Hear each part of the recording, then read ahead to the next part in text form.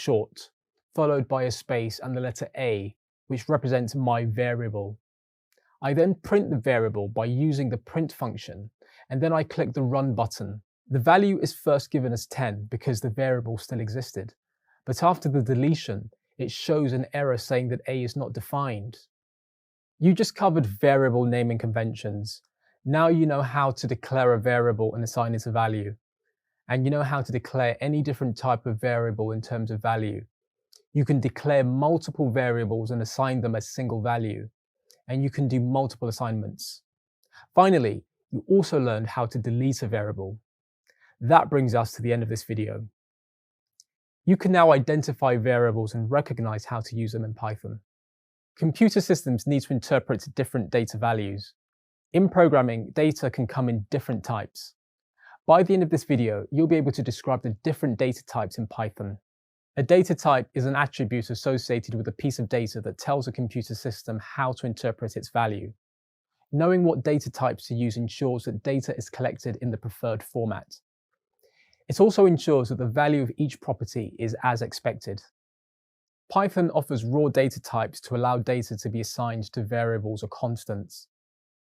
The 5 main types which are classed as literals consist of numeric, sequence, dictionary, Boolean, and set. Some of these data types can be extended. For example, the numeric data type can consist of types integer, float, and complex number. For now, let's just discuss data types in more detail, starting with numeric. In programming, you need to decide on what type will suit your needs. For example, when working with currency, you are most likely going to use the numeric type of float, as it allows decimal places to be counted. To determine a type of variable, Python also provides a function named type, which will provide the class type based on the variable being passed. Python offers 3 different kinds of numeric types, which are integers, floats, and complex numbers. The integer class represents any non-fractional number, that is, whole numbers with no decimal places. These numbers can be positive or negative, for example, 10 or minus 10. Floats are numbers that contain decimal places and are represented by the float class. Examples are 10.5 or 6.7. The complex class is used to represent complex numbers which are made up of both real and imaginary numbers. A equals 10 plus 10j. Next, let's explore the sequence data types. Sequence types are classed as container types that contain one or more of the same type in an ordered list. They can also be accessed based on their index in the sequence. Python has 3 different sequence types, namely strings, lists, and tuples. Let's explore each of these briefly, now starting with strings. A string is a sequence of characters that is enclosed in either a single or double quotes. Strings are represented by the string class, or str for short. Lists are a sequence of one or more different or similar types. They are essentially an array and hold any type inside square brackets. Each item can be accessed by its index. Tuples are similar to lists in many ways. They contain an ordered sequence of one or more types, but the main difference is that they are immutable. This means that the values inside the tuple cannot be modified or changed. Tuples are represented by the tuple class and hold data types wrapped in parentheses. The next data type is dictionary. Dictionaries store data in a key value object structure. Each value can be accessed directly by its key. Dictionaries can also store any data type. For example, suppose you declare a variable named ed and assign a dictionary to it.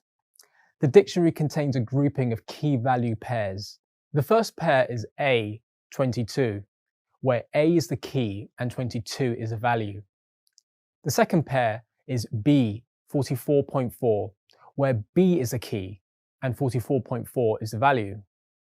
You can then output the value of 22 by accessing its key, which is A. Next, let's explore Boolean data types, which are simply represented as true or false.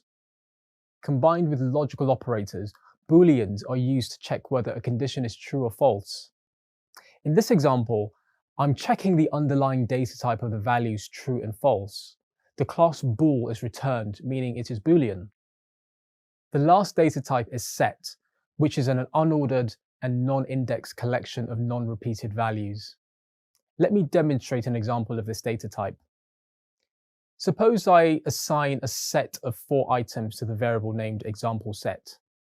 I then check the type of the value stored in the example set variable by passing it to the type function. Python reports that the underlying data type that the example set variable holds is a set. In programming, data type is an important concept.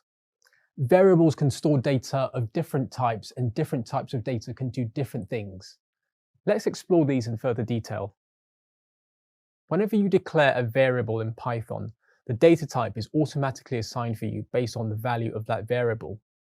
Let me demonstrate this by typing a variable called a and assigning it a value of 10. To check the data type that has been assigned by Python, I select print and use the type function. I then pass in the variable a as the parameter and click on run. From the output on the terminal, I can see a class of float was assigned because there is a decimal place. Here is another example. I'm using the variable b and I assign it a decimal value of 2.3. To check the data type assigned by Python, I print out type b and click on run. From the output on the terminal, I can see a class of float was assigned because there is a decimal place. This is a different assignment than the standard integer. These are the numeric data types offered in Python. To declare a variable as a string, I wrap the text with single or double quotes. Again, I run the print statement with the function type and pass the variable c as the parameter. When I click on run, the output in the terminal now displays the classes int, float, and str for string. This sequence is also applicable for other data types. For example, I can create a list of numbers by using the variable d and assigning it the numbers 1, 2, 3, 4. When I run the print statement with the function type and pass the variable d as the parameter, the class list displays after I click run. Each time I assign a value to a particular variable, Python behind the scenes is automatically assigning the correct data type for that variable. In this video, you learned about the different data types in Python. I encourage you to start experimenting with these data types in your practice code. You may recall that Python can work with several types of data. In this video, you'll learn how to declare and use strings in Python. You'll also gain a general understanding of sequences and how to access individual items in a sequence. In Python, a string is a sequence of characters enclosed in either single or double quotes. As you may know, computers only understand binary code, which consists of ones and zeros. This means that characters need to be converted to a form that computers can interpret, a process known as encoding. Python uses a type of encoding called Unicode to communicate with computers. Strings in Python can be declared in several ways. For example, for a single line, you can type the variable name followed by an equal sign, and then the characters encased in quotes. If your string is too long for one line, you can add a backslash at the end of each line to create a multi-line declaration. When you run print on your variable, all those strings will be combined and appear on one line. If needed, you can reassign the value of a string. Say, for example, the variable name has a string value of John, but you want to change the value to Paul. This can be done simply by typing name equals Paul. Now, when you run print on name, this update should be reflected. It's important to know that a string is just a sequence of characters, which in turn means it is essentially an array. Each character in the sequence can be accessed based on its index. For example, Python strings use zero indexing, so you can access the first character with the number 0 in square brackets, or the number 2 to access the third one. If you need to check the length of a string, Python has functionality to assist you. You can apply the len function to a variable with a string value. This will then return a number that represents how many characters are in the string. Now that you've learned what strings are in Python, let's explore some code examples of strings in action. First, let me demonstrate the 2 ways to declare a string. The first method is by placing the characters inside of single quotes. So I type a equals and then hello in the quotes. On the next line, when I type print followed by a in parentheses, and then click the run button, my code returns the string hello as the output. The second method is similar but uses double quotes. So I would enter it as b equals hello with double quotes. When I run the print function again, it also returns the string hello. Both quotation types are equally valid declaration methods. The choice is a matter of personal preference, but it's best to pick one option and use it consistently throughout your code. In addition to the quotation types, you can declare single-line or multi-line strings. An example of a single-line string can be a equals this is a single line. I asked to print out the value of a. When I run it, the value is printed out as I declared it. However, there may be cases in which a string is very long and you want to break it up into segments to make it more readable. To do that, I can use the / key to create a multi-line string. To declare a multi-line string, I type b equals followed by the string this is a multi. Before continuing, I add a / at the end of this line. On the next line, I type the continuation of my string, line string example. Note that I enter a space before the word line, so that it's separated from the last word of the string on the previous line. And now when I run print on b, the / has the effect of joining both segments so that the output appears as a single string. Another thing you can do with strings is concatenation, which is the joining of separate strings. To demonstrate this, I first create two new variables, a equals hello with a space at the end, and b equals there. When I run print this time, within the parentheses, I type a plus b and get back both strings joined together. The plus symbol is usually used as an arithmetic operator, but when applied on strings, it combines them instead. And one more thing to know about strings is that they are considered collections of characters. What this means is that, much like an array, you can access individual characters based on an index, and you can also check the length of a string using the len or len function. To give an example, I create a name variable with the string value John. Now I want to print only the first character of this string. To do so, I run print on name, followed by the character index number inside square brackets. Strings in Python are zero indexed, meaning that the sequence count begins from 0. So 0 is the number that I place in the brackets. When I click on run, I get back the letter J.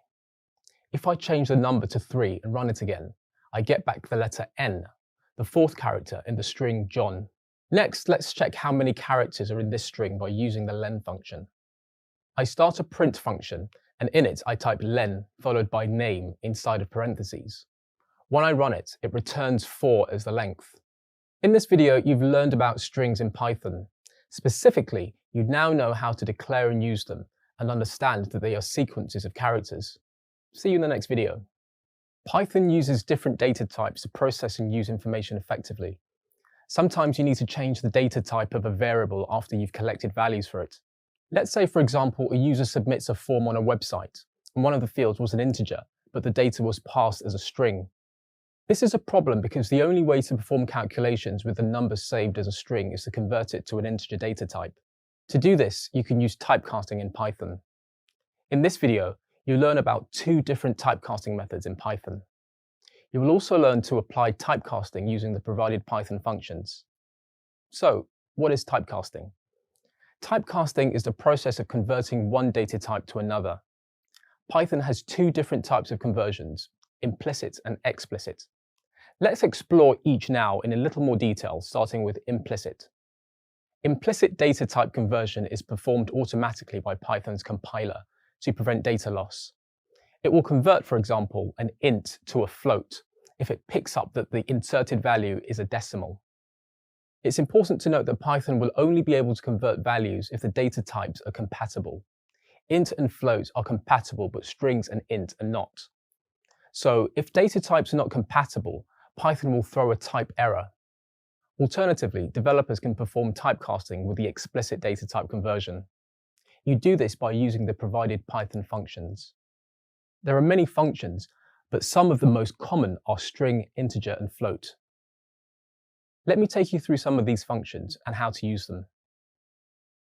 First is the string cast function. This is used to convert any data type into a string data type. To use this function, you type str followed by the value that you want to convert between parentheses. Next is the int typecasting function. To use this, type int followed by the value that you want to convert between parentheses. The float function is another common type of casting function. Once again, you type the word float and add the value that you want to convert in between parentheses. Python has many more typecasting functions, and they also have a similar structure. They are odd, which returns an integer representing the underlying Unicode character; the hex function, which converts a given integer to a hexadecimal string; and oct, which takes an integer and returns a string representing an octal number. There are also tuple, set, list, and dictionary, which you will learn more about later in the lesson. In this video, you learned about typecasting in Python. It's important to remember that data types are not unchangeable. You can convert data types using the provided Python functions if you need to.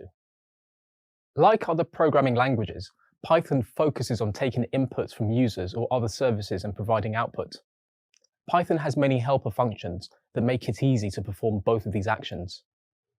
You may recall that you use the print function to output variables and other values.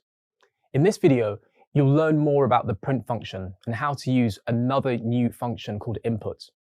The input function is designed to get data from a source of input, and it can be used in different ways.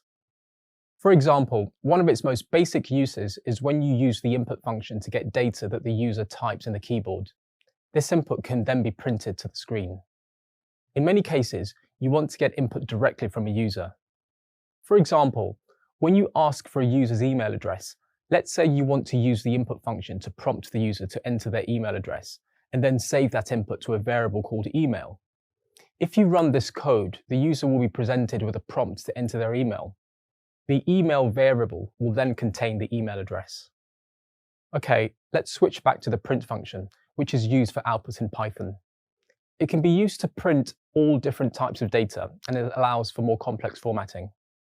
The print function itself accepts any number of arguments. For example, comma separated to print numbers in sequence, arithmetic to print the outputs of an equation, and string concatenation to join or concatenate two strings together. Python's print function also has reserved keywords that can be passed as additional arguments. These include objects, that is, values that are printed on screen; sep, which defines how the objects being printed are separated; and end, which defines what gets printed at the end. There's also file, which specifies where values get printed to, and by default it is stdout. And lastly, flush, a Boolean expression to flush the buffer, which essentially just moves the data from a temporary storage to the computer's permanent memory storage. For example, suppose you can pass 3 parameters to the print function: the word hello, which is a string; the word you, which is another string; and sep, which is a built-in parameter whose value is set to a string containing a comma and a space. This will be used as a separator between the hello and you strings, and the output is hello you.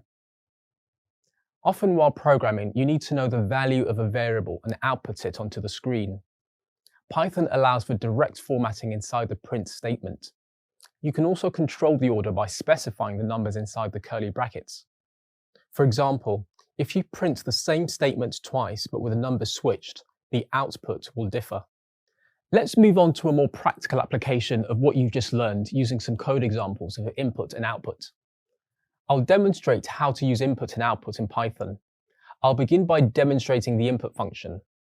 I start by typing input, opening parenthesis, and closing parenthesis. I then click on the run command, and you'll notice that it runs the input function, and I'm provided with a console where I can actually type an input.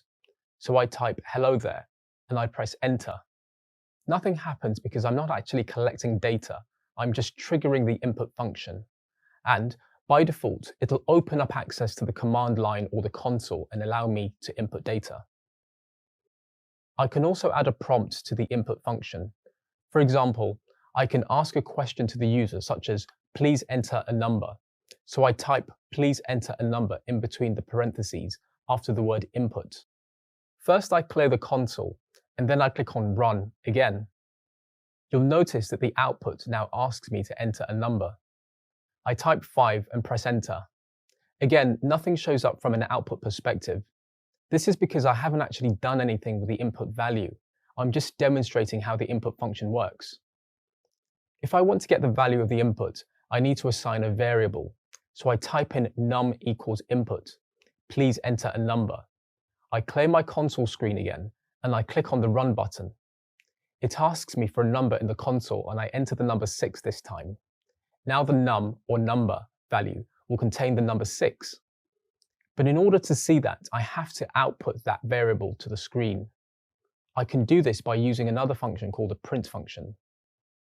So in this case, I print the number after the input itself by typing print, opening parenthesis, the abbreviation num, and a closing parenthesis. I clear my screen again and click on Run. This time I type the number 7 when asked to enter a number. I press Enter, and you'll notice that the output prints 7. Now I want to show you that you can collect more than one input as part of the input because inputs work in a sequential manner. So I call this variable num1, and I enter another variable called num2 on the next line. The input for this variable is please enter a second number, and I just change the first variable's input to please enter a first number so that the instructions are clearer.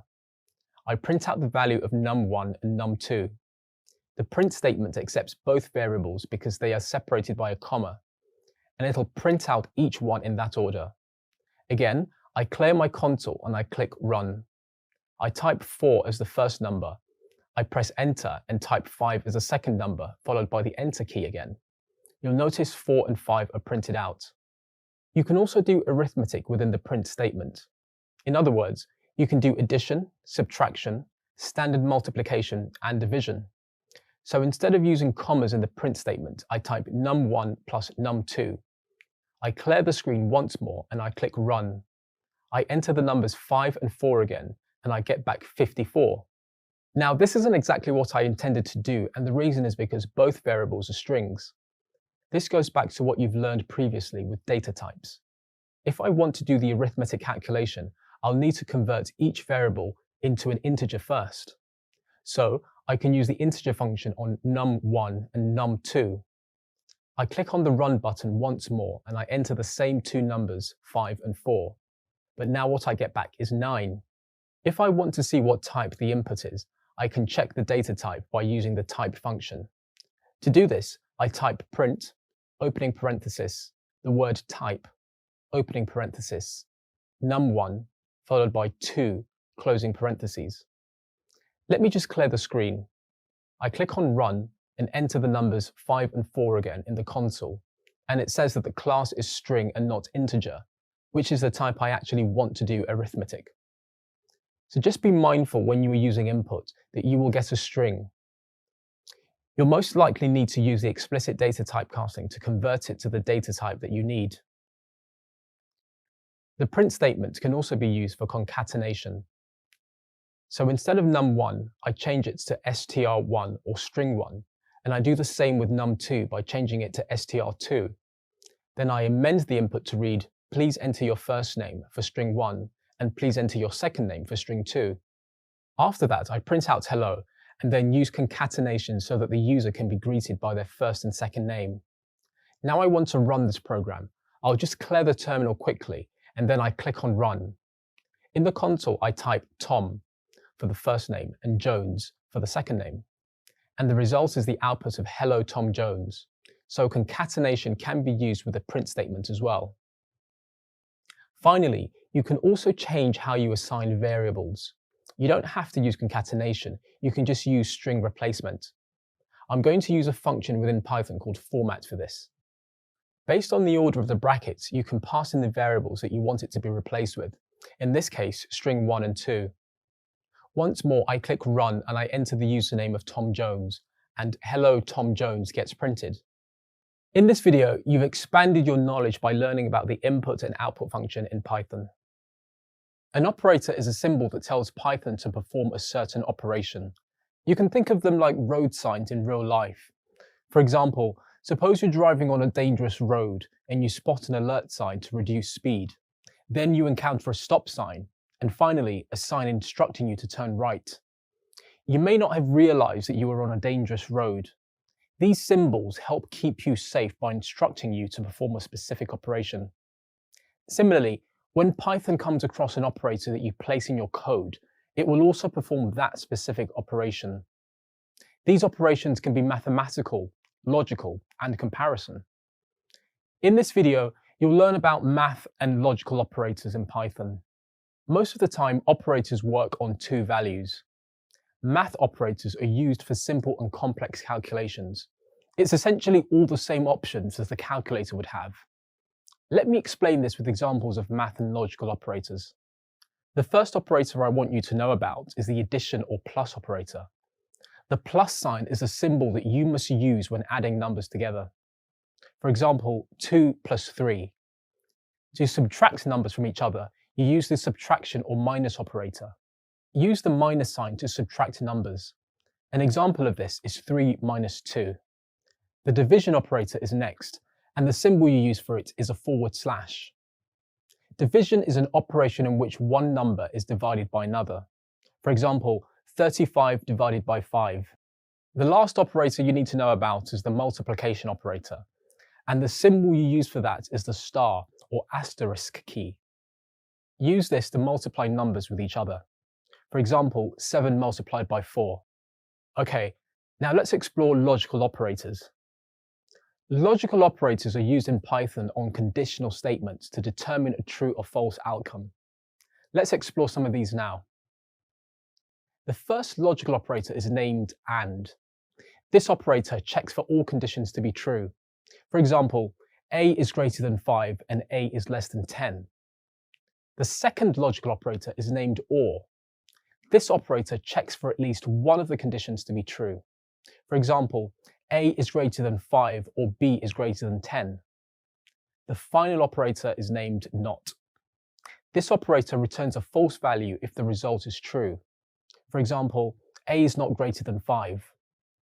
Operators are usually combined with conditional statements to control the flow of a program that meets specific criteria. For example, let's say a restaurant gives discounts based on the following two conditions. Is the customer part of the loyalty program? And did they spend over $100? To determine this, you can write code using logical operators to check if the customer is in the loyalty program and if they spent over $100. You'll learn more about conditional statements in a later lesson. Now, let me demonstrate how to use Python, math, and logical operators. Math operators basically give you the same functionality as what you have on a standard calculator, so you can perform operations like addition, subtraction, division, and multiplication. I start with a simple addition example. I'm using the print statement, so the output displays on my console. I type print, and in parentheses, I add 2 plus 2. The value I expect back is 4. When I run this statement, the value of 4 displays in the terminal. For subtraction, I change the plus sign to a minus sign. I click on the run button and the value displayed is 0. If I subtract 2 minus 2, the answer is 0. For division, I change the minus sign to a /. I type 35 /5 in the parentheses. I click the run button and the result is the value of 7.0. Just a note on this, the value returned is a float instead of an integer. Now let's cover multiplication. I change the / to a star sign that represents multiplication. I type 25 asterisk 5. I click on the run button and get back the value of 175. That was a short introduction to the math operators. Next, you'll explore logical operators. Logical operators are used to control the flow of your application. The logical operators are AND, OR, and NOT. Let's cover the different combinations of each. In this example, I declare two variables. A equals true and B also equals true. From these variables, I use an if statement. I type if A and B colon, and on the next line, I type print, and in parentheses and double quotes, I type all true. You'll learn about the if statement shortly, but for now, just know that this print statement will only be executed if both A and B are true. The print statement of all true is displayed in the terminal. If I change the value of B to false and I run the statement again, nothing gets printed out. The reason for it is that the AND statement as a condition needs both A and B to be true so that it will print out the statement. Now let's cover the OR operator. So I'm changing AND to OR, and I click on the Run button. The all true value has been printed out again. The reason for it is that with the OR operator, if either A or B is true, the if statement is true. If I set the values of both variables to false and click on the Run button, nothing gets printed out. This is because A is false and B is false, so the condition in the if statement has not been met. In this last example, I'm going to demonstrate the NOT operator. I'll keep the OR operator. Before OR, I type if not A in parentheses, then OR, then not B in parentheses, followed by a colon. I click on the Run button and the value returned is all true. And what that's doing is it's looking for a negation against A, so not A is not false, which is true, and the OR, a negation of B, which results in true. The OR condition checks to see if either is true. Now I change the A and the B to be true. I click on Run and nothing gets printed out. The reason for that is that it's checking again for if not A, essentially if A is not true. In this case, A is true and its negation is false, so it's not going to meet that condition. Or not B also results in false and does not meet that condition as well because both are the negation of true. This is still not going to print out any value because again, none of the conditions are being met. And that's a brief introduction to using both math and logical operators in Python. Congratulations. In this video, you learned about math and logical operators. Great job. If you'd like to learn more about math operators in Python, there's an additional reading at the end of this lesson. In programming, it's important to understand how to control the order in which your code is executed. For example, suppose you're invited to an event. You have to consider whether you need to dress formally or informally.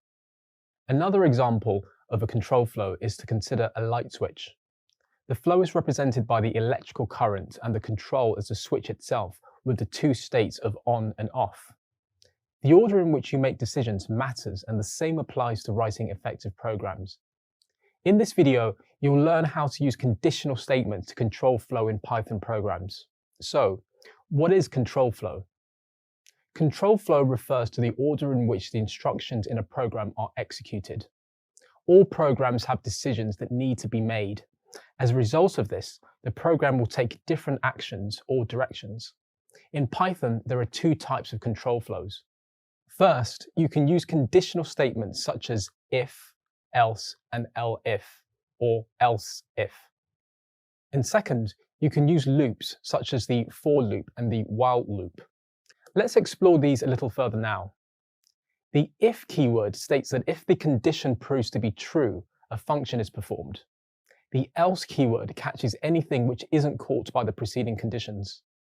The elif or else if keyword is Python's way of saying, if the previous conditions were not true, then try this condition. The for loop checks for specific conditions and then repeatedly executes a block of code as long as those conditions are met. The while loop repeats a specific block of code an unknown number of times until a condition is met. Let's explore conditional statements in more detail with some practical examples using the if, else, and elif. I'll now write some code for a restaurant that wants to apply different discounts based on the amount its customers spend. To start off, I define a variable for the customer's bill. I'll call it bill total and assign a value of 114 to it. Now I apply a condition with an if statement. If bill total is greater than 100, print the statement bill is greater than 100. Next, to apply a discount to bill total, I need to create a second variable. I'll do this above the if statement in my code, call it discount1 and assign a value of 10 to it. The condition also has to change. So inside the if statement, I add bill total equals bill total minus discount1. At the very end of the code snippet, outside the if statement, I'm going to print out what the value of the total bill is. To do this, I type a print statement that says total bill and then a plus sign. To add the value of bill total here, I need to convert the integer to a string. I use the str typecasting function to do this. Let's click on Run. Great. In the terminal, two strings are printed. Bill is greater than 100 and the total bill is 104. But what happens if the bill is less than 100? I change the value of bill total to 95 and press run. Notice that this time, because the if condition is not met, it only prints the statement total bill is 95. But I'd like to print a statement that says the bill is less than 100. To do this, I add an else statement below the if statement. I type else, colon, and in the next line, I print the statement bill is less than 100. Let's run the code. The output in the terminal now says bill is less than 100 and total bill is 95. Up to this point, you've learned how to use the if and else statements to control the order in which values are assigned and printed. You are now ready to take program flow one step further. Say this restaurant wants to add another discount for bills over 200. How would you do that? Once again, I first need to create a new variable above the condition that I name discount2, which I set equal to 20. If I run the code now, it will still print out the same output because I haven't changed any of the conditions or values yet. Let's change the value of bill total to 210 and click run. Notice that both statements are printed, but discount one is still applied. It's clear that the if statement is still executed. Since the value is 210, the condition is still met. To change the program flow for values over 200, I need to add an AND condition to the if statement. I change the statement to if bill total is greater than 100 and bill total is less than 200. Let's run the code and see what happens. Now the discount wasn't applied. The output just says bill total is 210. Why? Because the condition is not met. Now this is where it gets really interesting. To add a second condition for bills above 200, I'll use an else if statement. In between the if and else statements, I type elif, which stands for else if, and then bill total is greater than 200. Print the statement bill is greater than 200. In the next line, I apply the new discount. I type bill total equals bill total minus discount 2. First, let me clear my screen so you can focus just on the results. Now I press run. Notice how the program flow has changed. The first condition was not met, so the code went to the second condition where the value of bill total was compared to 200. And since it was greater than 200, the statement bill is greater than 200 was printed. The code then proceeded past the else condition because the previous elif condition was true. Remember, the else condition only executes if none of the preceding conditions are true. Finally, it printed the statement at the end of the code snippet, namely, total bill is 190. This proves that discount 2 was applied. Congratulations! You now know how to control program flow with if, else, and else if. Once you become proficient in using conditional statements, programming becomes a lot of fun. I encourage you to test it out. In this video, you learned how to use conditional statements in Python. Writing conditional statements is an essential part of programming, and I encourage you to practice them in your code. The next time you need to make a decision, think about the conditions involved and how they can be represented if you were to code them in Python. You may recall how to use the if, else, and else if statements to test a variable against a few conditions. But on some occasions, you will have to test a variable against many conditions. To deal with this, you can use something called a match case statement. In this video, you'll learn how to use a match statement as an alternative to an if statement. Now let's consider an example to compare the match statement to the if statement. Say you want to write code to print HTTP error messages according to error codes. To do this with the if statement, you would have to write the if condition, all the alternative if-else conditions, and finally an else condition. Conditional statements like if, elif, and else work well over a small number of conditions, but over a large number of conditions, your code can get large, complex, and messy. Fortunately, there is a cleaner way to achieve the same result using the match statement. The match statement in Python was introduced in version 3.10. Using the match statement, you can achieve cleaner, more readable code that allows all the same functionality as the if controlled statement. When using match statements, there are a few things to remember. You can combine several conditions by using the OR operator in the conditional statement. The default is essentially the final outcome if nothing is found in the case checks. It's the equivalent to the else in the if blocks. Let me demonstrate this example now using VS Code. Okay, so I've written a simple if statement that checks for an HTTP status code. If the value of the variable HTTP status matches one of the conditions, it will print out the equivalent message. I'm now going to add a match statement below the if statement. For a clear comparison, I will test the same variable against the same values. I type match and then the variable HTTP status and a colon. On the next line, I type case, which is the equivalent of the word if and the value of 200. On another line, I repeat the action used in the if statement for 200, which is to print the word success.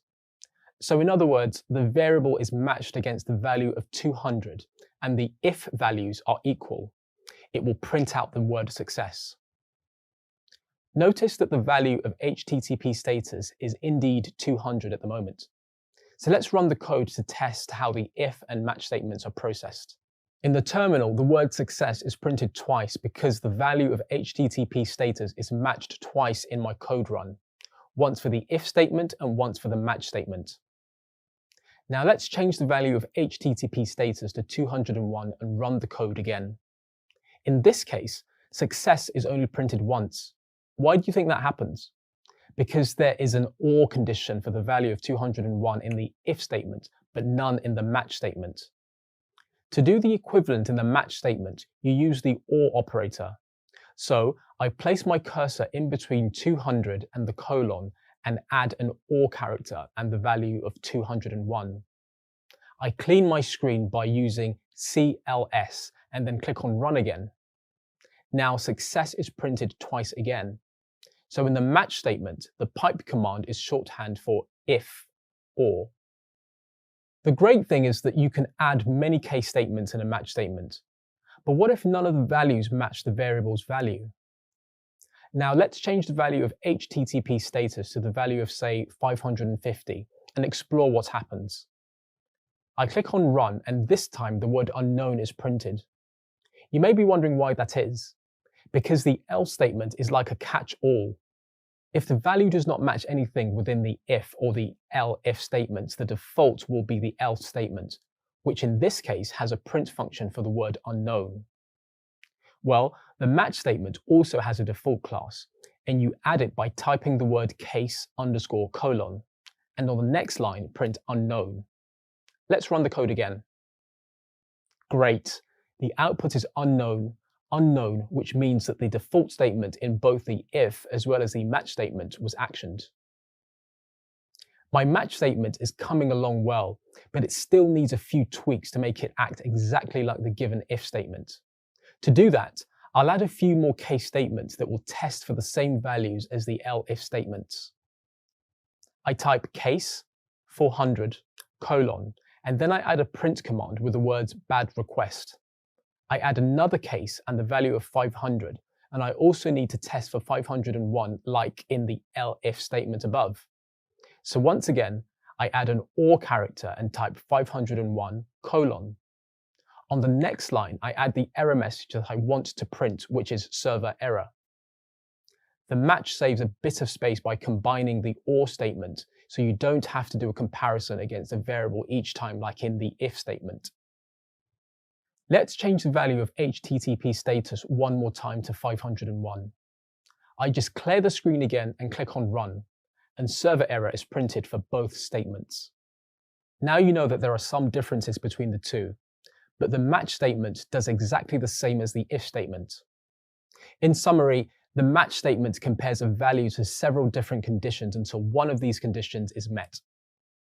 So you now know how to use the match statement as an alternative to the if statement to test a variable against many possible values. The match statement is relatively new to Python. Prior to version 3.10, developers had to get creative and code their own solutions. You'll learn more about those alternative methods later in this lesson. Have you ever come across a song that you like so much you want to listen to it again and again? You select the loop option so that you can listen to it repeatedly. This action of repetition is known as looping and also exists in Python. In this video, you'll learn to use looping constructs when the same set of steps must be carried out many times. Python has two different types of looping constructs for iterating over sequences, the for loop and the while loop. Looping is used to iterate through the sequence and access each item inside the sequence. Let's start with a basic example of looping using a string.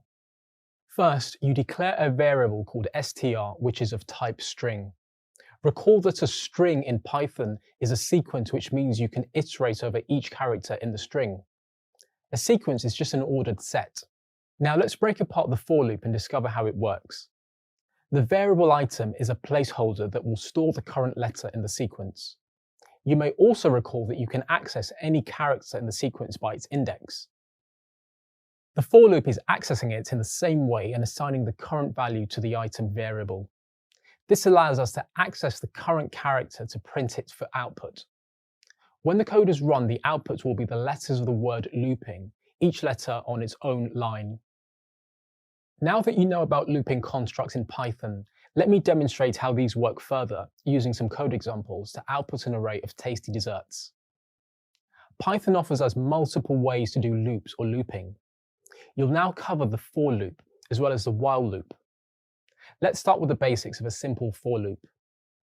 To declare a for loop, I use the for keyword. I now need a variable to put the value into. In this case, I am using I. I also use the in keyword to specify where I want to loop over. I add a new function called range to specify the number of items in a range. In this case, I'm using 10 as an example.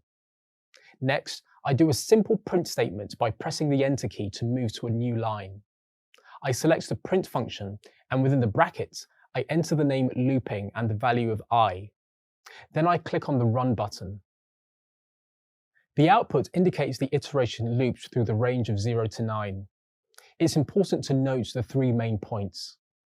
The iteration starts at 0 based on the index of the item itself. Every for loop usually starts with 0. Most arrays start at 0. The reason for that is that it's the first item in an array or the first item in the index.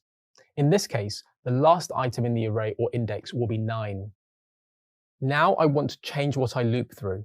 As an example, I'll enter a simple array above and call it favorites. To do this, I start by removing the hash sign in front of favorites. Next, I replace the range function in the current for loop with favorites to loop through. The I that I declared as part of the for loop can change to any value, and in this case, I'm using item. I now change my print statement to include item in my print loop. I also change the text to I like this dessert. I click on the run button to print the value stream. In this case, item calls each of the 5 desserts titles in turn, and our print statement combines them into a sentence. The next looping option I'm discussing is the while loop. The while loop differs slightly from the for loop. To demonstrate this type of loop, I first comment out the for loop on my screen. Let's start by using the while keyword. As in the for loop, I need to specify a condition to make the loop over n times, depending on the value itself. First, I need to declare a counter. I do this by typing count equals 0 above my looping statement. Next, I enter count after the while keyword, followed by the less sign and the word favorites. Now I insert the function len to provide the length of favorites. This means the loop will run while the count is less than the length of favorites. In other words, while it is less than 5. To print the value of the looping statement, I press the enter key to move to a new line. Then I select the print function, and within brackets, I enter the text I like this dessert. The key difference here is that I need to use the index to access the items within the favorite array. To do this, I type favorites and add count to represent the index. It's important that I now increment count so that it will essentially match the loop statement. If I do not increment count, I'll end up with what is called an infinite loop.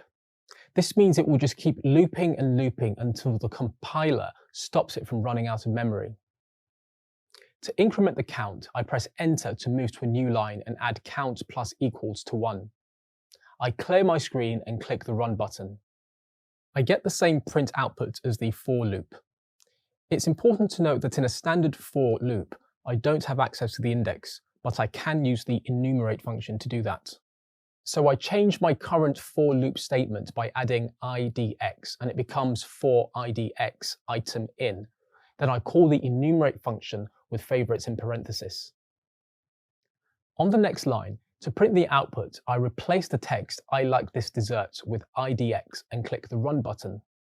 The results display the index and the value of the item within the array. Congratulations!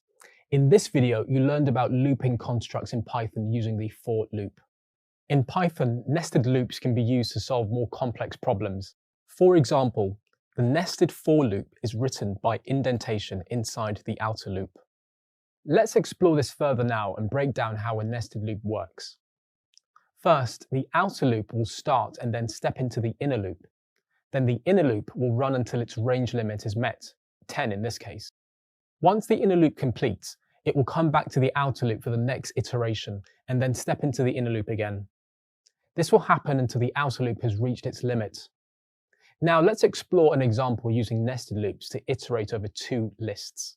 For example, suppose you have two lists of integers from 1 to 9 and a count variable that is set to 0. You again have two loops, the outer loop which will iterate over list 1 and the inner loop which iterates over list 2. If you run this code, it gives an output of 90.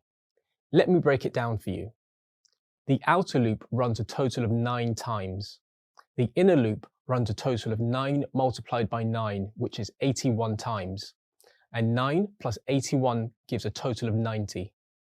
To help visualize how this would look, you can make some minor changes to the loop to output what it looks like. Okay, so you now know that the number of times a loop is run is based on the size of the list. Now that you've learned about nested loops, let me demonstrate some code examples of nested loops. So I have VS Code open, and first let me start with a simple example and write a for loop. I type for I and I use the range function, so I have in range 10. Above the loop, I label it with a comment outer loop. This first for loop is considered an outer loop, and inside I will have an inner loop. I write a comment inner loop right under the first for loop. Now I type for j in, then I use the range function again, and I pass in a 10 and end with a colon. The 10 indicates the number of times the loop will iterate or repeat. In this example, I print out 0, and then I use end equals and a string with space in double quotes to ensure it prints out in an even manner. And lastly, I'm going to print out an empty line so that it goes to a new line in each iteration. If I run the for loop, the system prints out a 2D array grid. This is just to demonstrate how the for loop works. If I want to print out a single line, I can change the outer loop to 1. I clear my screen, run it again, and this time a single line of zeros is printed out because the outer loop only iterated once. This is all based on the outer loop only. It runs once, but when it goes to the inner loop, that it runs 10 times and prints out a 0 for each item on the same line. Every time the outer loop starts, it will go into the inner loop. The inner loop must finish before it comes back to the outer loop to start on 2, 3, 4, and so on. I can showcase that by simply changing the outer loop range to 2. In this case, only 2 lines are printed. So the first when I equals 0, it comes into the inner loop and prints out 10 times. When that's finished, it comes back to the outer loop. Then I is incremented again to 1, and then it'll be printed out from J's inner loop and another 10 zeros again. The other issue to consider with nested loops is the complexity, or what is commonly known as time complexity. The larger the array, the more time it's going to take to run my code. Let me showcase this by running a for loop for a larger range, but also putting a timestamp on it. I import the time module to put a timestamp in what's printed out. I class it as the start time equals time.time, which is the function that I want to call. The start time is initialized the moment I run the script. I also want to print out how long it took to finish. I do that by putting a print statement outside the for loop. I then calculate the time as in the time it took to finish and then subtract that from the start time above. This is going to print out many decimal places, so I use another function named round, which rounds numbers to a decimal of my choice. In this case, I round it off to 2 decimal points. Let me clear my screen one more time. I click on Run, and it outputs the time of 0.0 seconds. This makes sense because the time my code takes to run is really short. Now let me increase the range in the outer loop to 100, and I also increase the range in the inside loop to 100, and I click on Run one more time. The time now goes up 0.01. In this case, it's not a big difference, but when you're dealing with large data sets, this will have a huge effect on the running time of my code. This time, let's say for example that I keep the outer loop to 100, but I increase the inner loop to 1000. I clear the screen and click on Run. The time increases to 0.04. If I increase the inner loop one more time to 10,000 and I clear the screen and click Run, now the time goes up to 0.45. So the larger the array or the larger the range, in this case, the more time it's going to take for a program to complete. It's always important to remember how you can optimize code to make it run more efficiently, and consider the amount of time your code will take to run. You just covered nested for loops and learned about the issue of time complexity. In this video, you learned about nested loops and how they work. Congratulations on reaching the end of control flows and conditionals, and the end of the module on getting started with Python. Let's recap what you've learned.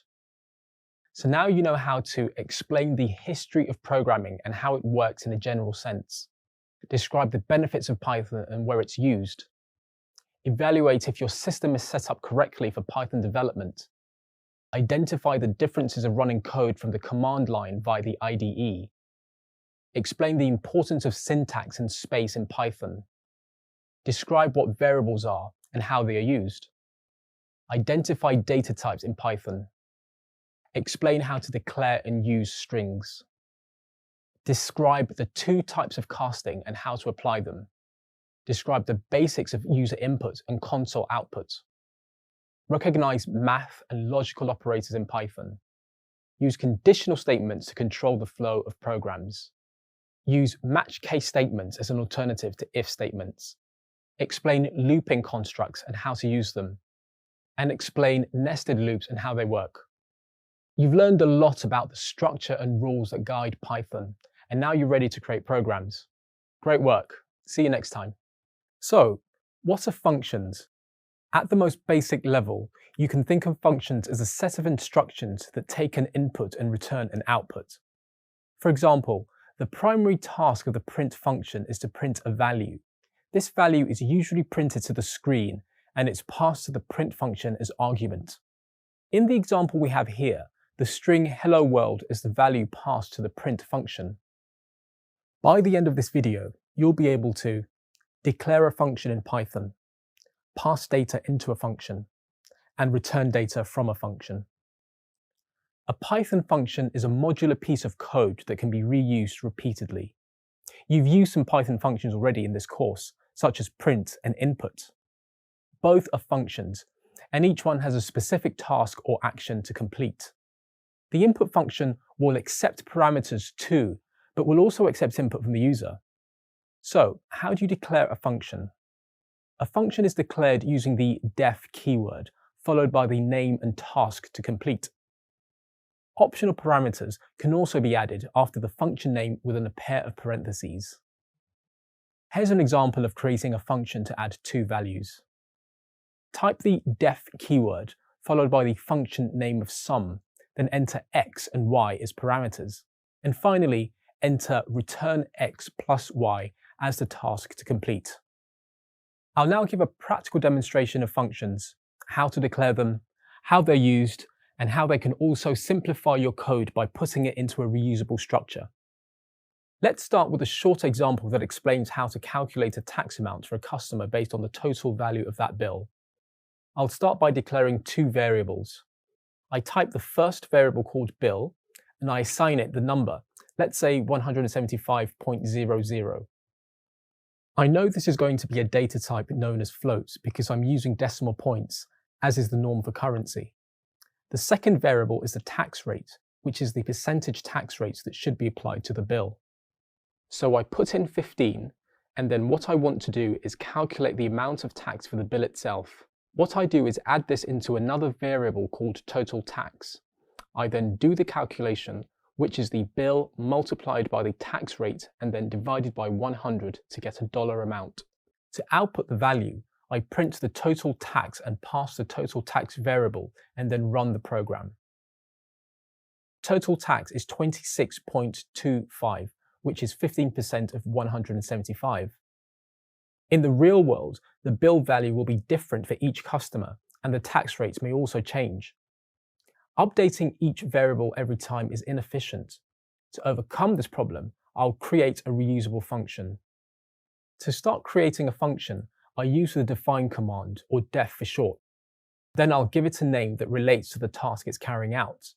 So in this case, it's going to be calculate tax. With functions, you can pass in arguments, and the purpose of that is to make it more dynamic. So consider the arguments that I need to take in. I'll take in a bill, which would be the total value of the bill itself, and then also a tax rate. And then, like I've done before, I will calculate the total tax by taking the bill, multiplying it by the tax rate, and then dividing it by 100. Okay then, I do a return, wrap bill in parenthesis, multiply it by tax rate, and divide by 100. Now I can remove the declaration I made earlier for the variables and the calculation. With a function, if you run the current code as is, it will come back with nothing because a function is only ever run when it's actually being called. I'll demonstrate this. If I do a print, I can calculate tax, and then I pass it as I've done earlier. 175 is the total bill, and then the tax rate will be 15. I'll also put in just a total tax and then click on run, and the total tax rate is 26.25. If I want to change the rate, I can reuse the same function, total tax. I'll call the function again, calculate tax. I'll give it a different value for a bill, say 164.33. This time I'll change the tax rate to 22%. Clear the screen, and then click on run, and my total tax for the second item is 36.1526. To clean the output up a bit and make it more visually appealing, I'll put in a round function which allows control of the number of decimal places that I want returned. In this case, I'll do 2, and then rerun the code. This is a lot neater, with 36.15. One of the nice things about a function is that you can update it once, and any part of the code that calls that function will get those changes as well. In this video, you've explored basic functions in Python, how to declare functions, and pass and return data to and from them. The concept of scoping in Python allows for greater control over elements in your code, which reduces the chances of accidental or unwanted changes. By the end of this video, you'll be able to understand the basics of scoping in Python and identify the 4 types of scope. Before you explore scope and its intricacies, it's important to know that Python has different types of scope. You'll examine each one in detail, and I'll demonstrate them with coding examples. In order of ascending coverage, the 4 scopes are local, enclosing, global, and built-in. Together, they are referred to as LEGB. Variables within the built-in and global scope are accessible from anywhere in the code. For example, if there's a variable A in the global scope, it can be called in code at the local level. The purpose of scope is to protect the variable, so it does not get changed by other parts of the code. For instance, let's say you've declared variable B in the enclosed scope and variable C locally. While B can be called in local code, it doesn't work the other way around. As a rule, global scope is generally discouraged in applications as it increases the possibility of mistakes in output. Now I'll explore using the 4 different types of Python scopes in this practical demonstration. The first one I want to use is global scope. I declare a variable called myGlobal and then give it a value of 10. So the next thing I do is declare a function and I call it fn1. And inside this function, I'll declare another variable, which I'll call local variable or local v, and give it a value of 5. To show that my global variable is accessible from anywhere, I can do a print statement, say access to global, and then print out the value of the my global variable. And if I want to run that function, I need to specifically call it. So fn1. Click on run, and then the value of 10 is printed out for the global variable. But if I try and print out the local variable inside fn1, outside the function, it will return an error. So I access to local and then put out local underscore v. I then clear the console, click on run, and I get an error saying name error. Name local underscore v is not defined. That's because it's only accessible from within the local scope of the function fn1. Next, to illustrate an enclosing scope, I'm going to declare a second function inside fn1 called fn2. I then declare an enclosed variable, which I call enclosed v, and assign it the value of 8. The local v will be local to the fn2. I'll now explain how enclosed scope works. Within fn2, I've got access to the enclosed v, which I can demonstrate by doing another print statement and printing out the enclosed v variable. I'll just test that this all works by calling the fn1 function and then making sure that I call our fn2 function inside fn1. I must physically call a function to make it run. So I clear the console, click on run, and then print out access to global 10 and access to enclosure 8. The way scoping works is that the innermost function has access to almost everything from the outside. You can access the enclosed variable at this level and then also access the global variable at the outer level. The same rules still apply from the outside. So if I try and access the variable of enclosed v or try and access the variable of local v, I get the same error that the variable enclosed v is not defined. The nested items have access to both the global and the enclosed, but from the outside, it can't be accessed from a nested or an enclosed scope, both for local and enclosed. The last scope is built-in scope, which you've been using when writing code in Python. Built-in scope refers to what's called the reserve keywords, such as print and def. Built-in scope covers all the language of Python, which means you can access it from the outermost scopes or the innermost scopes in the function classes. That's a brief demonstration of scope in Python, including examples of global, local, enclosed, and built-in. By completing this video, you've gained a broad understanding of why scoping is important in Python programming, and you are now able to identify the 4 types of scope. Lists are a sequence of one or more different or similar data types. A list in Python is essentially a dynamic array that can hold any data type. Let's move to the console and I'll demonstrate some practical examples of Python lists. First, I'll go through a few examples of declaring lists. So I create my list by typing list1 equals and then the numbers 1, 2, 3, 4, 5 within brackets and separated by commas because you use commas to separate items in a list. List2 is a list of strings A, B, C. I can also have a list of different data types. For example, in my list3, I can have a string, an integer, a boolean, and a float. So the type doesn't necessarily matter. It's just going to be stored in the same way. One thing to keep in mind with lists is that they are based on an index. For example, let's suppose I wanted to access the number 3 from my list1 example. Since the index always starts with 0, I'd have to write list1 open square bracket 2 close square bracket. This gets the third item in the list, which is number 3. So if I do print that, I get the value of 3 being printed out. An important option with lists is that you can also have nested lists. So if I declare another list, for example, list 4, and I put in 1, and then I can have a nested list of 2, 3, and 4, and then get back to a 5 and 6. That's completely valid as well. So any data type can be stored within the list itself, just to keep that in mind. Let's see what else lists can do. I've got a few different options to add items to a list. One is to use the insert function. So just before I do that, I'll just do a print. To print out the entire list, there are a couple of different ways I can do it. I can use the star sign list1, click on run, and I get the entire list printed out. To print it the way it is displayed in my code, I can use the print statement type in list1 and just put in a separator, equals, and then comma, or just single space. I click on run and I get this type of print returned. Right, back to adding something new to the list. The first option that I have is what's called the insert function. I can do list1.insert, and what it looks for is the index of where to insert to. Here I can use the len or len function to get the length of the list1. Then I put in what the next value should be. So in this case, I put in number 6. I do the same print statement directly underneath that. Then click on run, and I find that I get 6 added to the end list.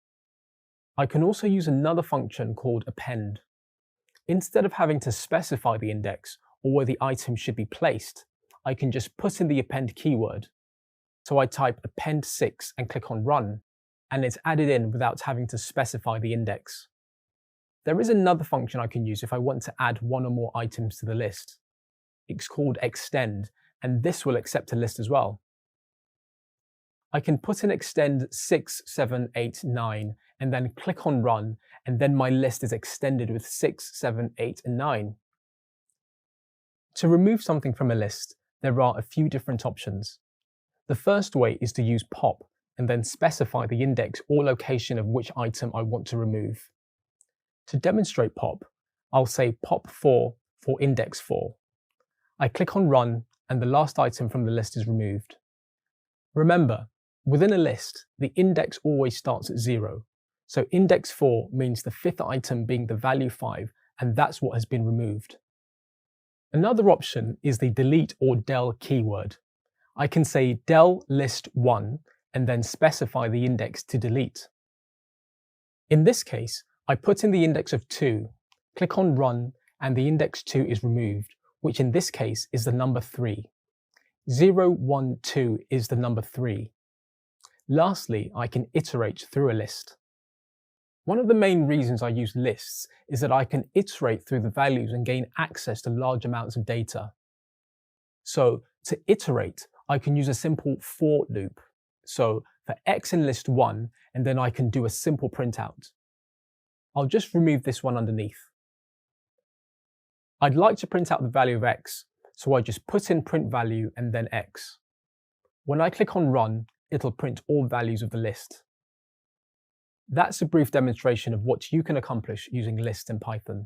You just covered how a list in Python works as a dynamic array. You explored lists and learned how to use inbuilt functions of a list to access the list items, modify them, add to the list, and remove items from the list. In this video, you will learn about tuples and how they can be used to store different types of data. They are used as data structures and help to create solid, well-performing code. To declare a tuple, I declare a simple variable. I'll name it my_tuple, and then I do the assignment operator of equals. Then, to declare the tuple itself, I use parentheses. A tuple can accept any mix of data types, and it can range from integers, like 1, to strings, to a double, such as 4.5, to a boolean, like true. To access any of the items within the tuple, I can use methods similar to those used with a list by referring to an index. So, in my_tuple, if I want to get access to the string, which I know is going to be on index 1, I just print out the value. So I write print my_tuple brackets 1. Remember, index always starts with 0. I click on run, and I find that it returns the value of strings. If I want to determine the type of the tuple, I can use the type function that Python provides. I click on run, and I get a class tuple. We could also declare a tuple without using the parentheses. It has the same effect and will still be classed as a tuple. However, it's best practice to use the parentheses. Tuples also provide different methods of count and index. I can do my_tuple.count and pass in the value of strings. I click on run and I get back the count of 1. What it does is it looks for the number of occurrences of that value within the tuple. Before I move on, I'll type clear into my terminal to clear the previous output so we could start fresh and see what's going to happen next. The other method is index, which should give me back the index of where the value lies in the tuple. I'll change the print statement to look up the index of the double 4.5. When I click on run, I get back 2. This means that the double 4.5 is at index 2 in the tuple. I can also do a loop on a tuple. That is, iterate through the values and print them out. I can write a loop for x in my underscore tuple and then print out the value of x. I click on run and I get back 1, strings, 4.5, and true. So all of the values of the tuple itself. The one key difference of a tuple over a list is that tuple values are what's called immutable, and this just means that they cannot be changed. So I'll prove this and demonstrate how this works. Let's say that I want to change the value of the very first item in the tuple being the value 1. I'll use 0 to access it based on the index, and let's say that I want to change it to be 5. If I run this, I'll get back an error, and it gives me the error saying, type error, tuple object does not support item assignment. That's because anything that is declared in a tuple is immutable. In this video, you learned about tuples, including how to declare them and work with their contents. In this video, you will learn about sets and how they can help with storing certain types of data in different types of formats. First, I declare a set. I can start by declaring a simple variable called set A equals, and then use curly braces to define the set itself. Then the values go inside the brackets. I put in 1, 2, 3, 4, and 5. I'll do a simple printout to prove that we have a set. I click on run to get the values 1 to 5 printed out. Sets differ slightly from lists in that they don't allow duplicate values. I can demo this by putting in another 5. When I click on run, I find that the second 5 is not printed out in the list. Sets also have methods that we can use. I can use a method to add new content. If I use set.add6, I can add in the number 6. I click on run to find that the value 6 is added to the set. I can also use the remove method. I'll remove the number 2. When I clicked on run, I found that the number 2 was removed from the set. There's also discard, which essentially does the same thing as remove. Using discard, when I click on run, I'll find that I get the same output. Let me clear the console before we go any further. There are also a few useful methods that could be used with sets to perform mathematical operations. Let me demo some of them now. First, I will create a new set, set B.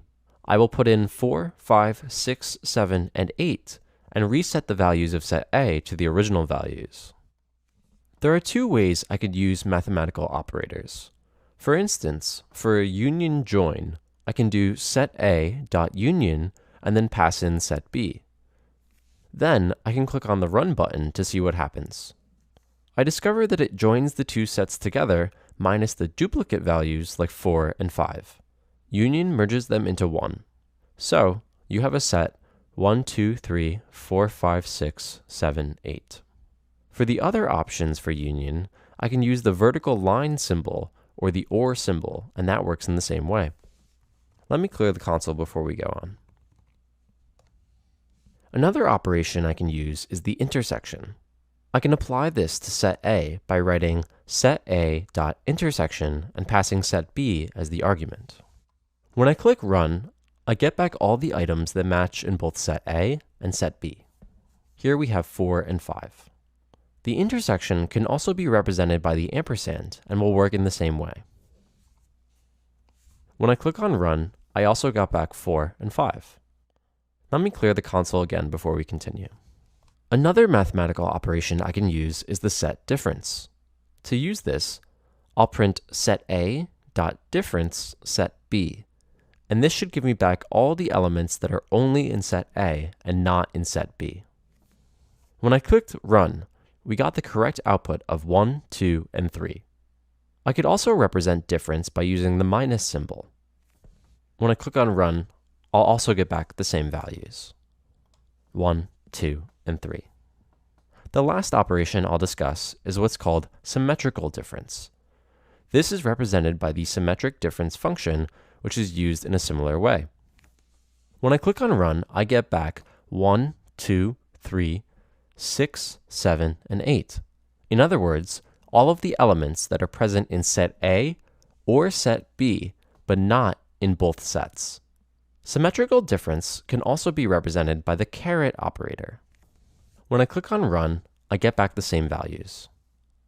An additional important thing about sets is that a set is a collection with no duplicates, but it's also a collection of unordered items. Unlike a list where I can print out content based on index, if I try to print out set A brackets 0 to get the 0th element in the set, I'll get an error.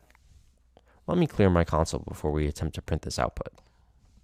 When I click on Run, I get back a type error saying that the set object is not subscriptable. This means that the set is not a sequence.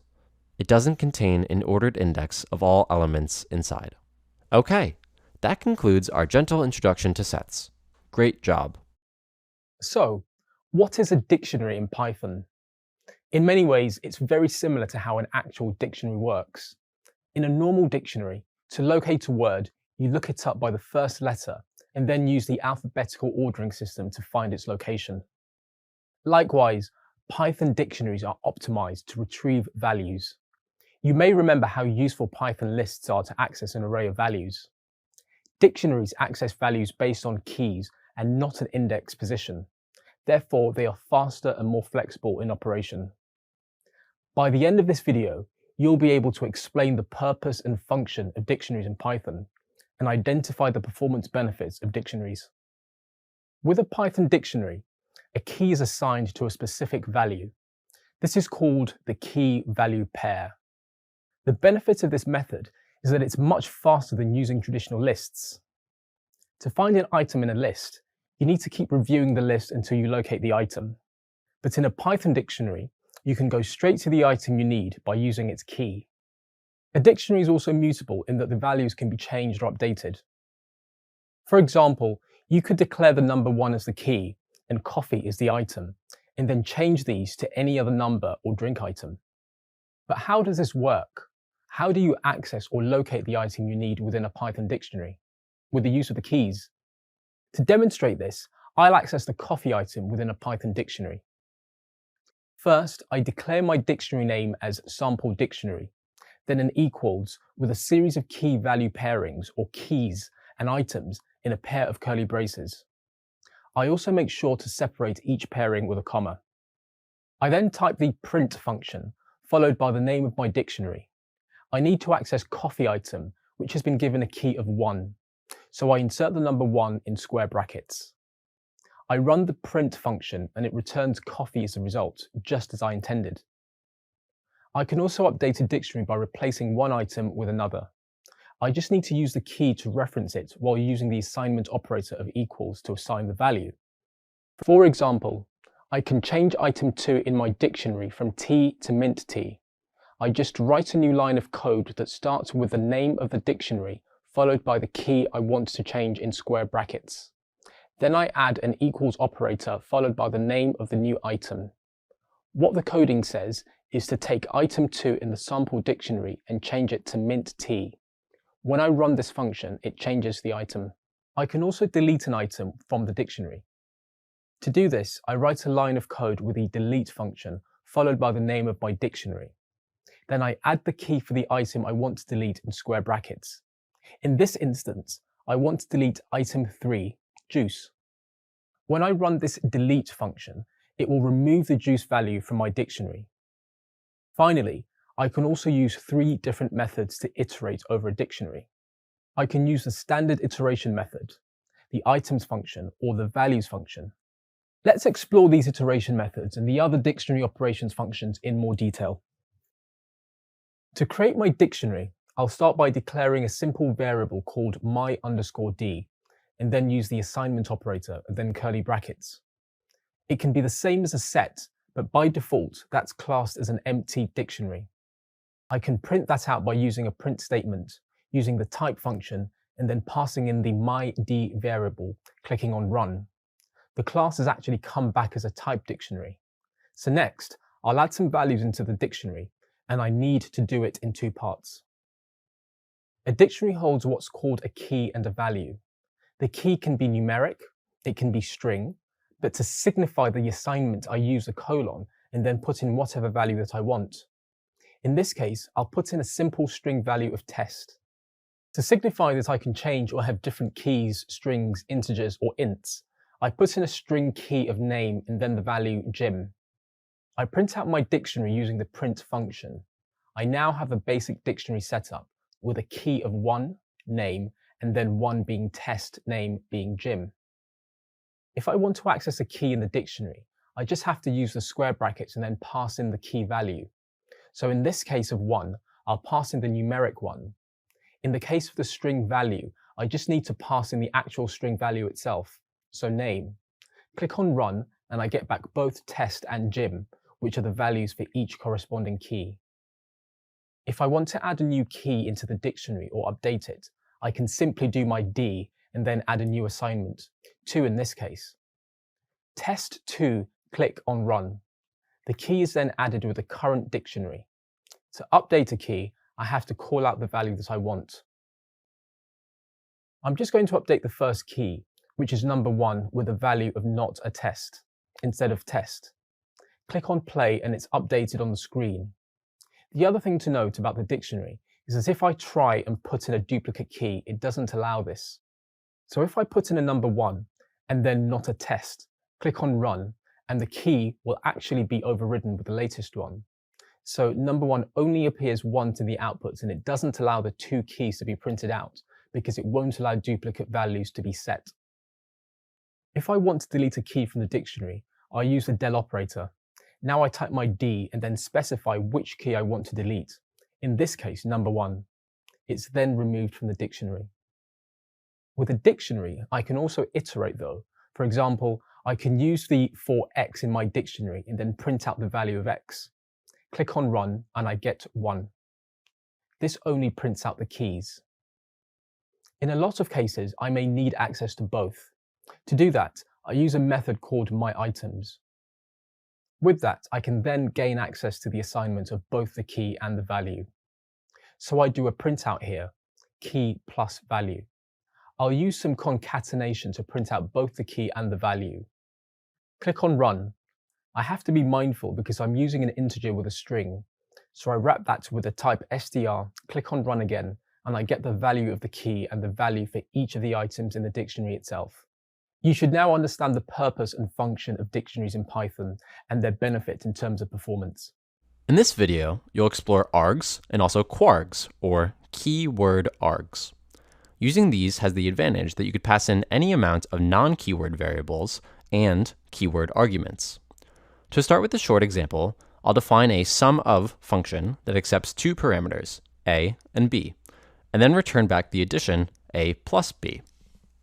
If I do a print statement, call the function SUMOF with the 2 values 4 and 5, I should get back the value of 9, which I do.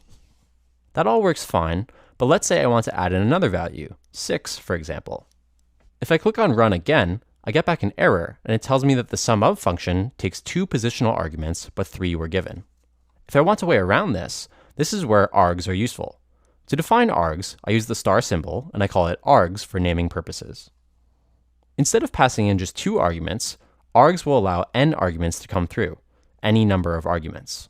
When dealing with more than one argument, there may be many to iterate through. To calculate the total sum, I'll have a variable called sum, assign it to 0, then I'll create a simple for loop, and then I'll loop through the argument parameters that's been passed in. Then I'm going to add all the values that come in as part of args, which is assigned to the x variable using the plus equals, and then finally return the value of sum. So again, if I run the statement, I get back the value of 15. As I mentioned, you could pass in any number of arguments and the total sum should be returned for each. In this case, it's 30 with the number of arguments that have been passed through. That's a simple intro to args, so now I'll demonstrate kwargs. Let's clear the terminal and switch to my kwargs file. I'll copy the code from the args file to start. Let's say, for example, you wanted to calculate a total bill for a restaurant. A user got a cup of coffee that was $2.99. Then they also got a cake that was $4.55 and also a juice for $2.99. The first thing I could do is change the for loop.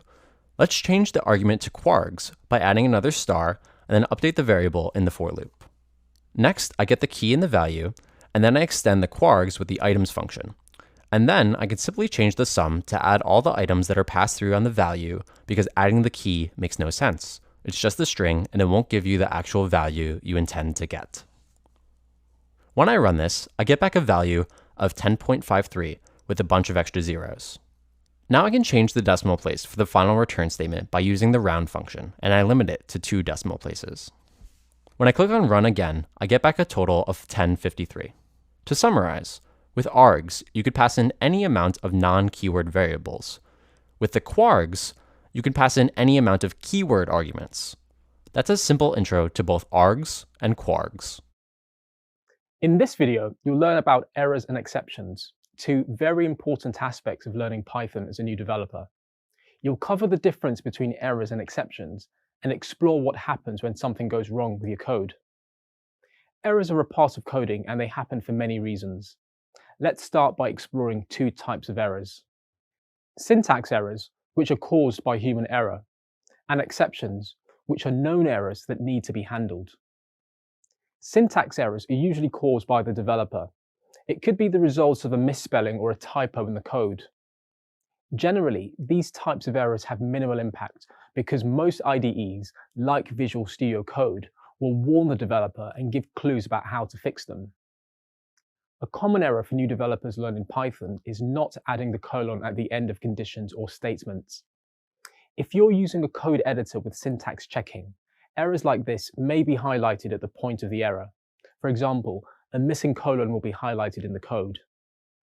The output will indicate the file name and the line where the error occurred, with a caret character pointing to the error. Running the code will result in an invalid syntax error, informing that there is a syntax problem. Other common mistakes include indentation problems, which are also syntax errors. For example, if there is an indentation problem, the error code will be indentation error. The more you learn Python, the less you'll have to deal with these types of errors because you'll become better at creating and analyzing your code. Now let's move on to exception errors. They happen during code execution and they can easily go unnoticed by the untrained eye. But exceptions need to be handled by the developer. They need to deal with any potential issues in the code base to keep the application from failing. Let's explore an exception being thrown.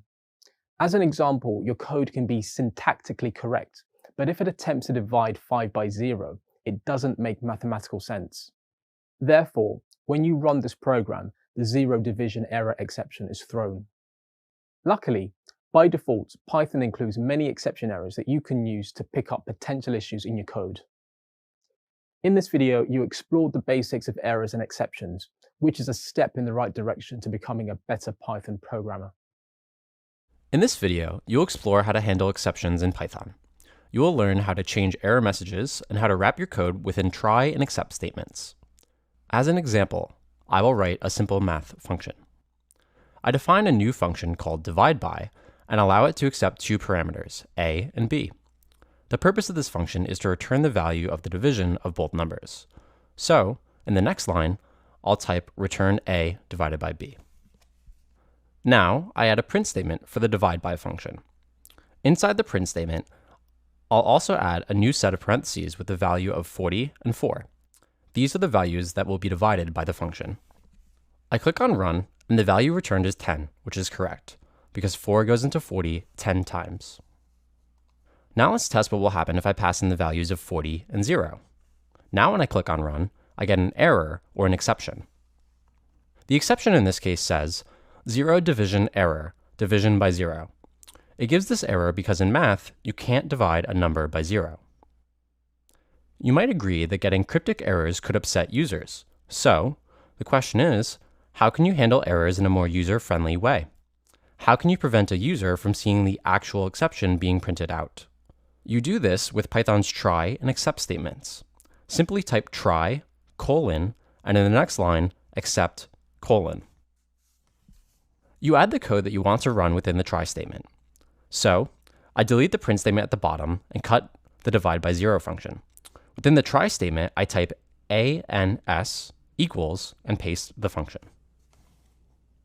Now, in the except statement, I will add my own error statement. I add a print statement for the string, something went wrong. Let me just clear the terminal so you can focus on the output. I click on Run, and now the error statement is printed.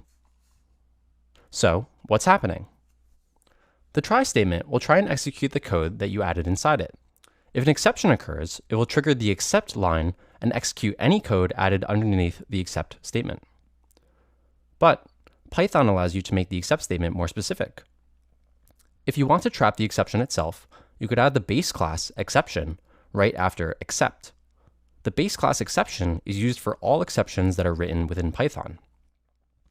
You can gain access to the exception information by using the as e after exception. The e variable acts as an alias for the exception. I can use e to print out the exception in the print statement. So let's edit the print statement. I add e at the end of the error message. I press run, and what happens? Our custom message is printed out, but the contents of e are also printed. So this time it reads, something went wrong, division by 0. In Python, you could also get access to the actual type or class of exception that's occurred. To do this, I add another print statement of e dot underscore underscore class underscore underscore. I run this statement one more time. This time, the output includes the class of error as well, namely class 0 division error. Let me clear the terminal again. Let's take this one step further to provide even more specific feedback to the end user. In the except statement, I replaced the base class exception with the actual error that was printed out, namely 0 division error. I will change the print statement so that it first prints the actual error by adding e at the start of the statement. And now I'll add some user-friendly text saying we cannot divide by 0. I click on Run, and now the output is division by 0, we cannot divide by 0. Up to this point, you've covered how to wrap your code with the try and except statements and how to optimize the message that a user sees. But how can you handle more than one exception without knowing what they are ahead of time? Fortunately, you can chain the except statement by adding another except statement. Say the code doesn't trip the 0 division error in the first except statement. You could add another except statement that tests for a generic exception. Now I will add the base class exception. Again, I add a print statement with e and a message with some general information. I'll click on Run, and in this case, because there is still a math error, the function will still trip at the first except statement. But this gives you a good idea of how you can test for more exceptions. Congratulations! You now know how to wrap code in the try and except statements to handle all potential exceptions in your code. File handling is an essential part of learning Python. Python has several built-in functions to create and manipulate files. File handling includes opening, reading, and writing files, amongst other operations. As a developer, you'll probably work with large amounts of data, and file handling makes that easier. This is why it's important to learn how to work with files. Whether you're working with data on your computer, on the web, or in the cloud, it will most likely be saved in some type of file. There are two file handling functions in Python, open and close. Let's explore the open function first. The open function is used for reading, writing, and creating files. The open function accepts two arguments. The first is the file name and/or the file location, and the second argument is the mode. The mode indicates what action is required, such as reading, writing, or creating. It also specifies if you want the file output in text or binary format. Let's explore the modes of file handling you can use in Python. First, you have R, which is used to open and read a file in text format, and RB opens and reads a file in binary format. You'll learn more about this later. R+, on the other hand, opens the file for both reading and writing, and W opens the file for writing. Note that W will overwrite the existing file. Lastly, A opens files for editing or appending data. Next, there's the close function. The close function is used for closing the open file connection. Note that it does not take any arguments. There is one more way to open and close a file in Python, and that's with the withOpen function. The advantage of using it is that it closes the file automatically. The withOpen function will be demonstrated shortly. By now, you understand how to open files for certain actions, but you might be wondering what the difference is between opening a file in text and binary format. In Python, you generally handle files in two ways, either in text or binary format. The text format is more user-friendly because humans can read it. You'll not be able to read files in binary format, but they are much more compact and therefore result in better performance. Now let's cover how to specify the type of file handling in Python. Python uses text as the default format for file handling, so just passing in any mode for reading or writing a file will automatically set it to a text format. To set the file handling to binary, you need to pass the letter B along with either the read or write option. For example, you write open the file name and RB to read a file in binary format, or AB to append or add to a file in binary format. You'll now explore file handling in code. First, I declare a simple variable called file and assign the open function to it to gain access to a file. But before I can use the open function, I first need to create a new file for testing. Let's call it test.txt. Inside this text file, I add a simple line of text. Hello there. Good. Let's go back to the Python file. Inside the parentheses of the open function, I can now add the first argument, namely test.txt between quotation marks, since it's a string. For the second argument, I type in the word mode, $, and then I will just use R for read, also between quotation marks. So far, the variable called file will have access to the contents of the test.txt. But to actually read the file, you need to add a readline or readlines function. Readline will just return the first line of the file, while readlines will output an array with multiple lines. Since we only have a single line of text in this file, I'll just use the readline function. I type file.readline and parentheses. I assign the line of code to a new variable named data. Then I add a print statement to print the contents of data. Lastly, I add a close function that will close access to the last text.txt file. I simply close with a set of parentheses. I click on Run, and the content of the file is printed out, namely, hello there. Next, I'll demonstrate another way to gain access to a file in Python. I'll change the open function to the withOpen function. I'll just clear the screen. To assign a variable to the withOpen function, you need to add as after the parentheses and then the variable name. Why would you use the withOpen function? The withOpen function is better at exception handling and will automatically close the file for you. Just like before, I create a second variable data, readline, and then print the content of data. I'll click on Run, and just like before, the contents of the file are printed. You've covered how to work with files in Python. This includes the built-in functions to create and manipulate files, and the functions to open, read, and write files. In this video, you will learn how to create files in Python and explore methods of inserting content into a new file. Files are used to permanently store data. Anything stored in the variables of your code exists in random access memory, or RAM. Since RAM loses its data when the computer is turned off, it's important to be able to create files so data is available for future use or as a permanent record. In Python, we can create new files using the open function and enabling the write mode. Let's start with a short example. I'll use a with statement with the open function and pass in the following parameters. Our file will be new file.txt, and we'll set the mode by passing mode equals W. Now I assign this file to a variable by typing as file. A shorthand way to assign the mode is to enter a single character that represents the mode you need. In this case, I can replace mode equal to W with just the letter W, and it means the same thing. Now that I have access to the newly created file as a variable, I can begin to add content to the file using the write function. On a new line, I type file.write, and I'm going to add some simple text. This is a new file created. When I click Run, the Explorer pane on the left-hand side of VS Code displays that my file, called newFile.txt, has been generated as a new file. Clicking once on the new file to select it displays its content and confirms that the text I pushed through using the write function is now present in the file. If I choose to write multiple lines of content to the file instead of a single line, I can use the WriteLines function. The WriteLines function accepts a list. A list in Python is represented by square brackets and then a comma for each line. I edit my file.write to say file.WriteLines. Then, within square brackets, I add a comma after the sentence and type the next sentence. This is another line to be added. I click on Run, and the new file.txt now has the 2 lines created by my WriteLines function. But it's not exactly the way I need it to be.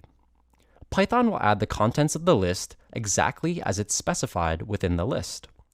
If I want the content to break on a new line, I need to specify a new line by putting in a backslash and the letter N, no space.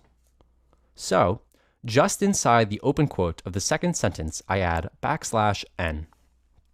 Now, when I click on Run, the content of newFile.txt is more readable with each sentence on a separate line. One thing to note is that every time I run my script, it's replacing the current file.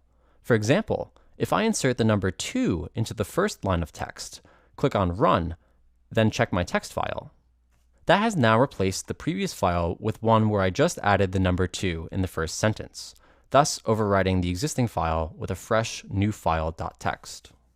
On the other hand, if I want to add to the file as opposed to replacing it each time, I just need to change the action of mode. To do so, I replace the letter W and put in a letter A, which stands for append. Now I click on Run 3 times, then I check my newFile.txt to find that the contents have been added. It now has multiple lines. However, it has not pulled in exactly the way I wanted it to be.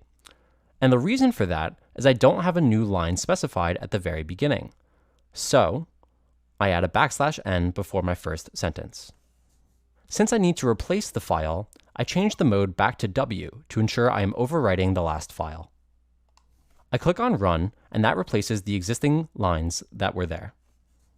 Now I want to add to the file again, so I change the mode back to append by changing the W to an A, and I click Run 3 times. I check the file and confirm that the new lines were appended each time. The final part of my code will be to trap exceptions. Always keep in mind the necessity to deal with any exception by using the try and except statements. I add a new line above my existing code, and there I type try : As an example, I use file not found error, which is an error that occurs often. This needs 2 new lines added to the end of my code, so I type except file not found error as E and press enter for a new line. Then, to print out the error, I type print error, E. Now, to force the error to happen, let's say I ask for a directory that I know doesn't exist in my current directory. So, the faulty directory is called sample. I edit my code to read sample/newFile.txt. Now, I'll clear my terminal and run my screen again. I get the error generated by my print command, no such file or directory. So, take care when you are creating files that the directory where you want to place the file actually does exist. In cases like that, you must ensure the directory already exists, or create a directory from within Python and then create the file inside it. In this video, you learned about creating files within Python using the append and write modes and inserting single or multi-line content into the file. You already know how to handle files in Python, but do you know how to read the content of a file? Being able to read files is essential when working with stored data in Python, and Python offers several built-in functions to make this easier. The 3 methods we'll explore in this video are read, readLine, and readLines. Let's start with read. The read method returns the entire content of the file as a string that will contain all the characters. You can also pass in an integer to return only the specified number of characters in the file. The second method to read files in Python is readLine. Let's explore this method. The readLine function returns a single line as a string. If, for example, you have a file with 2 lines of text that say, this is the first line and this is the second line, the read file function will return as the output only the first line of text, this is the first line. The readLine function can also include an integer argument for returning a specified number of characters on a single line. Let's say you use the same testing file, but pass an integer of 10. Your output will be the first 10 characters of the first line. In this case, the words "this is" and the letters "th" for a total of 10 characters. The third method to read files in Python is readlines. Let me demonstrate this method. The readlines method reads the entire contents of the file and then returns it in an ordered list. This allows you to iterate over the list or pick out specific lines based on a condition. If, for example, you have a file with 4 lines of text and pass a length condition, the read files function will return the output, all the lines in your file in the correct order. Files are stored in directories and they have paths. Reading files from the same directory is straightforward. You only need the name of the file. When working with different locations, however, it's important that you know the difference between absolute and relative paths. Let's start with absolute paths. Absolute paths contain a leading / or drive label. An absolute file path includes all the information you need to locate a file, whether you are in that file's directory or not. Relative paths normally don't contain any reference to the root directory and are normally relative to the calling file. A relative file path only includes the information you need to locate a file in your current working directory. I'm now going to demonstrate how you can read files in Python. I start with a simple sample txt file. It just has some text with a couple of lines that I'll use to demo some of the options there are for reading in files. I start by using with open and I pass in my file name, which is sample.txt. I just want to read in the contents, so I set the mode to be R and I assign it to a file variable. The first option to read a file is to print the entire contents of the file. To do this, I use the function printfile.read and I click on the Run button. Notice that the entire contents of the file is printed out as is. The second option allows me to print out only a certain section of the file. For example, let's say I only want to print out the quick brown fox jumps over the lazy dog. That's 44 characters. I can pass in a parameter to the read function, which tells the function to read in the first 44 characters.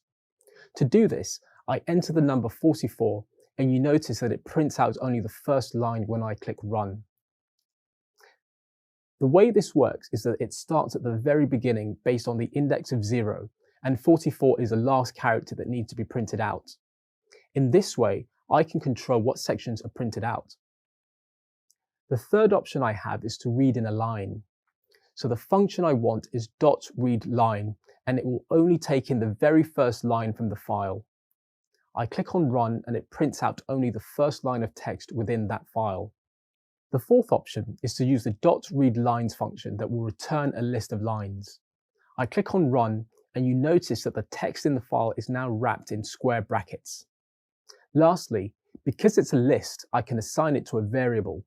For example, I can say data equals file.readlines, and then I can write a for loop for x in data. I print the value of x, and then when I click on Run, you'll notice that the list items are printed out line by line.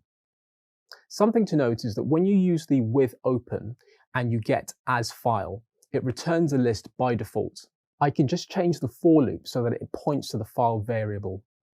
When I click Run, the same option is returned. These are just some of the methods you can use in Python for reading in files. You should now be able to describe how to read files in Python and demonstrate how to output different formats using the read, readline, and readlines functions. You've reached the end of this module on basic programming with Python. During this module, you've received an introduction to Python functions and data structures, and explored how Python deals with errors, exceptions, and file handling. Now it's time to recap the key points of this module. As with most programming languages, functions are the basis for creating actions in Python. And by completing the first lesson in this module, you should now be able to declare a function in Python, pass data into a function, return data from a function, and explain scoping at a basic level. In order to use functions efficiently across a project, it's important to determine their accessibility across different levels of code. In this lesson, you also learned how to identify the 4 scopes, Describe how functions control scope at different levels. Explain data structures and describe the concept of lists in Python. Python has several built-in data structures to help you to organize and store your data for easy access, and you've learned about the most common ones. On successfully completing the second lesson, you should now be able to identify list methods, explain what types can be stored in a list, describe how to iterate over a list, and explain the main uses of tuples, sets, dictionaries, and quargs. Python file handling and exceptions were topics in the final lesson in this module. Having completed this lesson, you should be able to identify how to create and manipulate files with the open function, describe how to read files in Python, and demonstrate how to output different formats and store file contents in data structures. This module gave you the opportunity to get started with basic Python programming. Well done. That's one more step towards becoming a Python developer. Developers can structure their code in many different ways. Python allows for object-oriented, procedural, and functional programming models, or as they are often called, paradigms. In this video, I'll focus on procedural programming, which is like writing step-by-step instructions that a program executes. It's an important stepping stone to object-oriented programming. Therefore, as a new developer, it's important to learn more about it. The main purpose of a programming model is to structure your code. That structure makes it easier to update the code and create new functionality within the code. But there's no one perfect model that's a solution to coding structures, and sometimes a combination of approaches works best. Procedural programming structures code into procedures, sometimes called subroutines or functional sections of code. Because of this approach, the code is made up of logical steps to complete a specific task. For example, adding two numbers to return their sum. I can add together the numbers 5 and 10 with a short piece of code. Now I want to add together the numbers 8 and 4. However, the code I wrote was specifically to add 5 and 10. For my new numbers, I must create another similar piece of code to do the calculation. That would not be a very efficient way to code. Instead, I change the code into a function that will accept two numbers as arguments and return the sum. With this function, I don't declare the actual numbers as variables. Instead, I use the parameters a and b. Less code is needed. But something more important has happened. I now have the function called sum, which can be reused as many times as I like, with many different sets of numbers. In programming, there is a principle called DRY, don't repeat yourself, and it's all about reducing duplication in code. The original code I wrote to add two numbers together to return their sum is a good example of what not to do, because I had to write the code twice to accommodate the second set of numbers. A guideline to keep in mind is to create functions that can be reused throughout your application. Let's examine another example. This time for calculating the total of a bill and adding tax to it. The code will be presented in 4 sections to help you focus on what each procedure does. First, the bill total function accepts a bill as a parameter and loops through it to calculate the total bill and return its total. The calculate tax function accepts 2 parameters, the percentage and the bill total. Then it returns the total amount of tax to be added to the bill, which is also rounded off to 2 decimal places. The food bill, which contains its items, represents a customer's bill which is static, but could also be changed to an input to accept data from the user to dynamically create a bill. The last few sections will call the 2 functions to calculate the bill and tax, and then print each out along with the overall total. Could you identify the subroutines or functional sections of the code? And did you note how these sections reuse one another?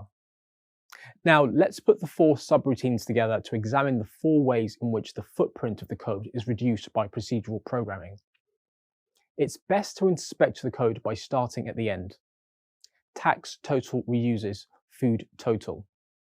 Food total reuses bill total and food bill. Calculate tax reuses bill total. And bill total reuses food bill. In summary, the advantages of the procedural paradigm are: it's easy for beginners to learn and get started. procedures can be reused by other parts of the code. Code is easy to understand because each procedure is broken into specific tasks. Procedural programming does have some disadvantages, including it can be harder to maintain and extend. In some cases, it doesn't relate well to real-world objects. Data is exposed throughout the whole program. Procedural programming has both its advantages and disadvantages. As you learn more as a new developer, you will be better able to decide if it's the best approach to a specific piece of coding or not. In this video, you'll learn about algorithms. An algorithm is a series of steps to complete a given task or solve a problem. On a day-to-day basis, you use algorithms all the time to complete tasks. One such example is following a recipe to make an egg omelette. First, you have the list of ingredients to use in your omelette. This can be called your input. Next is the method or the instructions to follow step by step to create your dish. Finally, you complete the omelette, your output. The steps to make the omelette are the same every time. An algorithm in programming works in a similar way. In programming, algorithms are used to solve a multitude of problems that range from simple to very complex. The key to understanding and creating an algorithm is to break the problem into smaller parts, just like the egg omelette recipe. That way, you build up the steps to complete the algorithm that will resolve the overall problem. Now, let's explore a practical application of algorithms in coding. I'm going to demonstrate a particular algorithm that checks if a word is a palindrome. A palindrome is a word that can be spelled the same both backwards and forwards. For example, the word race car is a palindrome because I can spell it forward as R-A-C-E-C-A-R,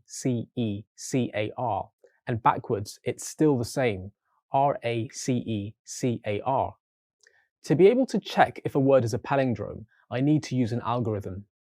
As mentioned earlier, an algorithm is a series of steps to solve a problem. Let me break down the problem. I know the string in my example race car has an index, and I need to check if the index at the front of the string is equal to the index at the end of the string. In this way, I can compare the two values at the indexes. So I print str0 because that's the first index, and I also print str6 because that's the last index. I can just count that up to double check. 0, 1, 2, 3, 4, 5, and 6. And then I click on Run. The output is the two values I need to compare, both of which are the letter R, at the beginning and at the end of race car. Now I'm going to break down our problem into smaller steps. First, I need to check if the value of index 0 is equal to the value of the last index 6, which in this case is R. Then I need to check that the next or second character, which is index 1, is equal to the second last character, which is index 5. Finally, I need to check if character 2 is equal to character 4. What I need to do is to check if these conditions are true or false. So let's check how I can write this out in some code. I begin by creating a function def is palindrome, and I know that it will accept a single parameter called string, which I've entered. Now I want to get the starting index as well as the end index. I put the start index into a variable that equals 0. Every string will always start at the index 0, and then the end index is going to be the length of the string. So I enter end index equals len function, str, and then -1. This is because a string always starts at 0, and I have to think about the last index. Next, what I want to do is iterate through the string itself and compare the starting index with the end index characters to validate that they are the same. To do this, I create a for loop by typing for x in str, and I'll make the comparison within the for loop. I can check if the first index is equal to the last index, and since the two characters R and R are the same, it'll continue to be true. But it would be quicker for me to check if it's false because then I'll know straight away if it's not a palindrome. So I do an if statement and I use the string being passed in as the parameter. Then I use the start index to get the character, and then I check if it's not equal to the string within the end index. If this condition is met, it will return false, which confirms that it's not a palindrome. But if the condition is never met outside the for loop, then it returns true, which confirms that it's a palindrome. I've done all the checks across the starting index and the end index, and it returns back to the condition of true to confirm that it's a palindrome. Now I'm going to test the algorithm to verify that it works. I use a print statement. I call the isPalindrome function and I pass in race car because I know that it's a palindrome. I click on run and it returns the value of true. If I change race car to race cars and I run it again, the condition of false is returned. This is an example of creating an algorithm in code to solve a problem. It has a series of steps that have to be followed to resolve the problem in code to give back the condition of is the string a palindrome or not. Now you know how useful algorithms can be as a step-by-step way to solve a problem with coding. An algorithm can be used to solve problems whether small or complex. Once the steps of an algorithm are created, they will then execute the same way each time the algorithm is used. As a developer, your main task will be to write code to suit business needs. That code will have to go through what's called refactoring. This means that you rewrite or rework the code to make it easier to manage or to run more efficiently. Refactoring is a standard part of the software development cycle. Making code easier to manage may be straightforward, but what about making it faster or making it perform better? To determine how to make code faster or perform better, you must be able to measure it. Code is measured by time and space. Time is measured by how long it takes, and space is about how much memory it uses. Big O notation has different complexities or categories ranging from horrible to excellent, and it's used to measure an algorithm's efficiency in terms of time and space. Let's explore the different kinds of time complexities. First, constant time. This is an algorithm that will always run under the same time and space regardless of the size. Take a dictionary, for example. To get the value of an item, you need to have the key. The key is a direct pointer to the value and does not require any iterations to find it. It's considered constant. Second is a linear time algorithm. This will grow depending on the size of the input. For example, if I have an array of numbers with a range of 100, it will run very fast. But if it's increased to 1,000,000, it will take a lot longer to complete. The size in this case affects the running time of the code. Third, a logarithmic time algorithm refers to the running time of the input against the number of operations. I can take a linear approach to try to find a number out of 100. Let's say the number is 97. In a linear equation, it will take 96 iterations before it's found. This is because it must iterate through each item one by one until it finds the target value. Using a binary search, I can drastically cut down the iterations and find it under 7 iterations. This is measured by logarithmic time. The binary search works by splitting the list into 2 parts each time to check if the target is less than or greater than 1. Fourth, quadratic time refers to a linear operation of each value of the input data squared. This is often a nested list, as in this for loop. This for loop is considered quadratic time as the outer loop will need to iterate in a linear way 10 times. But it also has to iterate the inner loop the same 10 times for each single outer loop. This means its total iterations are 10 times 10, which is 100. Fifth and last is exponential time, which is an algorithm that doubles with each iteration. The Fibonacci sequence is a prime example of this. Refactoring code can be a big task, but understanding algorithmic complexity and how it's calculated makes it easier to optimize code. Now that you know about constant, linear, logarithmic, quadratic, and exponential time, you are one step closer to your goal of being a developer. Perhaps you've heard of functional programming. It uses a different paradigm than other models such as object-oriented. It's particularly adept at processing large amounts of data at high speeds. This video will get you started with what functional programming is. Later in the lesson, you'll explore topics such as pure functions, recursion, reversing a string, and useful Python functions such as map and filter. Let's start by exploring the role of a function. Functions take some input, process it, and then produce some output. There are 2 types of functions, traditional and pure. Pure functions will always do the same thing and return the same result, no matter how many times they are called. There are several differences between traditional and pure, so let's list them. Traditional functions can access and modify variables on the global state, but pure functions cannot. Both traditional functions and pure functions can access variables in the local state. Traditional functions can change args, whereas pure functions cannot. And lastly, the output of traditional functions does not depend on input. However, the output of pure functions does depend on input. Functional programming, in essence, is a programming paradigm that utilizes functions for clean, consistent, and maintainable code. Compared to object-oriented programming, which we'll learn about later, functional programming differs by design. Functional programming does not change the data outside the scope of the function. This simply means that the function should avoid modifying the input data or arguments being passed. Instead, it should only return the completed result of the intended function being called. Functions are considered standalone or independent, and this aids the clean and elegant nature of the code. In fact, many of the strongly typed object-oriented languages have incorporated functional programming into their structure. In order to support functional programming, the language itself needs to allow functions to be passed as an argument and also return a function to its caller. In Python, functions are what is known as first-class citizens, which essentially means they have the same level of strings and numbers. They can be assigned to a variable, passed as an argument, or returned to its caller. Let's explore a few examples of functions available in Python. Take, for instance, the sorted function. The sorted function accepts a list of items and then returns that list in a sorted order. You can use a sorted function to list items in alphabetical order.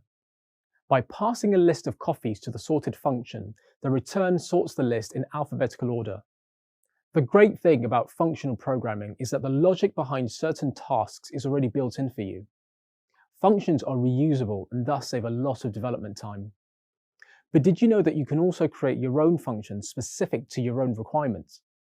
Let's look at a simple example. Imagine you want to spell the names of the coffees backwards. This might not be entirely useful, but it's a good showcase of functional. You can create your own simple reverse function to do this. Define the function. Let's call it reverse and assign the variable str to it. Now return the value of str with a slice function. You'll learn more about the slice function later in the lesson. Then assign a variable to get the result to the map function. The map function accepts as its first argument the reverse function and then the iterable, coffees. It will then automatically handle the iterations to go through each coffee and apply the reverse function to it. In this video, you have learned what functional programming is, and you were introduced to examples of built-in functions in Python. A good coder will try to keep code clean, make it easier to debug, and ensure it's extendable. The great thing is that pure functions can help you do all that. In this video, you'll learn what pure functions are and how you can use them in functional programming. It's important to understand that there is a clear difference between traditional and pure functions. A pure function is a function that does not change or have any effect on a variable, data, list, or set beyond its own scope. For example, if you have a list with a global scope, a pure function cannot add something to that list or alter it in any way. Let's explore an example function and then determine if it is a pure function or not.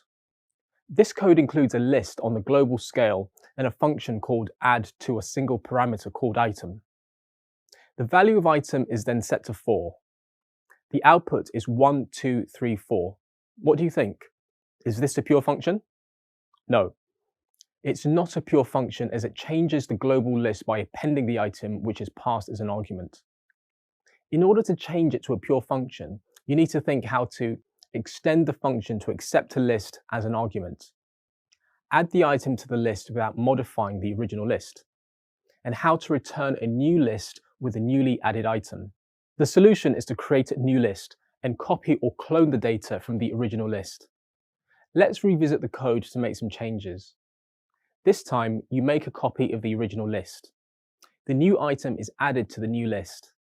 Then the new list is returned to the caller. Now that you have a better idea of what a pure function is, let's review a few benefits of pure functions. Firstly, with pure functions, you always know what the outcome will be. Pure functions are consistent snippets of code that do exactly what they are intended to do. Thirdly, Pure functions include the ability to cache since you know the return is always going to be the same. Lastly, pure functions lend themselves well to a multi-threaded program. In multi-threaded programs, more than one process could run concurrently, which creates many threads of data. Pure functions will help prevent changes on the global scope, ensuring data stays reliable. Now I think it's time to offer you a step-by-step demonstration in VS Code of how to alter a normal function to a pure function. Pure functions are especially useful because they are easier to read, better to debug, and more consistent. I'll now take you through a simple example to demonstrate how to create a pure function. I'll start by creating a function that does not behave like a pure function, and then I'll tweak it until it's a pure function. First, I create a list called myList, and inside it, I add 3 numbers, 1, 2, and 3. Then I add a simple function called addToList, which takes a single variable called item. This function will return my list and append the new item that is being passed through. Below that, I call the function addToList and assign the value of 4 to the variable item. Finally, I add a print statement of my list so that I can focus on the output in the console. I click on the Run button and the numbers 1, 2, 3, and 4 are printed out. This means that my list now contains the inserted number 4 as well, because the function appended it to the existing list. What do you think? Is this a pure function? No, it's not, because the data has been manipulated at the global scope from inside the scope of the function. Let's try to turn it into a pure function. The first thing I'm going to change is how the function is being called. I want to pass in a new argument. I type newList equals addToList. I keep the value of 4, and I'll also print out the new list below the first print statement to compare the output. Now let's make some modifications to the function itself. I add a simple append to myList, which is going to take in the item variable. I type myList.append and item in parentheses. Then I want to return back the list. I type return myList. Now I click on Run, and the output in the console indicates that both myList and newList include the values of 1 to 4. It's clear that the function is still not a pure function. Why? Because even though it's returning a new variable, it still has a reference to the myList variable. Let's try something else to turn it into a pure function. This time, I'll accept a parameter called LST for the variable item. I type LST, in front of item in the parentheses. I also change the append statement to LST.append item. And I also change the return action to return LST. Finally, I change the call action by passing in myList, inside the parentheses before the value of 4. Let's run that. And once again, both lists contain the values of 1 to 4. The reason for this is that the function is still using the list as an argument, and it's still being updated from within the function. So ultimately, in order to create a pure function, the problem that I have to solve is how to create a new list. And then I need to solve how to get all the values from the list that's being passed through and then return the new list back to the calling action. Let's give it another try. This time I create a new list by creating a copy.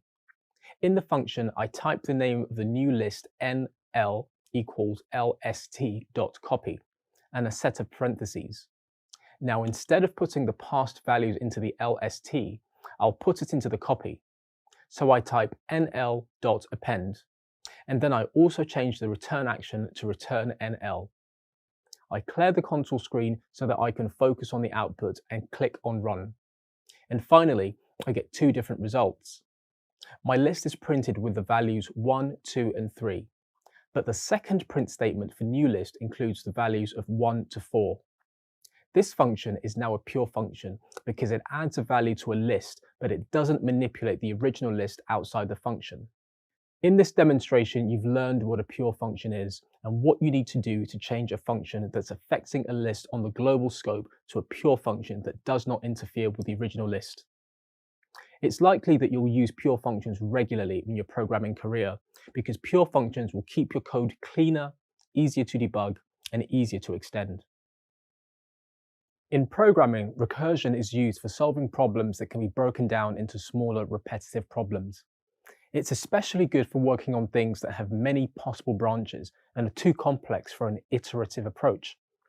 One good example of this would be searching through a file system. So, what is recursion? Recursion is essentially a function that calls itself.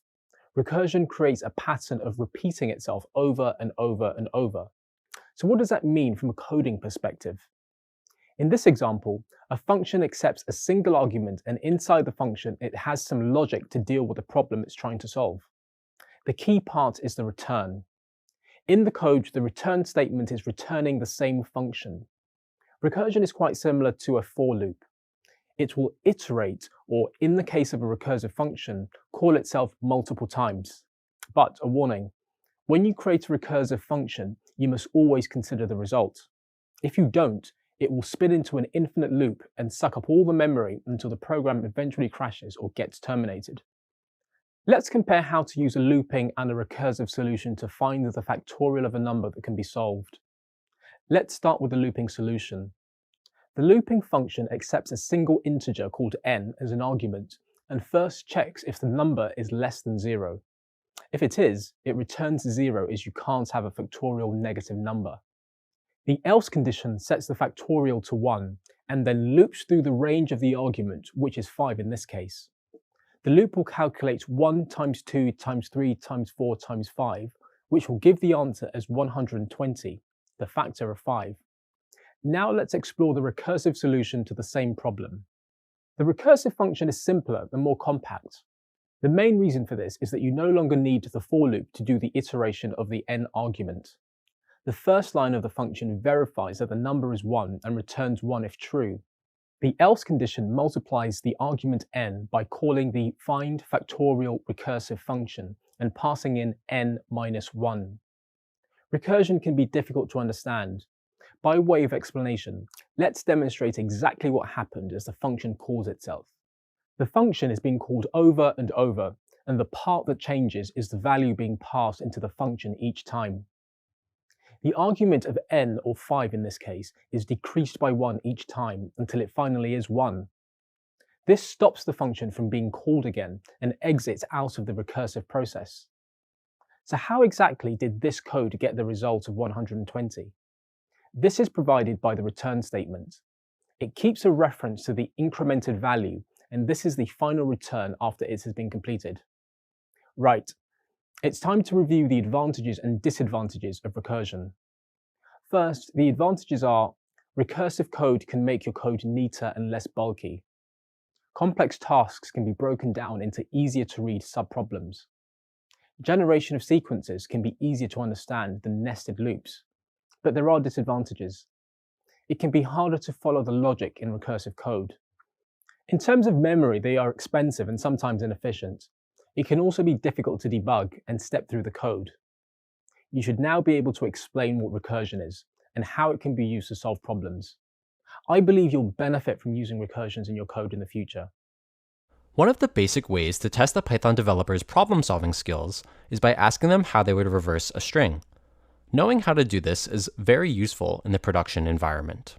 Some programming languages have a built-in function to reverse a string. Python doesn't have such a function, but fortunately, due to the language's flexibility, there are several ways to do this. In this video, I will show you 2 ways to reverse a string in Python. First, I'll demonstrate how to do this with the slice function. To start off, I create a file called stringreversal.py. The format or syntax of a slice function is that it always starts with the name of a string, open square bracket, the start parameter, colon, the stop parameter, another colon, and then the step parameter, followed by a close square bracket. I'll add a hash symbol in front of this line to indicate that it is a note. This is called the extended slice syntax.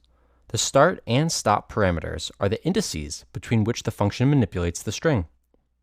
The step parameter is the hops or jumps the function makes while it traverses a given string. I will now first define a string, then manipulate the string with the slice function, and finally print the string. I'll call the string trial and assign the word reversal as its value by typing trial =, and the word reversal between double quotes. To manipulate the string, I create a new string called new trial. Now, I assign a value to new trial with the slice function. I type an equal sign, trial, and open square bracket. To instruct Python to use the entire string, I leave the value of the start and stop parameters empty. I simply type 2 colons and then add the value of the step parameter as the number -1, followed by a closed square bracket. The negative value of the step parameter indicates that the string needs to be traversed from the right, one index position at a time, instead of the conventional method of starting from the left. Finally, I print the manipulated string to test if it works. I type print, and between parentheses, I add the string name new trial. I click on run. Great! In the terminal, the string has successfully been reversed. In summary, the entire string is traversed from right to left, one index position at a time. This new sliced object is then copied to another string, which is then rearranged and printed. It should be noted that you can use the slice function to manipulate the same variable. I only used a second variable in this example for clarity. The slice function is the simplest way to reverse a string. I will now demonstrate another way you can use the slice function to reverse a string, this time using recursion. I start by creating a new file and saving it as stringreversal2.py. Next, I define a function and pass a string variable to it, namely str. I type def and the function name string reverse and str between parentheses, followed by a colon. This function will act as a conditional if statement. I type if len open parenthesis, str close parenthesis, 2 equal signs, the number 0 followed by a colon. On the next line, I'll return the value of str. Now let's add the else statement. The else statement will recursively call the slice function, but with a modified string every time. On the next line, I add else and a colon. Then, on the next line, I type return string reverse str. But before I close the parentheses, I add a slice function by typing open square bracket, the number 1, and a colon, followed by the closed square bracket. This time, the string is traversed from the front, skipping the first character in every loop. And this first character skipped is appended to the remaining string. So, I now add a plus sign, str, and the value 0 in between brackets. Outside the function, I give str the value of reversal. Then, I create a second variable that will store the value of the returned string. I'll call this variable reverse and assign to it the value of the function. Finally, I add a print statement for the variable reverse. Let's run the code. Success! The string displays in reversed order in the terminal. Essentially, the function calls itself by passing a different string in each recursion and appending the element it has kept right after it. In this video, you learned 2 different methods to reverse a string in Python. The first by just using a slice function, and the second by using a slice function with recursion. Let's say I want to generate a list using an existing list. The general process would involve applying some sort of operation to each element of the existing list, and using those outputs to generate the new list. There are many ways you could do this in Python. In this video, you will learn how to process a list with the map and filter functions. My file contains a list called menu, and it contains a list of various coffees. I want to filter this list for specific coffees. Say, I want to print all coffees that start with the letter C. I will do this by creating a function through which I will pass the list to compare it to the letter C. Then, I will demonstrate how to get the output, first as a map, and then as a filter.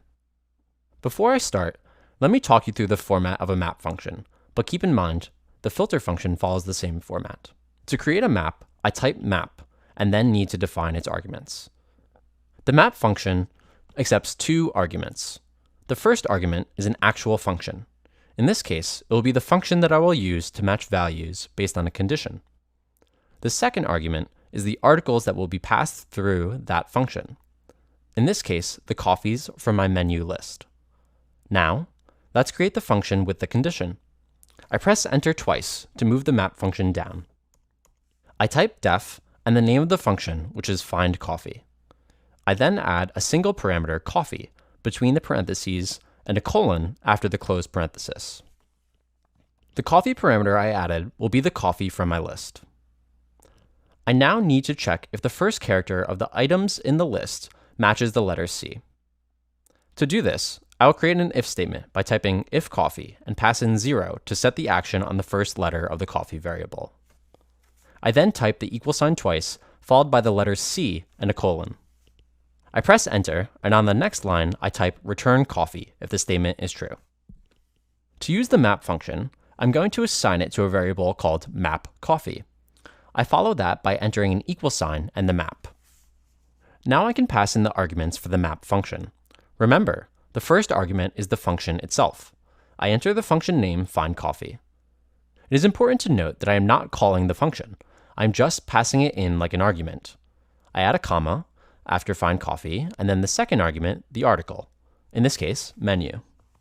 Finally, I want to print out the value of mapCoffee so you can focus on the results in the terminal. I click on Run, and in the terminal, I receive a map object as output. The next step is to iterate through the map object.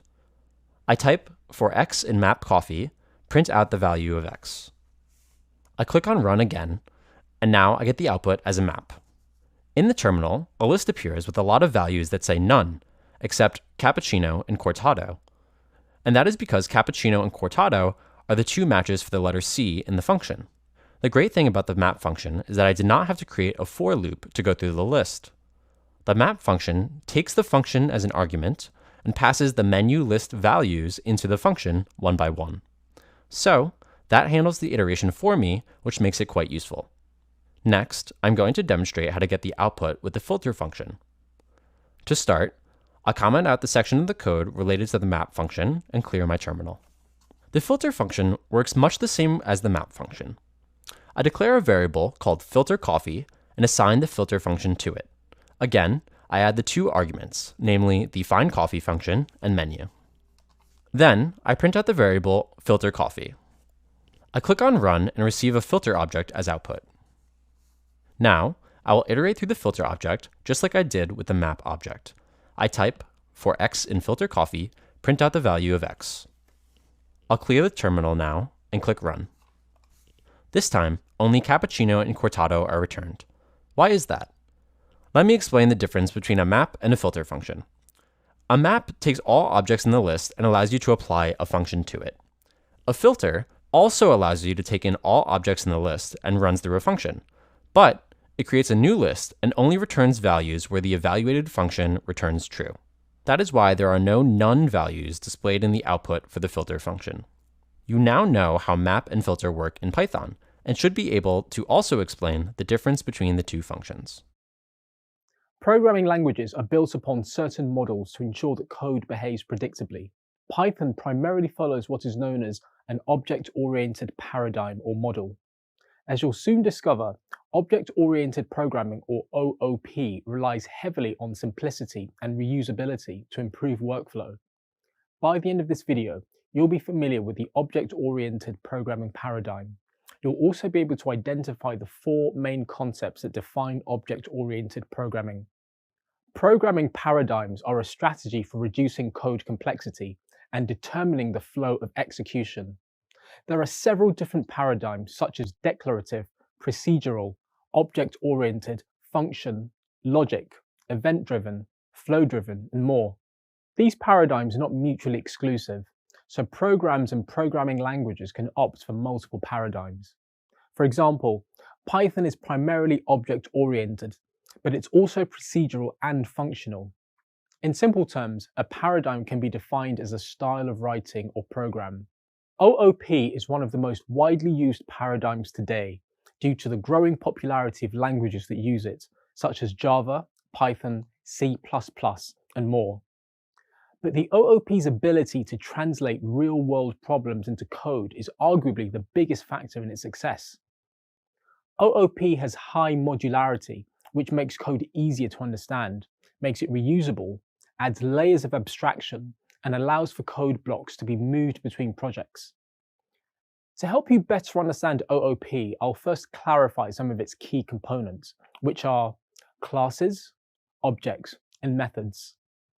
A class is a logical code block that contains attributes and behavior. In Python, a class is defined with a class keyword. The attributes can be variables, and the behavior can be functions inside of it. You can create instances from these classes which are called objects. In other words, a class provides a blueprint for creating an object. In more practical terms, let's say you want to record the attributes of employees at Little Lemon, such as their position and employment status. You could create a class called employee and conveniently bundle those attributes in one place. Next, let's discuss objects. As mentioned, an object is an instance of a class, and you can create any number of them. The state of an object comprises its attributes and behavior, and each one has a unique identifier to distinguish it from other instances. The attributes and behavior of the class are what define the state of the object. For example, you can create the object emp1 by calling the employee class. Once called, you can define the position and employment status attributes as shift lead and full-time, respectively. In code, this would be written as emp1 equals employee, followed by shift lead and ft in parentheses. This is a case of instantiation or creating an instance of a class. Finally, there are methods, which are the functions defined inside a class that determine the behavior of an object instance. Let's say you want the employee object to output a string that states their position. You would first declare their function intro in the employee class, and then call it on an object to get the output. Now that you know about classes, objects, and methods, let's explore the concepts that OOP hinges upon. The first one is inheritance, which is the creation of a new class by deriving from an existing one. The original is called the parent or superclass, while any derivatives are referred to as the subclass or child class. The next concept is called polymorphism. It's a word that means having many forms. In the context of Python, polymorphism means that a single function can act differently depending on the object that calls it. For example, the built-in plus operator works differently for different data types. In the case of integer data types, the built-in plus operator performs addition operations such as 3 plus 5 equals 8. On the other hand, in the case of string data types, the built-in plus operator performs a concatenation or combining two strings together. This ability of modifying functionality is called polymorphism. The third concept is encapsulation. Broadly, this means that Python can bind methods and variables from direct access by wrapping them within a single unit of scope, such as a class. Encapsulation helps prevent unwanted modifications, in effect reducing the occurrence of errors in output. And finally, there is a concept of abstraction. This refers to the ability to hide implementation details to make data safer and more secure. Note that Python does not support abstraction directly and uses inheritance to achieve it.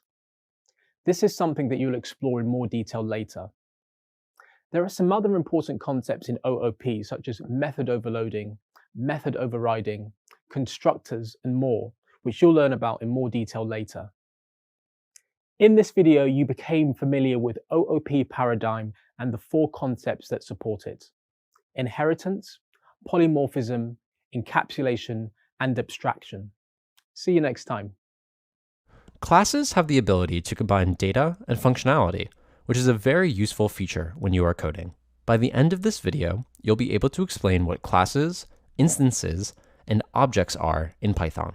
You'll also be able to create a class, instantiate it, and access its variables and methods. You may have also heard of classes discussed in terms of attributes and behaviors. In general, attributes refer to variables declared in a class, while behaviors are associated with the methods in a class. Creating a class creates a new type of object from which you can create instances. An important thing to keep in mind is that everything in Python is an object, or derived from the object class. To demonstrate how this all works, I'll create a class that I can then derive objects from. In a new VS Code file, I first type the keyword class, followed by the name myClass and a colon. I do need to take one more step so that Python doesn't throw an error, and that is to type the pass keyword on the next line. The pass keyword plays the role of a placeholder when nothing needs to be executed.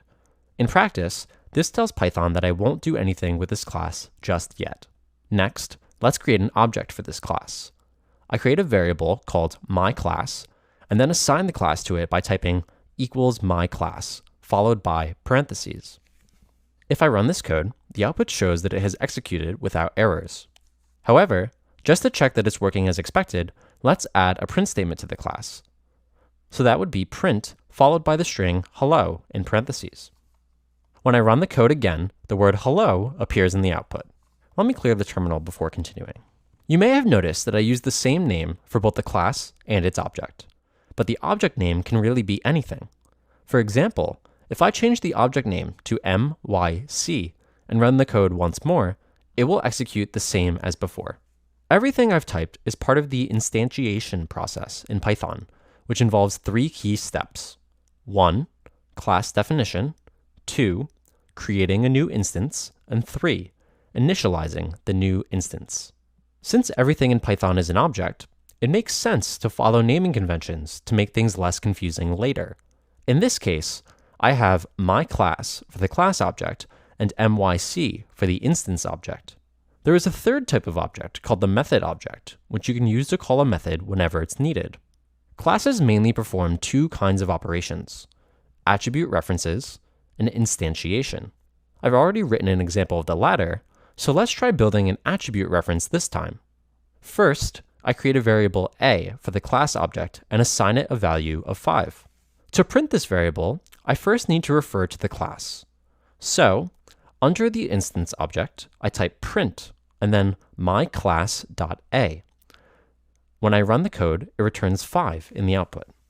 To confirm that the class reference is necessary, I delete myClass from the print statement and run the code again, and Python throws an error. So, I'll correct the code and put myClass back in. Let me clear the terminal quickly before continuing. So, you know what happens if you reference a class object, but what if you reference an instance object? Let's find out by typing a print statement for myc.a and then running it. In the output, I get 5, which shows that attribute reference still works with instance objects. Finally, let's finish up by creating a method inside this class. I'll use the def keyword and follow it with hello, a pair of parentheses, and a colon. On the next line, I type a print statement for the string hello world. I'll also delete the first print statement to avoid confusion. To call this method, I add a new print statement at the end of the document for myc.hello, which uses the instance object. This should work just as I successfully called a variable through an instance object, right? Running the code results in an error, so methods are not quite as simple. Fortunately, I can resolve this by adding the keyword self within the parentheses of the method as defined in the class. Running the code again produces the words hello world in the output. You'll also find the word none printed below, as there is no return value from the given function. That's a brief demonstration of classes, instances, and objects. I created a class, then I was able to instantiate it and access its variables and methods. Code reusability is the use of existing code to build new software. Reusability is a core programming concept. By the end of this video, you'll not only be able to create a class and instantiate it with variables and methods, but you'll also discover how referencing the same variables and methods in separate instances can produce different outcomes, meaning that the code is reusable. I'll start by creating a new file called recipes.py, where I'll also create a class called recipe. Before continuing, let's also explore 2 special methods in Python. The first one is the new method, which is responsible for creating and returning a new empty object. To write it, I start with the def keyword, followed by _new. It then appears as a suggestion, so I click on it to fill out the rest. The CLS here is not a keyword, but rather a convention. It acts as a placeholder for passing the class as its first argument, which will be used for creating the new empty object. The second method is the init method, which is similar to what is known as a constructor in some other programming languages. It takes the object created using the new method, along with other arguments, to initialize the new object being created. I write it with the def _init, and then choose the first suggestion that pops up. The init method takes the new object as its first argument. The self keyword here is another convention. It has no function itself, but serves as a placeholder for self-reference by the instance object. So let's delete the two example methods and then write some code that demonstrates how to use the state of the object to your advantage. I begin with an init method, which I then use to initialize a few values. I do this for the value dish by typing self.dish equals dish. I then do the same for the values items and time. Before moving forward, I want to check that the arguments in the initializer will match those of my instances. To do so, I add dish, items, and time after self. Imagine a real-world scenario where a restaurant chef wants information about the recipes they have been using. So, let's write a class that will help them with that. I have the variables dish, items, and time, in which items will hold the recipe ingredients. I now write a function to produce a string out of this information. I type def contents and then self in parentheses. On the next line, I write a print statement for the string the plus self.dish plus has plus self.items plus and takes plus self.time plus min to prepare. Here we'll use the backslash character to force a new line and continue the string on the following line. For this to print correctly, I need to convert the self.items and self.time references to strings by appending str at the beginning and encasing each reference in parentheses. Now that I have a class set up, let's use it to create a pizza instance. I write this as pizza equals recipe, opening parenthesis, the string pizza, comma, opening square bracket, cheese, comma, bread, comma, tomato, closing square bracket, comma, and 45 to represent the time followed by the closing parenthesis. I also want a pasta object, so let's copy and paste the code for the pizza object and change the object name to pasta, the ingredients to penne and sauce, and the preparation time to 55. Now that I have a class and two instances, let's see if I can access the instance attributes and methods. I write two print statements for pizza.items and pasta.items. When I run the code, I find that despite passing the same function and variable items, the two instances produce different contents. So next, let's try printing the instance method contents over pizza. Before we move forward, let's clear the terminal so we can more clearly see what the output will be. I type another print statement for pizza.contents and empty parentheses. I run the code once more, and the output uses the class method to print a line stating, the pizza has cheese, tomato, and bread, and takes 45 minutes to prepare. That's a demonstration of creating a class and instantiating it with variables and methods, then referencing the same variables and methods in separate instances to yield different outcomes. Let's try to solve a problem that may occur for managers at a restaurant. Because the managers are busy running the restaurant, they have limited time to deal with the needs of employees. The current system for paying wages requires managers to update each other every time an employee requests payment. Because this is cumbersome, they would like to implement an automated approach. So what can be done? Fortunately, there's a way to reduce the number of steps using instances. By the end of this video, you'll be able to explain what instance variables and methods are. You'll also know how to use them to change the state of an instance object. So let's write some code to help those busy restaurant managers. Let's start a new file called paymentinfo.py. In this file, I'll create the class payslips and initialize three variables in it called name, pay status, and amount. I start by typing class payslips, and then on the next line, I call an init function with def_init, and then select the triggered suggestion. For the variables, I type each one in the format self.variable equals variable. Next, I'll create two functions, one to display the status of the payment and another to update the status. The first function is written as def_pay with self in parentheses, followed by self.payment equals yes on the next line. The second function is def_status and contains an if-else statement. If self.payment double equals yes, return self.name plus is paid plus self.amount with str appended to the beginning. The second part of the statement is else return self.name plus is not paid yet. Finally, let's create instances of this class for the employees. I'll call them Nathan and Roger. I type the first instance Nathan equals payslips, and in parentheses Nathan for name, no for payment, and 1000 for amount.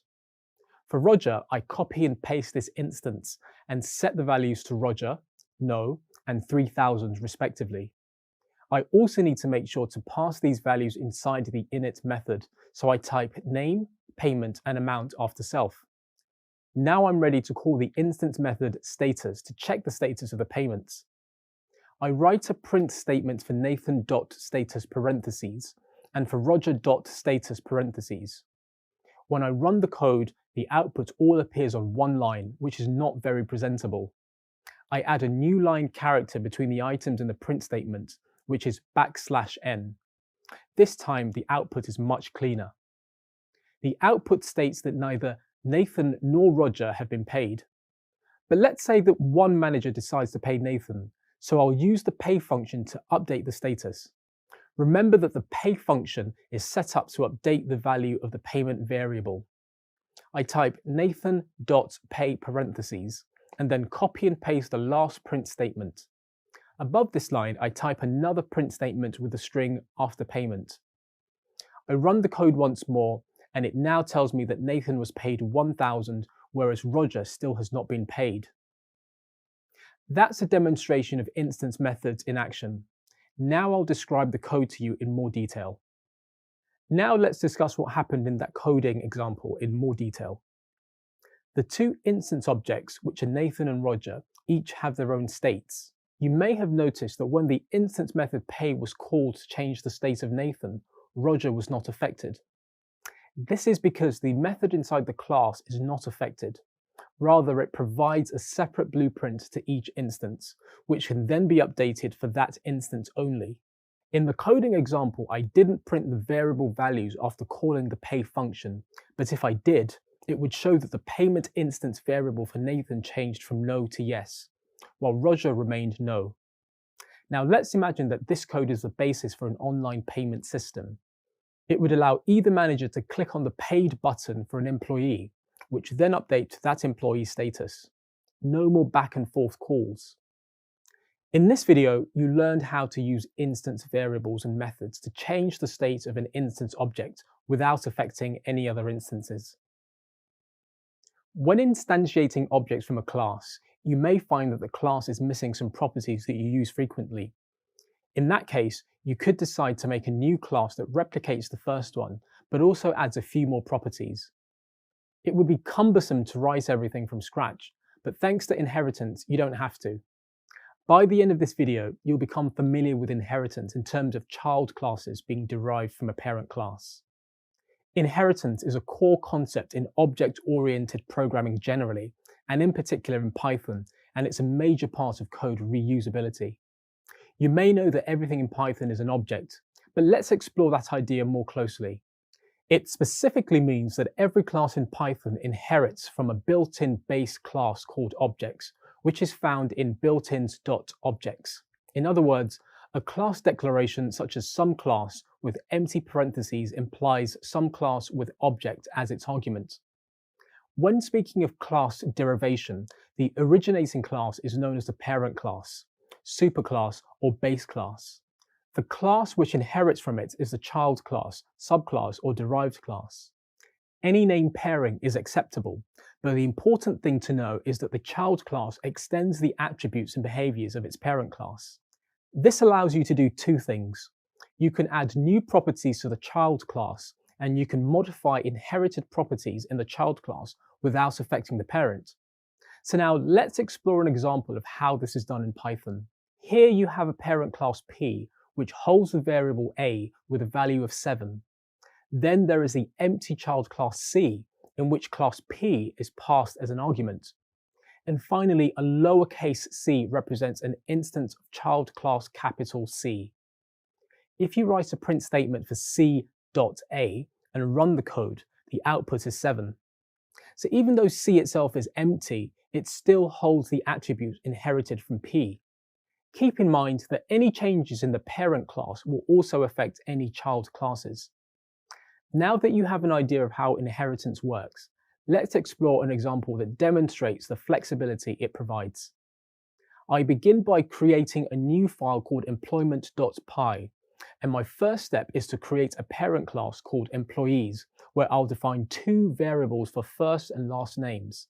I do this by typing class employees colon and on a new line def _init to trigger and select the init method suggestion.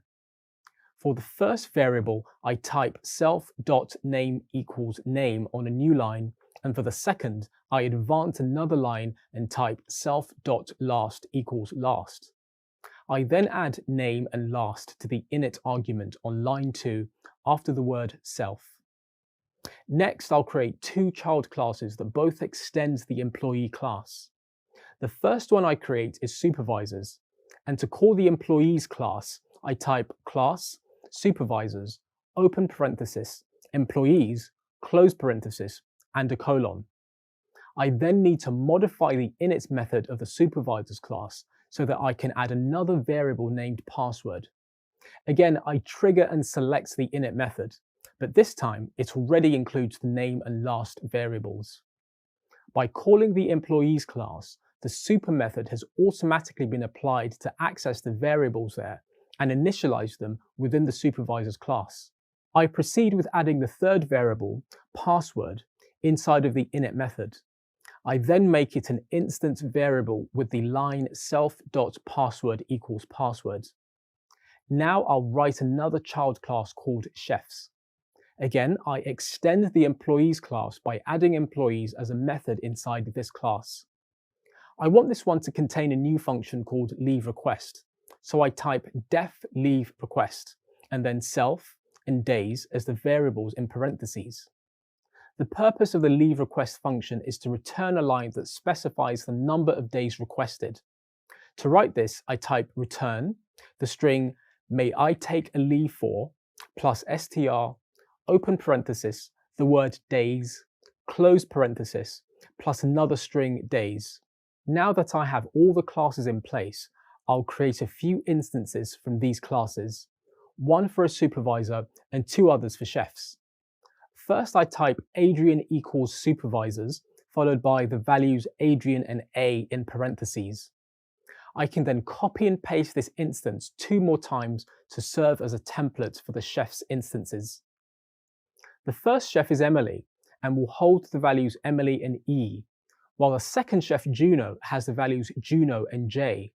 Finally, as an instance of the supervisors class, Adrian needs another value for the password variable, so I'll assign Apple here. Next, let's call the instance method over Emily and pass a value to it. She wants to request 3 days off, so I type print emily.leaveRequest and the number 3. I'm also going to add another print statement that will check the value of the instance variable over the supervisor Adrian. I type print adrian.password. The third print statement prints the value of Emily's name variable. Now I run the code and get the following outputs. The words, may I take leave for 3 days from the first print statement, the word Apple from the second one, and the word Emily from the third print statement. Note that both the instance variables and methods inside the individual inherited classes are present along with the variables from the parent class. In this video, you've learned how inheritance in Python helps to make code reusable, organized, and less redundant. In this video, you'll learn about abstract classes and methods. If you have an abstract class, you can ensure the functionality of every class that is derived from it. For example, a vehicle could be an abstract class. You can't create a vehicle, but you can derive a car, a tractor, or a boat from a vehicle. The methods we put in the abstract class are guaranteed to be present in the derived class because they must be implemented. If a vehicle has a turn-on engine method, then we assure that any method calls to a derived class that is looking for turn-on engine will find it. This could be for reasons of interoperability, consistency, and avoiding code duplication in general. In object-oriented programming, the abstract class is a type of class for which you cannot create an instance.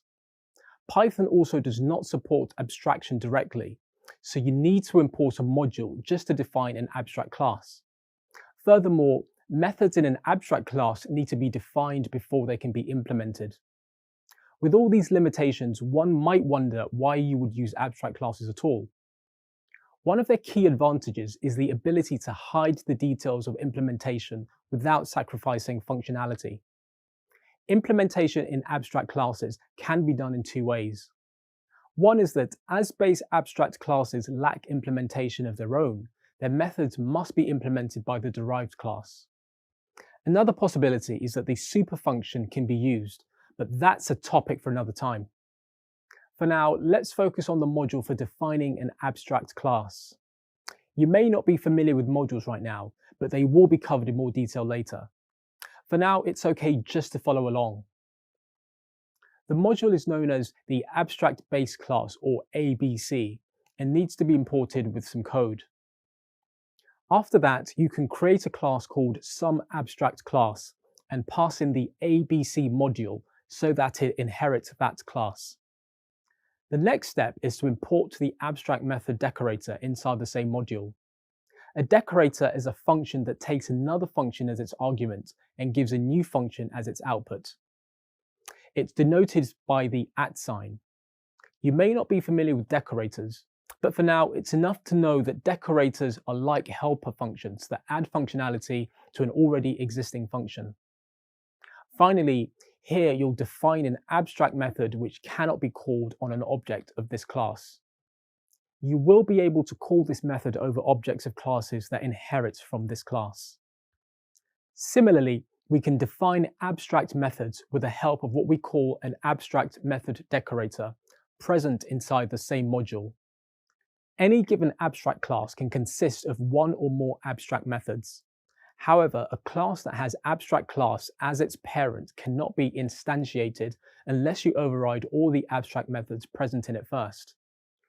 With that in mind, imagine a scenario in which an employer wants to collect donations from employees for a charitable cause. With your newfound knowledge, let's write some code to make that possible. First, I import the ABC module and its abstract method. Then I create the employee abstract class that calls abstract method to define a method called donate. Note that there's no implementation for this method here. After that, I create the class donation, which derives from the abstract class. Note that this class also overrides the abstract method. I write an implementation for the donate function, which takes a user input, stores it in variable A, and returns it. Next, I create two employee instances called John and Peter, and call the function over each of them. I also create a list amounts to which the returned values will be appended. Finally, I have a print statement for amount, which will give the value of the total donations from both employees. In this video, you learned about abstract classes and methods and how to implement them in your code. Up to this point, you've explored class relationships that were relatively straightforward. But what happens when things get complex? How will you know which classes inherit from which? Fortunately, Method Resolution Order, or MRO, provides rules that can help make sense of that. By the end of this video, you'll know how to explain the basic rules of method order resolution and how they apply to inheritance classes. Explain the concept of code linearization with respect to multiple inheritance, and deploy method order resolution functions in Python. You've likely encountered some examples of single inheritance where a child class only inherits from a single parent class. But it's important to know that Python has many types of inheritance. The categorization types are based on the number of parent and child classes, as well as the hierarchical order. Including simple inheritance, there are broadly 4 types of inheritance. The first type is called simple inheritance, which you've already dealt with. There is also multiple inheritance, which involves a child class inheriting from more than one parent. Next is multi-level inheritance, which is inheritance taking place on several levels. Then you have hierarchical inheritance, which concerns how several subclasses inherit from a common parent.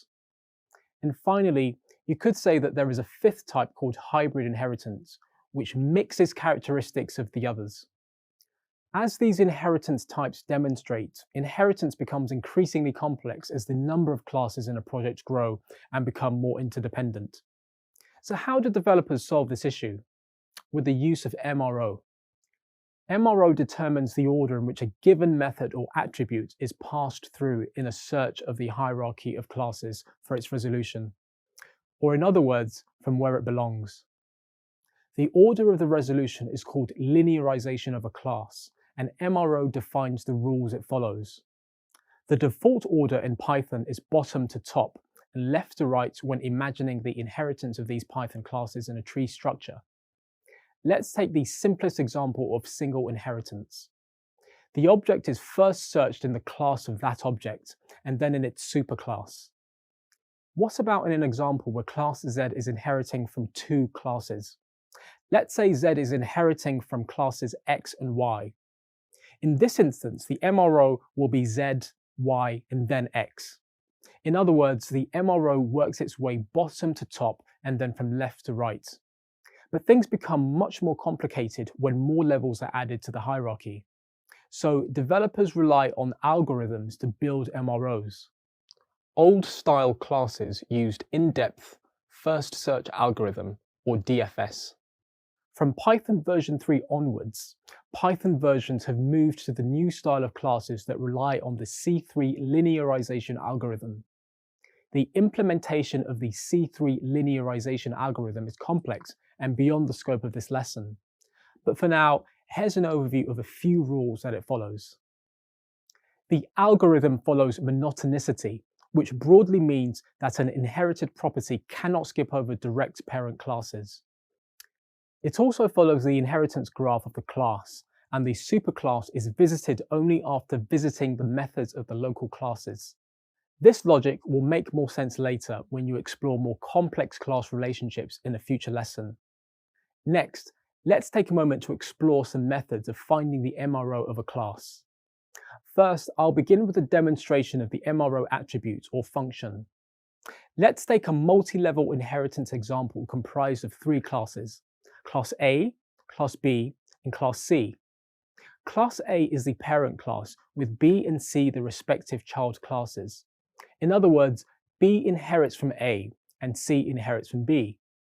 When I print the return for calling the MRO function over Class C, the output indeed confirms that this is the order that is followed. So why is this important? Well, imagine that Class A has a variable num with value of 5. And then Class B also has a num variable with a value of 9. Here, the MRO function tells you quickly that Class C will inherit the 9 value from Class B. Finally, let's examine one more function, which is the help function. If I take the code from earlier and replace the MRO function in the print statement with a help function, it provides a much more detailed output with MRO information at the top. It also contains information about the data descriptors and types used inside the code. In this video, you received a brief introduction to method resolution order and how it affects inheritance in different scenarios. These are both very broad topics, but hopefully it helps you understand the complexity of code that is possible in Python. Well done. You've reached the end of this module on programming paradigms. In this module, you explored procedural programming, functional programming, and object-oriented programming. We started the module by saying that procedural programming is considered the easiest and a basic stepping stone to object-oriented programming, and the first choice for new developers. Next, you explored functional programming, which in essence is a programming paradigm that utilizes creating functions for clean, consistent, and maintainable code. Lastly, you learned that object-oriented programming is about creating objects that contain both data and methods. These concepts should now make sense to you. It's now time to recap the key lessons you learned and the skills that you gained. With that in mind, let's summarize the key points you learned in this module. You should now be able to describe the concept of procedural programming, describe what algorithms are, and how they can be used to solve problems.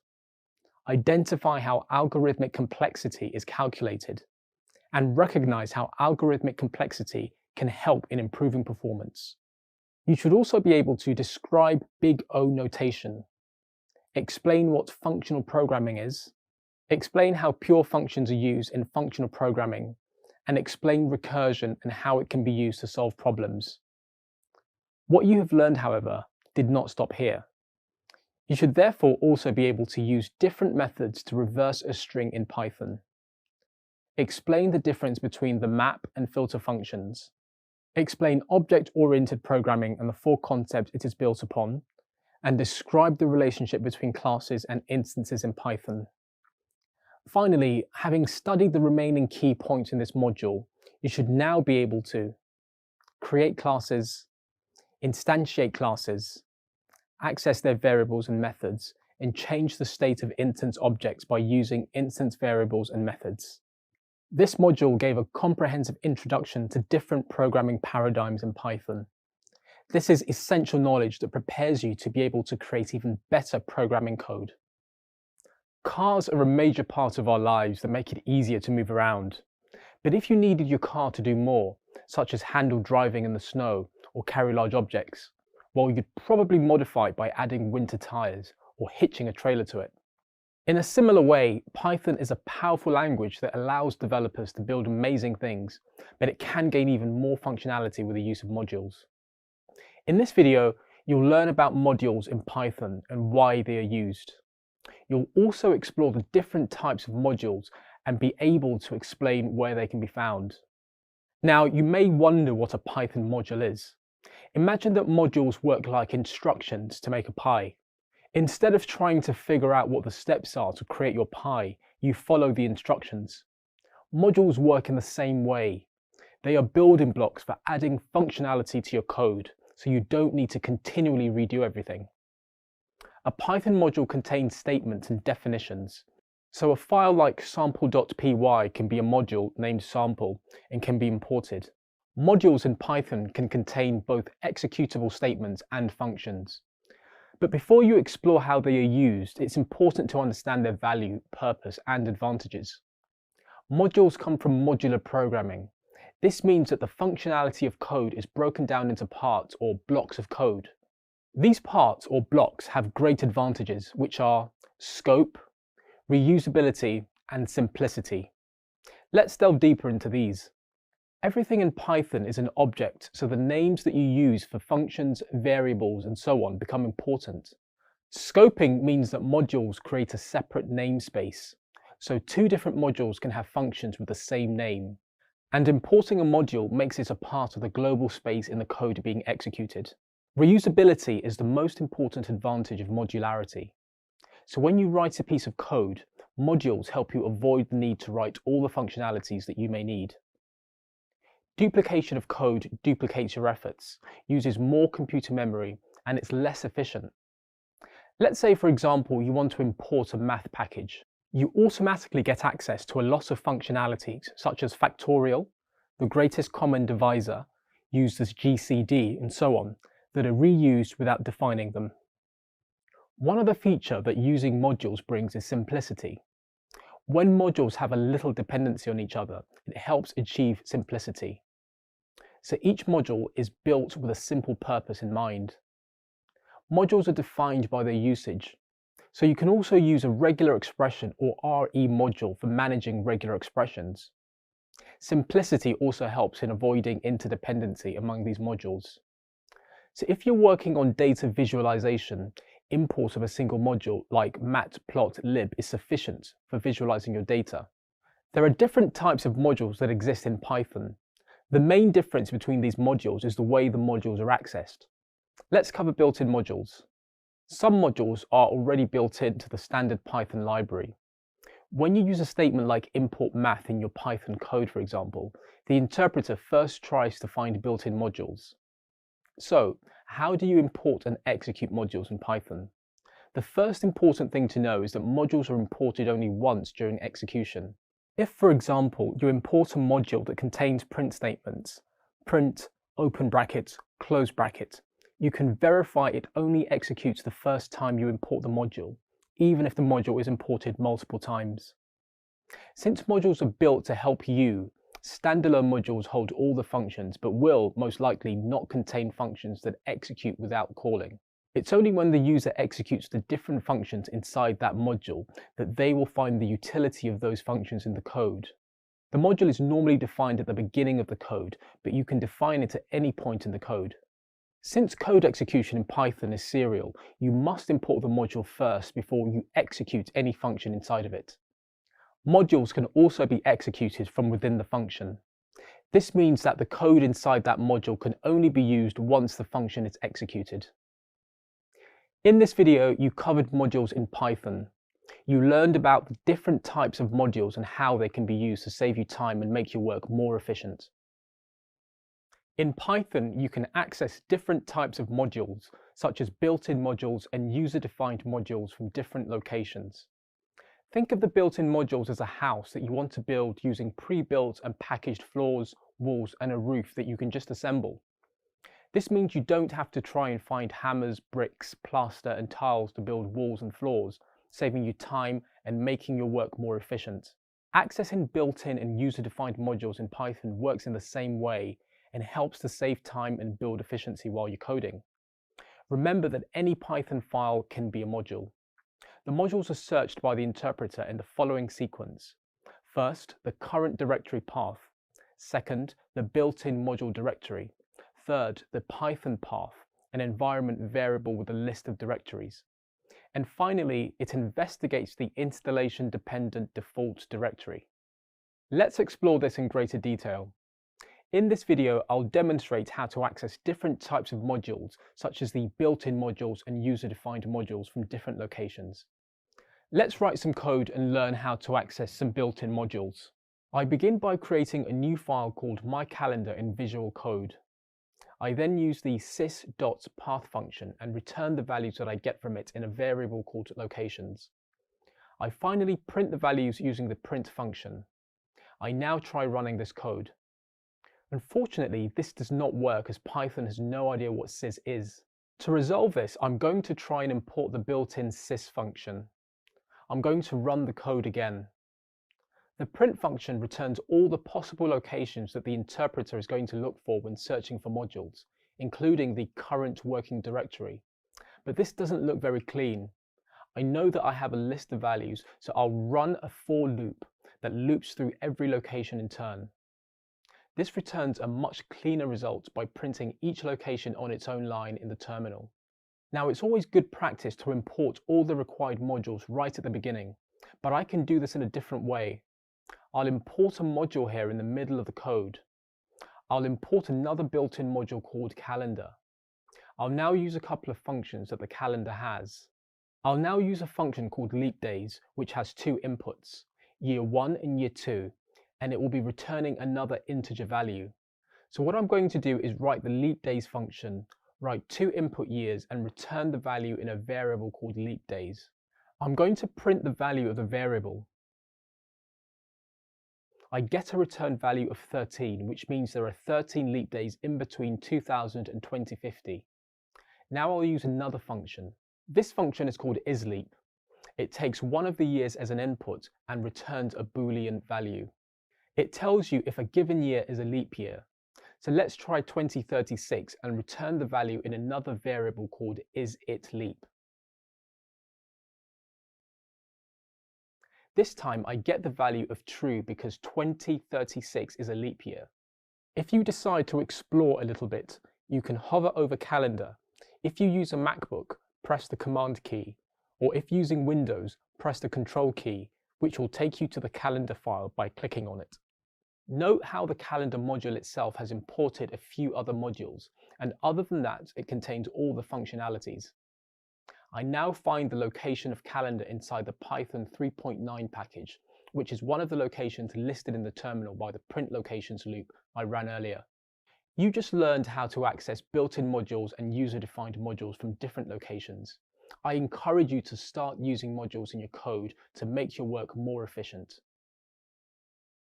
In this video, you will learn how to use import statements for accessing modules from different directories. You will also learn how to create packages from the Python package index using pip. Every Python file, which means any file with a .py extension containing a script, is effectively a module. The check imports file I am currently creating is therefore a module for some of the files. The code that you are working with is generally called the main module. In this case, check imports is the main module present in the current working directory, also called the scope of the project. You can import any Python file that is present in the current scope. For example, I can import the sample.py file by typing import, followed by the file name without the extension. I then click on Run in the top menu. The system returns a message in the terminal pane that the import was successful.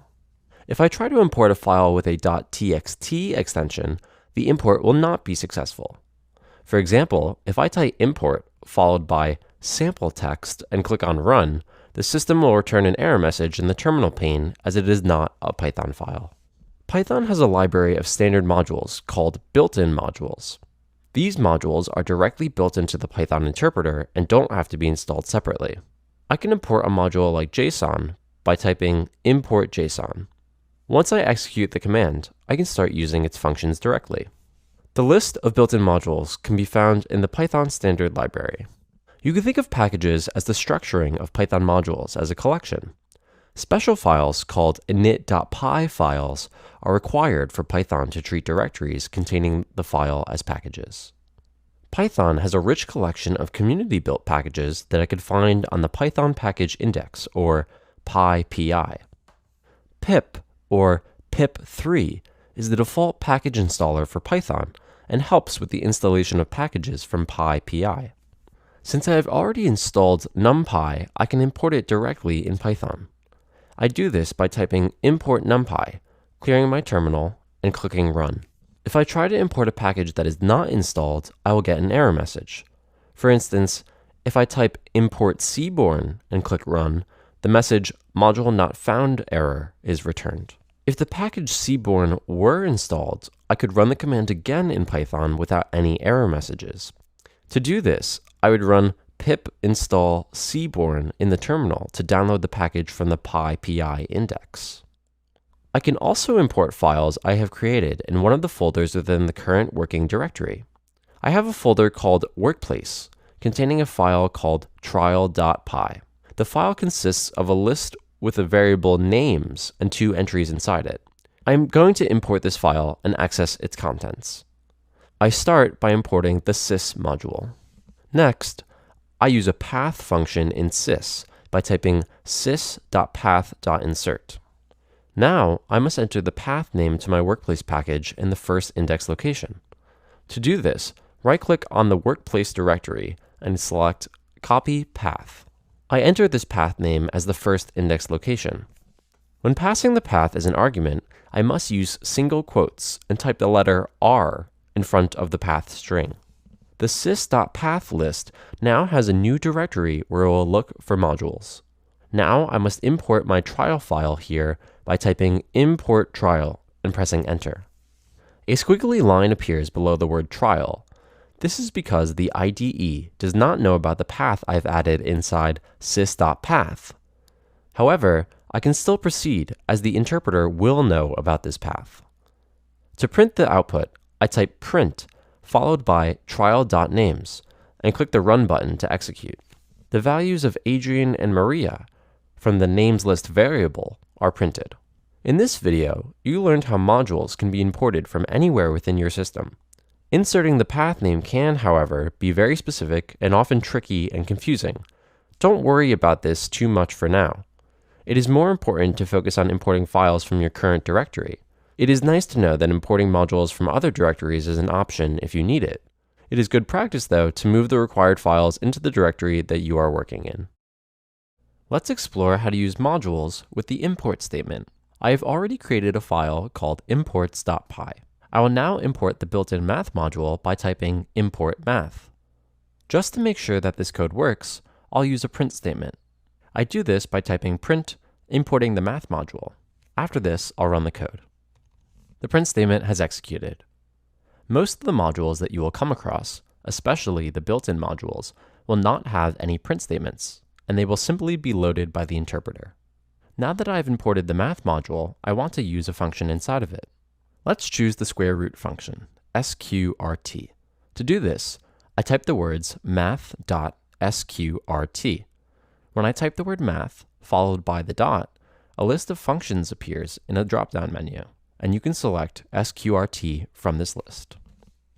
I pass 9 as the argument to the math.sqrt function, assign this to a variable called root, and then I print it. The number 3, the square root of 9, has been printed to the terminal, which is the correct answer.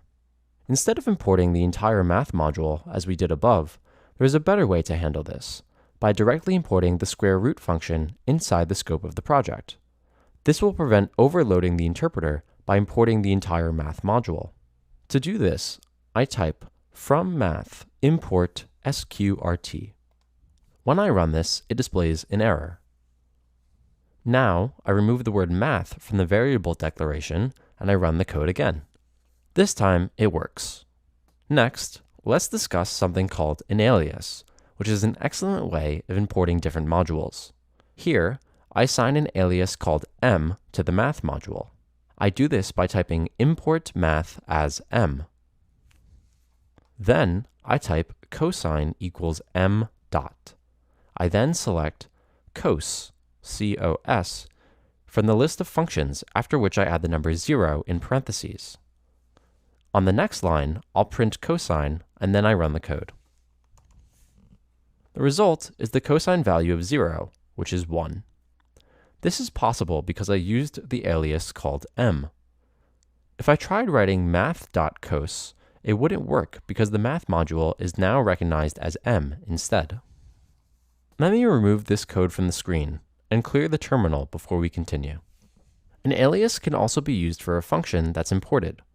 For example, I can type from math import factorial as f to alias the factorial function. Now I assign f of 10 typed as f opening parenthesis, the number 10, and a closing parenthesis to a variable called factorial 10. I'll print the variable and see if it works. When we run the code, we see that it works just fine. Using an alias in this way reduces the effort of typing factorial every time. After I remove the alias, I can import as many functions as I'd like from a given module. I'm going to import log and sqrt. I create a variable using the log function to find the value of log base 10 of 50. I do this by typing x equals log 10 opening parenthesis 50 and closing parenthesis. And again, I print the variable on the next line. And when I click run, I'll see whether or not it worked. Once again, it worked just fine. Now, what if I want to import all the functions inside a given module? I can remove the functions I added earlier and replace them with a star. This basically translates to import all from the math module. When I run the code again, let's see if it works. And it does.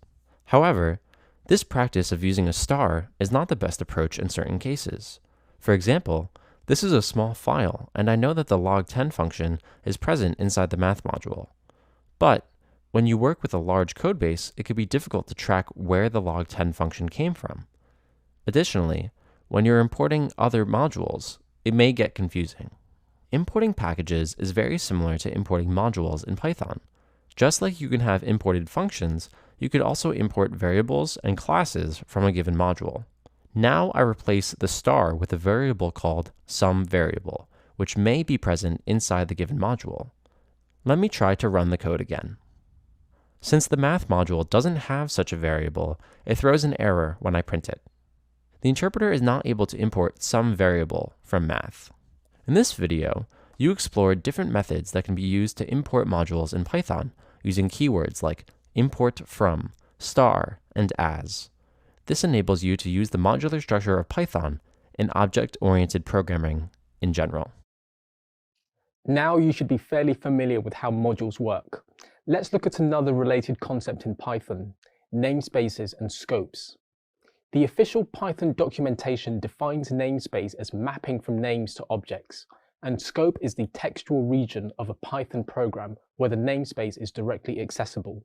At this point, the dictionary, with its key value pairs, serves as the ideal data structure for the mapping of names and objects.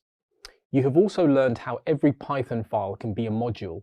You can view the same module as a place where Python creates a module object. A module object contains the names of different attributes defined inside it. In this way, modules are a type of namespace.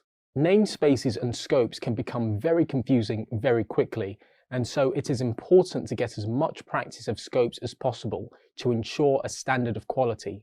There are 4 main types of scopes that can be defined in Python: local, enclosed, global, and built-in.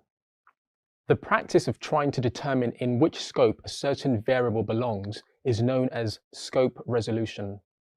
Scope resolution follows what is known commonly as the LEGB rule.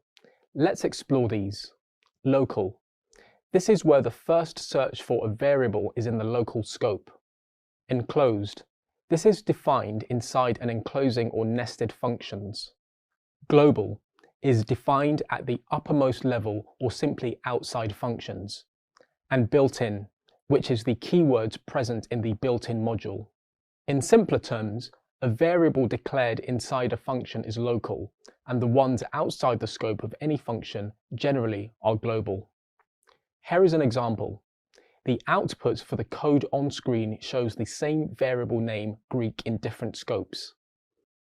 There are 3 possible declarations of the variable. At the global level, inside the function b, or inside the nested function c, which is called from within b. The ID function is used here in the print statements, which returns the identity of the objects. You can make some observations from the output. The ID for the global variable alpha remains same as defined after the code is completely executed. The ID for the local variable beta inside the function b remains unchanged before and after the execution of nested function c. The ID for gamma is assigned only within the scope of the nested function, and the ID for all 3 variables is different even if they all have the same variable name. Variables in Python are implicitly declared when you define them.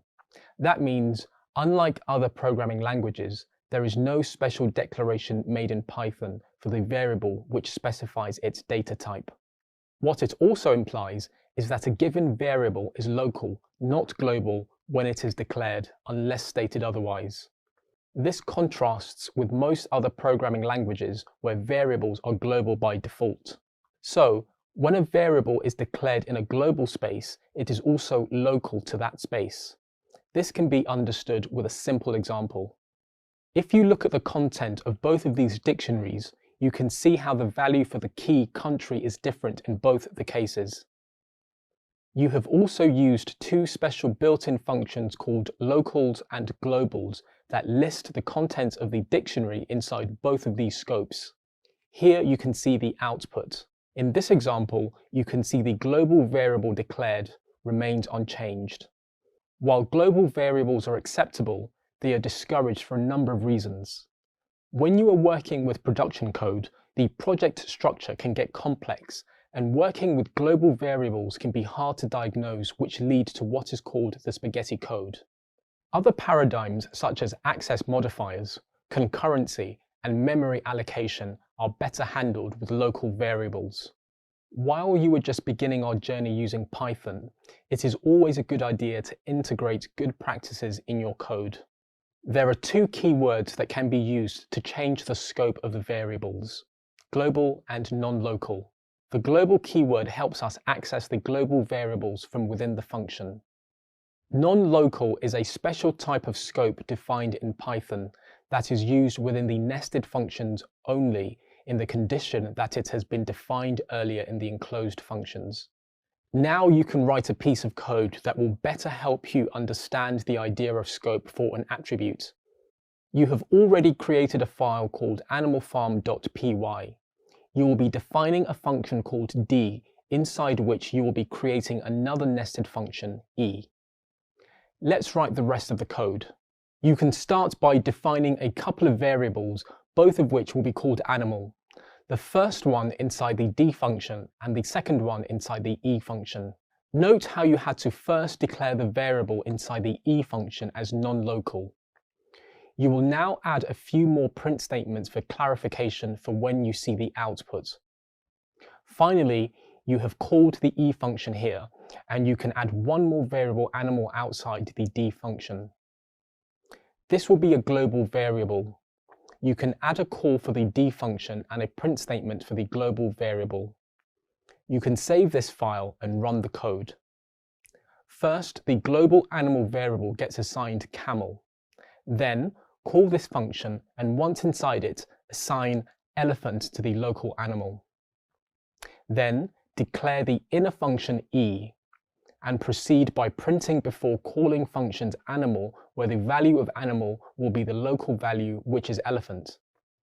Once you are inside the inner function E, you use the non-local keyword to declare that you are going to use the animal variable, and you change the value to giraffe, and here you can see that the print statement will give inside nested function. The value is giraffe, which stays consistent even after you get out of the inner function.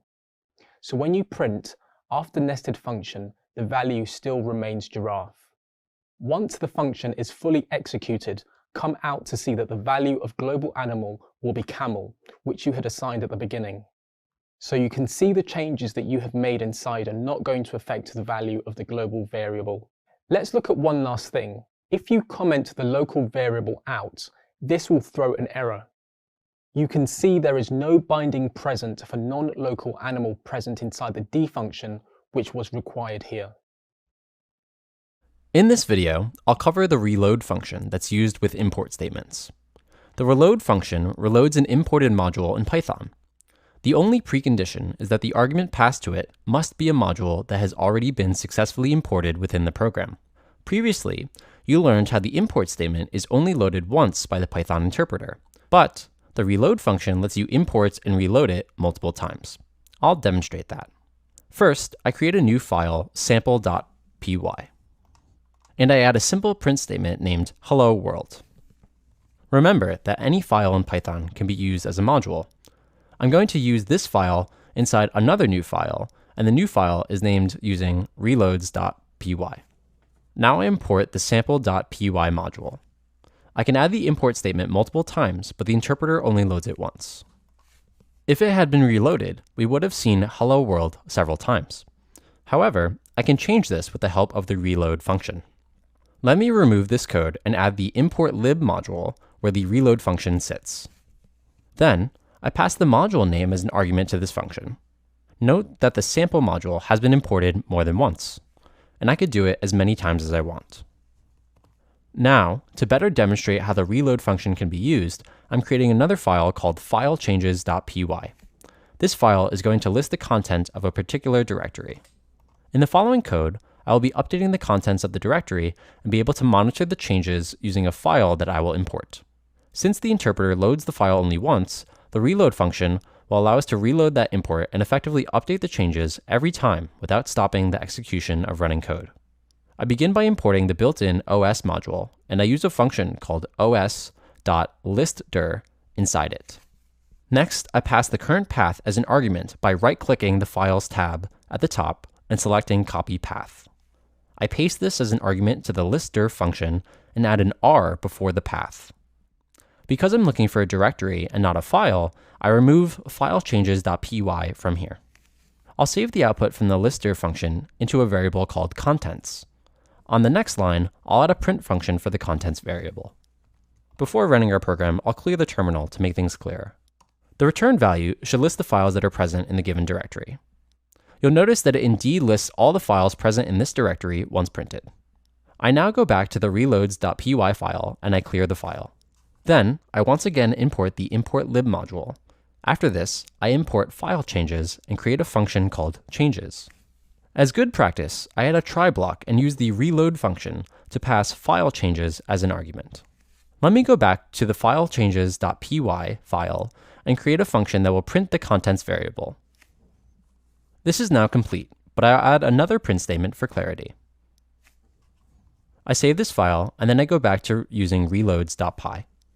I call this function that I just created inside the file changes module, and because I want to make a try block work, I add the except and just pass for now. After this, I execute the code using a for loop. Because I want to do it more than once, I use the range function and call the function that I just wrote. To take some control of the program, I'll add an input statement here. Now the program will execute 5 times, and every time it will load the file changes module and list the contents of the directory. To make it more interesting, I'm creating a few text files inside the directory. Now I've returned to using the reloads.py file to run this code. Note that the content of the current directory is listed here, but I'll now remove the text file called text3.txt. When I execute the code again by hitting enter, you'll notice that the particular text file has been removed. Now, without changing anything else, I'll execute the rest of the code. If I also change the content of filechanges.py, for example, changing the print statement before the file names, I could see the code reflected after I press enter again. As I demonstrated, the reload function can be used for making dynamic changes within your code with the help of import statements. Packages are bundled collections of modules in Python serving a specific purpose. In Python, there are currently tens of thousands of packages to choose from, and in this video, you'll learn about some of the most popular. You can think of this collection of packages like a traditional real-world library. Each package is a book or magazine, and this library gets bigger every day. In programming, a package is a directory or folder, and in the same way, a module is a file or document. You import packages in the same way as a module using the import statement. And like with the import statement, it's important to remember that unless defined correctly, the import serves no purpose. For example, suppose you want to import a package named foo. The import statement on its own will not serve any purpose. It needs to be in a format like from foo import a, where foo is the package and a is the module containing the functions you want. Exploring the package's directory structure or referring to code blocks online can save time. To work with packages in Python, it's important to know that pip is the default package manager, and Python Package Index, or PyPI, is the package index where you can find and publish packages. Python has an extensive collection of packages. As a developer starting out, it can be overwhelming, but it's important to understand what Python is most widely used for today. The major application areas for Python are data science, AI and machine learning, web frameworks, application development, automation, and hardware interfacing. With this in mind, packages can be grouped into categories. For example, built-in packages, data science, machine learning and AI, web and GUI development. Let's explore each of these briefly now, starting with built-in packages. These are packages that don't need to be installed separately and can be used as soon as you've installed Python. Almost every project uses one or more of these built-in packages, so it's worth getting to know them well. The most popular ones are OS, sys, CSV, JSON, importlib, re, math, and itertools. In the world of data science, the most popular Python packages are NumPy, SciPy, NLTK, and Pandas. These are all used for data exploration and manipulation. Other packages like OpenCV and Matplotlib are used for image processing and data visualization. Within the world of machine learning, or ML, and artificial intelligence, or AI, the most popular packages are TensorFlow, PyTorch, and Keras. PyTorch and Keras are currently the most popular for deep learning and neural network implementation. There are other packages such as SciPy, scikit-learn, and Theano. Choosing which package to use will depend on the scale and scope of the project and how familiar you become with the package in question. Okay, let's move on to web development. Python today is primarily used for ML, AI, and web development. The most popular packages are Flask, which is a lightweight micro framework, and Django, which is a full stack framework. Other popular web development packages include CherryPy, Pyramid, Beautiful Soup, and Selenium. There are also other packages for robotics, game development, and other specialized domains. For any domain you want to work in, you'll find several Python packages relevant to it. While no one package may be a perfect fit for your current project, the open source community of Python developers is working relentlessly to fill the gaps. As a beginner Python coder, most functions you need will be met by one package. To continue expanding your knowledge of Python packages, you should think of a project you'd like to create and experiment with the packages I've mentioned in this video. In this video, you learned about packages in Python. You covered built-in packages and some of the most popular packages in use today. Python is one of the best languages to use for various data science projects and applications. In this video, you'll learn about some of the commonly used Python libraries in data analysis and data science. The last decade has seen exponential growth in all data science areas.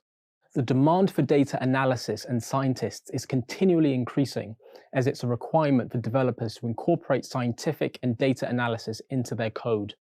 Python has emerged as one of the most popular languages with data scientists. One of the main reasons for its popularity is the large number of different open source packages. These have been developed by thousands of contributors collaborating to provide free, usable resources. Many packages are top-rated because they are efficient and provide outstanding functionality. In no particular order of preference, these packages include NumPy, SciPy, Matplotlib, and scikit-learn. As an example, scikit-learn is used for predictive learning and is built on top of other popular packages. It consists of various supervised and unsupervised machine learning algorithms for classification, regression, and SVMs. Modeling data is the primary focus of this library, and it provides popular models such as clustering, feature extraction and selection, validation, and dimensionality reduction. Pandas is an acronym for Python Data Analysis, and this is a data analysis and manipulation tool. It's used primarily for working with datasets and provides functions for cleaning, analyzing, and manipulating data. Using it, I can compare different columns and find the arithmetic mean, max, and min values.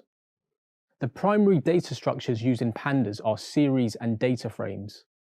While series are single-dimensional and can be compared to a column in a table, data frames are multi-dimensional and can potentially store tables efficiently.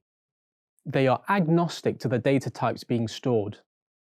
Pandas' most common applications are reading CSV files and JSON objects and using them within Python code for faster retrieval. Pandas are known to bring speed and flexibility to data analysis. Pandas library is normally imported by the code import pandas as PD. NumPy stands for Numerical Python and is a powerful library forming the base for libraries such as scikit-learn, SciPy, Plotly, and Matplotlib. Python scientists use the abilities of NumPy especially when working in scientific domains such as signal, image processing, statistical computing, and quantum computing. NumPy carries out the calculations needed for algebraic areas such as Fourier transforms and matrices. The backbone data structure in NumPy is called ND-array or n-dimensional array, which substitutes the conventional use of lists in Python and is a much faster solution than lists. The dimensions in NumPy are called axes, and the number of such axes is called a rank. Conventionally, NumPy is imported with import NumPy as NP. Matplotlib is the visualization library used in Python. It can be used to create static, interactive, and animated visualizations. Many third-party tools such as ggplot and Seaborn extend the functions of Matplotlib. These functions are located inside the pyplot subpackage. Matplotlib is imported with import matplotlib.pyplot as PLT. An example such as libraries 2.0 uses the Matplotlib and NumPy libraries to, for instance, display a graphical representation of students in a class or the distribution of their scores. To recap what you've learned in this video, you should now know about the most commonly used Python data analysis and data science packages. Artificial intelligence, or AI, is broadly about making machines think like humans. Data science primarily focuses on the management and exploration of data, which may include media such as text, audio, images, and video. Machine learning, or ML, is a subsection of AI and deals with algorithms for training and generating insights from data. Many fields utilize machine learning. Some of the most widely used areas are natural language processing, deep learning, sentiment analysis, recommender engines, computer vision, and speech recognition. With the amount of text, image, and video data available today, data science and AI in particular are in greater demand than ever. Python is one of the most popular languages used in these domains. The reasons are syntactical efficiency and readability, flexibility with different languages, frameworks, and operating systems, a welcoming and large community of developers, ability to build ML models without having to understand the intricacies, user-friendly debug and testing tools, and modular structure. These all promote the development of many primarily open source libraries and frameworks. It's important not to get confused with the terms, packages, library, and frameworks. A package is a collection of modules, and both library and framework are often used interchangeably with packages.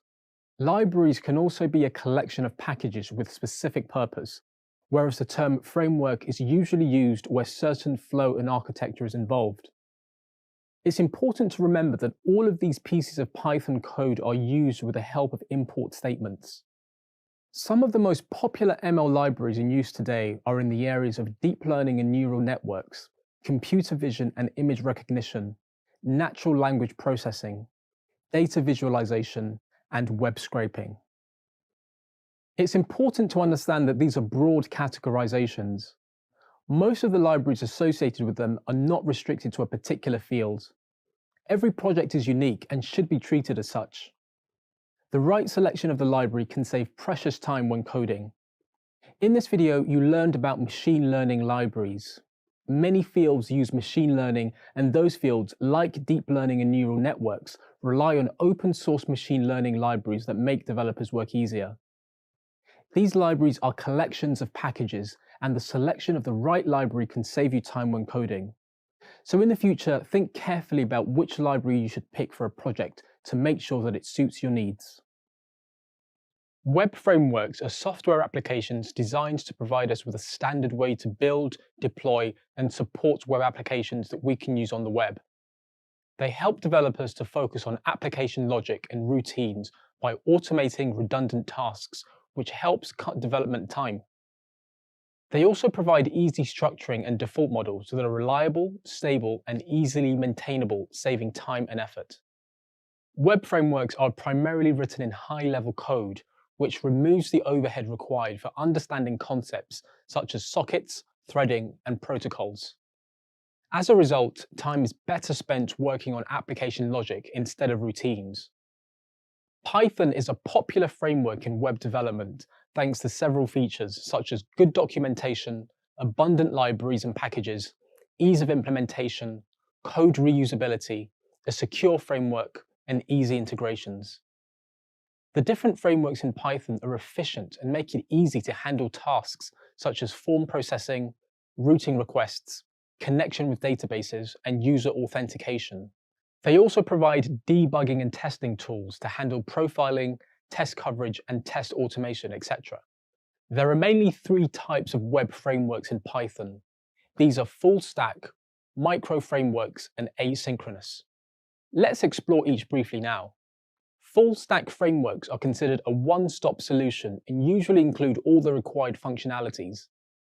This can include form generations and validators, template layouts, HTTP request handling, WSGI interfaces for connection with web servers, and database connection handling. Some of the most popular Python frameworks are Django, Web2Py, and Pyramid. Micro frameworks are a lighter version of full stacks that do not offer as many patterns and functionalities. They are usually used in smaller web projects and building APIs. Flask, Bottle, Dash, and CherryPy are some of the popular micro frameworks. As the name suggests, asynchronous framework types are used to handle a large set of concurrent connections. They are mainly built using async.io networking libraries. Growler, AIO HTTP, and Sonic are some of the names you'll encounter. Choosing a framework can depend on many factors. This can include things like available documentation, scalability, flexibility, and integration. While this categorization is pretty broad, it's important to remember that each framework in Python has its own unique set of features and functionalities. This can make certain frameworks more suitable than others for a specific project. Two of the most widely used are Flask and Django. Let's explore each briefly now. Django is a high-level framework that encourages clean design and rapid development. It's a full-stack framework that's rich in features and libraries. It's secure and has templating systems and third-party support. It primarily gained popularity due to its rapid deployment speed. You can quickly build scalable apps without extensive knowledge of low-level programming. Flask is a micro-framework and better used for smaller projects. It's easy to learn, simple to use, and has a large library of add-ons. In this lesson, you learned about web frameworks and the different types. You also learned about the different web frameworks in Python, such as Flask and Django. Testing is an essential component in quality assurance that ensures our software, applications, and websites work as expected. For example, suppose you've built your own website and it has a few hundred visitors every day. One day, an article you've published goes viral. Suddenly, 1 million people are visiting your site and the website crashes. Another scenario is online forms. We've all faced situations where we fill out a form and a prompt appears telling us that we have made a mistake. For example, accidentally entering letters in space provided for credit card numbers or missing special characters in passwords. This type of data validation is even more critical, especially in the domains of banking and finance. In this video, you'll learn about testing and its importance in the software development lifecycle. But what exactly is testing? Well, software testing is a process of evaluating and verifying the various software applications and products in terms of performance, correctness, and completeness. It helps identify bugs, gaps in the product, defects, and missing requirements with set expectations. In the early days of computers, software developers relied heavily on debugging, a process for removing and detecting potential errors. After the 1980s, as software grew in size, several different testing types and products also grew in parallel, depending on the requirements. Testing was primarily done in the later stages of the software lifecycle. Now it's evolved to be integrated at the early stages as well. The efficiency of any testing type is dependent on how well written it is. The ideal testing scenario is to have the least tests written to find the largest number of defects. While software testing is important in any scenario, the real test of the product comes when it's launched to market. There, it's judged by stakeholders and users. We live in the internet age. Products with bugs, especially in the early stages, make consumers lose interest very quickly as many alternatives are available. This is where testing plays an important role, and here are a few reasons why it can help. Testing helps detect poor designs, change inefficient flow or functionality, address scalability concerns, and find security vulnerabilities. Testing helps provide A/B testing to find the best suitable options, address compatibility with platforms and devices, provide assurance to stakeholders, and a better experience for end users. There are a few good practices that must be followed in testing to achieve optimal results. Test code allowing reusability of tests. Tests must be traceable to the requirements set. Tests written must be purpose-driven, efficient, and allow for repeatability. These testing techniques can then follow a procedural approach according to the type of testing used. The testing lifecycle in general can be broadly described as planning, preparation, execution, and reporting. The steps involved in achieving this can include writing scripts and test cases, compiling test results, correcting defects based on them, and generating reports from our test results. Okay, so you've already learned about test cases. They are a general set of actions containing steps, data, pre- and post conditions written for a specific purpose. This purpose can improve functionality, flow, and finding defects. A well-written test case eventually provides good coverage, reusability, better user experience, reduces costs, and increases overall satisfaction. As the tech industry is ever growing, several testing categories, types, tools, and products have evolved, which are tailored to best meet the requirements of the software in question. For example, a web page will have different testing needs than an Android-based game. Even among web pages, a social media page will differ from one, say, from financial management. Testing can be categorized by several different factors. For example, depending on the amount we know about the internal implementation, we can call it black box or white box testing. There are also many testing types used in practice. These include compatibility, ad hoc, usability, and regression testing. Don't worry too much about these terms for the moment. You'll learn more about them later. For now, I just want you to know that with testing, there is no one-size-fits-all solution. When testing products, it's also important to understand when to stop, as no application will ever be 100% perfect. Otherwise, a developer may feel the product is well tested, but realize it's full of bugs and flaws as soon as it's released to the end users. A few metrics can be established for this purpose, given that there are well-written test cases in place. These include a certain number of test cycles, passing percentage of test cases, time deadlines, and time intervals between subsequent test failures. Testing in software development can be seen as the anchor of a ship or insurance for your vehicle. You can hope that everything operates smoothly, but often it does not. And while you can aim for perfection, there is always potential for human error.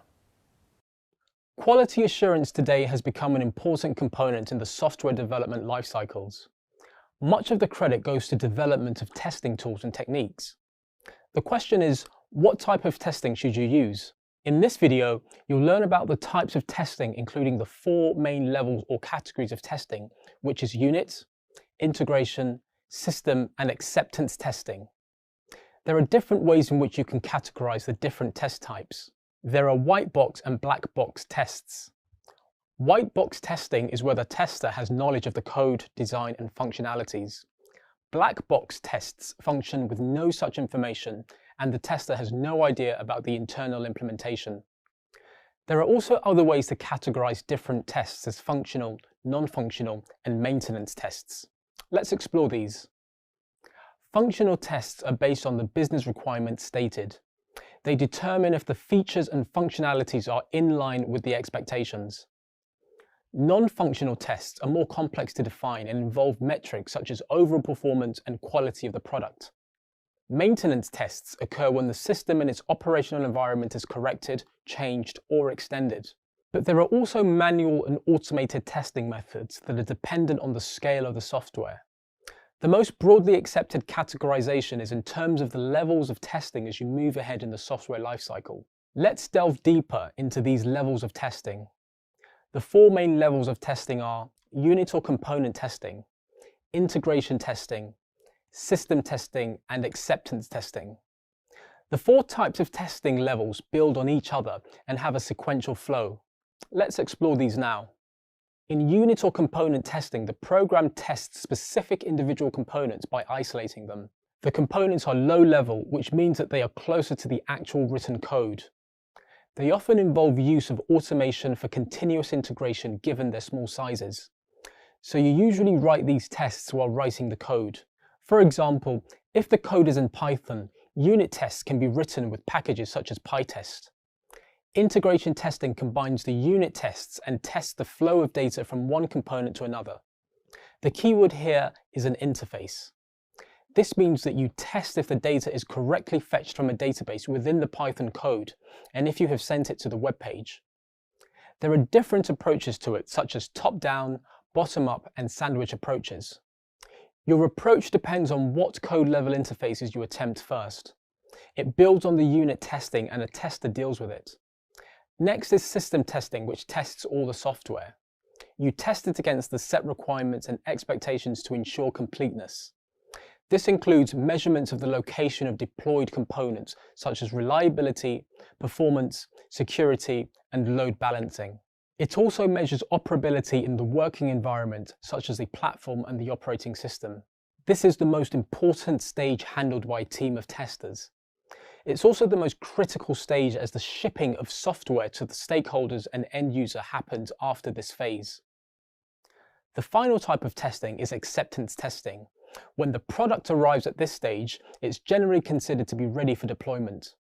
It's expected to be bug-free and meet the set standards. The stakeholders and a select few end users are involved in acceptance testing. It normally involves alpha, beta, and regression testing. One way of approaching this is to give pre-written scenarios to the users. You use the results for improvements and try to find bugs that were missed earlier. All the different testing levels are designed to optimize software at different stages. The key to testing is testing early and testing frequently. While each of the testing phases is important, early detection saves time, effort, and money. As the code gets increasingly complex, mistakes become harder to fix. It doesn't necessarily mean that unit testing will happen only at the beginning and acceptance at a later stage. There are many testing cycles where these levels are approached iteratively. A typical example is the Agile model. Here you release different versions of the product iteratively, and you perform acceptance testing every few weeks. In this video, you learned about some of the types of testing, such as unit testing, integration testing, system testing, and acceptance testing. It's important to remember that the purpose of these testing methods is to build a systematic approach for testing and identify faults and improvements as early as possible. This results in improved overall performance and experience. Well done. With advancements in technology, an increasing drive is towards code automation. In this video, you'll learn about test automation packages and the importance of automated testing. In the past, machines have substituted human effort in making goods, which helps us save both time and effort. In programming, the tests chosen for automation are the ones that have high repeatability and volume, predictable environment and data, and determinant outcomes. There are a number of testing types that can be automated. These include unit, regression, and integration. An ideal test code must form a bridge between the programming calls and the test cases. Python does a fine job in achieving this in addition to its clean, concise way of coding. There are some well-written frameworks in Python, and some are more well accepted than others. The ideal steps involved in test automation are usually preparing the test environment, running the test scripts, and analyzing the results. Okay, let's now examine some important Python testing frameworks that have grown in popularity over the years. First, let's explore the built-in testing package, PyUnit or Unitest. The Unitest framework supports test automation, independent testing modules, and aggregation of tests into collections. The first is PyTest, a native Python library that is simple, easy to use, and reasonably scalable. PyTest will be demonstrated later in this course. It can handle several functional test types such as unit, integration, and end-to-end. There is support for parameterized testing, which enables us to execute unit tests multiple times with different parameters passed. It can run parallel tests and generate HTML, XML, or plain text reports. You can also integrate it with other frameworks like PyUnit and Nose2, and web frameworks like Flask and Django. While primarily used with testing APIs, it's also well used with UI, database connections, and other web applications. Easy creation and quick bug fixes are why PyTest is the most popular testing framework for automation. Next is Robot, which is popular primarily for its keyword-driven development capabilities. These keywords are used in test cases and can be predefined or user-defined. Robot is very versatile and used for acceptance testing, robotic process automation or RPA, and test-driven development. It can be used for many domains including Android, APIs, and mainframes.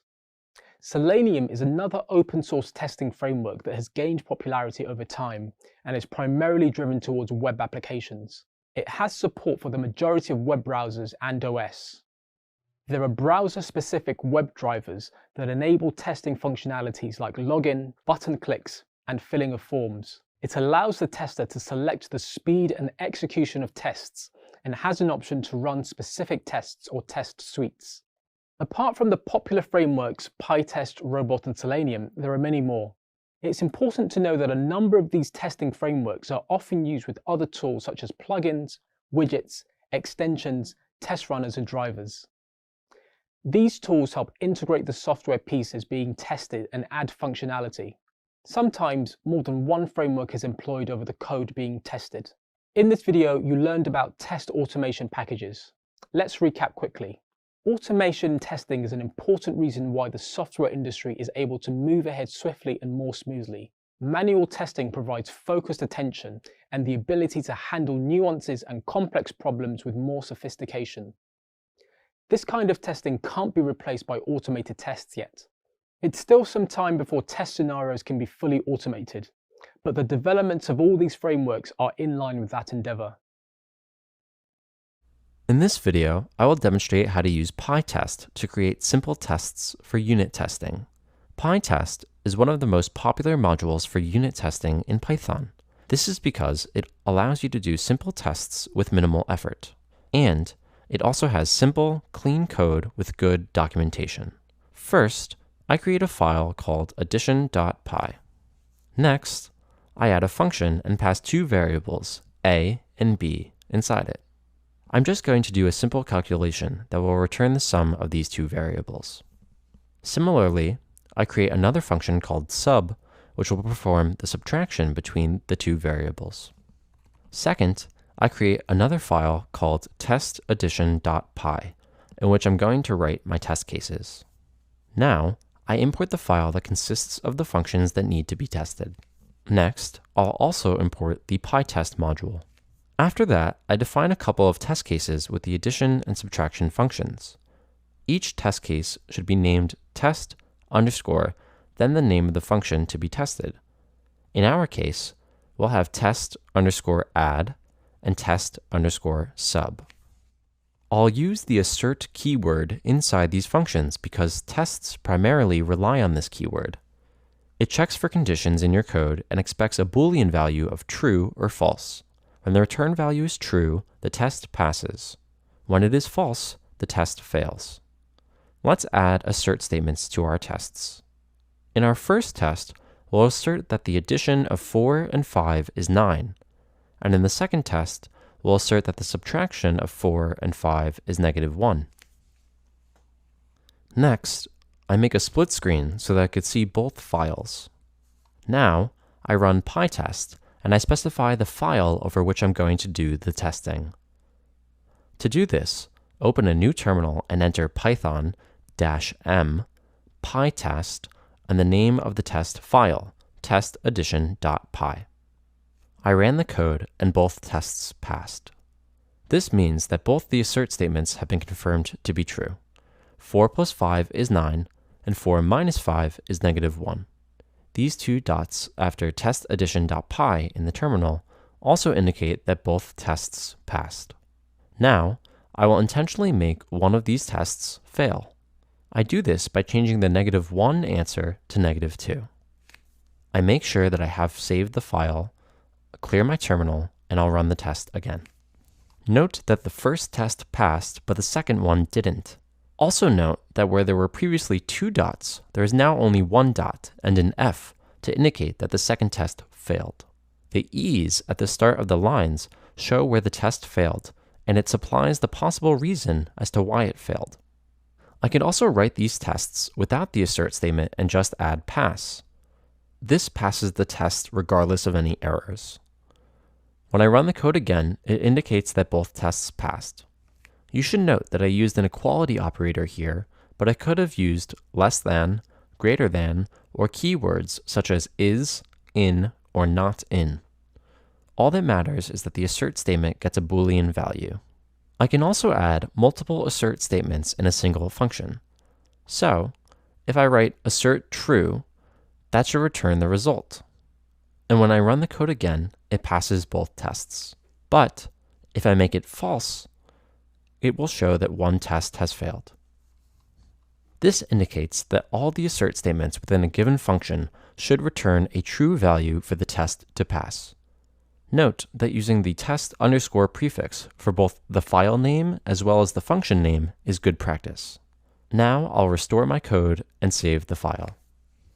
If I want to run my test over a specific function, I just add a double colon at the end of the file name, and then I write the function name. I'll clear my terminal first, then run my code. Note that only the function I specified has run. Congratulations! You now know about simple functions.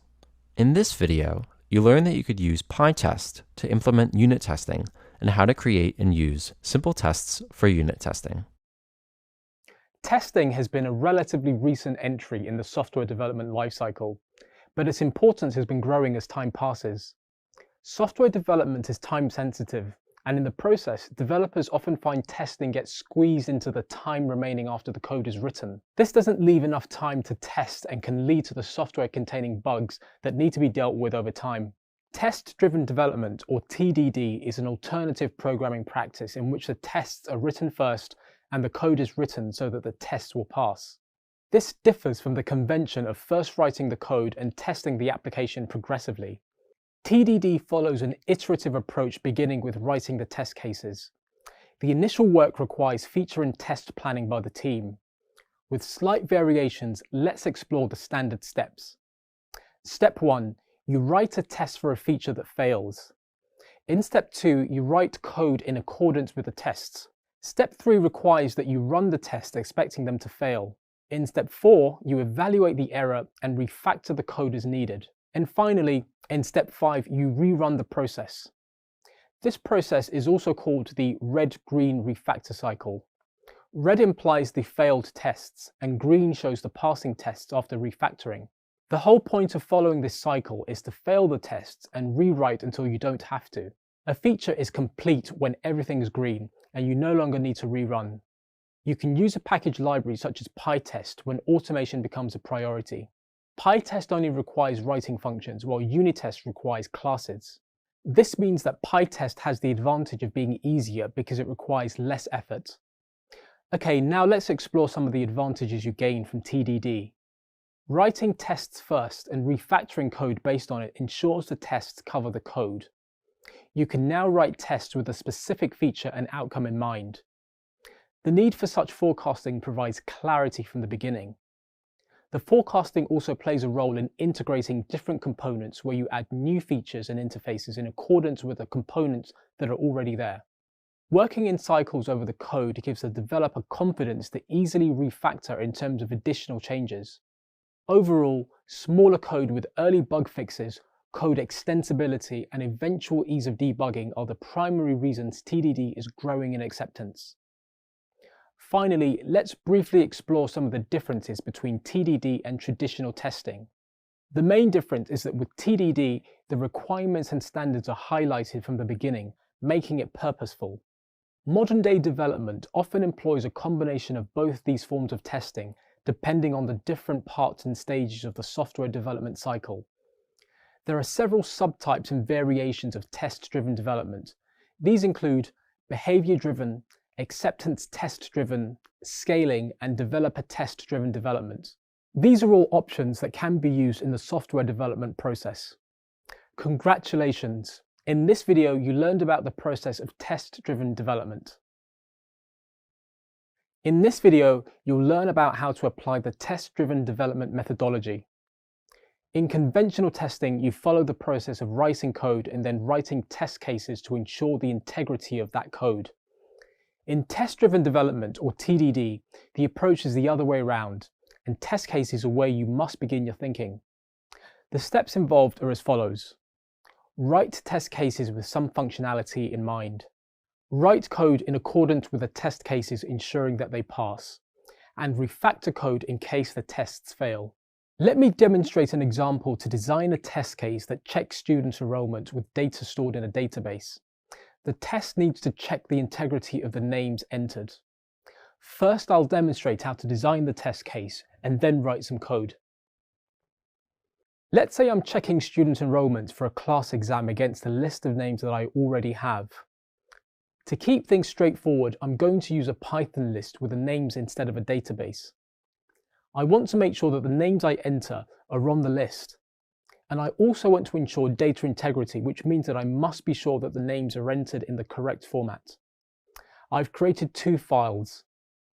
The first is test_find_string, which is my testing file. And the second, find_string, is my main file. I already have the PyTest package installed. And because this is test-driven development, I'll write my test function first. I begin by importing a curses module that will help me check the ASCII characters that are present. Then I import the PyTest module, as well as the find_string module, which is my main file. I define a function named test_isPresent, and I add an assert statement to check if the isPresent function works, because I'm going to use it to validate my data entry. Contrary to the conventional approach of writing code, I first write test_findstring.py, and then I add the test function named test_isPresent. In accordance with the tests, I create another file named filestring.py in which I'll write the isPresent function. I define the function named isPresent and I pass an argument called person in it. Then I make a list of names written as values. After that, I create a simple if-else condition to check if the passed argument is present inside the list. So the function called isPresent will check if the name passed is present in the list. Let me test my code. Note that the test has passed because the name Al is in the list. But this doesn't ensure the integrity of entries I may add. For example, I might not want numeric characters in the names. To address this issue, I write another function named test_noDigit. I'm going to update some of the code in my main program, findstring.py, in accordance with the newly added test. To do this, I create a function called noDigit that matches my test. And again, I create a simple if-else condition. I run the code and you'll note that one of the tests have passed and the other one has failed. So the name Al passed because it's on the list of names, but the value of N7 didn't pass because it contains a numeric character. I could also add more test cases and modify my code so that it's suitable for the test cases, and I can repeat the cycle until I have no more failed tests. Congratulations, you've now explored the test-driven development methodology. You've reached the end of this module on Python modules, packages, libraries, and tools. Great work. During this module, you learned that Python is a powerful language that allows you to build amazing things. But it can gain even more functionality with the use of modules, libraries, and tools. You may remember that we started with modules and learned that they are the building blocks for adding functionality to your code, so you don't need to continually redo everything. Next, we explored some of the commonly used Python libraries in data analysis and data science.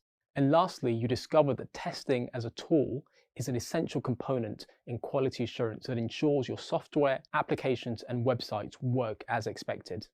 It's now time to recap the key lessons you learned and the skills that you gained. With that in mind, let's summarize the key points you learned in this module. You should now be able to explain what modules are in Python and why they are used. Identify the different types of modules and explain where they can be found. Explain how to access built-in and user-defined modules from different locations, and use import statements to access modules from different directories. You should also be able to create packages from the Python package index using pip, write modules using import statements, and explain and use the reload function in Python. You have now learned that Python has an extensive collection of packages and should be able to describe typical module use cases, differentiate between built-in and user-defined Python packages, list some popular Python packages, and list some common Python libraries used in data analysis and data science. In the module, you also learned about libraries, frameworks, and testing. You should therefore also be able to recognize popular Python libraries used in machine learning and artificial intelligence, explain big data and analysis with Python, define Python web frameworks, and list different types of web frameworks, describe testing and explain the different types of testing, list 4 main levels or categories of testing, describe testing packages in Python such as PyTest, Selenium, Robot, and explore the importance of automated testing. And you should now be able to explain test-driven development, TDD methodology, and list the features of test-driven development. This module was an introduction to Python modules, libraries, and tools. This knowledge enables you to extend the ability of your programming code. In this course, you were introduced to the foundations of Python development. Let's do a brief recap of what you covered. Module 1 was getting started with Python. In this first module, you learned about the different ways developers used Python in the real world and discovered the rationale for the existence of Python. You checked out your hardware and software by running Visual Studio Code and carrying out operating system environmental checks, identifying any required dependencies. You explored variables and data types and worked with strings, casting, and data files. This led you to the section on control flow and conditionals, where you got to use Python operators and build looping and flow controls into your code. In Module 2, you moved on to some core programming skills with Python, including exploring functions and data structures, scopes, lists, tuples, sets and dictionaries, and quargs. With all that coding built, it was time to check for errors. You finished Module 2 by examining errors, exceptions, and file handling and considering approaches to error handling. Nearly halfway through the course on Module 3, you discovered all about the paradigms of functional and object-oriented programming and associated logical concepts. You also had an introduction to algorithms and to Python classes and instances. Nearly at the course end in Module 4, you learned how you could boost your coding environment by using modules, libraries, and tools in Python. You also learned about the different types of testing and how to write a test. Well done on completing this course recap. It's almost time to put your knowledge to the test in the graded assessment. Are you ready to display all your Python abilities? Congratulations on completing the Programming in Python course. You've worked hard to get here and acquired a lot of important skills during the course. You should now have a great foundation of back-end web development skills. This is the base for you to continue building on in the future. And you've also demonstrated your skill set in the graded assessment. Following completion of this first course, you should now be able to complete basic programming with Python, distinguish between the programming paradigms of procedural, functional, and object-oriented programming, demonstrate how to use modules, packages, and libraries, and work within a test-driven development environment. So, what are the next steps? Well, this is one course in the Backend Developer Professional Certificate. While you've established a good foundation so far, there's still more for you to learn. So if you've enjoyed this course and want to discover more, why not enroll in the other courses? Throughout each of these courses, you'll continue to develop your skill set. Whether you're just starting out as a technical professional or student, this project will equip you with the knowledge of back-end development practices as used in many business areas, such as web development, artificial intelligence, machine learning, data analytics, and many other applications. You'll have written a portfolio of Python code that will demonstrate your skills to potential employers. This shows employees that you are self-driven and innovative. It also speaks volumes about you as an individual and your drive to continue your growth. Once you've completed all the courses in this certificate, you'll receive a Coursera certification for back-end developer. These certifications provide globally recognized and industry-endorsed evidence of mastering technical skills. Congratulations once again on reaching the end of this course. It's been a pleasure to embark on this voyage of discovery with you. Best of luck, and do continue to follow your learning journey. Welcome to the next course in Database Engineering. The focus of this course is on database clients. Let's take a few moments to review some of the new skills that you'll develop in these modules. You'll begin the module by learning about the MySQL Python connection, and you'll learn about using pip to install packages or software. You'll then learn how to install a front-end Python client and connect it to a back-end MySQL database. You'll then explore how to establish communication between Python and MySQL to perform CRUD operations. Once you've established a connection, you'll then access a cursor object. Once you access the cursor object, you'll create a MySQL database and table using Python. You'll then learn how to commit changes in a MySQL database using Python. In the third and final lesson of Module 1, you'll explore the concept of a cursor in a MySQL database. You'll learn how a cursor works in Python and MySQL. You'll also review the key characteristics of cursors and discover that they're read-only, non-scrollable, and asensitive. You'll then learn that the cursor class is used to translate communication between Python and a MySQL database. And you also learn how to identify different cursor classes. And you'll also review the basics of interleaving requests. The second module focuses on performing create, read, update, and delete, or CRUD, operations in a MySQL database using Python. You'll start the module by learning how to create and read records in a database. You'll review the steps for this process and discover how Python communicates with a database to carry out these actions. You'll then explore how to perform MySQL update and delete operations using Python, and you'll learn how to commit the changes to the database. You'll then complete this first lesson by performing a series of lab exercises in which you demonstrate your ability to carry out CRUD operations in a MySQL database using Python. In the second lesson of Module 2, you'll review advanced queries in a MySQL database using Python. The first of these queries involves filtering and sorting data in a MySQL database using Python. You'll recap the basics of MySQL filtering and sorting techniques from earlier courses and learn how these same techniques are applied to Python.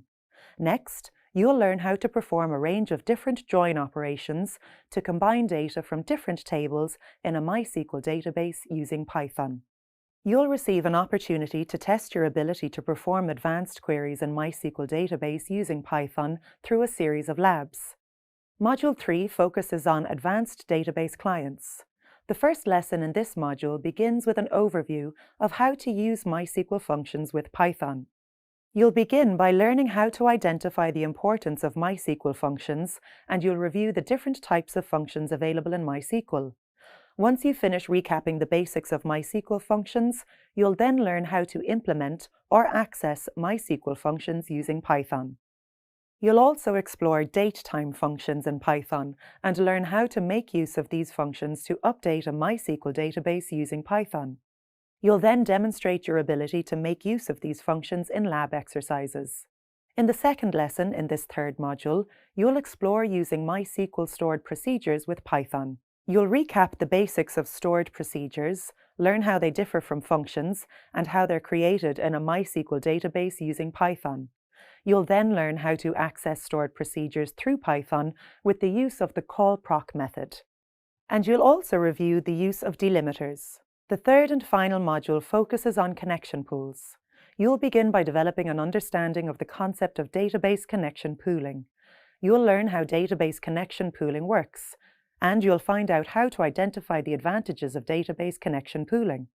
You'll then review the steps for creating a connection pool for a database, including the process for implementing the MySQL connection pool module. You've reached the end of this course introduction. It's now time to begin the next chapter of your database engineering journey. Good luck. There have been instances in my career where they were interdependent and I had to release them both at the same time. And so the only solution was to release code in the middle of the night when we had the lowest traffic and hope that for the 5 minutes we were down with one while the other one was updating, that only a few users ran into the issue. And sometimes it's the only thing you can do.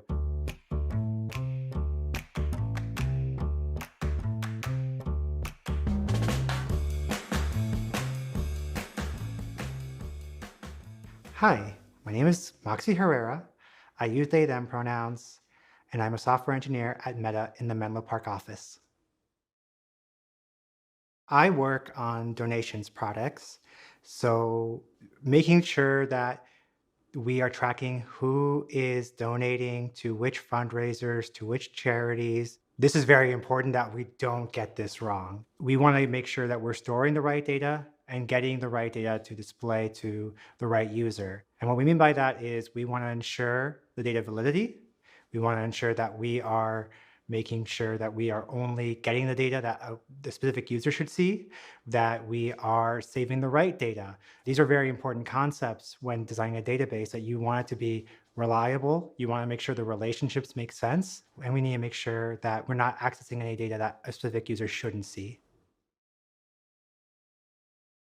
The integrity and quality of a database and its design is one of the first and primary steps to ensuring that our data is protected, our data is being stored in a safe way, and our users can trust that their data is not being mishandled. This requires us to have a well-designed database that is thoughtfully thinking about the different relationships that data can have with each other, as well as having some plan for changes in the future.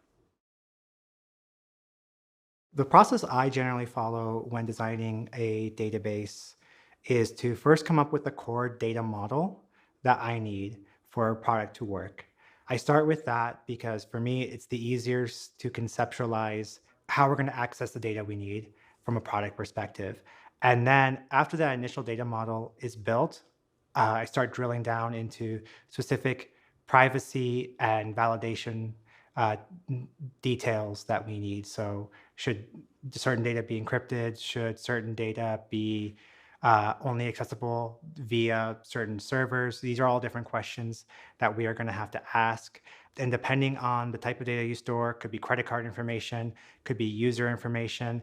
There's going to be even more checks that you're going to have to integrate into your database and database design in order to accommodate that. The core considerations for a well-designed database at Meta are to first and foremost respect user privacy and user safety. A user should know where their data is and have access to it, and that they should know that it's not being used in any products that they are not comfortable with. The other thing we need to ensure is scalability. It does not matter if you have a really well thought out data model if it cannot scale up with the billions of users that Meta products see every day. I think one of the most common challenges when you're working with a database isn't the initial time you built the database, because you have this concept in your model of a relationship, and then something comes along and changes it. The first thing to do is really be thoughtful about how you can change your database in the future, how it will scale not only with volume of users, but with types of products. The other thing that is very important to think about is how to modify an existing database. This is going to be a very challenging thing, and the majority of the work around databases is a lot of this stuff. We have this old data model, it doesn't suit our needs today. We're going to overcome this, and that requires just a lot of thinking and planning on your part, how to migrate the data. These are big tasks that take time to kind of figure out, but that is some of the ways that you become better at managing database and building better data models in the first place. As a database engineer, you're going to have access to a lot of data, and you really need to keep in mind how integral that is to user trust or the trust of anyone trusting you with this data. Even if you think it's kind of trivial data, there's a lot of trust being put in you to make sure that you're being responsible. I really want you to walk away knowing that database design, database engineering is critical to the overall product experience and integral to user trust in the product that you're building.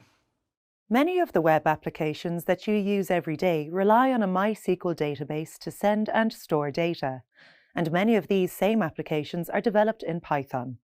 Database engineers can send and store data from a Python-based application to a MySQL database using a MySQL Python connection. In this video, you'll explore the basics of this important connection and learn how it works. Over at Little Lemon, the restaurant needs to connect a Python application with its MySQL database. They need to form this connection so that they can perform basic MySQL tasks using Python, and they also need your help with these tasks. But first, you need to understand how the connection between MySQL and Python works. So, let's take a few moments to explore the connection between Python and a MySQL database. A connection is established between Python and a MySQL database using an Application Programming Interface, or API. An API is also commonly known as a driver or client. The API is a written set of programs or software that acts as a bridge between the front-end Python application and back-end MySQL database. This connection can be created using different APIs like SQL Alchemy, MySQL Client, and MySQL Connector Python. MySQL Connector Python is the most common API and the one that you'll focus on in this course. A useful way of understanding the connection between MySQL database and Python is visually. Picture a diagram with a Python application on one side and a MySQL database on the other. In between these two elements is the MySQL Connector Python API. In a typical interaction between these elements, the front-end Python application sends a connection request to the Connector API. The connection request is the Python application asking for permission to access and retrieve information from the database using Python. The API forwards the request to the back-end MySQL database. The database accepts the connection. It then sends a message to the Python application back through the API confirming that the connection has been established. In other words, MySQL gives the API permission for the Python application to access the database. Now the Python application sends a connection request to the database. Once the connection is established, you can then instantiate an instance of the cursor from the connector class. And when a cursor object is created, you can then execute SQL queries in the MySQL database using Python. Let's look at Little Lemon's database as an example. Little Lemon need to check what time a guest is arriving for dinner using their Python application. The date and time data for the guest's booking is stored in the backend database.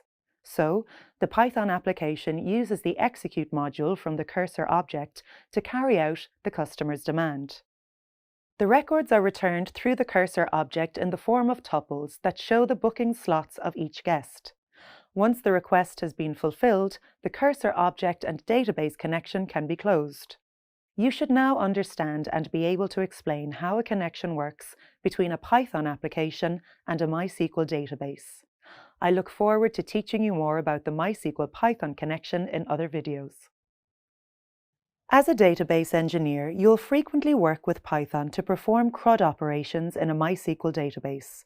But before you can work with Python, you first need to install and configure Python software on your system so that you can create a connection between Python and MySQL. Let's look at the installation and configuration process for creating this connection. The first step is to download the most recent version of Python from the python.org website. Follow the site's installation instructions. Once you've installed Python, you then need to open the application. Select the search icon and access the command prompt. Type python --version to identify which version of Python is running on your machine. If Python is correctly installed, then Python 3 should appear in your console.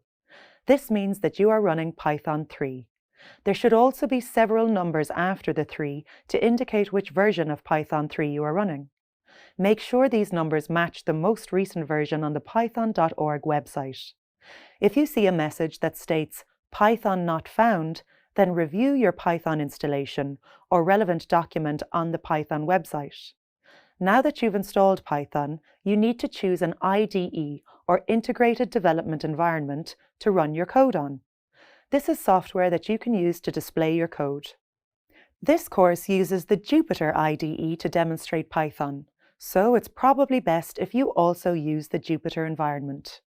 To install Jupyter, type python-m pip install Jupyter. Once Jupyter is installed, type python-m notebook. This opens a new instance of the notebook for you to use within your default browser. Now you can set up your working environment. Select the New button in Jupyter, then choose a new folder. This action generates an unnamed folder. Rename the new folder to MySQL Python Course Content, and then access it. You can now save your projects and other files in this location. Now select New again and choose the Python 3 IPY kernel option. This opens a new tab in which you can enter your code. You now need to connect Python to your MySQL database. You can create the installation using a purpose-built Python library called MySQL Connector Python. This library is an API that provides lots of useful features for working with MySQL. The MySQL Connector Python needs to be installed separately using a package installer called pip. the pip package is included with the Python software you just installed. Rename the notebook instance to Configuring MySQL Connector. Now you need to use pip to install the MySQL Connector Python. To install the connector, type an exclamation mark and then pip to call the package. Type the install command, then type the name of the library, which is mysql-connector-python. Finally, press Shift and Enter or select Run to execute the code. The output of this code is that the installation steps have now been performed as required, and a list of libraries have been installed. Python can now access the functionalities of all these libraries. You can import libraries in Python by typing the import command, the name of the library, and an alias. For example, to import MySQL Connector Python in a cell in your Jupyter Notebook, just type import mysql.connector as connector. The import syntax tells Python that there is a library you want to import and make use of. The MySQL syntax refers to a subfolder that pip has installed, which hosts the connector. The dot before connector is known as an access operator.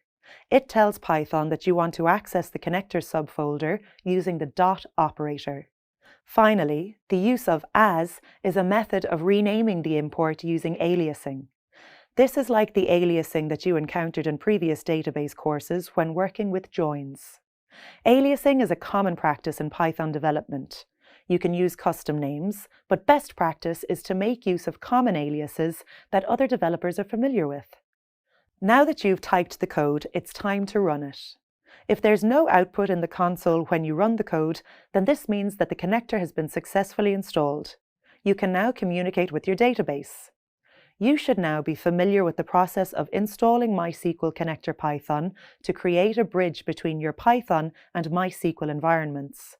And you also know how to install and configure a Python environment. Great work!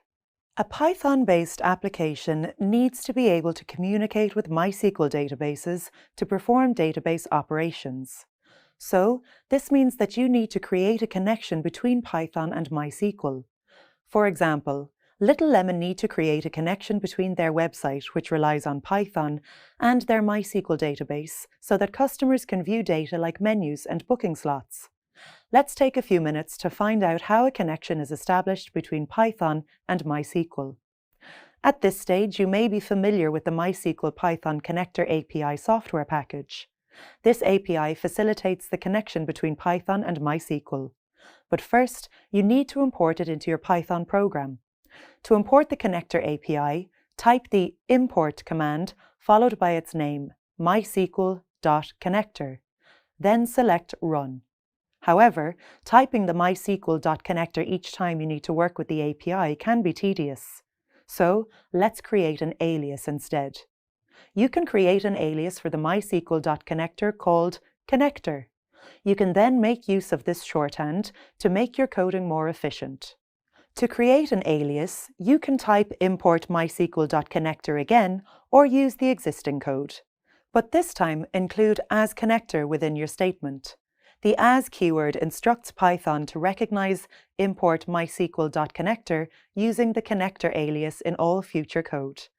Now each time you need to use the MySQL Python Connector API, you just type its alias, which is connector. But make sure that you have installed the connector API first. Otherwise, you'll encounter a module not found error. You've now successfully imported the connector API, also called the package or software. Now you can begin to make use of its modules and functionality using the access operator or the dot. For example, you can help Little Lemon to make use of a connector to establish a connection between their Python-based website and MySQL database. First, create a variable to access the connector from the connector module. Call it connection and assign it the value of connector.connect. Next, pass the key arguments to the connect module within a pair of parentheses. These arguments are the database username and password. Only an authorized user can access the database. So, in this instance, the user is Mario and the password is cuisine. By default, a connection is established between Python and the database installed locally on your machine. This database is called localhost. It can also be accessed through its IP of 127.0.0.1. You'll learn more about the localhost and other arguments at a later stage in this course. For now, you should be able to create a connection between Python and MySQL. Nice work. You might be asking yourself, what actions can I take once I've established a connection between a Python client and a MySQL database? Well, some actions you can perform include creating databases and tables. In this video, you'll explore the process for creating databases and tables in a MySQL backend database using Python. Little Lemon uses the MySQL Connector Python client, or API, to communicate with their MySQL database.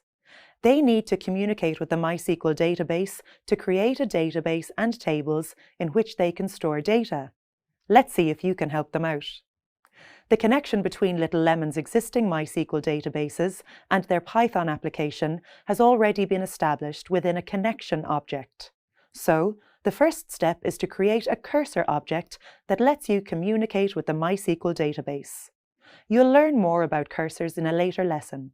For now, you just need to know that a cursor object can be created by invoking the cursor module from the connection object. A cursor object points the Python application to the location in the MySQL database where the required data is stored. Once you have a cursor object, you can run queries to the MySQL database. The cursor accesses an execute module that carries the SQL queries as Python strings to the MySQL database. You'll learn more about cursors at a later stage in this course. Now it's time to create a new database. Create a SQL statement as a Python string and pass it to a variable called createDatabaseQuery. The statement must create a database called Little Lemon. You can use triple quotes to change your statement to a Python string. You could also use single quotes to create a string.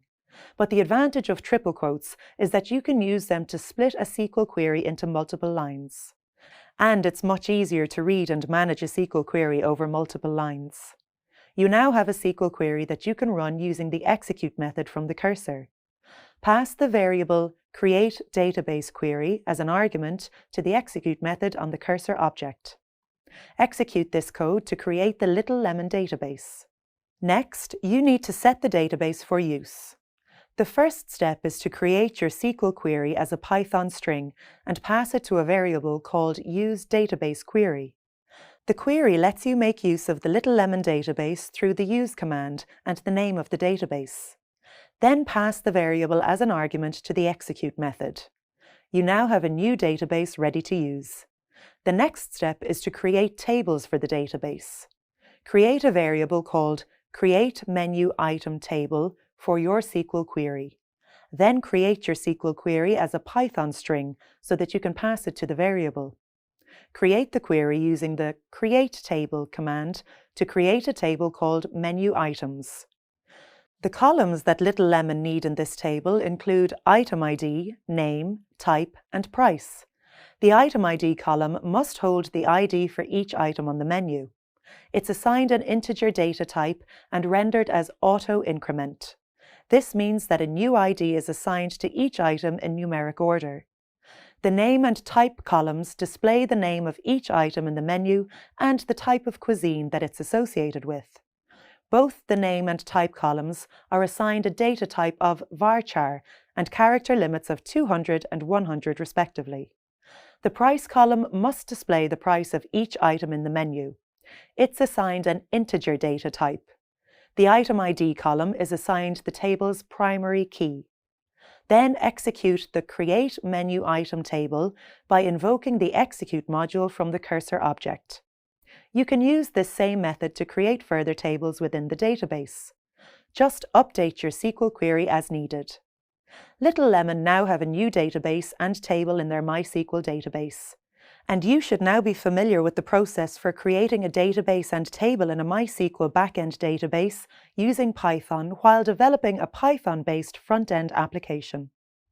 When accessing a MySQL backend database using a Python front-end client, your Python application needs to know where the data required to complete your query is stored. A cursor indicates where this data is positioned on the database. Over the next few minutes, you'll explore the concept of cursors, their key characteristics, and learn how they work. Let's look at an example of cursors from Little Lemon's database. Little Lemon need to retrieve a guest's booking details. They can carry out this task with a SQL Select query using Python. However, the Python front-end client needs to know where the data is stored within the back-end MySQL database. The MySQL database can use a cursor object to point to the records that Little Lemon needs. This cursor helps the Python client locate the required data. This example offers a good understanding of what database engineers mean by the term cursors. A cursor is a pointer that directs the Python client to the results of your SQL query within the MySQL database. The cursor indicates the location of the queried data by identifying specific rows or records. You can use a cursor to read, retrieve, and move through individual records within the results of your query. Cursors have several key characteristics or features that are particularly useful to database engineers. For example, cursors are read-only, so you can't update the data that they are associated with. The results can't be modified. They're preserved by the cursor. Cursors are also non-scrollable. They fetch records in order, which helps to keep track of your position when processing individual records. You can't skip or jump between records or fetch them in reverse order. And cursors are also asensitive. This means that they point to the original data within the MySQL database instead of a copy. This is faster than using insensitive cursors, which take longer to return results because they can only point to a copy of the data. So, how can you use a cursor in a MySQL database query? The first step is to declare the cursor. Use the declare statement and assign your cursor a custom name, followed by the cursor keyword. Then use the for keyword and a relevant SQL select statement to determine the purpose of the cursor. Next, you need to open the cursor. Type the open command and call your cursor's name to establish the result set. Now the cursor is pointing to the set of results from your select statement. The next step is to fetch or retrieve the results of your statement.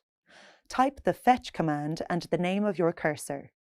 Then type the into keyword followed by the name of the location the results need to be transferred to. For example, the results can be transferred to a local variable to be used in your Python application. The final step is to close the cursor. Type the close command followed by the cursor name.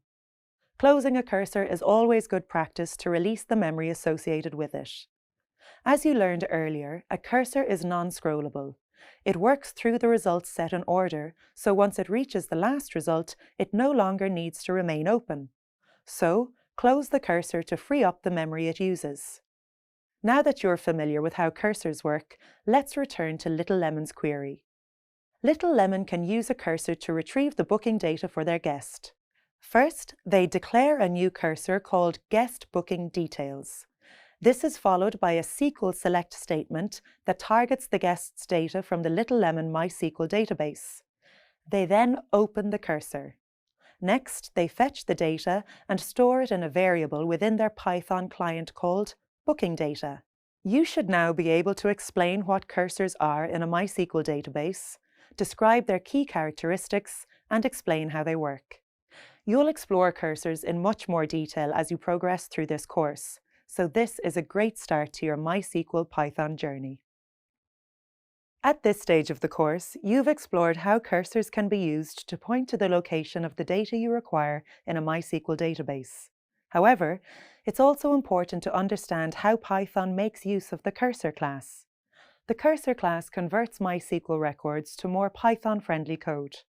With Python, you can also change or alter the behavior of your cursors using cursor subclasses.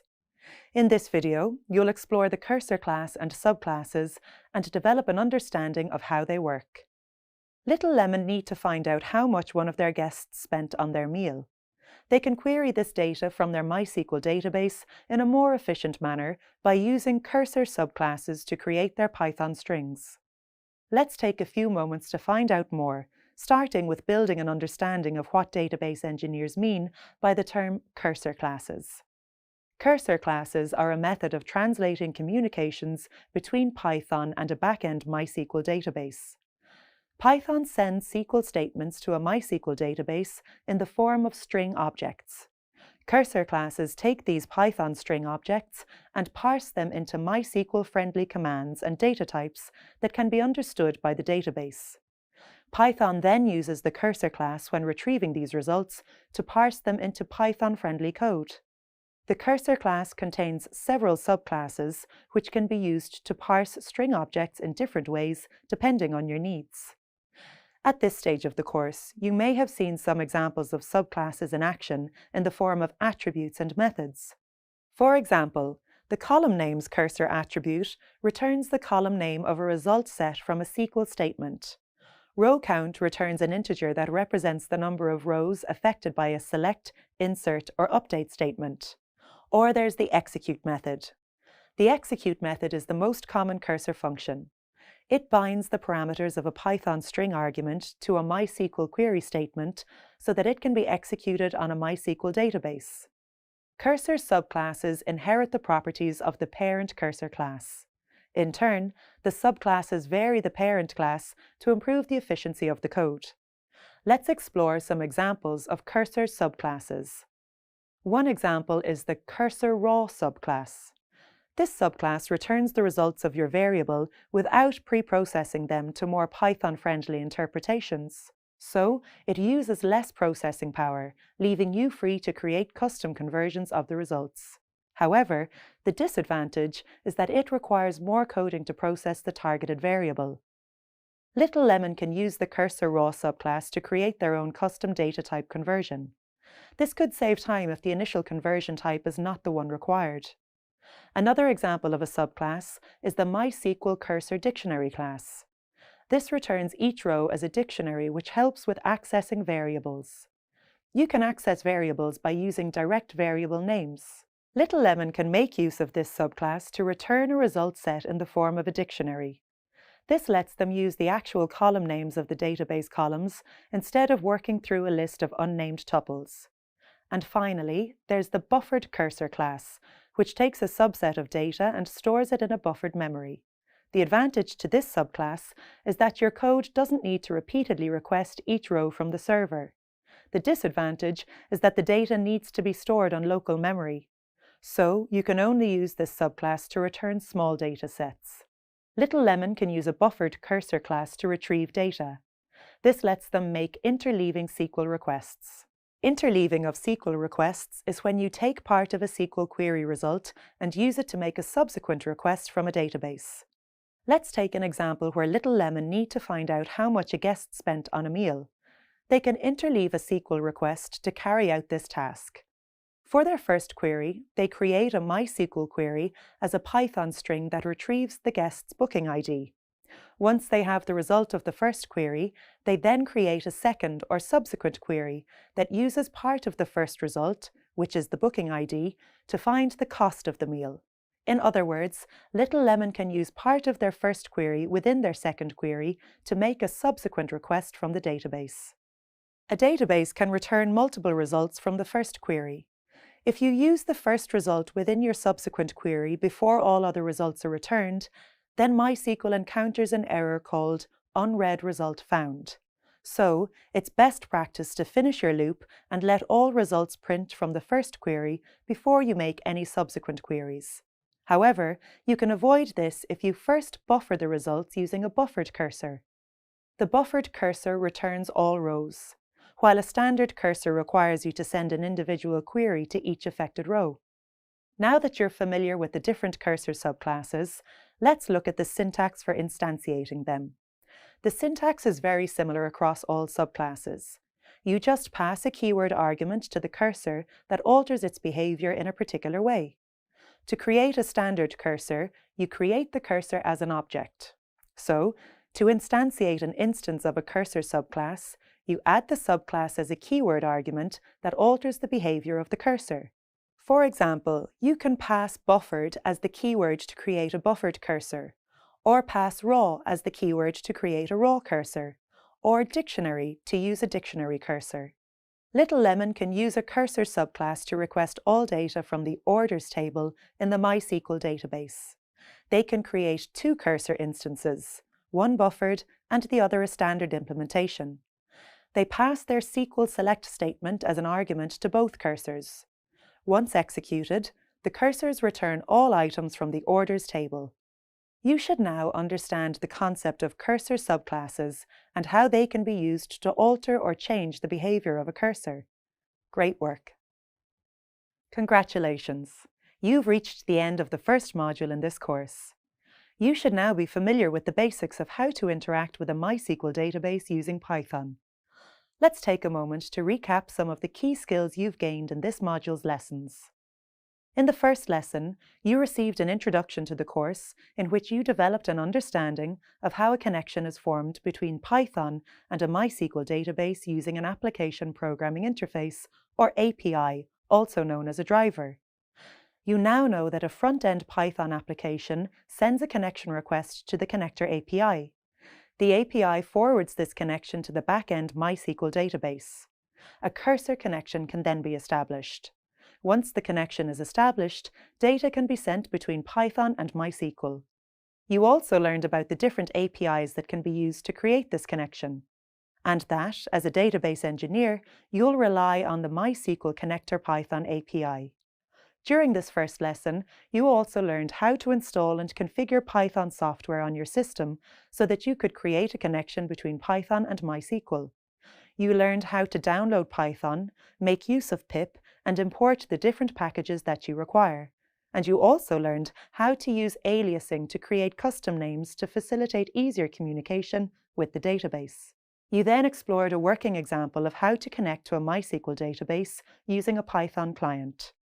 You saw how the API is imported into a Python program and can be used with an alias.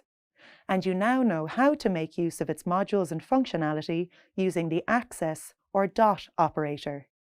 And you also know how to pass arguments to a connector module like usernames and passwords.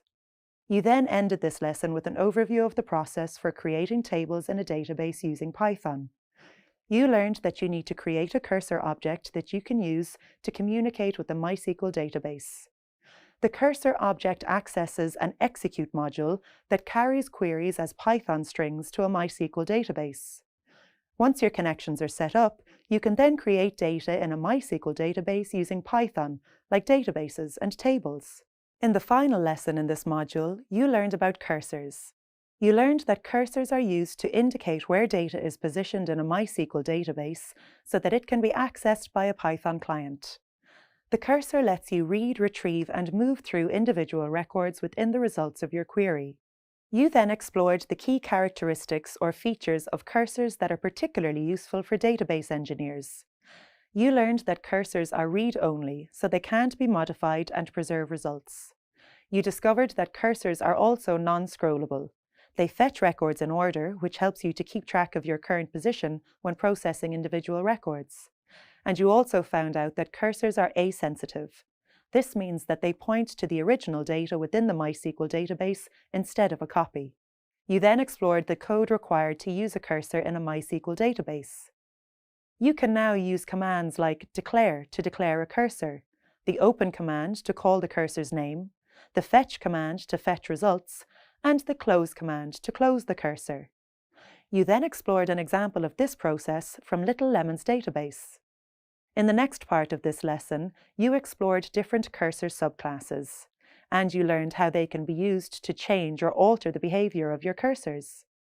You discovered that cursor classes are a method of translating communications between Python and a MySQL database. Classes take Python string objects and parse them into MySQL-friendly commands and data types that can be understood by the database. You also explored some common examples of cursor subclasses. Subclasses inherit the properties of their parent cursor class, like the cursor raw subclass, the cursor dictionary subclass, and the buffered cursor class. You also learned about the interleaving SQL requests, which involve taking part of a SQL query to make a subsequent request. You then explored the syntax for creating and using subclasses, and you also explored an example of subclasses from the Little Lemon database. You should now be familiar with the basics of how to interact with a MySQL database using Python, including establishing a MySQL Python connection and working with cursors. Great work! I look forward to guiding you through the next module in which you'll learn how to perform queries in MySQL using Python. As you're aware, working with a database in MySQL involves CRUD operations. Working with databases through Python also involves CRUD operations. The key difference is that the SQL statements used to carry out your operations must be processed in Python as strings. In this video, you'll discover how to execute create and read operations in a MySQL database using Python. Little Lemon is populating the restaurant's database with the records of upcoming bookings. Little Lemon also need to retrieve or read this data from their database so they know which guests are attending for dinner. You need to help Little Lemon create and read data in their MySQL database using Python. But first, you need to understand how to create and read data in a MySQL database using Python. Let's get started with creating data. So far, you've learned how to create data in a database using an insert statement, like an insert into command. For example, Little Lemon must use an insert into statement to add the names of customers and the time slots they've booked to the customer name and time columns in a table called bookings in their database. However, there are a few more steps to this approach when working with Python. Create your SQL statement as normal. Then use quotation marks to convert it to a Python string argument. This string argument is passed to a MySQL database through a connector, which parses it into a format that MySQL can understand. So, the first step in the process is to write your SQL statement. Then add a pair of quotation marks to convert it to a Python string argument. Finally, create a variable in which you can store the query as a Python string. Next, Python sends the string to the database through the cursor. The statement is then executed on the database. Little Lemon can use Python to add booking data from guests to their MySQL database using the MySQL insert query variable. The SQL data just needs to be passed in a string format.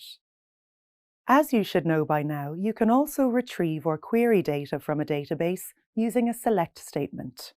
And a SQL select query is also the first step to complete when reading data using Python.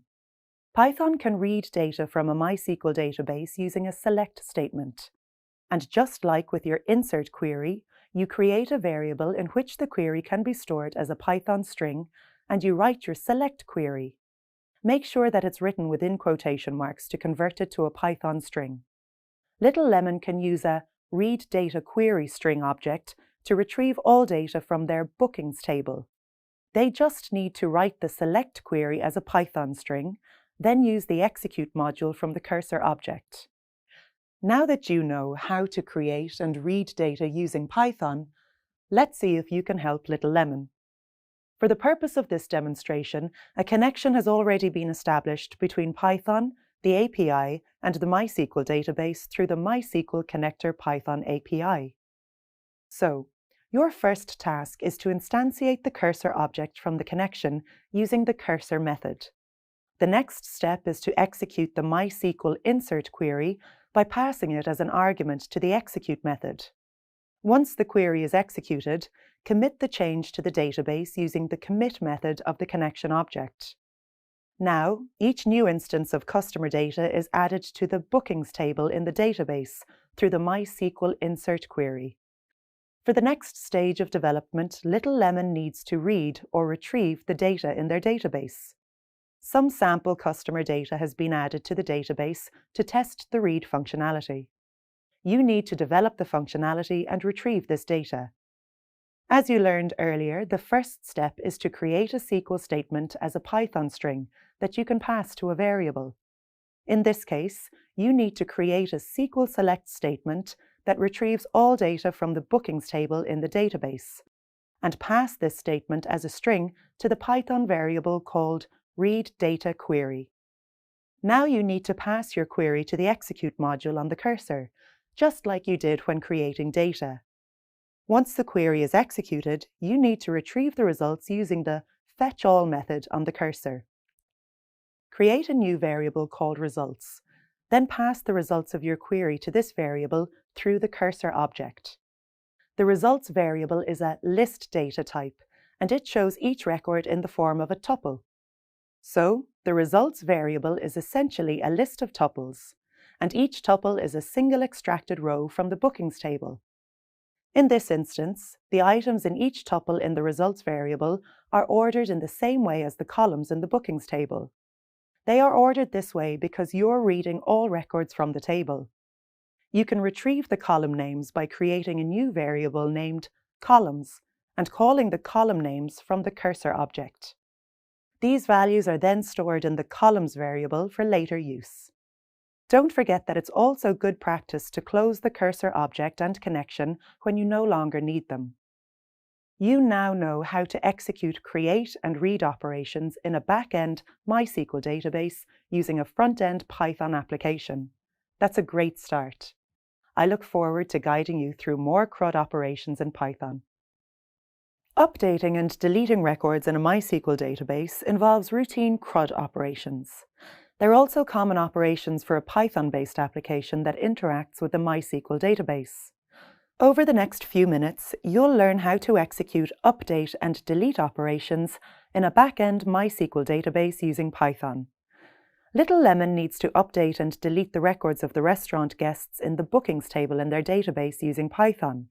You need to help Little Lemon with this task. But first, let's take a quick look at the bookings table. This table holds the booking data of each guest. This includes their booking ID, table number, first and last name, booking slot, and the ID of their waiter. Little Lemon must update and delete data within this table using Python. Let's begin with updating records.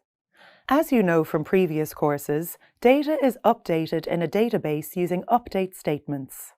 Little Lemon needs to update the booking data of a guest. Let's see if you can help them out. You can start by writing a SQL update query that uses a where clause to let Little Lemon update a guest's table number. The update query is created as a string. It's then passed to a string object called update bookings. Little Lemon just needs to update the specific values of each query. Let's test this query by updating the booking information for guest 6, Diana Pinto, who has been moved to table 10. Use the execute method to run the query and update the records in the bookings table in the database. To commit these changes to the table in the database, use the commit method. To check that the data was updated correctly, you can run the print cells of the Jupyter Notebook. The guest with the booking ID of 6 is now assigned to table 10.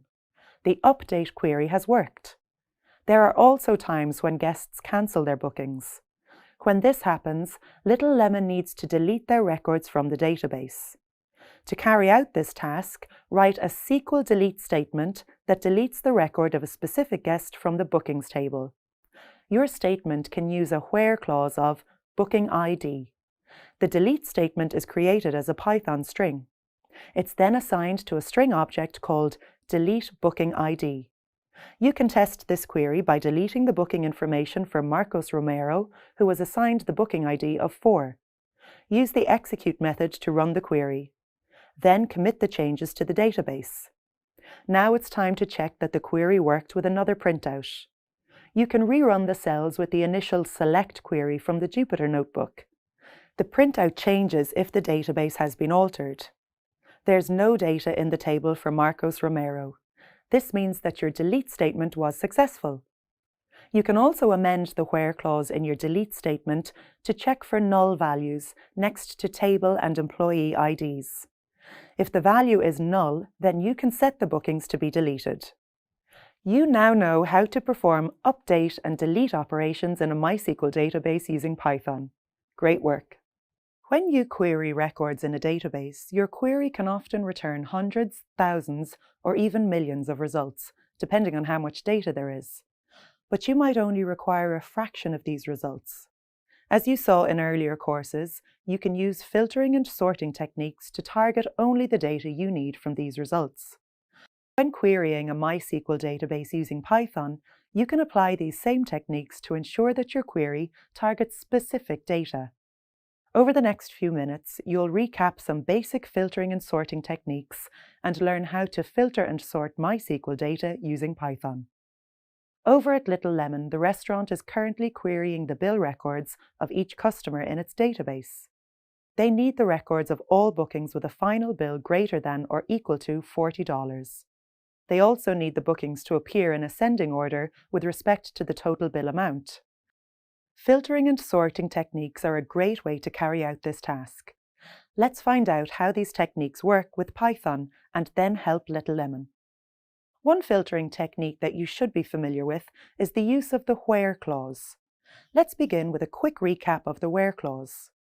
As you should know by now, you can use this clause to filter and extract records that satisfy a specific condition.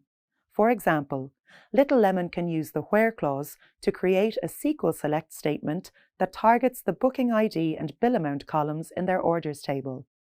The statement returns all values in the bill amount column equal to a value of 40. The where clause helps to filter the records from the database, but not to the extent that Little Lemon require. As you saw earlier, Little Lemon need the records of all bookings with a final bill greater than or equal to $40. You can use comparison operators to specify the exact data you require from a database. For example, Little Lemon can replace the equals operator in their statement with the greater than or equals to comparison operator.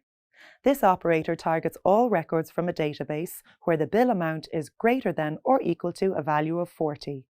This narrows down the records even further, returning much more specific results. Another technique is the order by clause. As you should know, the order by clause is an optional clause that can be added to a SQL select statement. It helps to sort data in ascending or descending order. So, to filter their records even more efficiently, Little Lemon can add the order by clause to the end of their statement. They target the bill amount column and then type the ascending keyword. Once executed, the query returns all bill amounts greater than or equal to $40 in ascending order. Now that you've recapped some examples of filtering and sorting techniques, your next question might be, how can I use these techniques in Python to query a MySQL database? Well, as you saw earlier, Little Lemon need to query the records in their MySQL database using Python. Let's help them create this query using the filtering and sorting techniques that you just explored. To recap, Little Lemon need the records of all bookings with a final bill greater than or equal to $40. They also need the bookings to appear in ascending order with respect to the total bill amount. First, write a SQL select query as a Python string stored in a variable called MySQLQuery. The query must target the booking ID and bill amount columns from the orders table. Use the where clause and a greater than or equal to comparison operator to target all records that are greater than or equal to the value of 40. Then use the order by clause and the ascending keyword to order all records from the bill amount column in ascending order. The next step is to establish a connection through the MySQL Connector Python API between the front-end Python application and the back-end MySQL database. Then get the cursor object from the connection using the cursor method. Run the query using the execute method from the cursor object. Once the query is successfully executed, you can fetch all the results in a new variable called results that satisfies the conditions given in your query. Just use the fetchAll method on the cursor object to grab the query results. All the retrieved data is in results as a Python list of tuples. You can display the list on your dashboard for Little Lemon. Little Lemon now have the data they need, and you should now be able to explain how to make use of filtering and sorting techniques to target records in a MySQL database using Python. Great work! At this stage of your database engineering journey, you should have experience of using join operations to extract data from multiple tables. There are also instances in which you'll need to perform a join operation on a MySQL database using Python. In this video, you'll explore the process for executing join operations using Python. Little Lemon are adding a new menu feature to their website. This feature lets customers view menu items, their prices, and the type of cuisine each meal is related to. The data that the feature requires is in two different tables in their MySQL database: menu and menu items. Little Lemon need to use a join to combine the data from these tables to create their menu feature. Let's quickly recap the concept of a join. A join is created using the SQL join clause. It targets a common column between the two target tables. These common columns are used to join the tables together and extract the required records. Some examples of joins used in MySQL include left join, right join, inner join, and outer join. All these joins can be used with Python. Let's explore an example of the syntax and process for creating an inner join. First, a SQL query is created using join as a Python string that can be passed to a variable. The query is then run using the execute method from the cursor object. Once the query is executed, you can retrieve its results into another variable. Use the fetchAll method on the cursor object that holds the results of the join. The data is retrieved as a list of tuples. For example, Little Lemon can create a join query as a string object in Python that combines the menu items and menu tables. This join is performed using an inner join on the item ID column, which is common to both tables. When executed using Python on a MySQL database, this statement returns all required results. Now that you're familiar with the process for joining data from different tables using Python, let's see if you can help Little Lemon to create this query. As you learned earlier, Little Lemon need to use a join query to extract the data for the new menu feature on their website.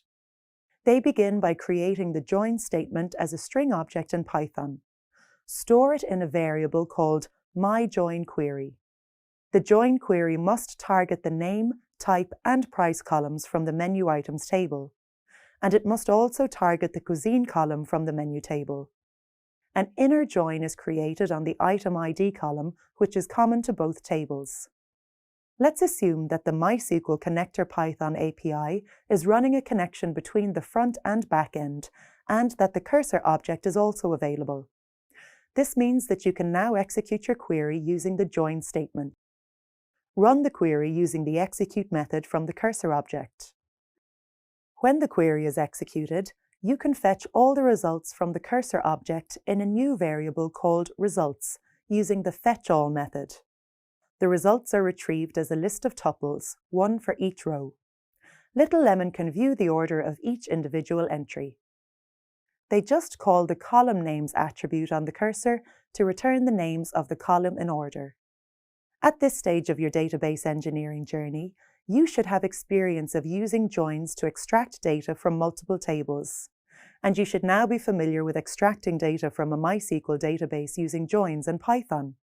Well done. Congratulations! You've reached the end of the second module in this course. You should now be familiar with how to perform queries in a MySQL database using Python. Let's take a few moments to recap some of the key skills that you've gained in this module's lessons.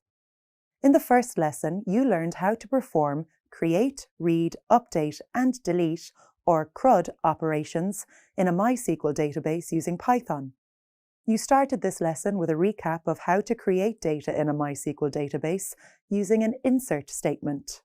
You then learned how data is inserted into a MySQL database using Python. First, it's created as a Python string argument. This argument is then passed to a MySQL database using a connector. The connector parses it into a format that MySQL can understand. You then explored an example of the syntax used to render a MySQL database query as a Python string argument. And you explored an example of creating and reading data using Python from the Little Lemon database. Next, you recapped how to delete and update records in a MySQL database using update and delete operations. You learned how to create these queries as Python string arguments, and explored some examples from the Little Lemon database. You then undertook a series of lab exercises in which you received the opportunity to perform CRUD operations in your own MySQL database using Python. And you tested your knowledge of these topics by completing several quizzes. In the second lesson of this module, you learned how to perform advanced queries in a MySQL database using Python. You began the lesson by learning how to filter and sort records in MySQL using Python. You recapped the basic filtering and sorting techniques that you learned in other courses.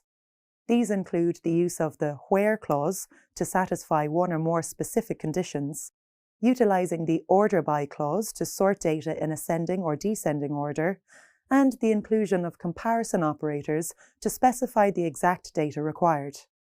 You then discovered how these techniques are used in Python by exploring several examples from the Little Lemon database.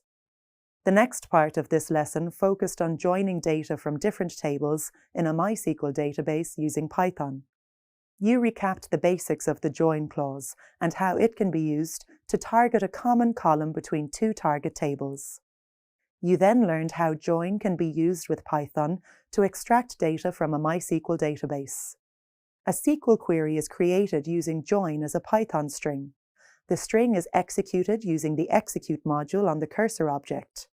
The results are then retrieved from the MySQL database using another variable that satisfies the query's conditions and the fetchAll method.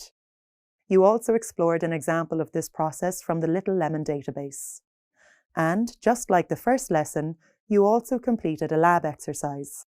In this lab exercise, you performed a join operation using Python to extract data from a MySQL database. You then tested your knowledge of the process in a quiz. You should now be equipped with the skills and knowledge required to perform queries in a MySQL database using Python. Well done. I look forward to guiding you through the next module, in which you'll explore the topic of advanced database clients. There are many different types of tasks that you need to perform when working with a MySQL database. Functions are a great way to store the syntax that you need for these tasks as reusable blocks of code. These code blocks mean that you don't have to retype your code each time you need to use it. Over the next few minutes, you'll recap the basics of functions and learn how they're used with Python. Little Lemon's MySQL database holds a lot of data on different aspects of the company, like customer behavior and sales revenue. Little Lemon can use functions to perform specific operations on their database and return results. They can then use the data from these results to improve the restaurant's performance. So, let's quickly recap the basics of MySQL functions. As you probably already know, a MySQL function is a piece of code that performs a specific operation and returns a result. In other words, it's a task that combines a set of instructions and produces results in the form of an output. MySQL functions provide a lot of advantages for database engineers. Some MySQL functions accept parameters or arguments, while others don't. They're great for manipulating data in a database. You can also create custom functions that combine several tasks in a block of code. You can then store these functions within your database and invoke them when needed. And, as you've just discovered, MySQL functions are reusable, so they can be used to complete repeat tasks. At this stage of your database engineering journey, you've probably made use of many different types of functions. The most common built-in functions available in MySQL include string functions, numeric functions, and date and time functions. There's also comparison and control flow functions. Let's take a moment to recap the basics of these different types of functions and look at how Little Lemon can make use of them. Let's begin with string functions. These functions are used to manipulate string values, like adding strings together or extracting a segment of a string. An example of a string function is concat. Concat combines data from two separate tables into one string.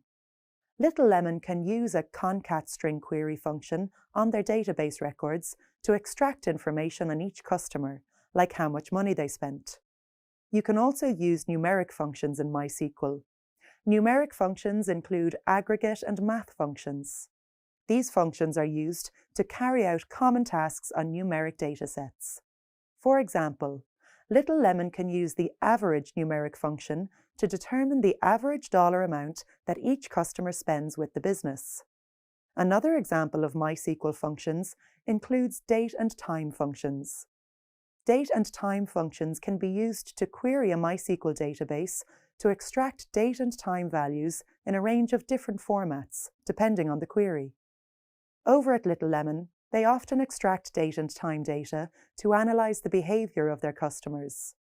They can use this data to find out how long guests spend at the restaurant and which days are the busiest. Next up is comparison functions.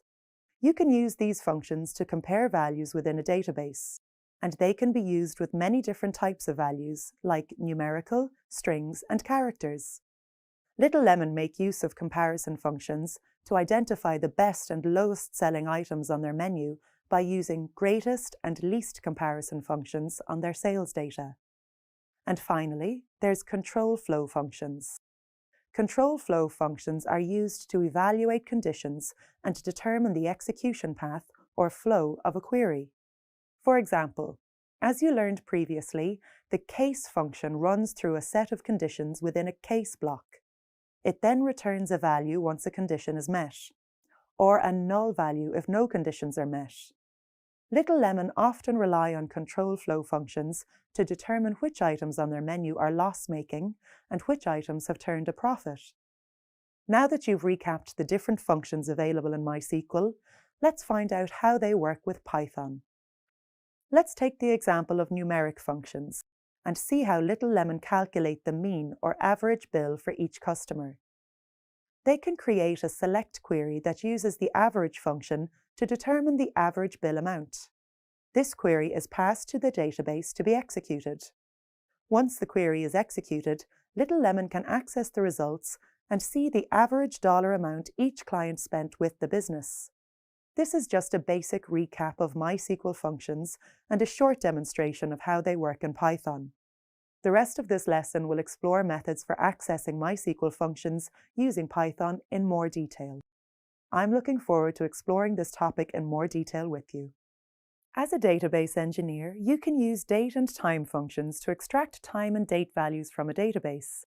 And you can perform similar tasks using the functions available in Python's native datetime library. In this video, you'll learn about the different datetime functions available in Python and how you can make use of them.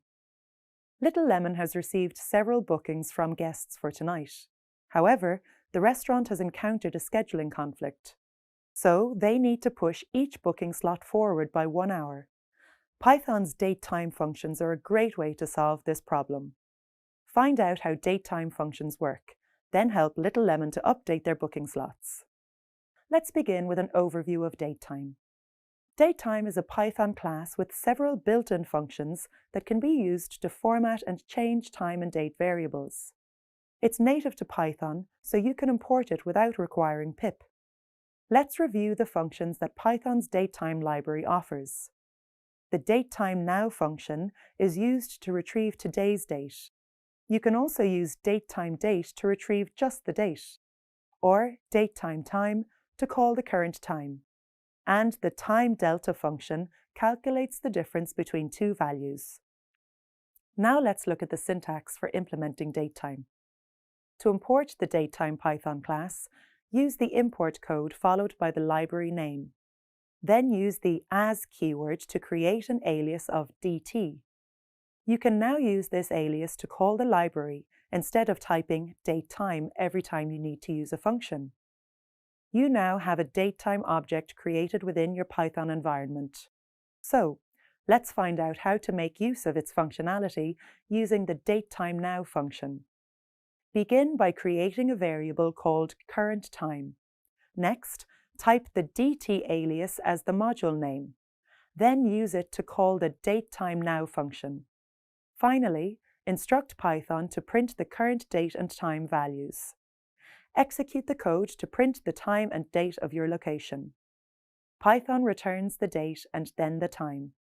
The date is displayed in year, month, day format. The time is displayed in hours, minutes, seconds format. But what if you just need to know the current time? Or maybe you just want today's date? You can use the same code again, but this time give Python two separate print instructions.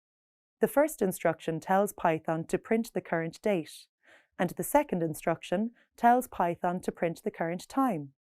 When the code is executed, Python displays each value separately. Let's look at a slightly more complex function, time_delta. When making plans, it can be useful to project into the future. For example, what date is this same day next week? You can answer questions like this using the time delta function to calculate the difference between two values and return the result in a Python-friendly format. So, to find the date in 7 days' time, you can create a new variable called week. Type the dt module and access the time delta function as an object instance. Then pass through 7 days as an argument. Finally, instruct Python to print the results of the variable. When executed, Python returns the value of the date 1 week from now. Now that you know how datetime works, let's see if you can help Little Lemon. As you learned earlier, Little Lemon have encountered a scheduling conflict. To resolve it, they need to push each booking slot forward by 1 hour. You can carry out this task by instructing Python to retrieve the data from the bookings table and then adding 1 hour to each booking. Let's assume that Little Lemon have already passed through their login details, created a new cursor instance, and pointed the cursor at their database. Your first task is now to import the datetime library so that you can work with datetime. Use the import keyword and import the library using the alias dt. This alias is used for greater efficiency. Next, write a SQL select statement to return all data from the bookings table. Pass the statement to the execute module from the cursor as a string argument. Before entering the loop, instruct Python to print the column names from the bookings table so that you can view each item in the row. You can assign these values to variables and create a new variable called new booking slot that holds the values for the updated time slots. To add an hour to each time slot, pass an argument of 1 hour to the time delta function, and then add the function to the booking slot variable. Finally, instruct Python to print the values for the new booking slots in the form of a text string. This text string details the values of each booking ID along with its respective old and new booking slots. Loop through the results from the query and extract the rows from the booking ID and booking slot columns. As the results show, booking ID is the first value and booking slot is the fourth value. You should now be familiar with the different datetime functions available in Python and how you can make use of them. Working with datetime functions can be difficult, but you've made a great start towards mastering this topic.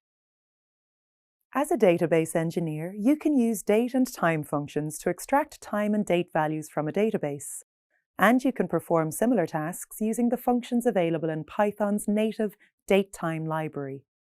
In this video, you'll learn about the different datetime functions available in Python and how you can make use of them.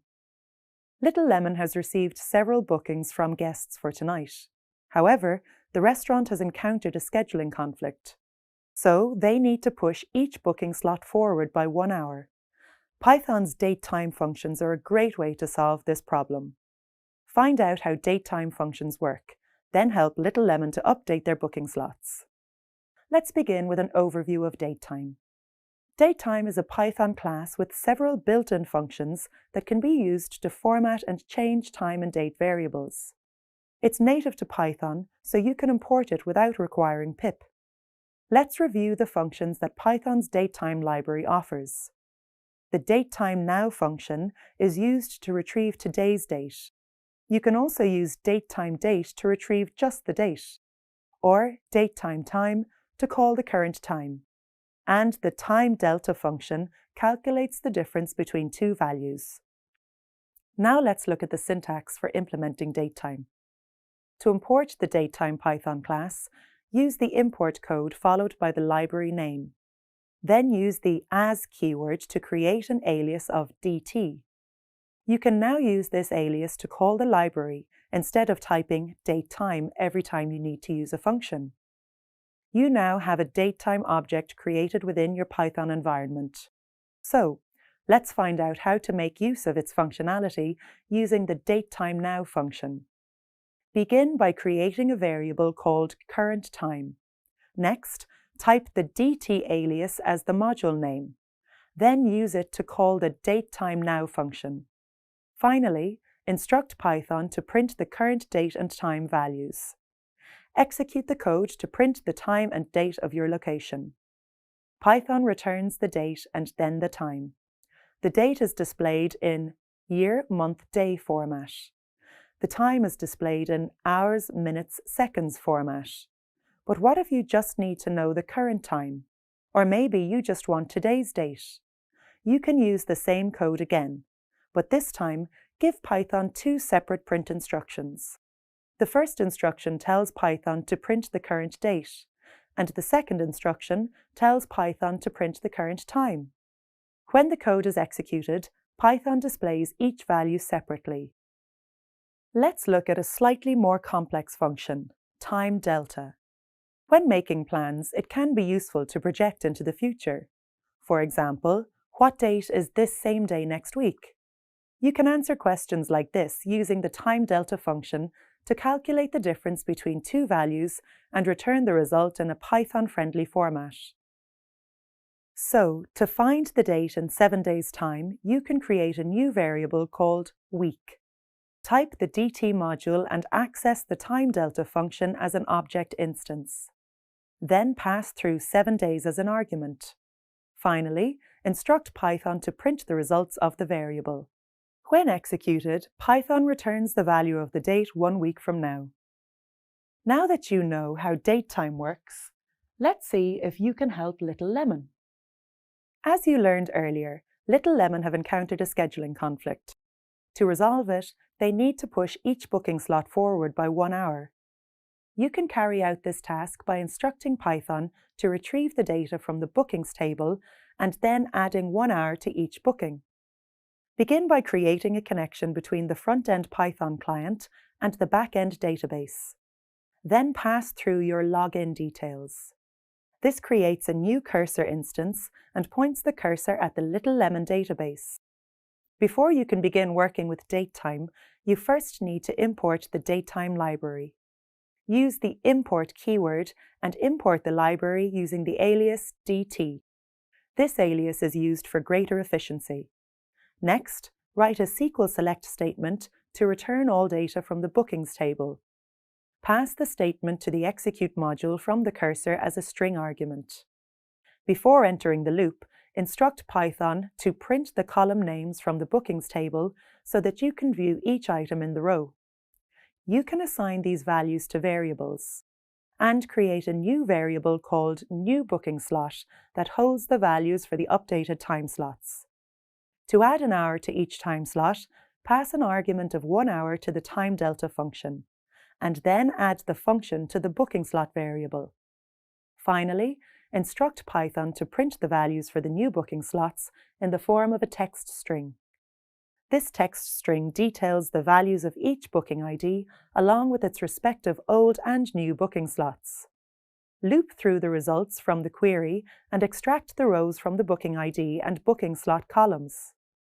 As the results show, booking ID is the first value and booking slot is the fourth value. You should now be familiar with the different datetime functions available in Python and how you can make use of them. Working with datetime functions can be difficult, but you've made a great start towards mastering this topic. Stored procedures provide database engineers with a useful way of storing and recalling code when needed. Over the next few minutes, you'll receive a quick recap of MySQL stored procedures and how they work. Let's begin with a look at how stored procedures can help Little Lemon. Little Lemon checks the online bookings in its database every morning for a list of customers attending the restaurant that day. They rewrite the same code each morning to extract this data. But they could instead invoke a stored procedure that extracts the required data without the need to rewrite large blocks of code every morning. Before you find out how they can do this, let's recap the basics of stored procedures. A stored procedure is a block of code, or one or more pre-prepared queries that can be stored in your database. You can then invoke or call the stored procedure as required. As you might already know, this is similar to how a function works, but don't forget the key difference between the two concepts. Functions can only have input parameters, but a stored procedure can have both input and output parameters. There are 3 main steps to complete when using stored procedures. You should already be familiar with these. First, you create a stored procedure, then you call a stored procedure, and finally, you can drop or delete a stored procedure. Let's begin with a recap of the benefits of stored procedures. Your code is more consistent. The same code block is used each time it's invoked. You know exactly what to expect from it. Your code is reusable. You can use it as many times as you need across all your database tasks. And your code is easier to use and maintain. It's stored as one block that can be invoked, edited, or dropped as required. Next, let's quickly recap the syntax for creating a stored procedure. To create a stored procedure, begin with the create procedure command. Then write the procedure name and a pair of parentheses to hold the parameters. Make sure that you include all required parameters within the parentheses. Finally, write the rest of the procedure logic. Then, when you need to invoke the procedure, you just type the call command followed by the procedure name. Don't forget to include the parentheses. And if you need to remove or drop a stored procedure from your database, then just type the drop procedure command followed by the procedure name. In this instance, you don't need to include any parentheses. Little Lemon can use this code to create a stored procedure that extracts the details of the customers due to visit the restaurant. They begin with the create procedure command. Then they name the procedure daily_customer_details and add the parameters. Finally, they write the logic of the procedure. Now, each morning, they just need to type the call command followed by daily_customer_details. The stored procedure then extracts the required customer data from the database. So, now that you've recapped the concept of stored procedures, you might be asking yourself, how do stored procedures relate to Python? Stored procedures increase the performance of Python applications and reduce traffic between the application and the MySQL database. The application only needs to send the name of the stored procedure and parameter to the database, instead of a large block of SQL statements. You're now familiar with the benefits of stored procedures and how to create, invoke, and drop them in a database. You're now ready to learn how to perform these actions using Python. Great work! You should be familiar with creating stored procedures in a MySQL database, but how can you make use of stored procedures using Python? In this video, you'll learn how to access stored procedures using Python. Little Lemon Restaurant have a new promotional campaign where they give vouchers to all guests who spend $50 or more on a meal. To find out which guests qualify for vouchers, the team need to retrieve the guest names, booking IDs, and bill amount data from the bookings and orders tables in the database. You can complete this task using a join operation, but performing a separate join operation for each guest is time-consuming. A better solution for Little Lemon is to create a stored procedure they can call using Python. Let's see if you can help Little Lemon to build a stored procedure using Python. The first step is to create the stored procedure as a Python string stored in a variable called stored procedure query. Next, type the create procedure command and then the name of your procedure, which is get customers and bills. Then create a begin-end block. Type the logic of your stored procedure within this block using a SQL select statement. The statement concatenates the required data from both tables with the use of an inner join for all customers who've spent $50 or more. Don't worry about setting the delimiter before and after the procedure. The cursor executes the entire Python string as one MySQL statement. So, unlike with a traditional MySQL query, there's no need for a delimiter. In Python, the stored procedure is passed as a single Python string. It can also include multiple SQL statements. When executing MySQL statements through an API, the required closing semicolon is automatically appended to the end of the string. When executing a stored procedure, you need to store a block of code on the MySQL database that you can invoke when required. You can trigger this block with the cursor call procedure or call proc method.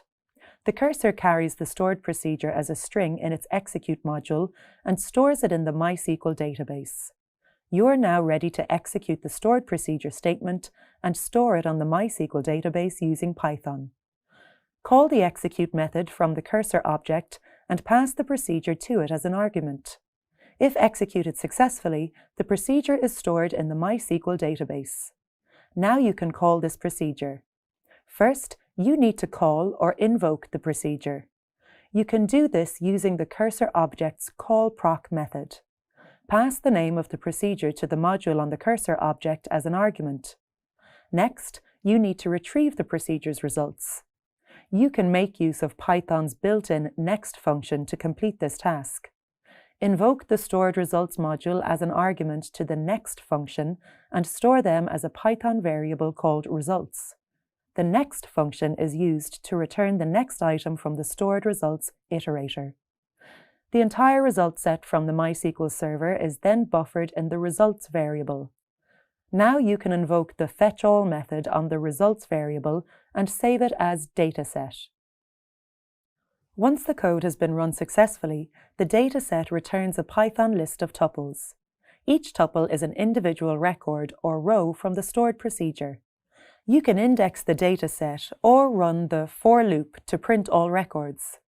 The results of the procedure show that there is one guest who has spent $50 or more with Little Lemon and qualifies for vouchers. You now know how to access stored procedures using Python. Great work!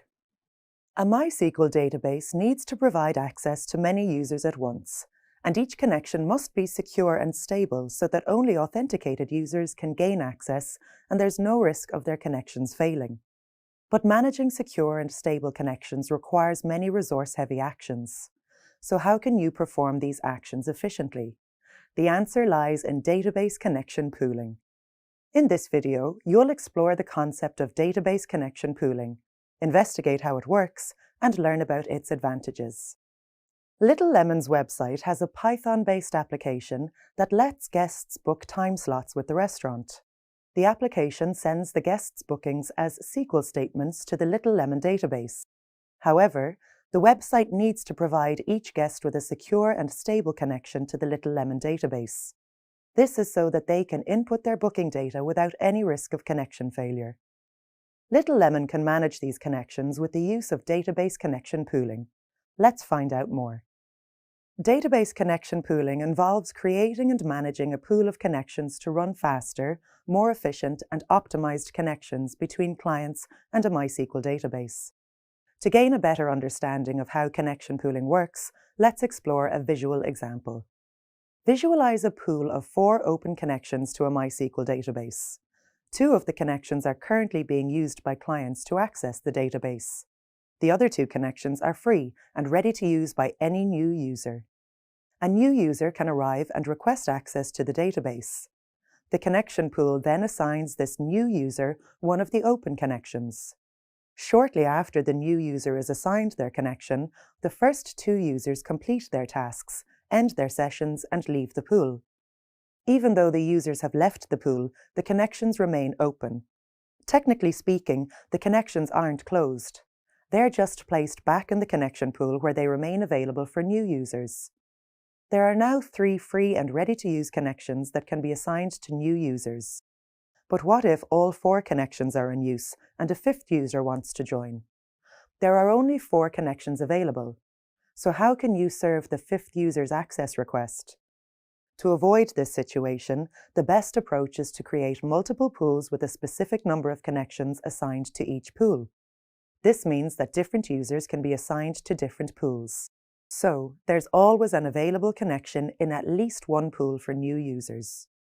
You can also program the system to create a new connection within a pool if an appropriate connection isn't available in other pools. Little Lemon can use this approach to manage connections to their MySQL database. They can create a series of connection pools that their guests can use to record their bookings in the database. There are a few key advantages to connection pooling. Connection pooling makes efficient use of available resources. It reduces the time and effort required to establish connections. Connection pools simplify programming models, and they increase the performance of the Python application when connecting to the MySQL database. You should now be familiar with the concept of database connection pooling, be able to explain how it works, and to describe its advantages. There's lots more to learn about connection pooling in this lesson, but you're off to a great start.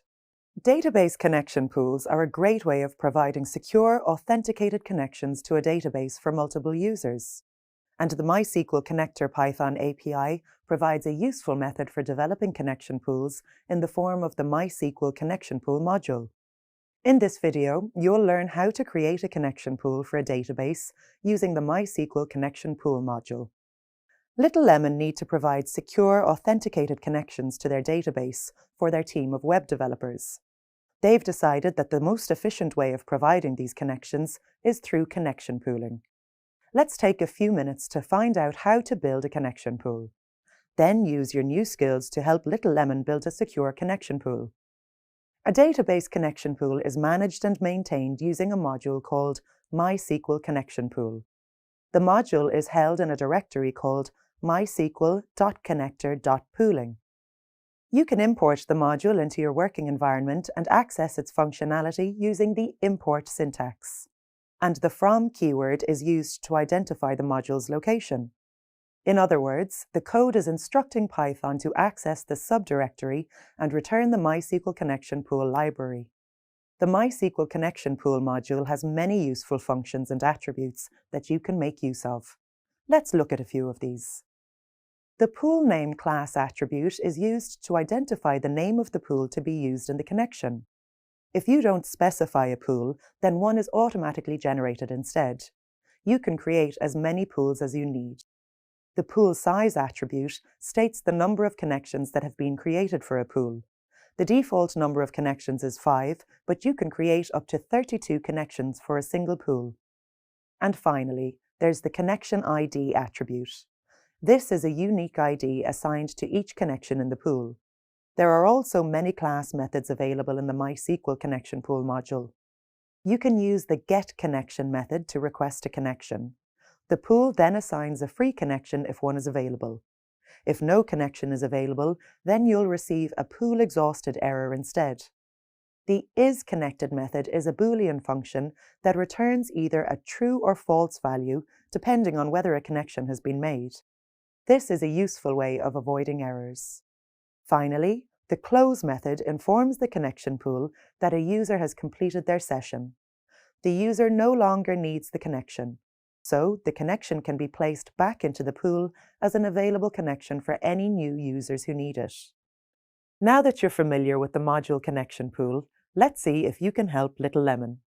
As you learned earlier, Little Lemon want to create a connection pool to provide users with efficient access to their database.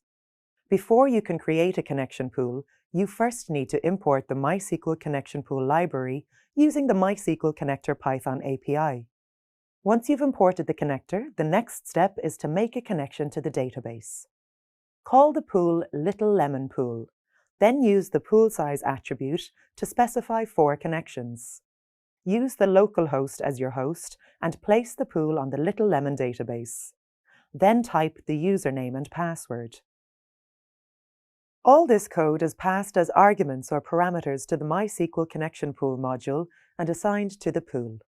Next, you need to create a Python list of users for the connection pool. You can call this list users. Populate the list with members of Little Lemon's guest list. You then need to create a SQL select statement. This statement must accept an integer. The integer must correspond with different ID requests accessing different data points as database users. Now you need to use the for loop. You can use it with the range function. The range function is used with the pool size attribute. This means that no matter how big the pool is, the loop always runs to the end. The next step is to set up the application's connection. Write a statement that checks if a connection was successfully made within the pool. This statement also avoids any errors appearing in your code. Then write a statement that instantiates a new cursor from the existing active pool connections. This action must occur for each new live connection that's successfully made with the pool. Next, create a print statement that displays the following information on screen: the user requesting information from the database, the unique connection assigned to this user, and the unique booking ID that they're requesting. The print statement is formatted using curly braces. These symbols take the specified variables in the order that they are specified from the format function. So this means that the information is printed in the order you specify. The next line of your code is a parameterized select statement. This statement uses the initial SQL select statement from earlier and combines it with the incremented I to assign a different booking ID to each user. Then you can use the fetchAll method to return all information that corresponds with this SQL select statement and print the information on screen. You can also create an else statement that generates an error message on screen if a live connection cannot be found. Finally, use the close method to return a user's connection back to the pool when they have ended their session. You should now know how to create a connection pool for a database using the functions and attributes available with the MySQL Connection Pool module. Congratulations!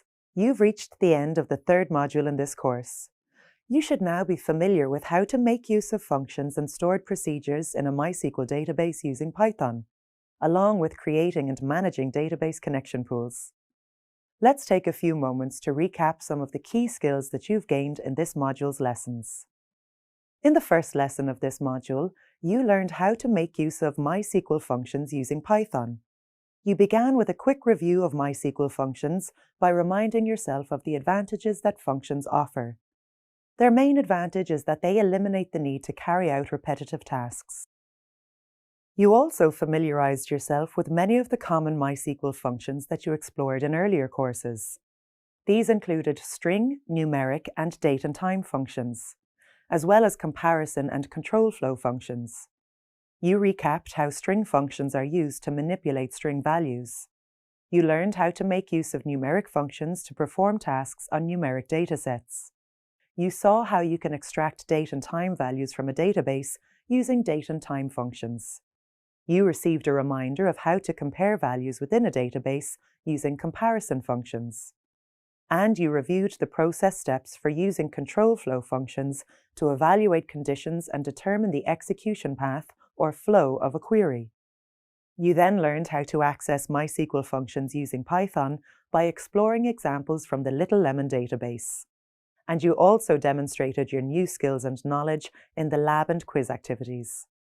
In the second lesson of this module, you recapped the basics of stored procedures.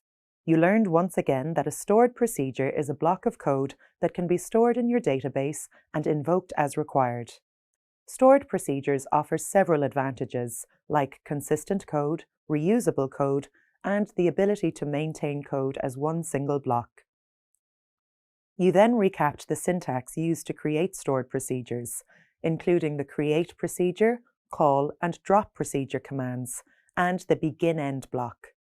And you examined the advantages of using stored procedures with Python. You saw that they increase the performance of Python and reduce traffic between Python and MySQL. In the next item in this lesson, you learned how to access stored procedures using Python. You explored some examples of stored procedures from Little Lemon, like the inner join operation. You saw how they made use of these stored procedures in Python to query a MySQL database. You also learned how to call or invoke a procedure in Python using the callProc method, retrieving results using Python's next function. And you saw an example of the use of fetchAll method. Once a stored procedure has been successfully run using Python, the data is returned as a list of tuples. You can index the dataset or run the for loop to print all records. You then demonstrated your ability to use stored procedures in Python in a lab environment. And you tested your knowledge of Python and stored procedures in a quiz. In the third and final lesson of this module, you learned about connection pools. During this review, you learned that connection pools are resource efficient, provide faster connectivity, simplify programming models, and increase the performance of Python applications. You then learned about Python MySQL connection pools. You learned that a database connection pool is managed and maintained using a MySQL connection pool module. This module is imported into your working environment so that you can access its functionality. The module also offers many useful functions and attributes that you can make use of. This includes pool name, pool size, and connection ID. And there are also several class methods available like getConnection, isConnected, and close. These methods are useful for managing and maintaining the module.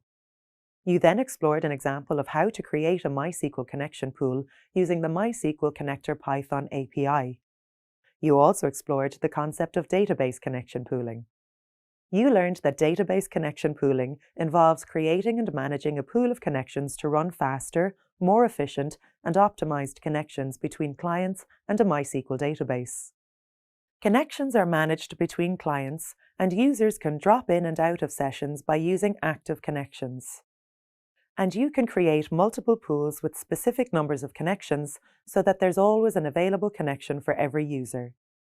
You then completed a lab in which you worked with connection pools, and you tested your knowledge of connection pools in a quiz. You should now be equipped with the skills and knowledge required to work with MySQL functions and stored procedures using Python, and you should also now be able to create and manage database connection pools. Well done! I look forward to guiding you through the next module in which you'll work with a database client. In this course, you learned about database clients. Let's take a few moments to recap the key lessons that you encountered in this course. You started the module by learning about the MySQL Connector Python API and how to make use of the pip package. You then learned how to install a front-end Python client and connect it to a back-end MySQL database. You then explored how to establish communication between Python and MySQL to perform CRUD operations. Once you established a connection, you then accessed a cursor object. Once you had access to the cursor object, you created a MySQL database and table using Python. You then committed changes in a MySQL database using Python. In the third and final lesson of Module 1, you explored the concept of cursors in a MySQL database. You learned how cursors work in Python and MySQL. You also reviewed the key characteristics of cursors and learned that they're read-only, non-scrollable, and asensitive.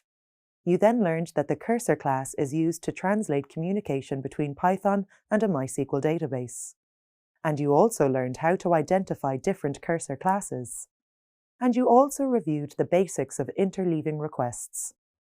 The second module focused on performing create, read, update, and delete, or CRUD operations in a MySQL database using Python. You began the module by learning how to create and read records in a database. You reviewed the steps for this process and discovered how Python communicates with a database to carry out these actions. You then learned how to perform MySQL update and delete operations using Python. And you learned how to commit the changes to the database. You completed this first lesson by performing a series of lab exercises in which you demonstrated your ability to carry out CRUD operations in a MySQL database using Python. In the second lesson of Module 2, you learned how to perform advanced queries in a MySQL database using Python. The first of these queries involved filtering and sorting data in a MySQL database using Python. You recapped the basics of MySQL filtering and sorting techniques from earlier courses and learned how these same techniques are applied to Python. Next, you learned how to perform a range of different join operations to join data from different tables in a MySQL database using Python. You then received an opportunity to test your ability to perform advanced queries in MySQL database using Python through a series of labs. Module 3 focused on advanced database clients. The first lesson in this module began with an overview of how to use MySQL functions with Python. You began by learning how to identify the importance of MySQL functions, and you reviewed the different types of functions available in MySQL. You also learned how MySQL makes use of functions using Python. Once you finished recapping the basics of MySQL functions, you then learned how to implement or access MySQL functions using Python. You also explored datetime functions in Python and learned how to make use of these functions to update a MySQL database using Python. You then demonstrated your ability to make use of these functions in lab exercises. In the second lesson in this third module, you explored how to use MySQL stored procedures with Python. You recapped the basics of stored procedures and learned how they differ from functions and why they're used with Python. You then learned how to access stored procedures through Python with the use of the callproc method. And you also reviewed the use of delimiters. The third and final lesson in this module focused on connection pools. You began by developing an understanding of the concept of database connection pooling. You learned how to explain database connection pooling, and you learned how to identify the advantages of database connection pooling. You then reviewed the steps for creating a connection pool for a database, including the process for implementing the connection pool SQL module. You've reached the end of this course recap. It's now time to try out what you've learned in the graded assessment. Good luck. You've reached the end of this course. You've worked hard to get here and developed a lot of new skills along the way. You're making great progress on your MySQL journey, and you should now understand database clients. You were able to demonstrate some of this learning along with your practical MySQL skill set in the lab project. Following your completion of this lab project, you should now be able to interact with the MySQL database using Python, perform queries in MySQL using Python, and make use of MySQL functions, procedures, and connection pools.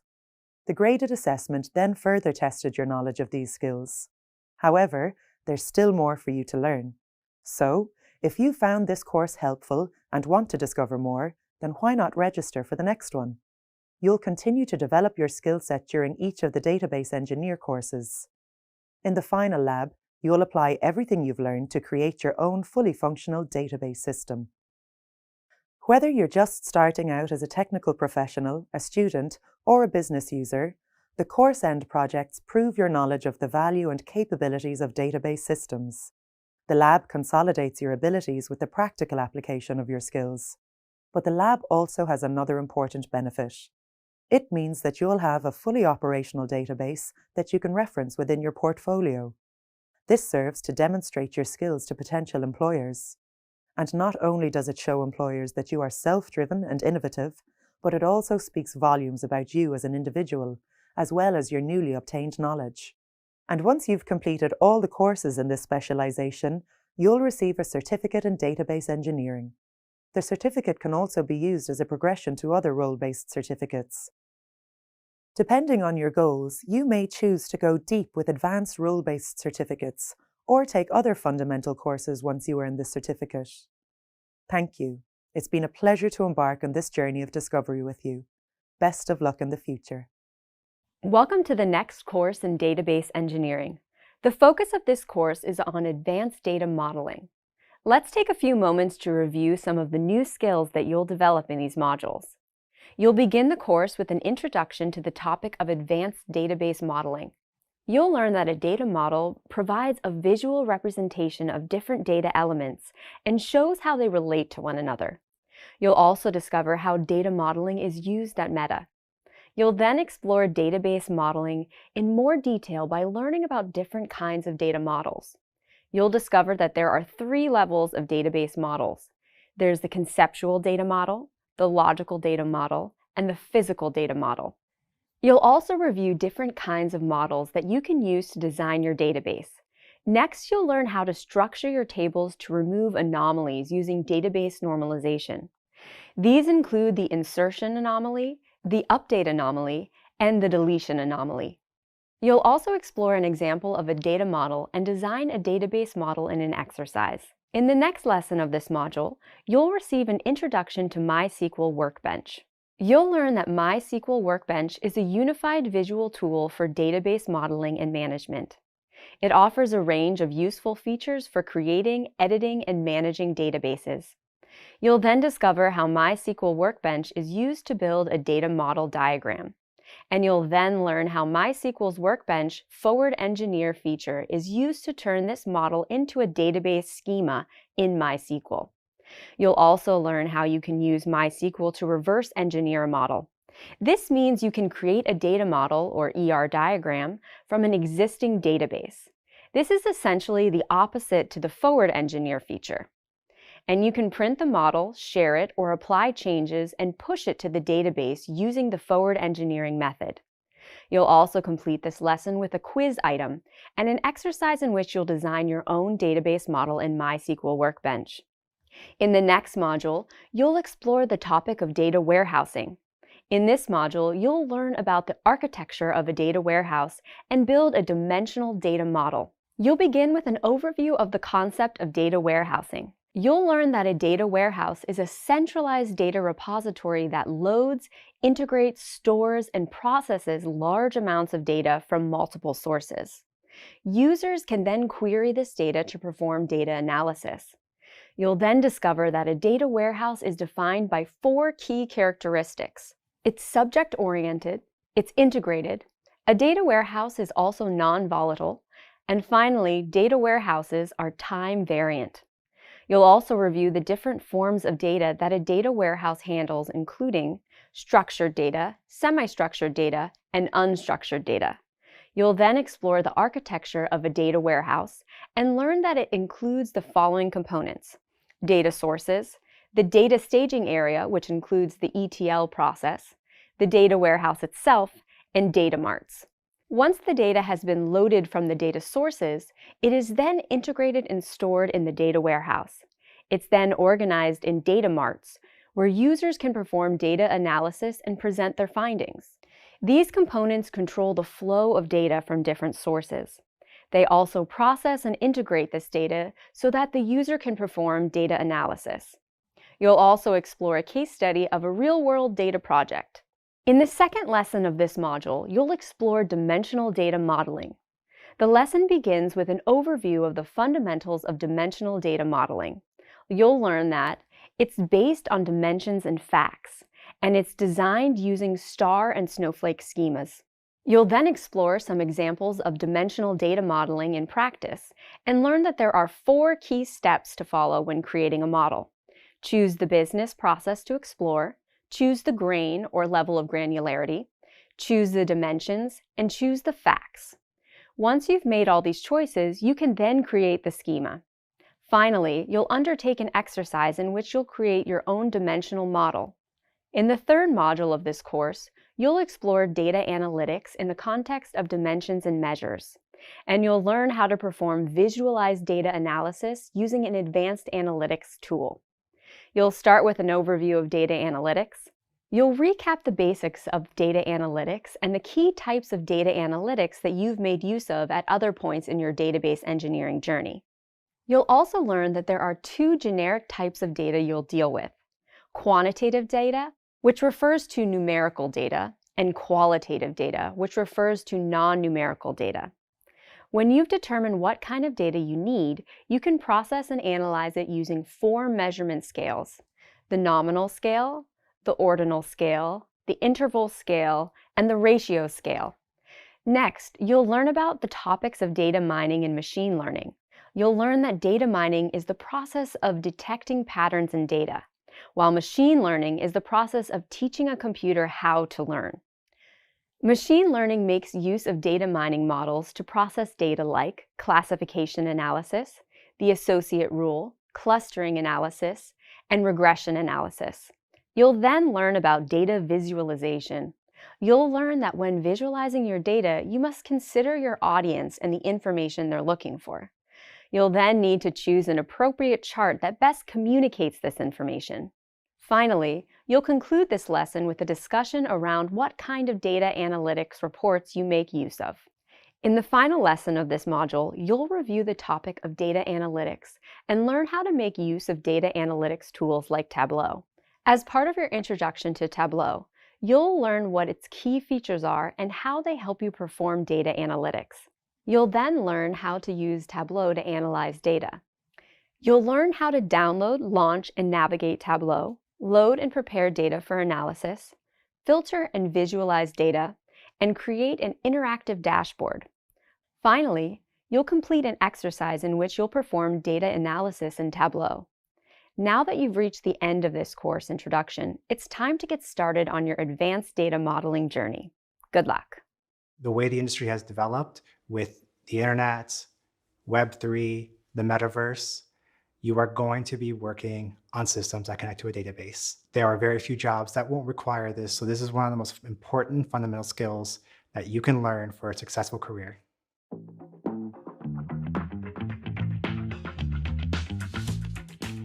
Hi, my name is Moxie. I use they, them pronouns. I am a software engineer at Meta in the Menlo Park office. There's not a one-size-fits-all process for data modeling. The process for developing a new data model for a new product is very different than retrofitting an old product to add a new feature or to comply with a new regulation. And so you will have to adjust your process accordingly to the needs that you're encountering. And that's why these skills are so important to learn. Data modeling is conducted by different people depending on the context we are changing or creating a data model for. If we are building a new product and we already have the business case, this will be led by a lead engineer, generally discussing what the high-level needs of the product are. If we are changing the data model for user privacy or for a specific feature, the person leading that discussion may be the individual engineer, or it could be someone involved in the regulatory processes. One thing that's very important about Meta is that every engineer is empowered to add to the discussion and change things. And so even though it may be a lead engineer that's designing the first data model and bringing it forward, every engineer is expected to be able to talk about it and bring forward their ideas to improve our data models for our user needs and our product. One of the challenges at Meta around data modeling is making sure that we are using our user data properly, and that when we are accessing new data, that we are being responsible with that data. This is a big challenge because there's a lot of data that we have access to, and we want to make sure we're only using the specific needs that we have and getting actually approvals for all these things. And this can be a very arduous process because we do have to justify where we're getting our data from, how we're using it, how we're storing it, how long we're storing it for. There's a lot of details, and you have to be very prepared for those meetings and very prepared to justify why or why not you're including some data. Managing changes to a database is a very complicated process, and there's a lot of teams at Meta dedicated to ensuring that the data is stored securely, that it's reliable, that there's fallbacks. There's a lot of considerations you have to take into from an engineering perspective, but from an overall infrastructure, there is a lot of teams managing and deploying the code and the database changes in order to make this work. So something like Meta or Facebook, with its billions of users, is not going to be maintained by a single individual. And so I think it's important to understand that because a database is a common point for all the products, that we have to take great care when making changes, and we have to coordinate with a lot of different other teams. If you really want to get good at data modeling, you have to really think about where you're getting your data, how you're storing it, and how you're protecting it. So you really have to think about the trust that is being put into you when doing that, especially if you have user information. There are a lot of considerations that you're going to need to build a good data model. And the questions you need to ask are sometimes tough questions, and you need to think about trade-offs. I hope you walk away from this video learning that databases are very complex systems that require a lot of coordination. And even though one singular data model may be designed by one person, you are still going to need to be able to coordinate with lots of other technical and cross-functional partners in order to build a successful database. When developing a database system, you need to make sure that it operates efficiently and that you can extract information from it quickly. The best way to create such a system is to first design a data model. With the data model, you can plan how data is stored and accessed within your database before you create the database system. In this video, you'll explore the concept of data modeling and review different levels of data models. The jewelry store Mangueta & Gallo, or M&G, are in the process of designing and building a database system to store data on customers, products, and orders. But their current design is very inefficient. However, if M&G first focuses on creating a suitable database model, then they can design a more simplified and logical database system. Explore the basics of database modeling, then see if you can assist M&G. Let's begin with the term data modeling. A A data model provides a visual representation of data elements and shows how they relate to one another. In other words, it demonstrates how your database system is structured.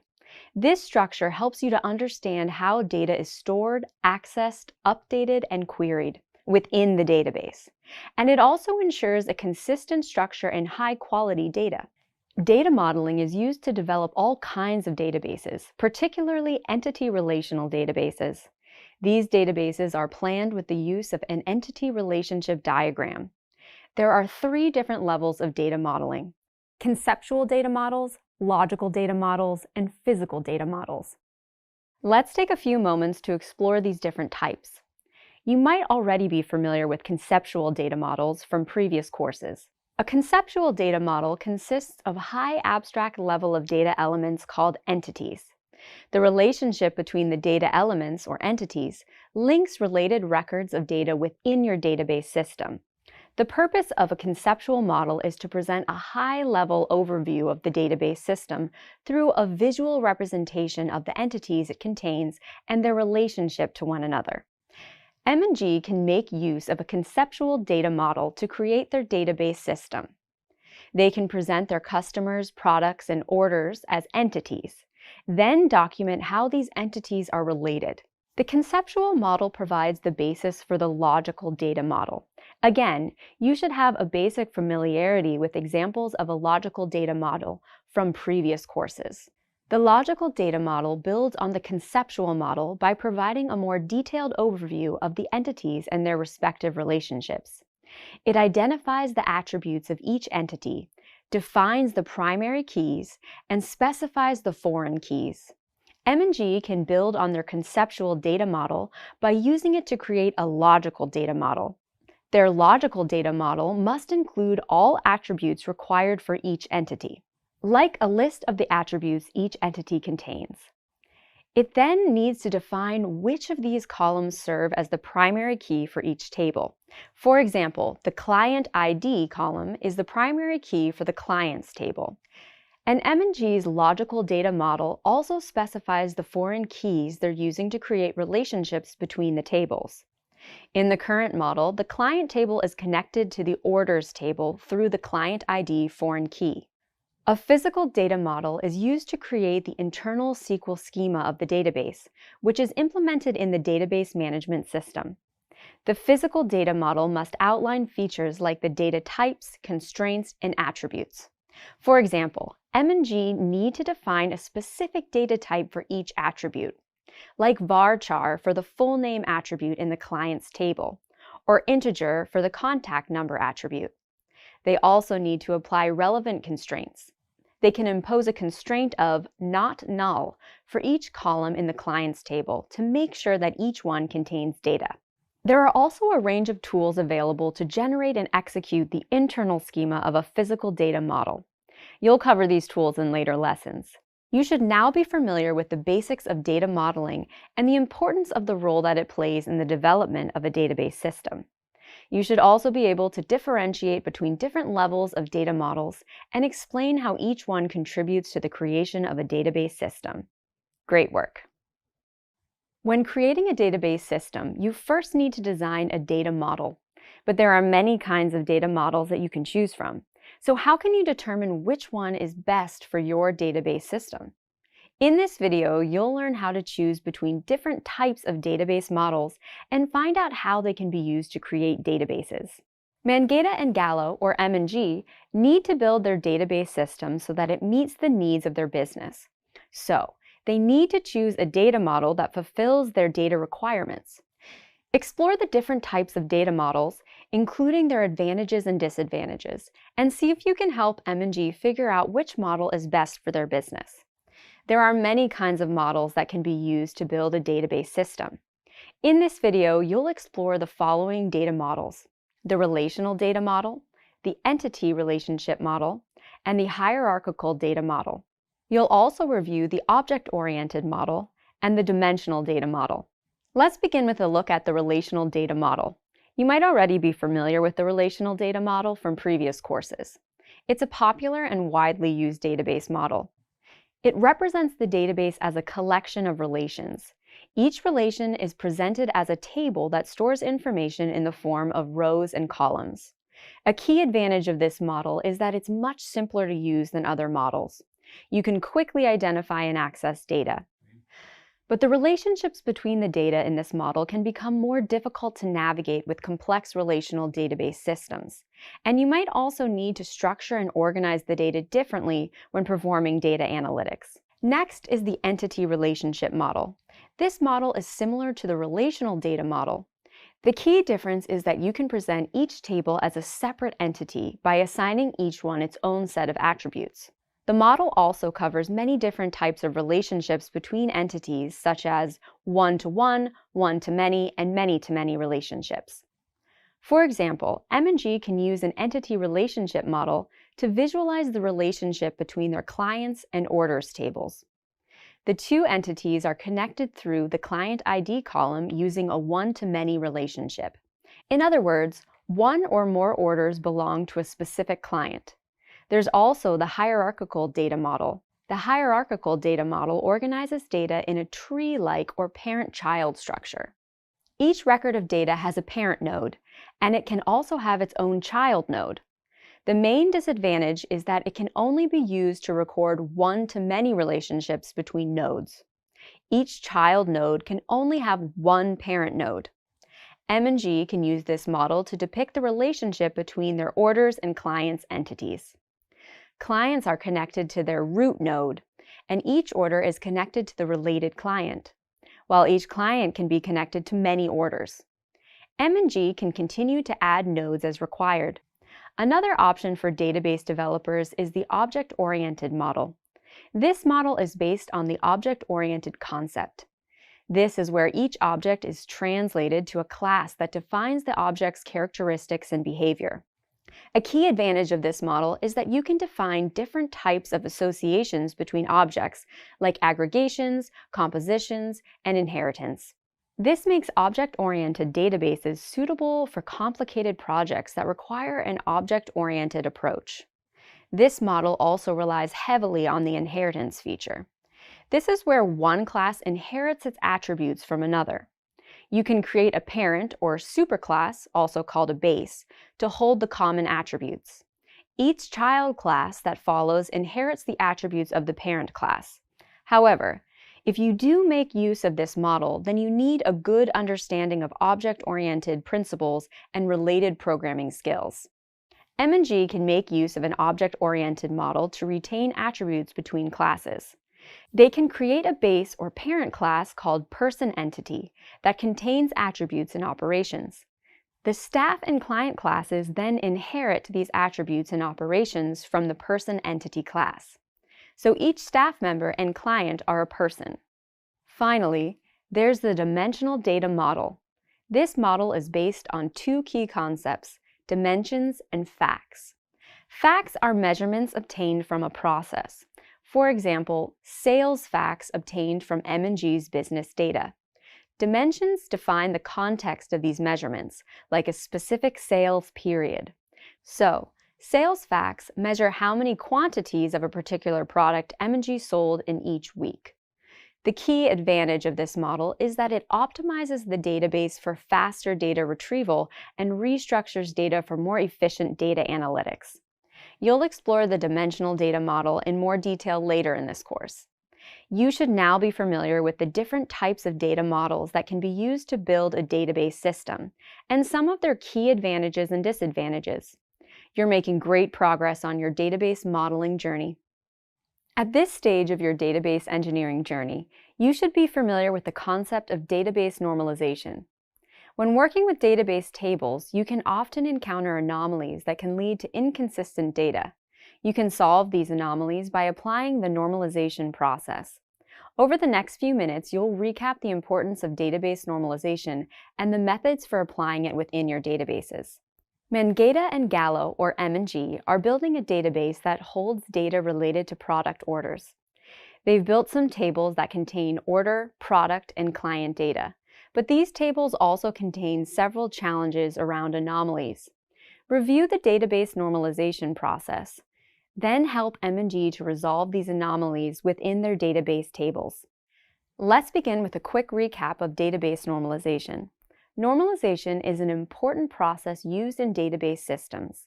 It involves structuring tables in order to reduce data duplication, avoid data modification implications, and simplify data queries from the database. As you learned earlier, database tables that don't follow the normalization process often give rise to anomalies. The most common of these anomalies include an insertion anomaly. This is when new data is inserted into a table, which then requires the insertion of additional data. An update anomaly. This occurs when you attempt to update a record in a table column, only to discover that this results in further updates across the table. And a deletion anomaly.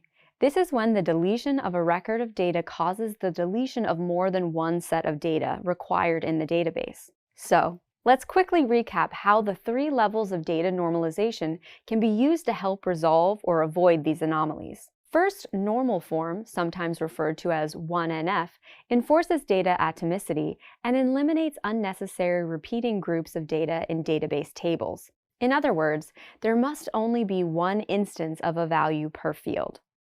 Repeated groups of data cause data redundancy and inconsistency. For example, M&G's products table stores the engagement and diamond ring products in the same cell of the item column. This violates the atomicity rule.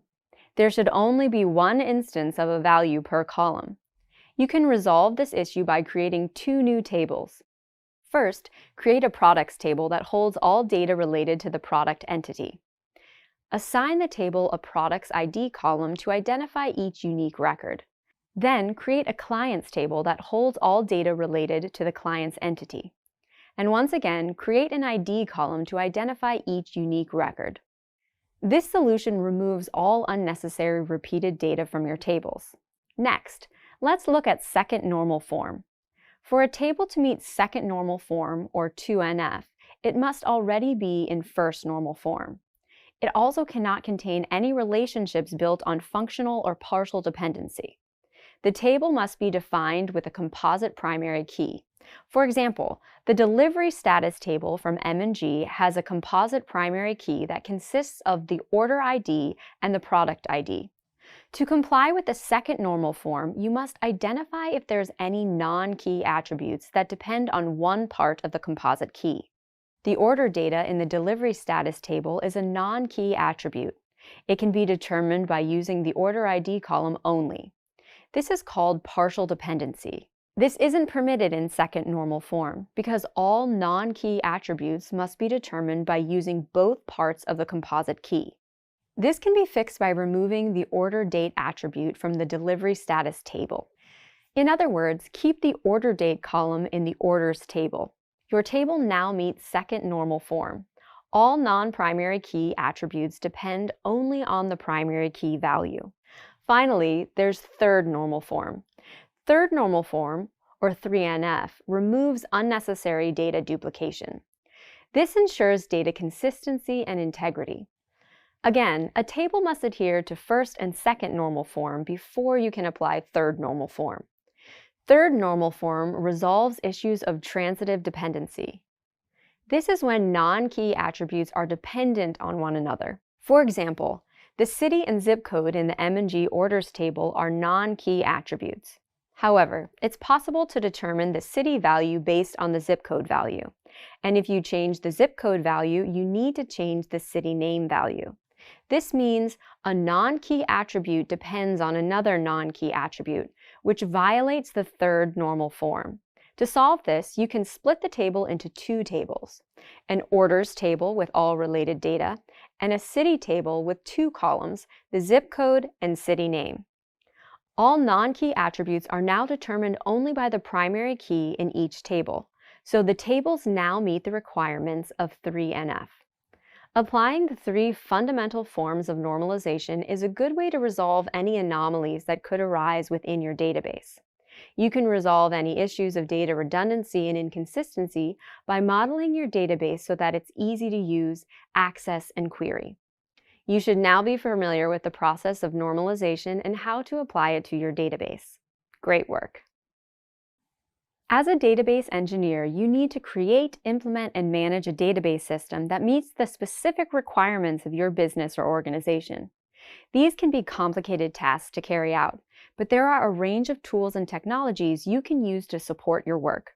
One example of the tools that you will make use of is the MySQL Workbench tool. In this video, you'll explore the basics of the MySQL Workbench tool. You'll also learn how the tool can be used to help model and manage your databases. Over at M&G, the company is developing a new MySQL database management system. The database system must follow some key requirements, particularly in relation to operating systems, data migration, and editing tools. M&G can build a database that meets these requirements using MySQL Workbench. Take a few minutes to review the basics of MySQL Workbench, then see if you can help them out. Let's start with an overview of MySQL Workbench. MySQL Workbench is a unified visual tool developed by Oracle for database modeling and management. It contains several key features that are useful for creating, editing, and managing databases. Let's review some of MySQL Workbench's key features. MySQL Workbench is open source and cross-platform. It can be used with multiple operating systems. It simplifies database design and maintenance, and it offers a visual SQL editor and other tools that support developers. It provides auto-complete and highlighting features for writing SQL statements, and it facilitates data migration between different versions of MySQL and between MySQL and other relational database systems. You'll make use of MySQL Workbench in this course to model and manage data in your MySQL database. But first, you need to download, install, and set up MySQL Workbench on your operating system. Download a copy of MySQL Workbench from dev.mysql.com/downloads. Make sure that you download the correct copy for your specific operating system. Once you've downloaded a copy, you then need to double-click the file to install it on your machine. Next, follow the installation wizard with the custom setup. When you run the wizard, make sure that you install the following software: MySQL Server, MySQL Workbench, and MySQL Shell. If you encounter any difficulties, read the MySQL Workbench installation file for guidance. Next, let's open the MySQL Workbench and find out more about how you can use it to establish connections. Once you've downloaded a copy of MySQL Workbench, you need to set it up. Launch the program and view the MySQL Workbench home screen. The home screen contains a welcome message, links to documentation, blogs, and discussion forums, and provides access to various tools and features. You can use the home screen side panel to access MySQL connections, models, and MySQL Workbench migration wizard. Select the Connections option to view a list of connections to local and remote instances of MySQL. You can use Connections to load, configure, group, and view information about each of your MySQL connections. Models displays the most recently used models. Each entry lists the date and time the model was last opened, along with its associated database. You can also select the plus sign to add a new model, select the Folder button to browse and open saved models, and select the More button to access additional commands. You can also open the Migration tab to display an overview of prerequisites for using the wizard, start a migration process, open the ODBC administrator, or view documentation. Let's look at the process steps for creating a new user. Creating a new user is the most secure way to connect to your MySQL database because you can manage user roles and privileges. Make sure MySQL Connections is selected. First, log into the MySQL server using the root user. Enter the root user password you set when installing MySQL. Save the password for future reference if required. Next, select Users and Privileges under the Management menu to view a list of current database users. Select Add Account to add a new user.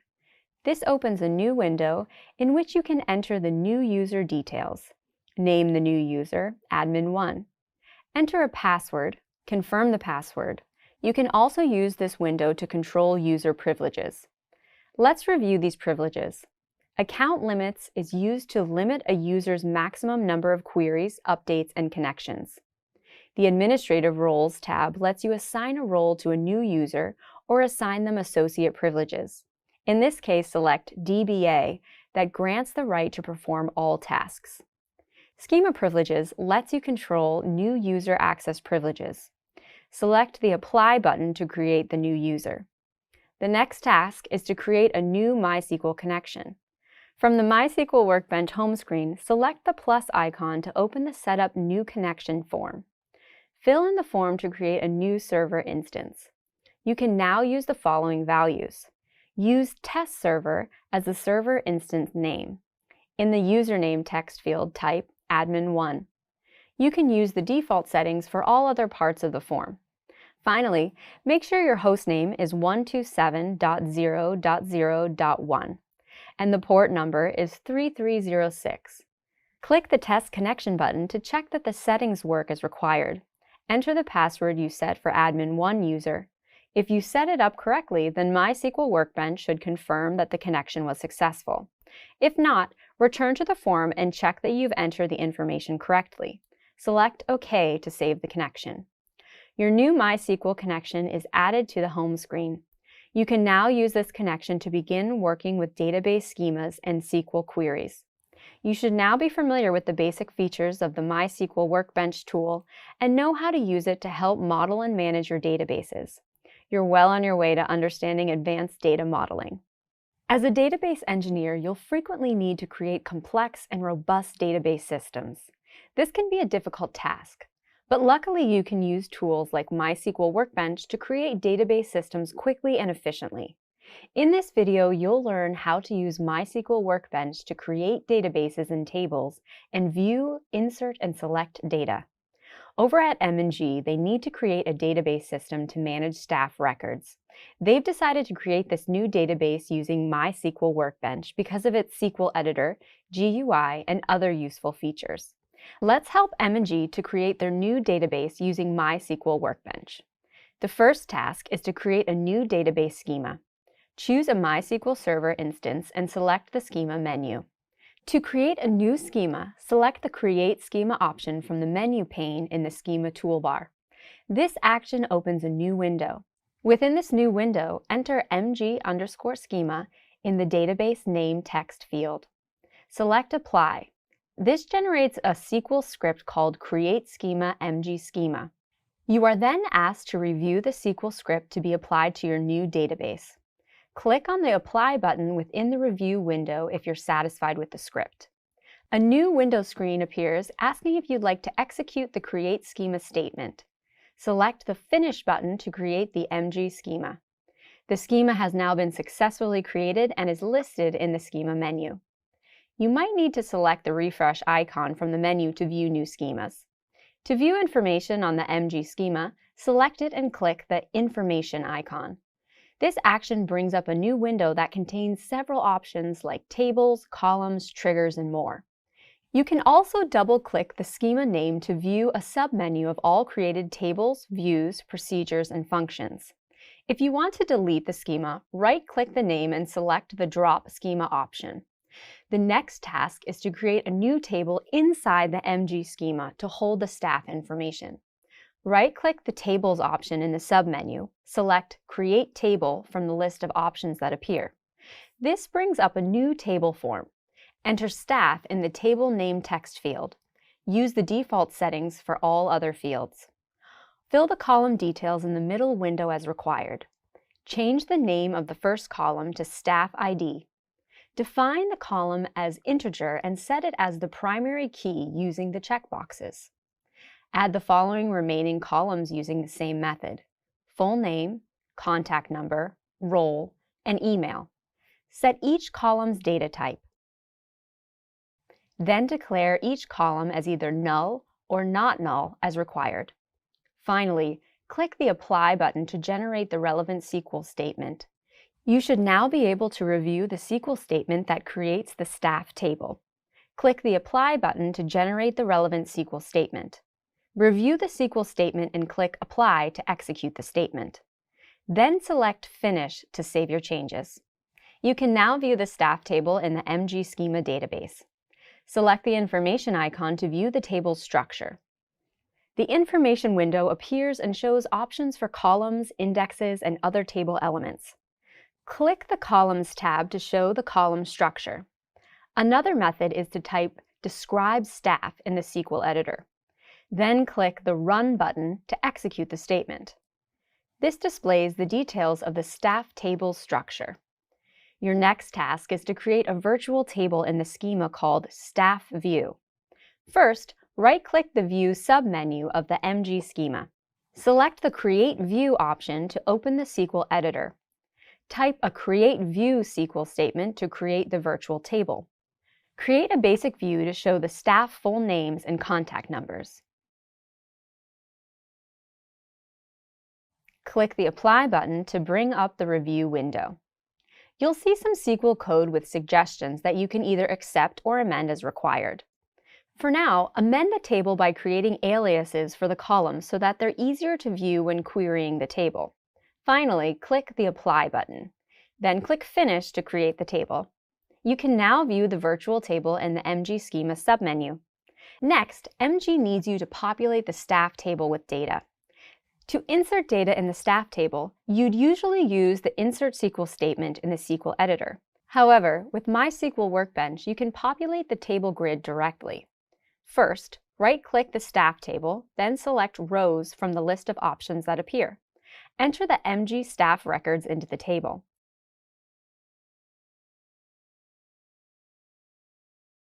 Click the Apply button to generate an automatic Insert Into statement. Then click the Apply button again once you've reviewed the statement in the Review window to execute the statement. Finally, select Finish. The staff records are now stored in the staff table. Your final task is to query data from the M&G database. You can query the database using MySQL Workbench's SQL editor. Write a select query that extracts all data from the Staff View table. This query outputs all data that exists within the Staff View table into a table grid. M&G have now created their staff table and populated it with required data.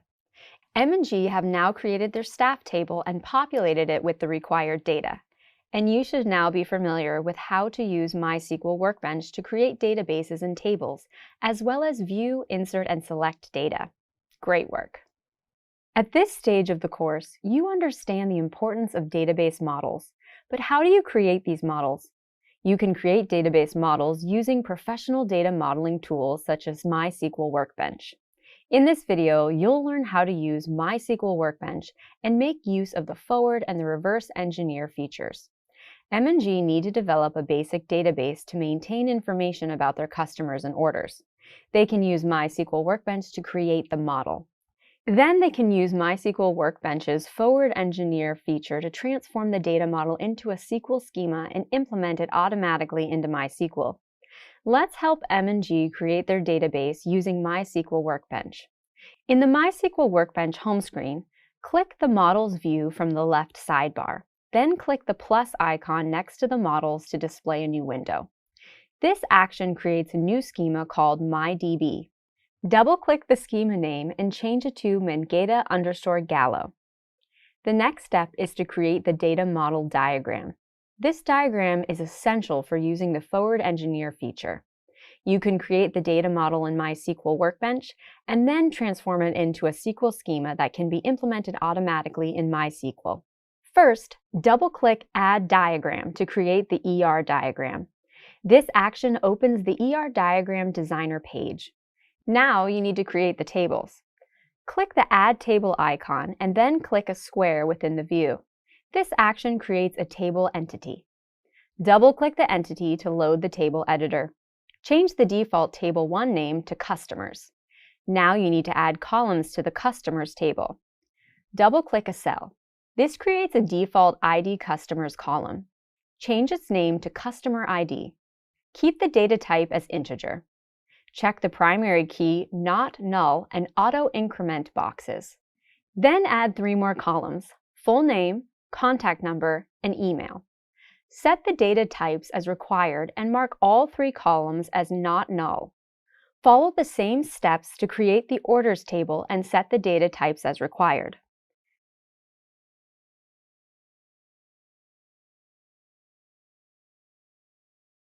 You also need to create the orders table foreign key. Define the table's customer ID column as the foreign key using the Foreign Keys tab at the bottom of the window. type Customer ID FK in the foreign key text field. Double-click the corresponding field in the reference table. Then select the Customers table, check the Customer ID referenced column, then mark it as On Update Cascade and On Delete Cascade. You now have a visual representation of the M&G Schema ER diagram with the Customers and Orders tables. Save your work by clicking File, Save As, and name it Mangata_Gallo_model. Now that you've created the data model, you can synchronize it to the MySQL server using the Forward Engineer feature. Select the Database tab, then the Forward Engineer option from the menu. This opens the Forward Engineer to Database wizard. Select the connection that you created earlier to connect to the MySQL server. Leave the default setting as is. Click Next. The wizard lists some advanced options. You can ignore these for now. Just click Next. A new window appears called Select Objects to Forward Engineer with a series of options. Check the Export MySQL Table Objects box, then click Next.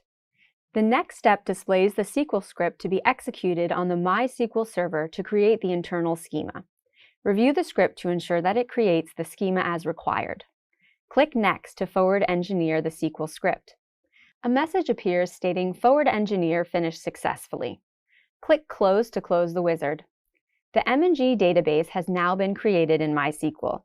You can confirm this by examining the schema list in the Navigator section, or executing a Show Databases statement inside the Workbench SQL editor.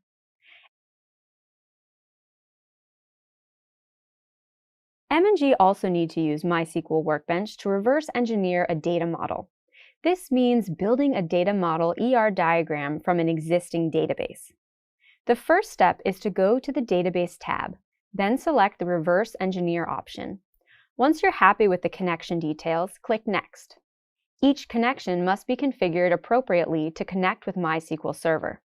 If you're not happy with the existing connection, you can choose another one and click Next. A message appears stating Execution completed successfully. Click Next.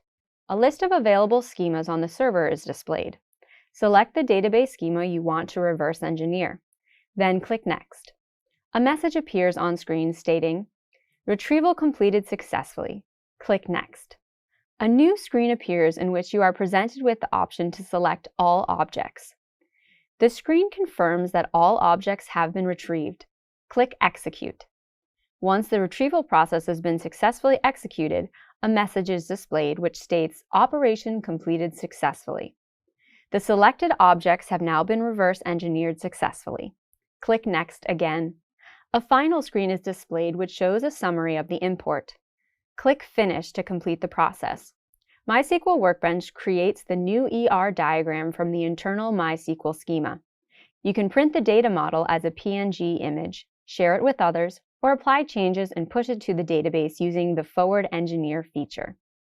M&G have now developed a basic schema in their database using MySQL Workbench, and you should now know how to make use of the Reverse Engineer feature in MySQL Workbench to develop a data model diagram. Well done! Congratulations on reaching the end of the first module in this Advanced Data Modeling course. In this module, you learned how to design a suitable database model, resolve any anomalies, and then implement the model in your database using MySQL Workbench. Let's take a few minutes to recap some of the key skills you gained in this module's lessons. In the first lesson, you reviewed the concept of data modeling and learned that a data model demonstrates how your database system is structured. You also discovered that there are 3 different levels of data modeling. The conceptual data model presents an abstract overview of the database system through a visual representation of the entities and their relationship to one another. Then, there's the logical data model. This model identifies the attributes of each entity and defines the primary and foreign keys of each table. And the third and final level is the physical data model. This model provides the detailed level required to implement the internal schema in the database management system. You then explored different types of data models available to database engineers. You reviewed their advantages and disadvantages to determine which is best for your needs. Some of the models that you reviewed included the relational data model, the entity relationship model, and the hierarchical data model. There's also the object-oriented model and the dimensional data model. You also recap the topic of database normalization. You discovered that normalization is the process of structuring tables to resolve anomalies such as the insertion anomaly, the update anomaly, and the deletion anomaly. You also recap the 3 levels of data normalization that are used to resolve these anomalies. First, normal form, or 1NF, which focuses on the issue of data atomicity. There's second normal form, also called 2NF. This involves fixing any relationships built on functional dependencies. And finally, there's third normal form, or 3NF. This is a method of resolving transitive dependencies. In this lesson, you also explored an example of a data model. You then demonstrated your new skills by designing your own database model in an exercise. The second lesson in this module introduced you to MySQL Workbench. MySQL Workbench is a unified visual tool for database modeling and management. It offers a range of useful features for creating, editing, and managing databases. As part of your introduction to this tool, you learned how to download and install it on your operating system. You also saw how to use the tool to create a new user and establish a connection to a MySQL database. You then discovered how MySQL Workbench can be used to manage databases. You saw how to use the tool to create and navigate a database schema, and you learned how it can be used to create and view tables, including virtual ones, and query their data. The next topic in this lesson provided an overview of database modeling in MySQL Workbench. With MySQL Workbench, you can create new database schemas. You can also build a data model diagram using MySQL Workbench's Forward Engineer feature. This process involves creating a data model in MySQL Workbench and then transforming it into a SQL schema that can be implemented in a MySQL database system. MySQL Workbench can also be used to reverse engineer a data model by building a data model ER diagram from an existing database. You can print the model, share it, or apply changes and push it to the database using the Forward Engineer feature. You then put your new skills to the test in an exercise in which you were challenged to design your very own database model in MySQL Workbench. You should now be familiar with the basics of data modeling and management. I look forward to guiding you further through advanced data modeling in the next module. A regular database collects, stores, and processes data from transactions in real time. But what if you need to aggregate and analyze data from multiple sources? In these instances, a data warehouse is the perfect solution. It can aggregate data from a range of sources and analyze it using different tools. Over the next few minutes, you'll learn what a data warehouse is, explore its main characteristics, and review the different types of data that can be used in data analytics. The online e-commerce platform Global Superstore has seen a significant drop in sales recently.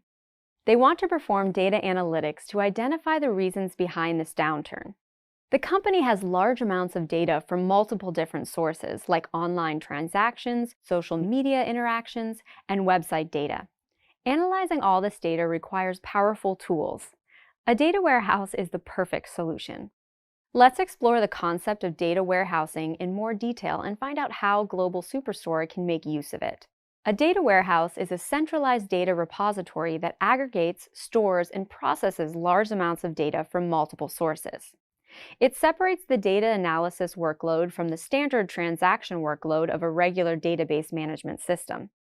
Users can then query this data to perform data analysis. This type of database is called Online Analytical Processing, or OLAP. A regular database focuses on collecting, storing, and processing data in real time. It's also known as Online Transactional Processing, or OLTP. There are 4 key characteristics of a data warehouse. They're subject-oriented, integrated, non-volatile, and time-variant. Let's explore these characteristics, starting with subject-oriented. When building a data warehouse, you need to choose one or more subject areas to explore. For example, Global Superstore can build a data warehouse that focuses on sales. They can then use the warehouse to find all relevant information on their sales processes, like best and worst selling products. Integrated means that a data warehouse integrates data from a range of different sources. This data must be integrated in a consistent format. Integrated data must also resolve issues such as naming conflicts and data types. Global Superstore's data warehouse integrates data from online purchases, website interactions, and social media.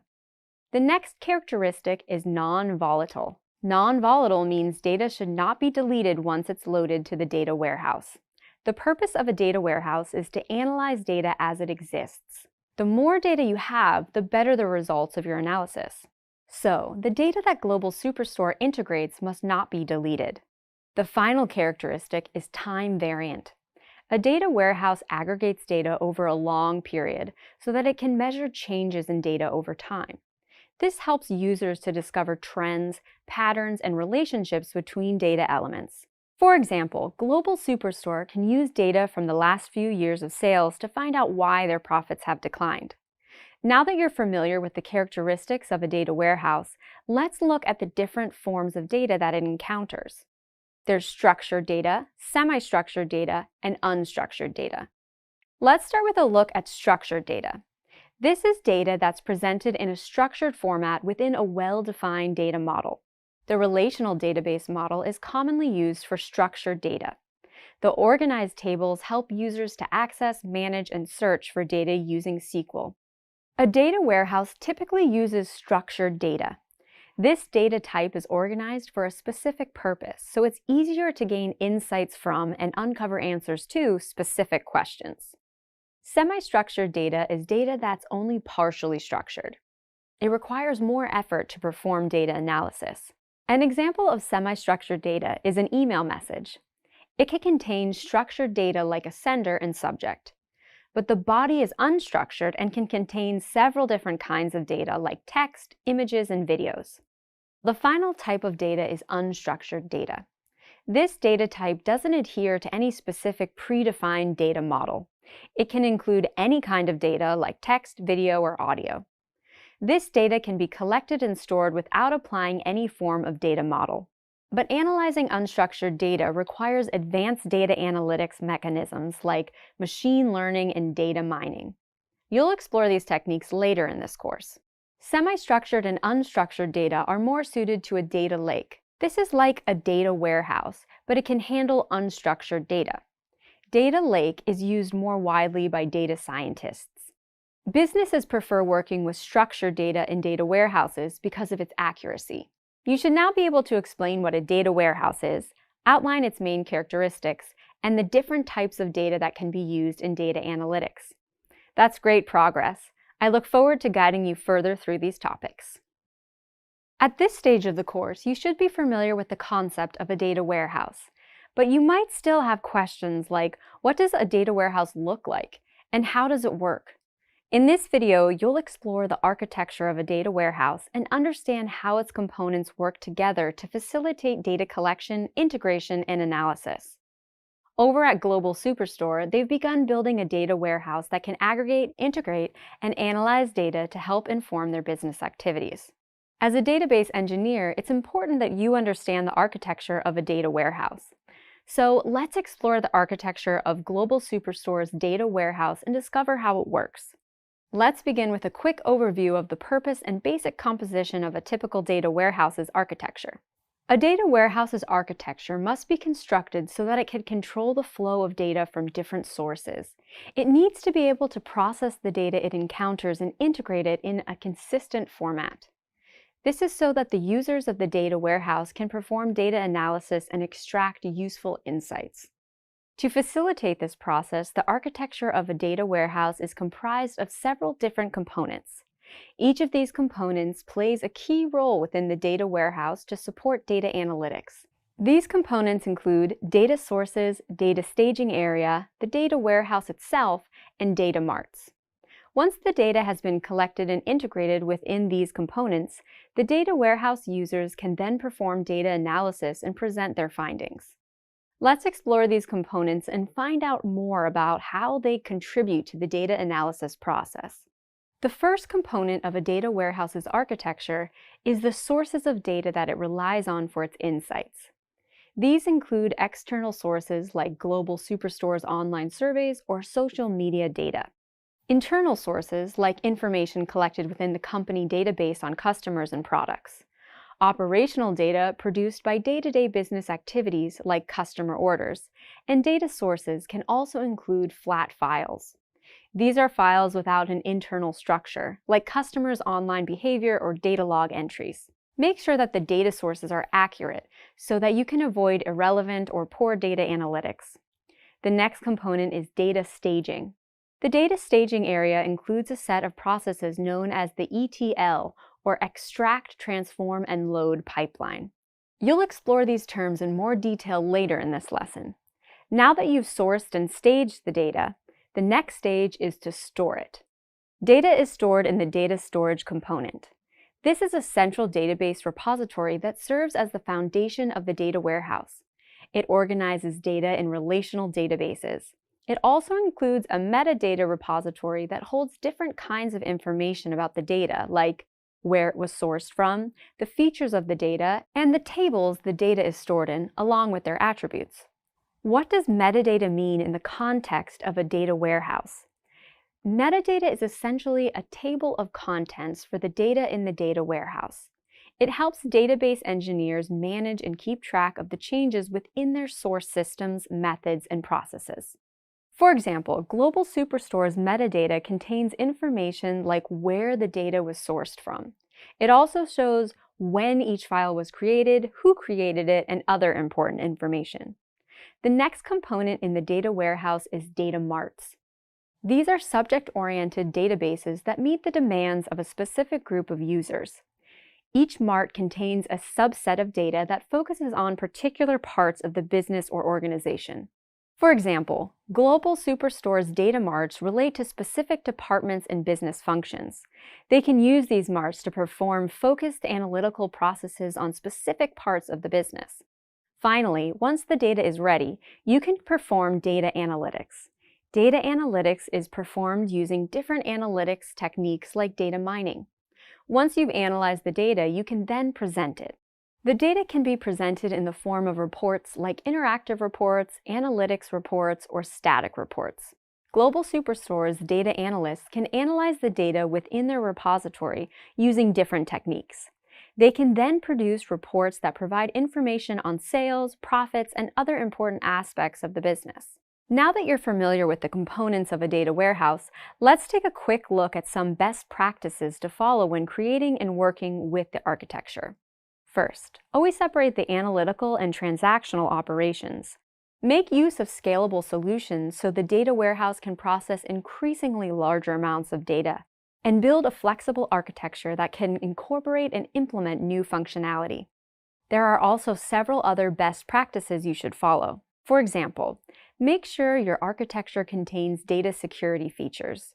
Develop a simple and flexible architecture that can work with different forms of data. Create a data warehouse that's easy to understand, implement, use, and manage. And document the development of the data warehouse. This makes it easier to incorporate new functions. You should now be familiar with the architecture of a data warehouse, and you should also be able to explain how its components work together to facilitate data collection, integration, and analysis. Great work. Very, very large databases are very hard to get data from, and so ETL pipelines are some of the critical ways in order to ensure that different products get quicker access to the data they need.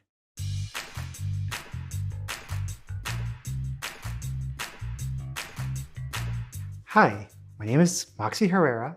I use they, them pronouns, and I'm a software engineer at Meta in the Menlo Park office. ETL stands for Extract, Transform, and Load. This is one of the common ways that data will be transferred to particular areas. So you will have some sort of data source, and then perhaps a staging area for the data, and then a consumer of the data.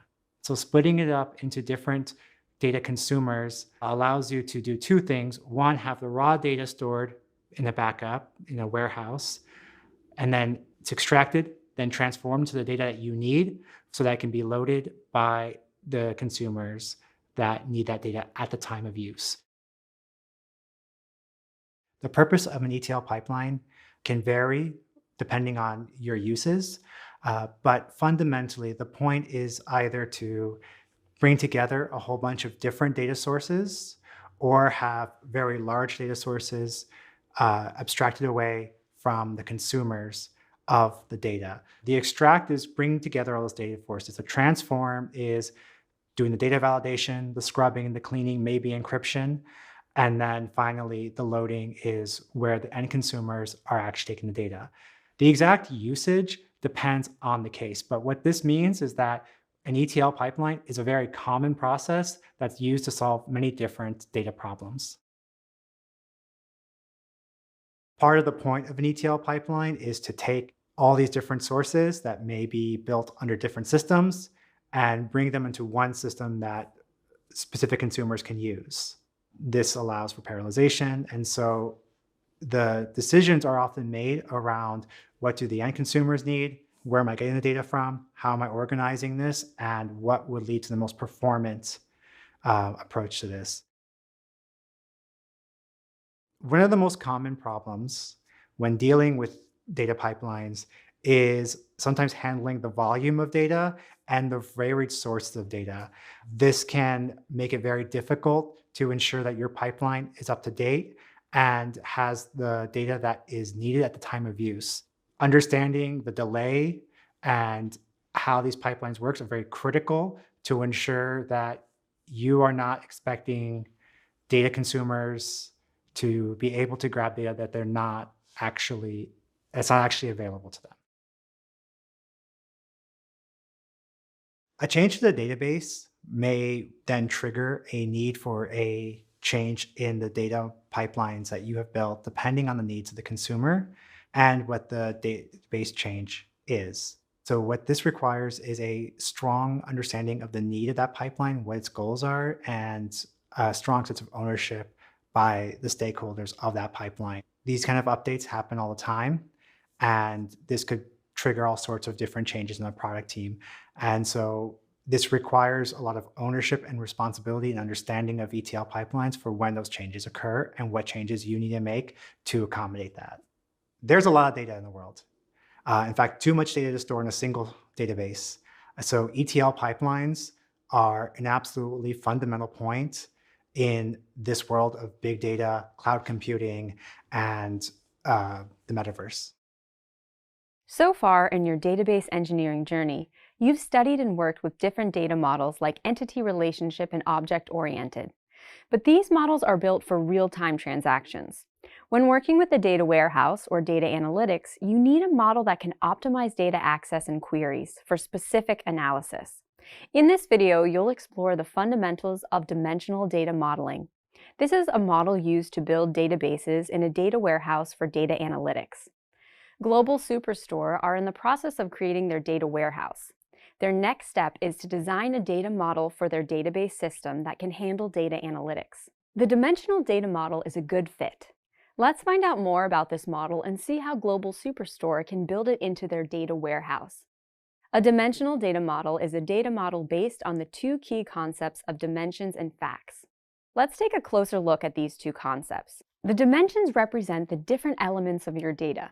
The dimensions define a context or perspective for your measures. Good examples of dimension data elements in Global Superstore's database is time and location. They can measure sales and other aspects of their business in the context of time and location. The term facts represents quantifiable data held within a database. Good examples of Global Superstore's facts include the number of sold products and the profits that they have made. There are two kinds of measures in the fact table: stored measures and calculated measures. Stored measures are aggregated measures stored in the data warehouse, like sales data and product price. This data is loaded from the data source and stored in the database warehouse repository. Calculated measures are calculated from other measures. For example, Global Superstore can calculate their profit by deducting the sold product's cost from the sold price. These measures are performed through queries that rely on calculation rules programmed in the data warehouse database. Next, let's look at the structure of a dimensional data model. A dimensional data model consists of facts and dimensions tables. The dimension table includes the dimensions data elements and can be structured as a hierarchy of data. This facilitates different levels of data analysis. You can navigate through the hierarchy to find the data you need. For example, you can drill down or roll up through the data elements, and the fact table includes the measures data. For example, Global Superstore can use this structure to find their average sales at specific points in time. They can explore data in different dimensional contexts and drill down through different levels. They can use the time and location dimensions to explore the data for average sales per year or by city. Then they can drill down through this data to find average sales per month and even average sales per week or day. There are several best practices that you should follow when designing a data model. Before designing a dimensional data model, you need to be clear about which business activities you want to examine. And you need to know which dimensions provide you with the most meaningful and useful context. Also, make sure you organize data in a way that's easy to understand, access, and query. A common method for designing a dimensional data model is with the use of schemas. One of the most widely used schemas in a data warehouse is the STAR schema. The STAR schema is a common model for designing databases in a data warehouse. It's a simple dimensional data model that consists of facts and dimension tables organized as a star. One or more fact tables sit in the middle of the schema, connected to one or more dimension tables. Global Superstore can use a basic STAR schema to organize their dimensional data model. The sales fact table is in the center of the diagram. It's connected to several dimension tables: suppliers, customer, product, time, and location. Another schema that you can use to design your dimensional data model is the snowflake schema. It's called a snowflake schema because the schema diagram resembles a snowflake. When working with a snowflake schema, you should normalize your dimensions tables to eliminate data redundancy. The best approach to normalization is to group dimensions data into multiple simple subdimensions tables. The disadvantage of this schema is that it increases the number of dimensions tables and requires more foreign keys to connect the tables. So more complex queries are required to join records when performing data analytics. For example, Global Superstore can use the schema to normalize their product dimension table into 3 tables: a products table, a subcategory table, and a category table. You should now understand the concept of dimensional data modeling, and you should be able to explain how the STAR and snowflake schemas work. Well done. At this stage of the course, you should be familiar with the dimensional data model and many of the key concepts related to it. But how do you build a dimensional data model? The process for building a dimensional data model revolves around 4 key steps known as Kimball's dimensional data modeling. In this video, you'll explore the approach and review each of these 4 steps in detail. Let's begin with a look at Global Superstore and their use of the dimensional data model. Global Superstore wants to perform data analytics to understand their recent sales figures. This requires building a dimensional data model that will help them understand their business and the factors that impact on their sales and profits. Before you explore Global Superstore's process, let's quickly recap the purpose of a dimensional data model and take a high-level look at the 4 key steps. A dimensional data model must focus on particular aspects of a business or organization in order to address specific problems. The model is created using a systematic approach that revolves around 4 key steps. These steps include the business processes, the grain, the dimensions, and the facts. Each of these steps is a choice. You need to choose a business process that your dimensional model must investigate. You then need to choose the facts and dimensions that can provide the answers you need. Let's work through each of these 4 steps or choices and understand how they contribute to the process of building a dimensional data model. When building a dimensional data model, the first step is to identify or choose the specific business process to be addressed. Once you've identified the process, you can then determine the grain of data in the data model. Global Superstore have decided that the business process to be addressed is their sales activity. Once you've decided on the process, you then need to choose the level of detail required. This is referred to as the grain. What granularity or level of detail is required for the data warehouse to address your process problem? and what's the lowest level of detail required to address the issue. For example, Global Superstore need to analyze their sales data at both a yearly and daily level. They also need to investigate this data at the global and local level. The next step in the process is to choose the dimensions. In this step, you need to choose the relevant dimensions. In other words, in what context do you need to explore your business activity? As you already know, Global Superstore need to analyze their sales data, and they need to analyze this data in the context of products, customers, time, and locations. So now that you've identified the business process, the grain, and the dimensions, it's time to establish the facts. This is basically answering the question of, what do you want to measure? You need to select the measures that contain numeric data and populate your fact table with these attributes. For example, Global Superstore need to explore their facts using the dimensions tables location, product, and time. They can demonstrate how each of these dimensions impacts the sales. And they can also include relevant attributes that provide useful information about each dimension. Once you've decided what aspect of your business process you need to investigate and chosen the grain, related facts and dimensions, you can then create your schema. Arrange your dimensions in dimensions tables. Global Superstore can arrange their dimensions and measures in a star schema.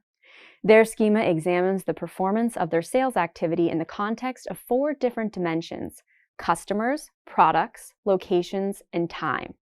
And within each dimension is a set of relevant attributes that target the required data. Once you've decided what aspect of your business process you need to investigate and chosen the related data and dimensions, you can create your schema. Global Superstore have identified their dimensions and measures step by step based on their business requirements. They can now perform different forms of data analysis to achieve their goals. You should now be familiar with using a systematic approach to build a dimensional data model, and you should also be able to identify and explain each of the 4 steps in which you must make your decisions around data. You've made great progress on your advanced data modeling journey. Congratulations on reaching the end of the 2nd module in this advanced data modeling course. In this module, you explored the architecture of a data warehouse and learned how to build a dimensional data model. Let's take a few minutes to recap some of the key skills you've gained in this module's lessons. You learned that a data warehouse is a centralized data repository that aggregates, stores, and processes large amounts of data from multiple sources. Users can then query this data to perform data analysis. You then discovered that a data warehouse is defined by 4 key characteristics. First, it's subject-oriented, which means that it provides information on chosen subjects or topics. Data warehouses are also integrated, in that they integrate data from a range of different sources. The next key characteristic is non-volatile. Data is maintained in the state in which it was loaded into the data warehouse. And finally, data warehouses are time variant. They aggregate data over a long period of time to measure change. You also reviewed the different forms of data that a data warehouse encounters. There's structured data, which is data presented in a well-defined structured format that's easy to access, manage, and search through. Semi-structured data is data that's only partially structured. It's more flexible, but also requires more effort to analyze. And finally, there's unstructured data. This can include any kind of data without any predefined model, but it's much more difficult to analyze unstructured data than structured and semi-structured data. Once you reviewed the basics of data warehousing, you then moved on to explore the architecture of a data warehouse. A data warehouse's architecture focuses on the design of the components that aggregate, integrate, and analyze data in the data warehouse. It illustrates the flow of data from different sources. It then processes and integrates this data so that users can perform data analysis. The architecture of a data warehouse consists of the following components. The first is data sources, which consist of the data that the organization relies on for its insights. Next is the data staging area. This is where data is prepared for analytics through the ETL, or extract, transform, and load process. Then there's the data warehouse itself, where data is stored. And finally, there's data marts. These are subject-oriented databases that meet the demands of specific users. Once the data has been collected and integrated within these components, the data warehouse users can then perform data analysis and present their findings. It's also important that you follow best practice when creating and working with the architecture of a data warehouse. And make sure that you document the development of the data warehouse so that you can incorporate new functions into the architecture as needed. You then explored a case study of a real-world data project and tested your new knowledge in a quiz item. In the next lesson, you learned about dimensional data modeling. This lesson began with an overview of the fundamentals of dimensional data modeling. You learned that a dimensional data model is a model based on dimensions and facts. Facts represent the measures. These are quantifiable data. Dimensions define the context in which you can explore the measures. There are stored measures, which include aggregated measures that can be stored in the data warehouse. And there's calculated measures, which focus on data that's calculated using data from other measures. You also reviewed the structure of a dimensional data model. A dimension table can be structured using a hierarchy of data. This structure allows for different levels of data analytics. You can drill down or roll up through the data elements to find the data you need. Dimensional data models are also designed using schemas, like a star schema. You can also use a snowflake schema. You then explored some examples of dimensional data modeling in practice. You learned that there are 4 key steps that must be followed when creating a model. First, you need to identify the business process to be addressed. Once you've decided on the process, you must choose the grain. Then choose the relevant dimensions and decide the measures in the facts table. You then undertook an exercise in which you created your own dimensional model using the skills and knowledge that you gained throughout this module. You should now be familiar with the basics of a data warehouse and its architecture, and the fundamentals of dimensional data modeling. Great work! I look forward to guiding you through the next module in this course, in which you'll learn about advanced data analytics in the context of data modeling. Your databases collect and store an endless stream of data from a variety of different sources. And as you should know by now, the true value of this data is what you do with it. Data is most valuable when it generates insights that help improve services, make plans, and minimize risk. All these insights are generated through data analysis and advanced data analytics. Over the next few minutes, you'll recap the basics of data analytics and explore different types of data measurements. Over at Global Superstore, they've been collecting large amounts of data and storing it in their databases. This data represents an important asset which the store can use to understand and improve their business activities and performance. To take advantage of this data, they need to perform different types of data analysis and measure their data appropriately. Let's find out how Global Superstore can make the most of their data, and start with a recap of data analytics and the types of data analytics they can use. As you should know from previous courses, data analytics involves analyzing data to derive useful information and valuable insights. You can make the most use of data analytics using data analytics tools and data analysis. There are several key types of data analysis that you've encountered so far and made use of in other courses. Let's briefly recap these. Descriptive data analysis presents data in a descriptive format. Exploratory data analysis is used to establish a relationship between different variables, and inferential data analysis focuses on a small sample of data to make inferences. Predictive data analysis identifies patterns in data to make predictions about future performance. And causal data analysis explores cause and effect between variables. Before you can engage in these types of data analysis, you first need to understand the type of data that you're dealing with and ask what kind of measurements should you apply to it. Another key question to ask of your data is if it's quantitative or qualitative. Quantitative data refers to numerical data. This is data that can be counted or quantified.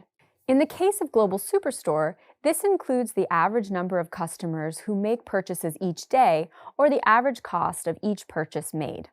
Qualitative data refers to non-numerical data. This is textual and descriptive data, like information about the quality attributes of a product. For example, Global Superstore's qualitative data includes category names or descriptions of products like furniture or office supplies. Once you've determined what kind of data you're dealing with, you then need to organize, identify, and analyze your data. You can perform these actions using 4 different measurement scales. The first of these measurement scales is the nominal scale. This scale describes the identity property of non-numerical data. It's purely descriptive, which means it just identifies the data. In the case of Global Superstore, they can use this scale to identify products in their stock, like a chair or a desk. Each product is one nominal unit of data. The next form of measurement is the ordinal scale. This is a qualitative data type scale, which places data in a specific ranked order. However, it doesn't include decisive criteria to determine the difference between the data elements. For example, Global Superstore can rank chairs using ratings values. So they can use a value of 1 for top quality products, 2 for very good products, and 3 for good products, and so on. However, there's no precise criteria that determines the measurement between each value. There's also the interval scale. This scale includes properties of the nominal and ordered data scales. Its key feature is that the difference between data points can be clearly identified using specific criteria. The scale can also contain both positive and negative numbers, and 0 does not represent an absolute true value. Global Superstore can use the interval scale to provide feedback on products from 10 to -10. Finally, there's the ratio scale. This scale is a quantitative data type that includes properties from nominal, ordinal, and interval scales of measurement. It defines the identity of the data, classifies the data in order, and marks clear intervals. However, it holds an absolute value of 0. Over at Global Superstore, they can use the ratio scale to mark the weight of products. For example, a small table is 20 kilograms, a medium-sized table is 40 kilograms, while a larger table weighs a total of 60 kilograms. In this instance, there's a clear order between variables and an equal distance of 20 kilograms between each measurement. So, all data points can be measured accurately. You should now be familiar with the basics of data analytics, be able to identify different types of data, and explain different types of data measurements. Great work. The more data you collect and store, the more difficult it becomes to analyze and make sense of. So database engineers who run large databases rely on advanced data analytics methods like data mining and machine learning to discover patterns, paradigms, and trends in data. Over the next few minutes, you'll explore these methods and learn how they help businesses and organizations to understand performance through data and make predictions and actionable plans. Global Superstore has been in operation for 15 years. During that time, they've collected huge amounts of data on all aspects of the business, like sales, customers, and marketing. However, the more data they collect, the more difficult it is for them to analyze and understand it. Several years ago, they began using advanced data analytics methods like data mining and machine learning to help make sense of their data. The terms data mining and machine learning are often used interchangeably. While they're both useful methods for analyzing data, they operate very differently.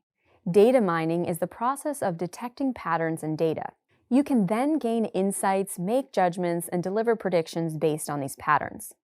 Global Superstore used data mining to identify associated patterns between the sales of certain products. For example, many customers who buy tables also buy chairs.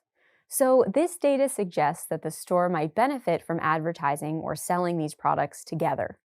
Machine learning is the process of teaching a computer how to learn. Specifically, it involves teaching a machine to determine probabilities and make predictions. There are two main methods of machine learning: supervised and unsupervised machine learning. Supervised machine learning involves classifying data based on given labels. For example, Global Superstore can label the available chair and table images as CH and desks as DK. The computer can then learn to recognize, classify, and group these product images based on their labels. Unsupervised machine learning is when data is classified based on shared characteristics, but without the use of labels. So, the machine learns to recognize and categorize images of objects like chairs, tables, and desks based on the shapes in the images. Machine learning makes use of many kinds of data mining models when processing data. Let's take a few minutes to explore some examples of these models. The first model is classification analysis. This model assigns data items into categories or classes of data. You can then use this data to predict your target class for the items. For example, many global superstore customers purchase low-priced office products, so they can be classified as low-budget customers and targeted with advertisements for low-budget products. There is also the association rule. The association rule is a model that identifies the relationship between different data elements. It determines if there is a correlation between these elements based on certain criteria. Many global superstore customers who purchase cell phones also buy items like phone chargers and battery packs. This data suggests that these products should be advertised and sold together. The next model is outlier detection. Outlier detection is a model that reveals unusual data within a particular data set. In other words, it detects data outliers or anomalies that don't conform to the expected pattern. For example, a group of global superstore customers with a shared history of purchasing low-priced products suddenly begin purchasing expensive products. In this instance, the company needs to reclassify these customers and target them with advertisements for more expensive items. Another model you need to be aware of is clustering analysis. The clustering analysis model searches for similarities within a dataset. It then separates the data into clusters of subsets based on the similarities it finds, or the common characteristics within the subsets. The model works in a similar manner to the classification analysis model. However, that model is initially assigned to predefined groups, not newly discovered ones. Global Superstore can use the model to classify low and high budget customers based on similar types of navigation behavior in the company's online store. The final model you need to know about is regression analysis. The regression analysis model considers the different factors that impact data. It then determines the relationship between these factors. This model can help Global Superstore to develop a better understanding of their sales patterns. The data shows that each time the store discounts certain products, it leads to an increase in sales. So the store can conclude that discounts impact sales data. You should now be familiar with different methods of data mining and machine learning. You should also be able to explain the different data mining models that machine learning can make use of. Great work. Database analysis isn't just about extracting and analyzing the information you need from the database. How you present your data is also just as important. Good data visualization helps decision makers to interpret the data and make the right choices around it. In this video, you'll review the different factors that inform data visualization, and you'll also explore the different methods that you can use to present your data. Over at Global Superstore, the company's data analysts are performing advanced data analytics to help improve the store's performance. They now need to present their findings to the company. The best way for the data analysts to make sense of the information and present their findings is by visualizing the data. Let's explore some different methods of data visualization that Global Superstore's data analysts can use to present their findings. Let's start with a quick overview of what database analysts and engineers mean by data visualization. The term data visualization refers to presenting or visualizing data in a way that lets decision makers interpret the information quickly and easily. Your role is to remove the noise from the data and present the important elements, like trends, paradigms, and outliers in a user-friendly way.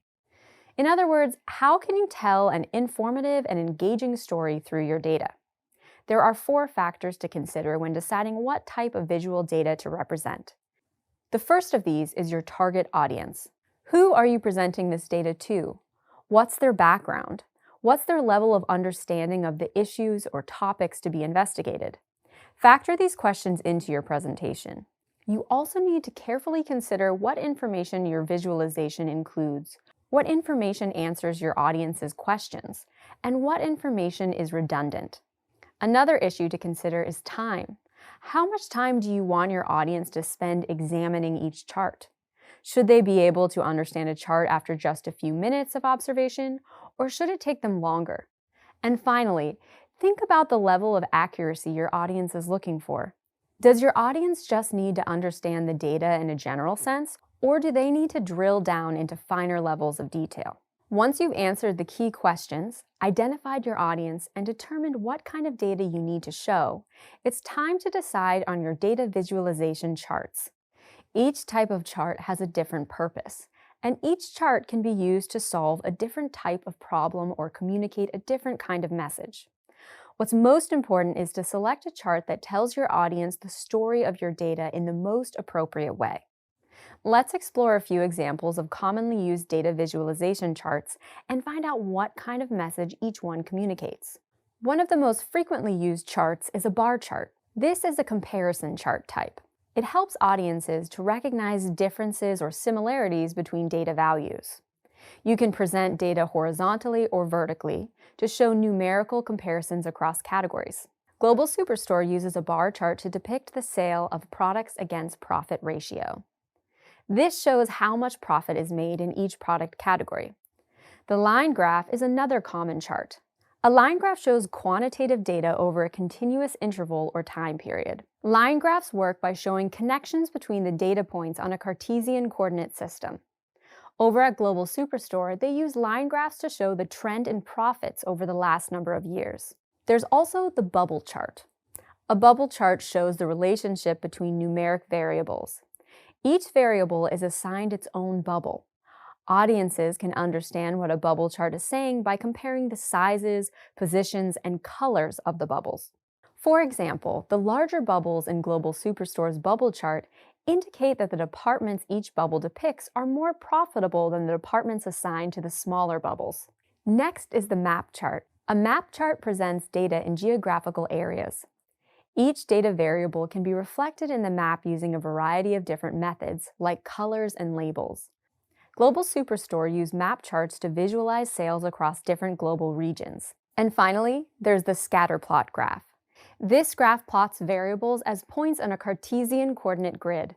You can then use these data points to search for correlations between variables. You can also add trending lines for each data group within category labels to show the performance of select categories. Global Superstore used this approach to depict sales and profits across different categories or departments. You should now be able to explain the different factors that inform data visualization and take these factors into account next time you visualize your data. And you should also know how to select the charts or graphs that best communicate the story that you want to tell through your data. Excellent work. Data analytics is a complex process, and the task is beyond the capabilities of traditional database management systems. That's why data analysis is performed using data analytics tools. These tools make it possible for users to view and understand large amounts of data using artificial intelligence. In this video, you'll review some examples of well-known analytics tools and learn about their key features. You'll also explore the Tableau tool, which you'll make use of later in this course for your own projects. Global Superstore's data analysts are performing advanced data analytics to generate data insights that will help inform their business decisions. This approach requires the use of powerful data analytics tools. Using these tools, Global Superstore can use their data to identify new business opportunities, grow their sales, and improve their services, alongside other benefits. Let's find out more about how these tools work and discover how Global Superstore makes use of them. Data analytics tools help database users to perform data analysis. The results of the data analysis generate insights that inform the development of businesses and other organizations. These tools make use of artificial intelligence, machine learning, and data mining. And they provide tools for visualizing data to help you understand and communicate your findings. There are many kinds of analytics tools that you can make use of. The most common tools that database analysts rely on include Tableau, SAS Business Intelligence, and Microsoft Power BI. There are several key features these tools offer which make them useful for dealing with large databases. They can deal with massive amounts of data, they can work with data in many different formats, and they can interact with many different data sources and database systems. In addition, each tool uses advanced data analysis techniques to generate insights, and they provide advanced data visualization tools. These features make it much easier for users to view and understand their data. Tableau is a widely used data visualization tool. There's a free 14-day trial, and it offers a 1-year license for tutors and students in accredited academic institutions. There are several key features that Tableau users can take advantage of when visualizing their data. It stores data in the form of different data types like string, date, and time. It can connect to a wide range of data sources like MySQL, Microsoft SQL, MongoDB, BI, and Oracle DB. And it can interact with many different data sheets and file systems like Excel, JSON, and PDF. In addition to these features, Tableau can also generate interactive dashboards that present data in real time, support scripting in Python and R programming languages, and complete tasks using interactive UI tools like drag and drop. Tableau comes in both desktop and cloud versions. In this course, you'll make use of Tableau Desktop. You can download the software directly from Tableau.com. Now that you're familiar with the Tableau tool, let's explore it in more detail and find out how organizations like Global Superstore make use of it.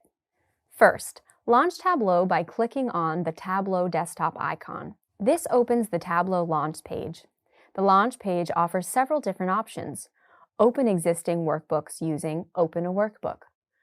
Work from sample workbooks in the Accelerators section, and access useful learning resources in the Discover section. You can also connect to your data sources using the Connect pane. For example, Global Superstore can choose a Microsoft Excel document as their data source and load the file's data into their Tableau workspace. Select the Tableau icon to switch from the Start page to the Authoring workspace. Once you're connected to a data source, the source connection and related fields appear in the data pane. You can then use the Authoring workspace's user interface elements to create a visualization of your data. Add data to your view using the Marks card or the row and column shelves. For example, Global Superstore can drag measures and dimensions around the workspace as required. This is useful for comparing data and categories. Access commands and navigation tools quickly and easily in the toolbar. Global Superstore often makes use of the sorting icons to arrange bars in ascending or descending order, or use the dashboard to view and work with multiple sources of data at once. You can even create an interactive dashboard that combines different sheets to present relative information to the audience. You can also use Story, a tool that's similar to the dashboard. Story presents sequences of worksheets and dashboards to tell your data story. You should now be able to identify well-known analytics tools and describe many of the key features that they share. You should also be able to access and make use of the Tableau work environment to visualize your data. You're making good progress in developing your understanding of advanced data analytics. At this stage of the lesson, your next question might be, how do I use Tableau? In this video, you'll learn how to connect Tableau to your data sources, then clean and prepare your data for analysis. Global Superstore needs to use Tableau to analyze the records of a large Excel file, but they first need to clean and prepare the existing data. Let's help Global Superstore to connect their Excel data source to Tableau, then clean and prepare the data for analysis. To perform data analysis in Tableau, you first need to establish a live connection to a data source. To establish a live connection, first open Tableau on the Connection page. Under the Connect tab on the left-hand side, click Microsoft Excel. This opens a dialog box that you can use to navigate to the Excel file on your machine. Select and open the file. The Excel file name appears on the left-hand side of the screen. The data from the Excel file is displayed in the data pane. With a live connection, you can make sure that any updates to the original source are automatically reflected in your database. However, it's faster to process a data extract, particularly when dealing with large amounts of data. On the left side of the data pane is the metadata grid. This shows relevant information about the different data fields. You can keep or hide the metadata grid by clicking the Related button. Now that you've connected to the data that you need, you can begin to clean it and prepare it for analysis. This process involves fixing errors in the data and shaping it so that it's easier to understand and analyze. You can do this by performing different types of operations like filtering, sorting, and renaming the data. You'll cover these operations in more detail in a later video. The top of each column specifies the column's data type along with a suitable symbol. You can change these data types as required. Let's take the order date column as an example. Select the small arrow next to the symbol above the column. Click Describe on the list of options that appear. This action shows key information about this field of data. Click the ABC data type and select the Date data type. The data type has now been changed. You can also hide irrelevant table details so that you can focus only on the necessary data. You can also change the number of rows displayed within the data pane. Let's hide the Order Date column. Select the small arrow again. then select Hide. The column is now hidden. To show the data again, click the Tableau settings icon, then select the Show Hidden Fields option. This action displays faded versions of the fields to indicate what has been hidden. To restore these fields, click the small arrow and select Unhide. Your next task is to split the customer name column into two separate columns, one for each customer's full name and another for their last name. Click the small arrow and then select the Split option. This automatically creates two new fields. You can rename them as required. Click the corresponding small arrow, select Rename, and call the columns First Name and Last Name. Global Superstore also need you to create a new data field for their returns. The field must include the final date by which each product can be returned under the company's returns policy. This is 15 days from the date of purchase. Select the small arrow in the Orders Date column and click Create a Calculated Field. Name this new field Return Date. In the Calculation Editor, enter the following basic formula: order date plus 15. This formula adds 15 days to each order's order date value. This creates a new returns column populated with the relevant data. When finished, click OK. The new calculated field is added to the data pane.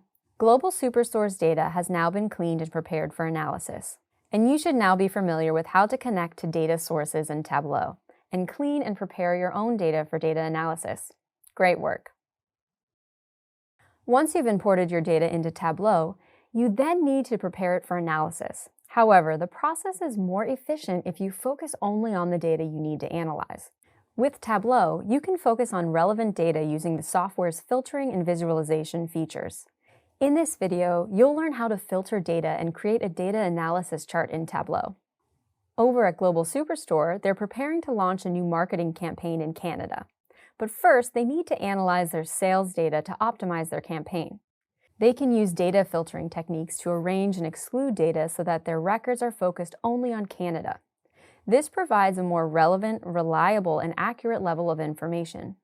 You can help Global Superstore to complete this task by using Tableau. In Tableau, you can filter data in either the data source page or the worksheet.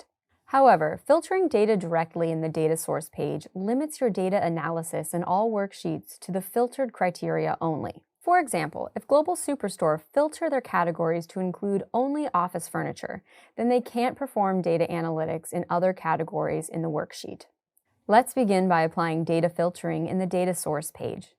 Click the Add option under Filters. This opens a dialog box that lists all filtered fields in the data source. Click Add again to add a new filter field. Next, select Region and click OK. Click the Select from List option in the General tab area. Check Canada, then click OK. The data pane now shows filtered records from Canada only. You can repeat this process to add more data source filters if required. To remove a filter, click Edit Filter, select Canada, then Remove, and OK. You can also filter data in the worksheet. Open the Sheet tab at the bottom of the page. In the worksheet, the columns from your data source are displayed as fields on the left side of the data pane. The data pane contains a variety of fields. The fields above the gray line are dimension fields. The fields below the gray line are measure fields. Dimension fields hold categorical data. In the case of Global Superstore, this includes product categories, types, and dates. Measure fields hold numeric data like sales, profit, and quantity. Global Superstore want to compare sales of all category products sold in Canada. To help them with this task, drag the category field from the dimension section of the data pane to the rows in the shelf area. Then drag the sales field from the measure section in the data pane into the columns in the shelf area. The horizontal bar chart that appears shows information about different product categories. You need to filter this data to show only products sold within Canada. Drag the region dimension from the data pane to the filter card. This opens a pop-up window. In the General tab, select Canada, then click Apply and OK. Your data is now filtered to show sales in Canada only. You can also take further steps to make your chart easier to read and understand. Click the Swap icon to change the horizontal bar to a vertical chart. Click the descending order icon to filter data from maximum sales to minimum sales. Drag sales to the color part in the marked section of the screen to change the bar colors based on sales. Drag profits from the data pane's measure section to the label mark. This shows the profit of each category in the chart. You can also provide a title for the sheet. In this instance, you can call the sheet Sales in Canada. A lot of the information in the chart is generic. It might be better to add the subcategory to the view to provide more detail around the sales and profits. Drag the subcategory field from the dimension section of the data pane to the columns in the shelf area. Then click on the descending order icon to filter data from the maximum to the minimum values. You can now view all categories and subcategories. You can even focus on one category like furniture. Drag the category dimension from the left data pane to the filter card. Then use the Filter Categorical Data option to retain the furniture category while unchecking the technology and office supply categories. Click Apply, then OK. You can also filter categories according to best-selling items. Drag the subcategory to the filter card. Then select the top tab, tick By field, and enter a numerical value of 2 to view the top 2 categories. Then click Apply. The wildcard can also be used to filter data based on specific patterns. For example, you can type chair in the text field to include subcategories that contain this text value. In this instance, the data returns the chair subcategory. Another filtering technique is condition filtering. You can use condition filtering to select a field of data and define specific rules to be applied. For example, you can select the sales field, then specify a sum value greater than 500,000. Click Apply, and then OK. This returns all values within your data greater than 500,000. To remove all subcategory filters, just right-click the subcategory and click Remove. You can also remove the category and keep the region to focus on Canada. You can now view all sales data related to the furniture category and subcategories in Canada. Global Superstore has now filtered the required data for data analysis using Tableau, and you should now also be able to apply different filtering techniques to your data using Tableau. You're making great progress on your data analytics journey. Once you've analyzed your data in Tableau, you then need to determine the most informative way to present it to your audience. With Tableau, you can present data visually in the form of an interactive dashboard. Over the next few minutes, you'll learn how to create a basic dashboard with multiple views and interactivity. At Global Superstore, they want to create an interactive dashboard that shows profits and sales by country and indicates how profits are trending over time. They can then use this dashboard to compare sales and profits in each country. Help Global Superstore to complete this task by creating worksheets in Tableau as follows. One worksheet to show sales and profits in each country, and another worksheet that shows trending profits. You then need to combine these worksheets in one dashboard where they can interact with one another based on the needs of the user.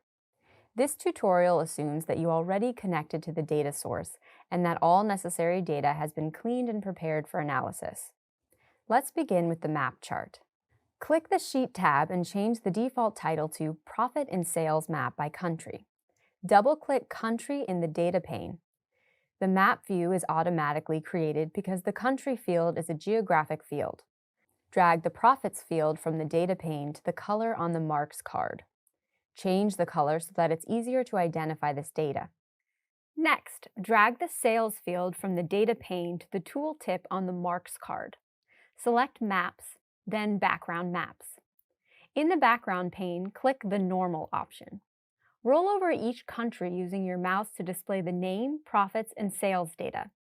Your next task is to create another view that shows the Global Superstore profit trends over time. Create a new worksheet and change the title and sheet name to Profits Trends. Drag the Order Date field from the data pane to the column shelf. Make sure that the order date has been assigned a data type. Drag the profit fields from the data pane to the rows in the shelf section. Tableau automatically generates a trending chart for profit. You can change the trend line's color set by dragging the profit to the color mark. Select a new color set to differentiate it from other data. Then drag the profits field from the data pane to the label mark. This shows the profits made each year. You've created 2 worksheets that communicate important information.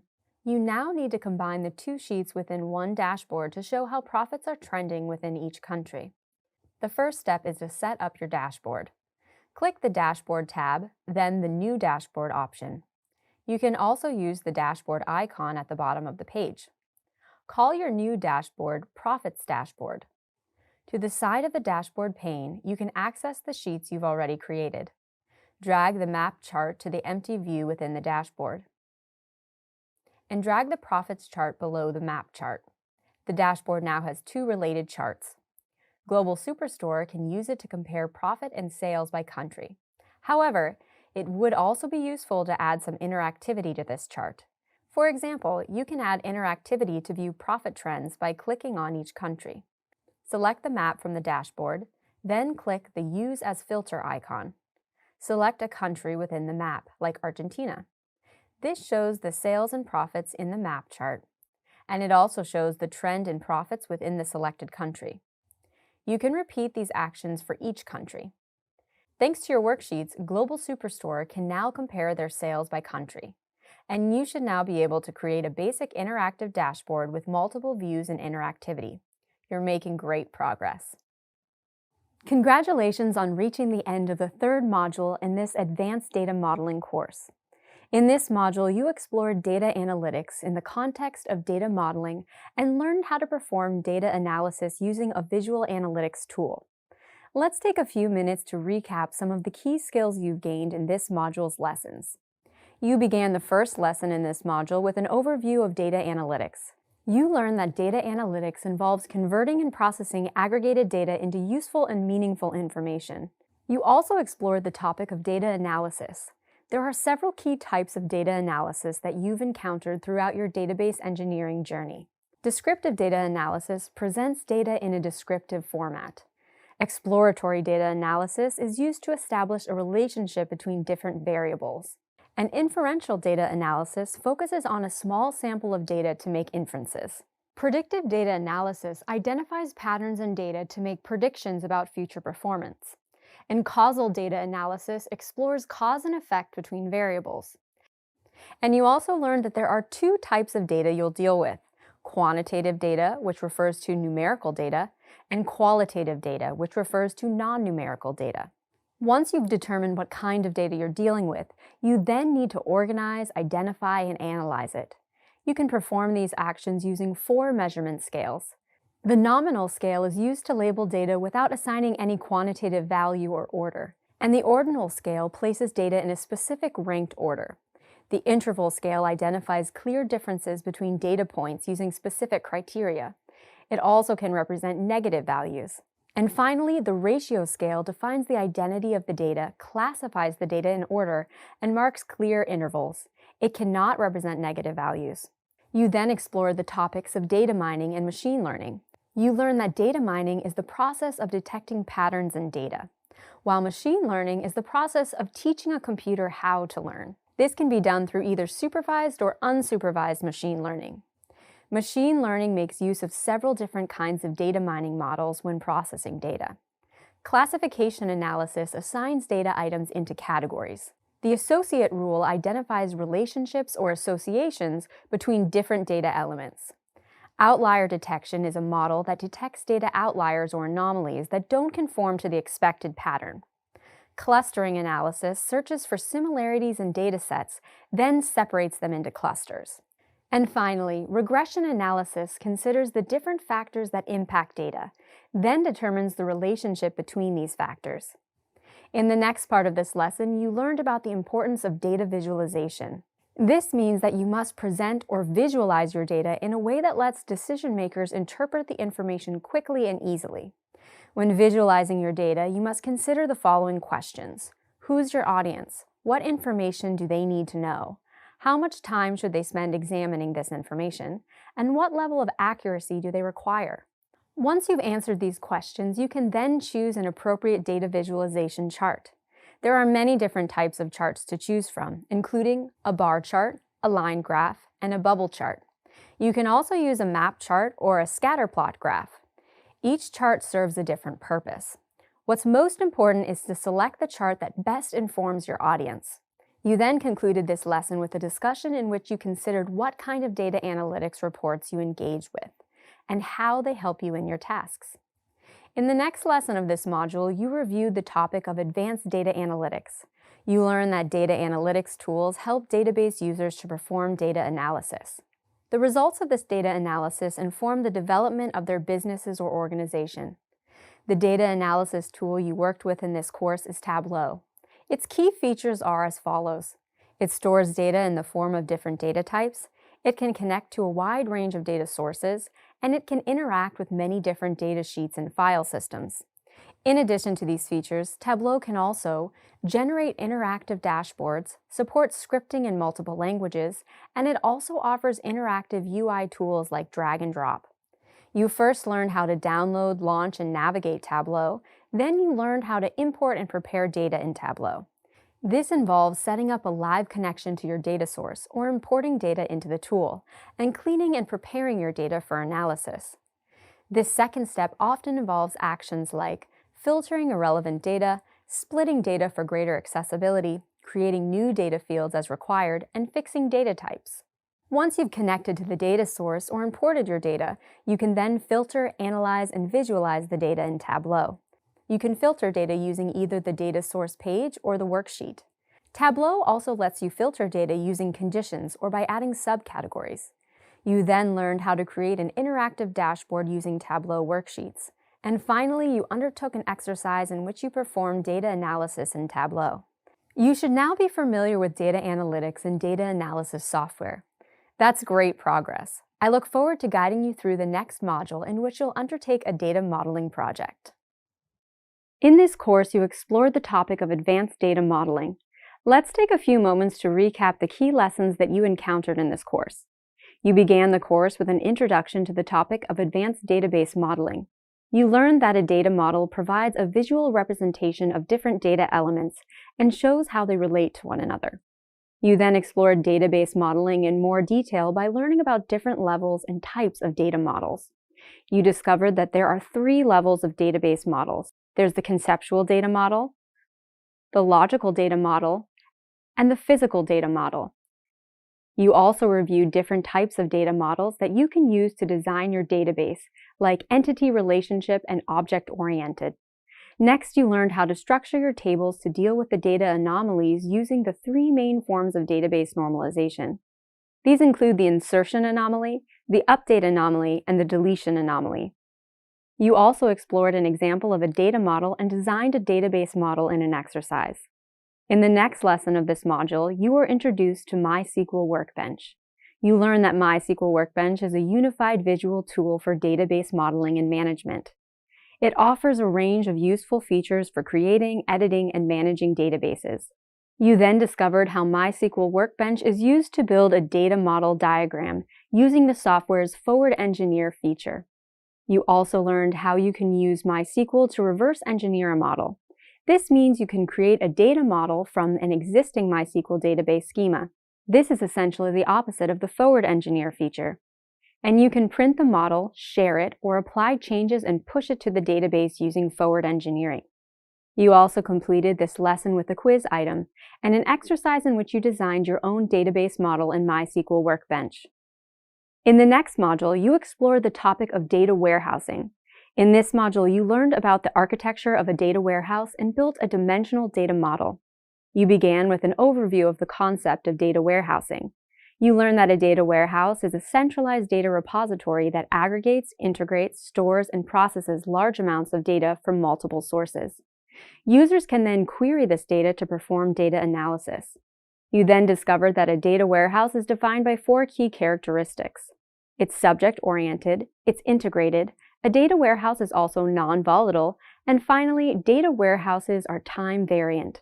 You also reviewed the different forms of data that a data warehouse encounters, including structured data, semi-structured data, and unstructured data.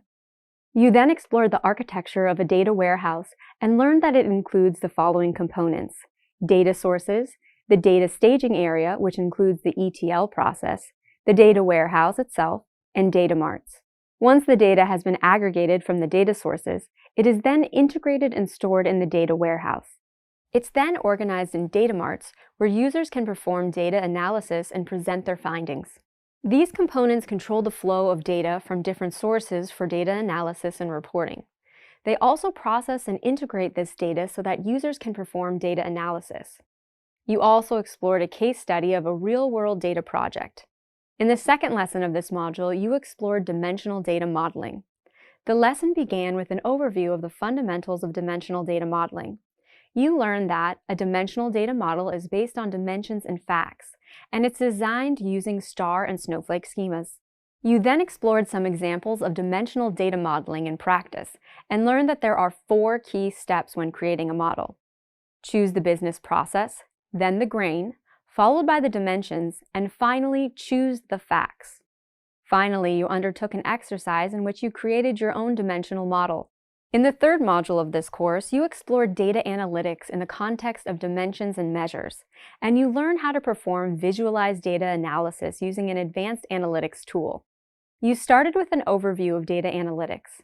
You recapped the basics of data analytics and the key types that you've made use of at other points in your database engineering journey. You also learned that there are 2 generic types of data you'll deal with: quantitative data, which refers to numerical data, and qualitative data, which refers to non-numerical data. When you've determined what kind of data you need, you can process and analyze it using 4 measurement scales: the nominal scale, the ordinal scale, the interval scale, and the ratio scale. Next, you learned about the topics of data mining and machine learning. You learned that data mining is the process of detecting patterns in data, while machine learning is the process of teaching a computer how to learn. Machine learning makes use of data mining models to process data like classification analysis, the associate rule, clustering analysis, and regression analysis. You then learned about data visualization. You learned that when visualizing your data, you must consider your audience and the information they're looking for. You then need to choose an appropriate chart that best communicates this information. Finally, you concluded this lesson with a discussion prompt that revolved around what kind of data analytics reports you make use of. In the final lesson of this module, you reviewed the topic of data analytics and learned how to make use of data analytics tools like Tableau.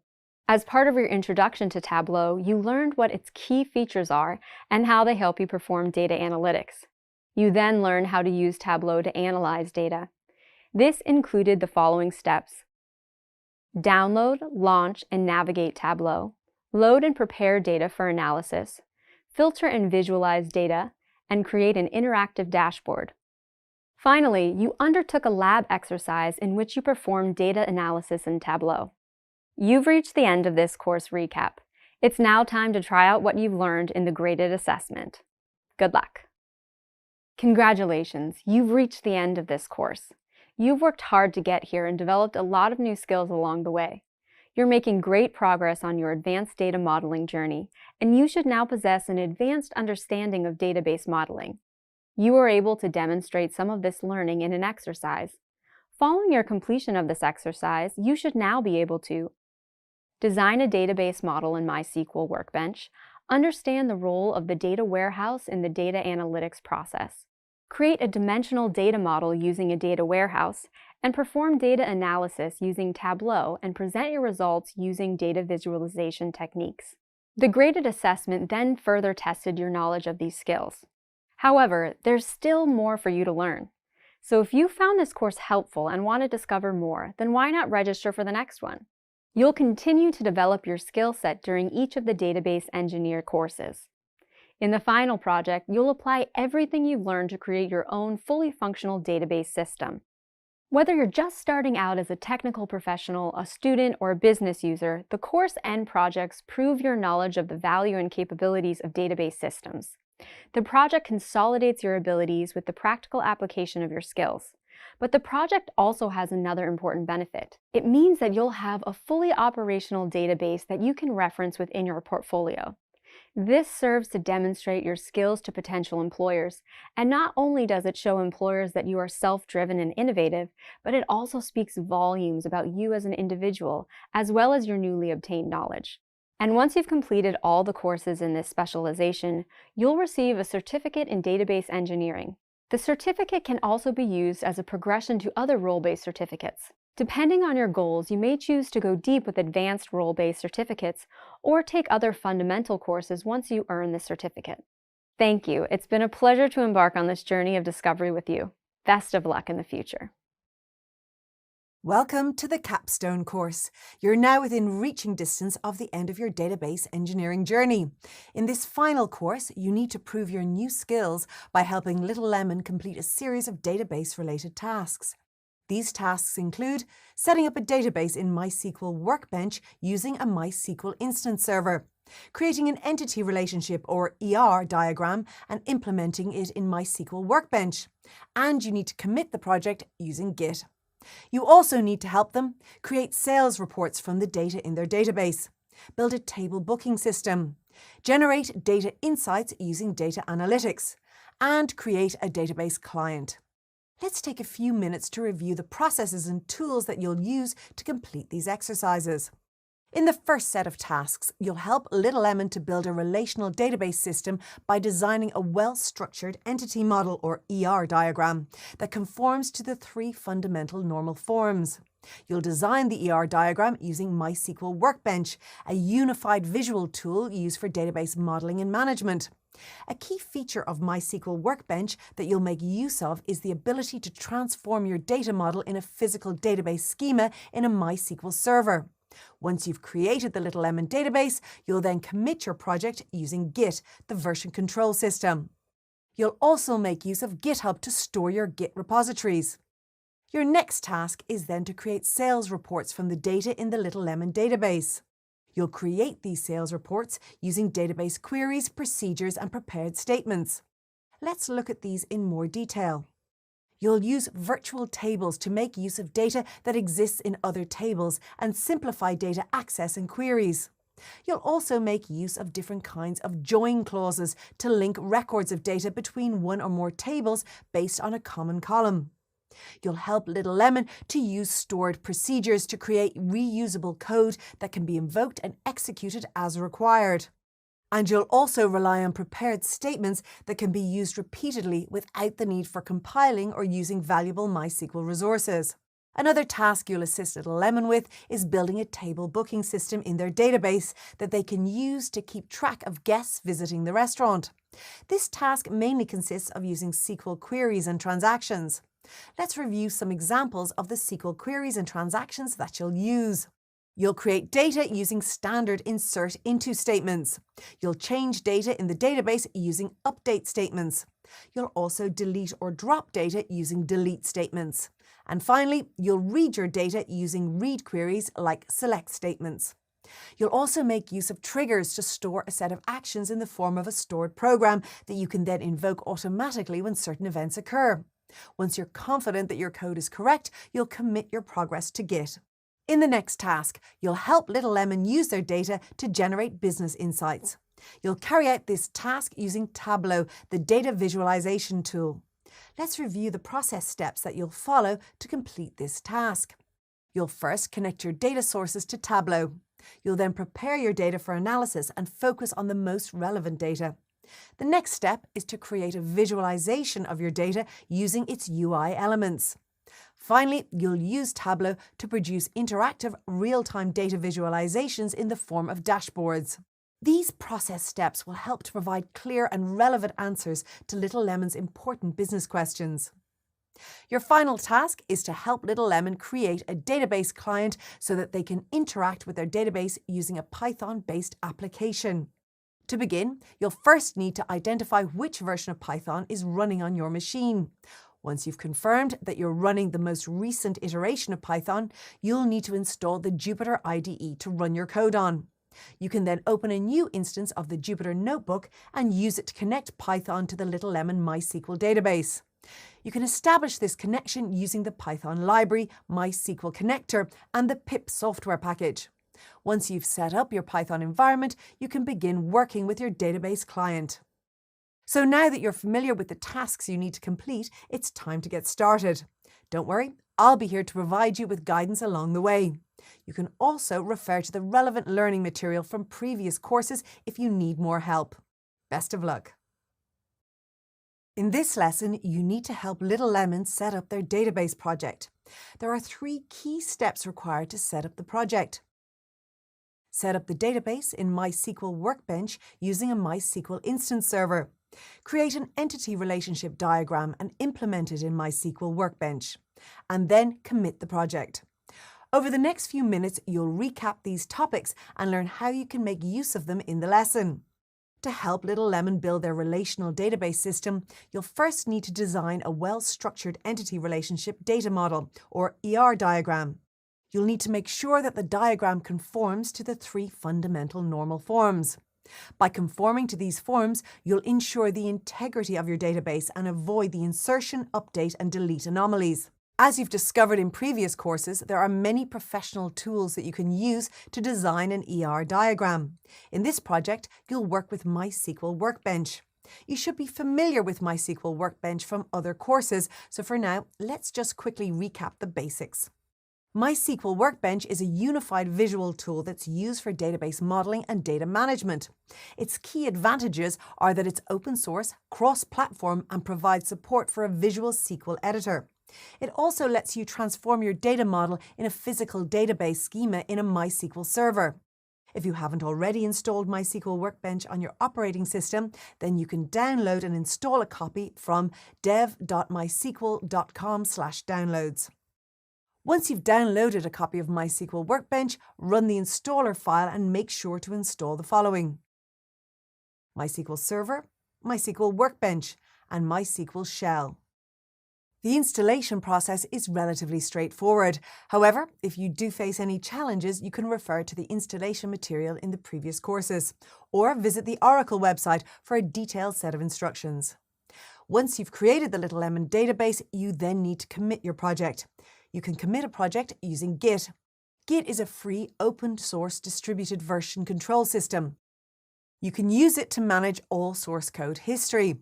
You can keep a history of your commits, revert to previous versions, and share code to collaborate with other developers. You can download and install Git from the URL git-scm.com/downloads. Your Git repositories are typically stored on GitHub. GitHub includes the source control management features of Git, along with other useful features. These features include project management, support ticket management, and bug tracking. You can also use it to share, access, and store repositories, including backups. To sign up to GitHub and get started, visit the official site at github.com. Now that you're familiar with the required technology, you can begin helping Little Lemon to develop their database system. You can set up the database in MySQL Workbench, create an ER diagram, and commit your model. If you need more information on any of these topics, then you can review the learning material from previous courses. Good luck. In this lesson, you helped Little Lemon set up their database project. There are 3 key steps that you carried out to set up the project. You set up the database in MySQL Workbench using a MySQL Server instance. You created an entity relationship or ER diagram and implemented it in MySQL Workbench. And then you committed the project. Let's take a few minutes to recap how you completed these tasks in the module. To help Little Lemon build their relational database system, you designed a well-structured entity relationship data model, or ER diagram, that conformed to the 3 fundamental normal forms. By conforming to these forms, you ensured the integrity of your database and avoided the insertion, update, and deletion anomalies. There are many professional tools that can be used to design an ER diagram. In this module, you worked with MySQL Workbench. MySQL Workbench is a unified visual tool that's used for database modeling and data management. There are several key advantages of the tool that you made use of in your project. Its key advantages are that it's open source, cross-platform, and provides support for a visual SQL editor. It also lets you transform your data model in a physical database schema in a MySQL server. You are able to download and install a copy from dev.mysql.com/downloads. Once you downloaded a copy of MySQL Workbench, you ran the installer file and made sure to install the following: MySQL Server, MySQL Workbench, and MySQL Shell. Once you created the Little Lemon database, you then committed your project using Git. Git is a free open source distributed version control system. You used it to manage all your source code history, keep a history of your commits, revert to previous versions, and share code to collaborate with other developers. You downloaded and installed Git from the URL git-scm.com/downloads. You are able to store your Git repositories on GitHub. GitHub includes the source control management features of Git along with other useful features. These features include project management, support ticket management, and bug tracking. You are also able to use it to share, access, and store repositories, including backups. Now that you've reached the end of this module summary, the next stage of this module is to complete the module quiz and then review the additional resources. When you've completed these tasks, you can then progress to the next module. Little Lemon need to create sales reports from the data in their database. You can help them to produce their sales report by querying their data. You can query their data using virtual tables, joins, stored procedures, and prepared statements. Recap the basics of these tasks and then see if you can help Little Lemon.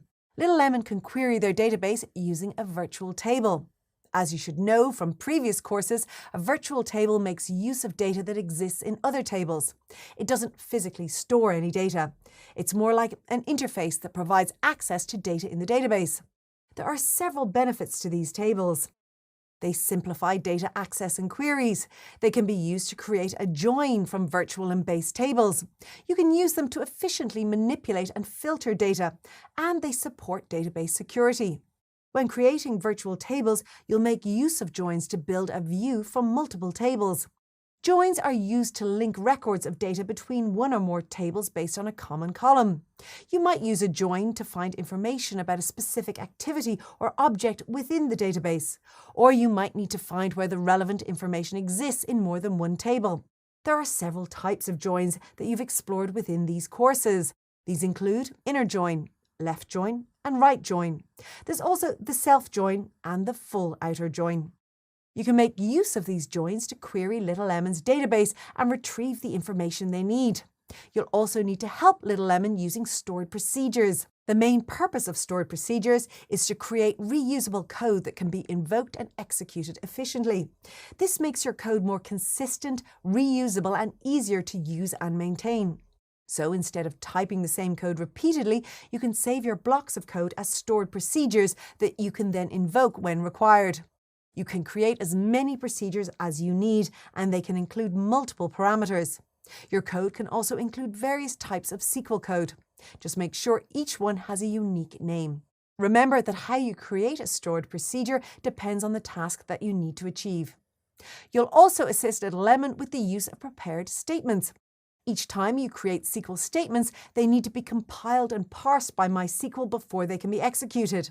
A more efficient method is to create a prepared statement that only needs to be compiled once and can then be used repeatedly. In other words, you can create a prepared statement that MySQL compiles and parses just once before it's executed. So each time the statement is invoked, MySQL knows that it's ready to use and safe to execute. Prepared statements are a much more efficient and optimal way of executing statements without using valuable MySQL resources.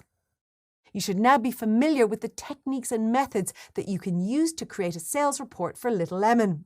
If you need more information on these topics, then remember that you can review the learning material from previous courses. Well done. Little Lemon need to build a table booking system within their database. They can then use this system to keep track of guests visiting the restaurant. You can use your knowledge of SQL transactions to help them create this system. You can help them to create the system using SQL queries, transactions, and CRUD operations. Developing a table booking system requires the use of SQL transactions or queries. As you know by now, transactions are statements that are executed within a database. The main types of statements that you need to use include create, read, update, and delete queries. These are also known as CRUD operations. Let's run through the basics of how you can use these queries to complete the tasks in this lesson. You can help Little Lemon to develop and populate their table booking system by creating data in the form of new bookings. You can create data using a standard insert into statement. Just be sure to identify the following within your syntax. the table you want to create the data within, the columns that must be populated, and the values that they need to contain. Execute this statement to create the data within your database. There might also be instances in which the data that you originally created needs to change. Perhaps someone wants to update their booking, or maybe they've cancelled their booking, so their data needs to be deleted from the table. You can carry out these actions using update and delete statements. Use an update query to alter information within the table. Identify the following information within your query: the name of the table to be updated, the columns to be updated, and the new values to be added to these columns. If you're deleting or dropping information from the table, then you'll need to use a delete query. Your delete query must contain the following information: the name of the table that contains the data to be deleted, and any conditions related to that data. You can enact these conditions using a where clause. Once you've created, updated, or deleted data within the booking table, you'll need to run tests to make sure that your queries have been executed successfully. You can carry out these tests by reading the data. A read query returns all information that matches the criteria within your statement. An example of a basic read query is a select statement. In this case, you must make sure that the select statement contains the following: the name of the table and columns that hold the data, the values you require, and any conditions required to help you target the data. You can also enhance your transactions with the use of triggers. A MySQL trigger is a set of actions available in the form of a stored program. The set of actions is then invoked automatically when certain events occur. You can use triggers for different types of events, like CRUD operations. To use a trigger, you first need to create it using the create trigger statement. Then define the trigger type. Is it an insert, update, or delete trigger? And should it be executed before or after the event? You also need to define the trigger's logic, specify which table it's assigned to, and how it should be applied to the table. You've explored many different examples of read queries within this course. The important thing to remember is to make sure that you include conditions within your statement that target the exact data you need. This is good advice to follow for all types of operations. Once you're confident that your code is correct, you can commit your progress to Git. It's also a good idea to enact version control. This way, you can keep track of snapshots that show the project in different stages of development. You can then roll back to previous versions if required. You should now be ready to make use of SQL queries and transactions to help Little Lemon develop a booking table system within their database. If you need more information on these topics, remember that you can review the learning material from previous courses. Good luck. In this module, you helped Little Lemon to create sales reports from the data in their database. You also helped them to build a table booking system. Let's take a few minutes to recap the tasks, processes, and tools you completed or made use of in this module. In the first task, you created a sales report for Little Lemon by querying the data in their database using virtual tables, joins, stored procedures, and prepared statements. You helped Little Lemon to query their database using a virtual table to make use of data that exists in other tables. The benefits of the virtual table are that you are able to use it to simplify data access and queries, create a join from virtual and base tables, efficiently manipulate and filter data, and support database security. You also made use of the join clause to link records of data between one or more tables based on a common column. There are several types of joins that you were able to make use of in this module, including inner join, left join, and right join. You also had the opportunity to use the self join and the full outer join. You also helped Little Lemon to use stored procedures. Stored procedures are used to create reusable code that can be invoked and executed efficiently. By using these procedures, you made your code more consistent, reusable, and easier to use and maintain. So instead of typing the same code repeatedly, you are able to save your blocks of code as stored procedures that you could then invoke when required. You were able to create many stored procedures, and you could include multiple parameters in each one. You were also able to include a range of syntax like SQL statements, variables, and control structures, while making sure that each one had a unique name. And how you created your stored procedures depended on the tasks that you needed to achieve. You also assisted Little Lemon with the use of prepared statements. Each time Little Lemon creates SQL statements, they need to be compiled and parsed by MySQL before they can be executed. You showed them that a more efficient method is to create a prepared statement that can be used repeatedly without the need for compiling. Prepared statements are a much more efficient and optimal way of executing statements without using valuable MySQL resources. MySQL compiles and parses a prepared statement just once before it's executed. In the second lesson of this module, you helped Little Lemon to build a table booking system in their database that they could use to keep track of guests visiting the restaurant. You were able to help Little Lemon develop and populate their table booking system by creating data in the form of new bookings. You created data using standard insert into statements while identifying the following within your syntax: the tables you wanted to create the data within, the columns to be populated, and the values that they needed to contain. You then executed your insert into statements to create the data within your database. There were also instances in which the data that you originally created needed to change. You were able to carry out these actions using update and delete statements. You used an update query to alter information within the table while identifying key information in each of your queries. When you were deleting or dropping information from the table, you used a delete query, again making sure to identify key information in your query.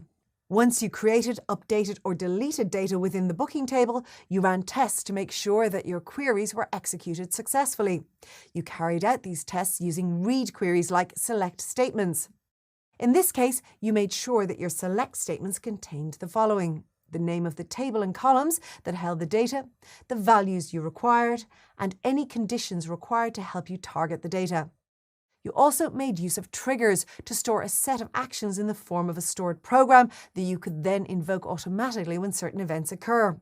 To use triggers, you first created them using the create trigger statement. Then you defined the trigger type. For example, you specified if they were insert, update, or delete triggers, and if they should be executed before or after the event. You also defined the logic of your triggers, specified which tables they were assigned to, and how they should be applied to the table. Once you were confident that your code was correct, you then committed your progress to Git and enacted version control. You have helped Little Lemon to create sales reports and a table booking system using database queries, procedures, and prepared statements. Well done. I look forward to providing you with more guidance in the next module. Little Lemon need to perform advanced data analytics to generate data insights that can help to inform their business decisions. They can then use these data insights to inform their business decisions, like identifying new opportunities for growth or improving services. This task requires the use of powerful data analytics tools like Tableau. With Tableau, Little Lemon generate insights using its data analysis features. They also need to connect their data source to the software, prepare the data for analysis, and present their insights using worksheets and interactive dashboards. In this video, you'll recap the key process steps and features of the tool and find out how you can make use of Tableau to help Little Lemon generate their business insights. Tableau is a widely used data visualization tool. There are several key features it offers that users can take advantage of when analyzing data. For example, with Tableau, you can connect to a wide range of data sources, process large amounts of different data types, and create visualized data charts. You can also generate interactive real-time dashboards, script in Python and R, and complete tasks using interactive UI tools. The dashboard interface offers many useful features for analyzing data. You can connect your data sources to Tableau using the Connect pane in the launch page.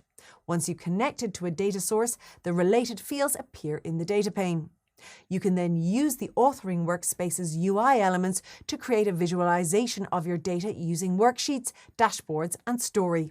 You can also use the worksheets to add data to your view using the marks card. Or you can analyze and visualize data using the row and column shelves.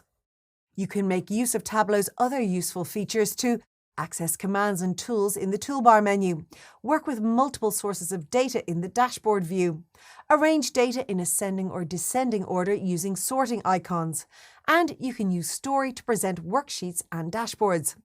Once you've loaded data into Tableau, you then need to prepare it for analysis. There are several steps involved in this process, including splitting data for greater accessibility, creating calculated data fields, fixing data types, and filtering data. With Tableau, you can focus on relevant data using the software's filtering and visualization features. By filtering data, you can focus only on the data you need. You can also drill down, roll up, and filter data to show it from different perspectives or in different levels of detail. Tableau can also be used to filter data using either the worksheet or the source data page. However, filtering data directly in the data source page limits your data analysis in all worksheets to the filtered criteria only. One of Tableau's key features is its ability to produce interactive, real-time data visualizations in the form of dashboards. A well-organized dashboard can help to provide clear views and relevant answers to Little Lemon's important business questions.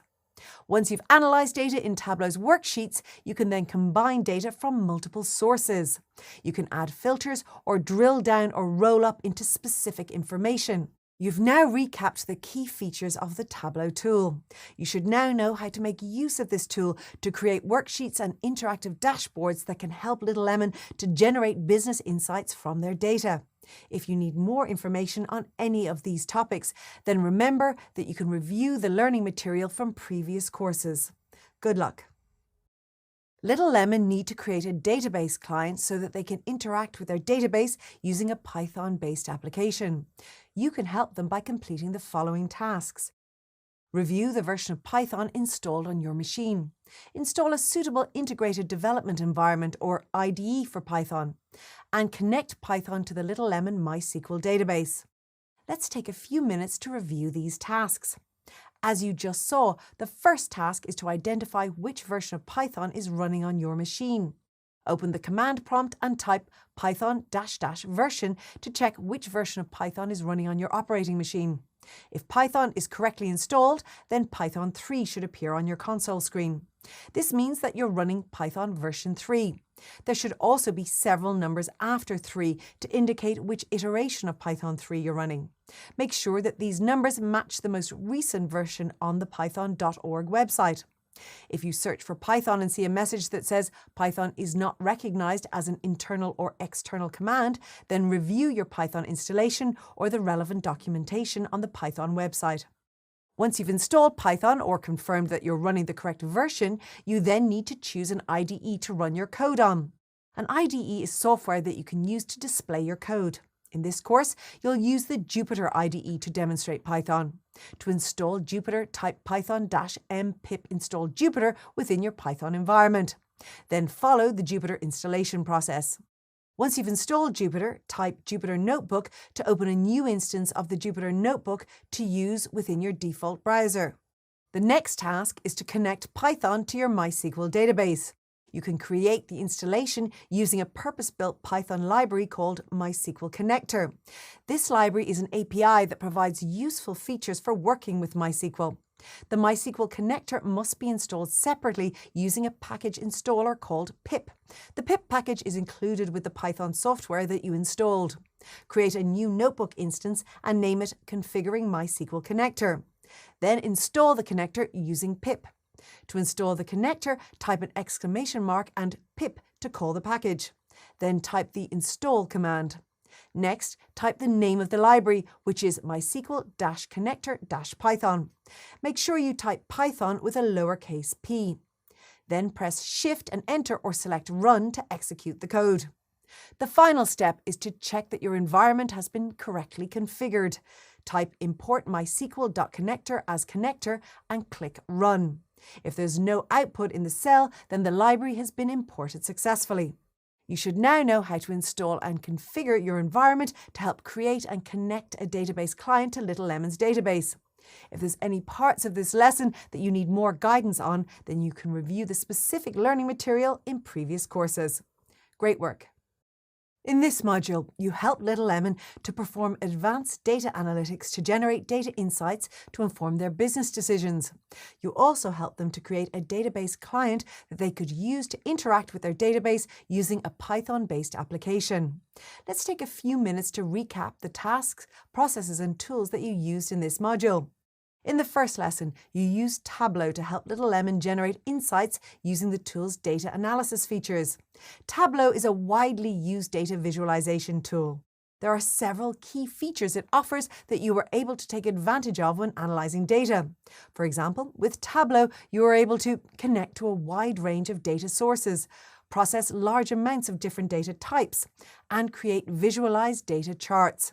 You were also able to generate real-time interactive dashboards, script in Python and R, and complete tasks using interactive UI tools. You were also able to make use of the dashboard interface's features to analyze data. You connected your data sources to Tableau using the Connect pane in the launch page. Once you connected to your data source, you then used the Authoring Workspace's UI elements to create a visualization of your data using worksheets, dashboards, and Story. You also used the worksheets to add data to your view using the Marks card, and analyze and visualize data using the row and column shelves. You then prepared your data for analysis using process steps like splitting data for greater accessibility, creating calculated data fields, fixing data types, and filtering data. With Tableau, you also focused on relevant data using the software's filtering and visualization features, so you could focus only on the data you need. You also used the drill down, roll up, and other filtering features to show the data from different perspectives or in different levels of detail. You also used Tableau to produce interactive real-time data visualizations in the form of dashboards. Your well-organized dashboards help to provide clear views and relevant answers to Little Lemon's important business questions. In the next lesson, you helped Little Lemon to create a database client so that they could interact with their database using a Python-based application. You first identified which version of Python was running on your machine using the command prompt. Once you confirmed that the correct version of Python was correctly installed, you checked which iteration of Python 3 you were running. And you checked that it matched the most recent iteration on the official Python website. Once you confirmed that you were running Python, you then chose an IDE, or Integrated Development Environment, to run your code on. In this course, you used the Jupyter IDE to demonstrate Python. You followed the Jupyter installation process and then typed Jupyter Notebook to open a new instance of the Jupyter Notebook to use within your default browser. You then connected Python to the Little Lemon MySQL database. You created the installation using a purpose-built Python library called MySQL Connector. You were able to do this using the pip software package. Then you checked that your environment was correctly configured to ensure that the library was imported successfully. Once you set up your Python environment, you were able to begin working with your database client.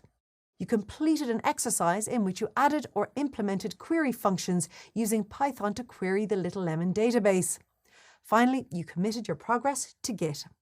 You have helped Little Lemon to perform advanced data analytics to generate data insights to inform their business decisions. And you have also helped them to create a database client that they can use to interact with their database using a Python-based application.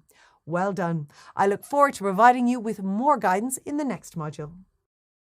Congratulations, you've almost reached the end of this capstone course and your database engineering journey. In this final module, you'll need to demonstrate your knowledge in a peer review exercise and graded assessment. But before you begin, let's recap the tasks that you helped Little Lemon to complete in this course. These tasks include setting up their database in MySQL Workbench using a MySQL Server instance, creating an entity relationship or ER diagram and implementing it in MySQL Workbench, and committing the project using Git. You also help Little Lemon to create sales reports from the data in their database, build a table booking system, generate data insights using data analytics, and create a database client. Let's take a few minutes to review the processes and tools that you used to complete these tasks. In the first set of tasks, you help Little Lemon to build a relational database system by designing a well-structured entity model or ER diagram that conformed to the 3 fundamental normal forms. You designed the ER diagram using MySQL Workbench, a unified visual tool used for database modeling and management. The key feature of MySQL Workbench that you made use of is its ability to transform your data model in a physical database schema in a MySQL server. Once you created the Little Lemon database, you then committed your project using Git, the version control system. You also made use of GitHub to store your Git repositories. Your next task involved creating sales reports from the data in the Little Lemon database. You created these sales reports using database queries, procedures, and prepared statements. Let's take a quick look at some of the different types of queries that you used. You used virtual tables to make use of data that exists in other tables and to simplify data access and queries. You also made use of different kinds of join clauses to link records of data between one or more tables based on a common column. You helped Little Lemon to use stored procedures to create reusable code that they could invoke and execute as required. And you also relied on prepared statements that could be compiled just once and then used repeatedly. Another task you assisted Little Lemon with involved building a table booking system in their database that they could use to keep track of guests visiting the restaurant. This task mainly consisted of using SQL queries and transactions. Let's review some examples of the SQL queries and transactions that you used. You created data using insert into statements. You changed data in the database using update statements.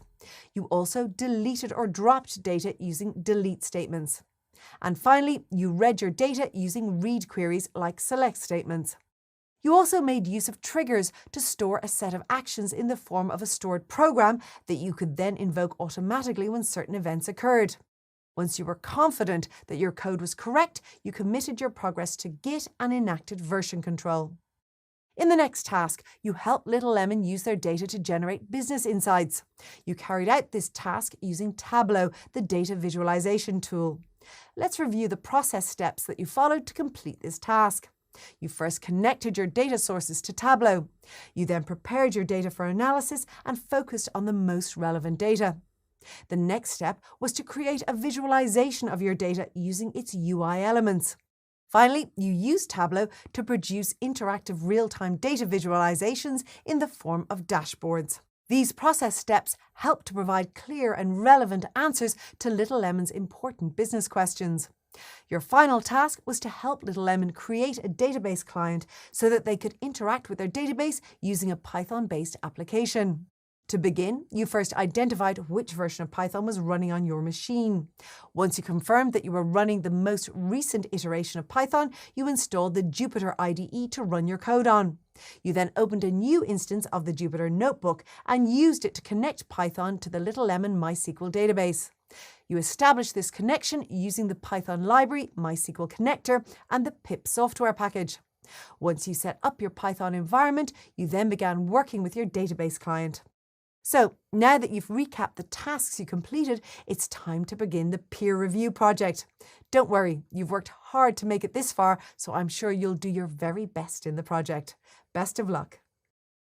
Congratulations! You've reached the end of this capstone project course. You've worked hard to get here and developed a lot of new skills along the way. You made great progress on your MySQL journey. This course and all you have achieved is really a culmination of all the previous courses you've completed in this database engineering program. You understand the basics of database engineering and MySQL syntax. You have a solid foundation in database structures and management, and you're familiar with advanced MySQL. You're also familiar with the basics of Python. You understand and can implement advanced data modeling techniques, and you demonstrated your skill set in this final course by designing a database project. With this course, you are able to reinforce and demonstrate the learning and practical development skill set you have gained throughout this program. This was achieved through hands-on guided practice around the creation of a fully functioning database system for Little Lemon. The graded assessment further tested your knowledge of database engineering. Now that you've completed the final project, it's a great time to pause and reflect on your journey. You can reflect on the completed course from several vantage points. You could consider the links between this course and the previous ones you've completed, or you could reflect on the process of completing the project. For example, what were the hardest parts of the project? What were the easiest? What experience did you gain from working on the project? And would you benefit from revisiting previous courses? Whether you're just starting out as a technical professional, a student, or a business user, this course end project proves your knowledge of the value and capabilities of database systems. The project consolidates your abilities with the practical application of your skills. But the project also has another important benefit. It means that you have a fully operational database that you can reference within your portfolio. This serves to demonstrate your skills to potential employers. And not only does it show employers that you are self-driven and innovative, but it also speaks volumes about you as an individual, as well as your newly obtained knowledge.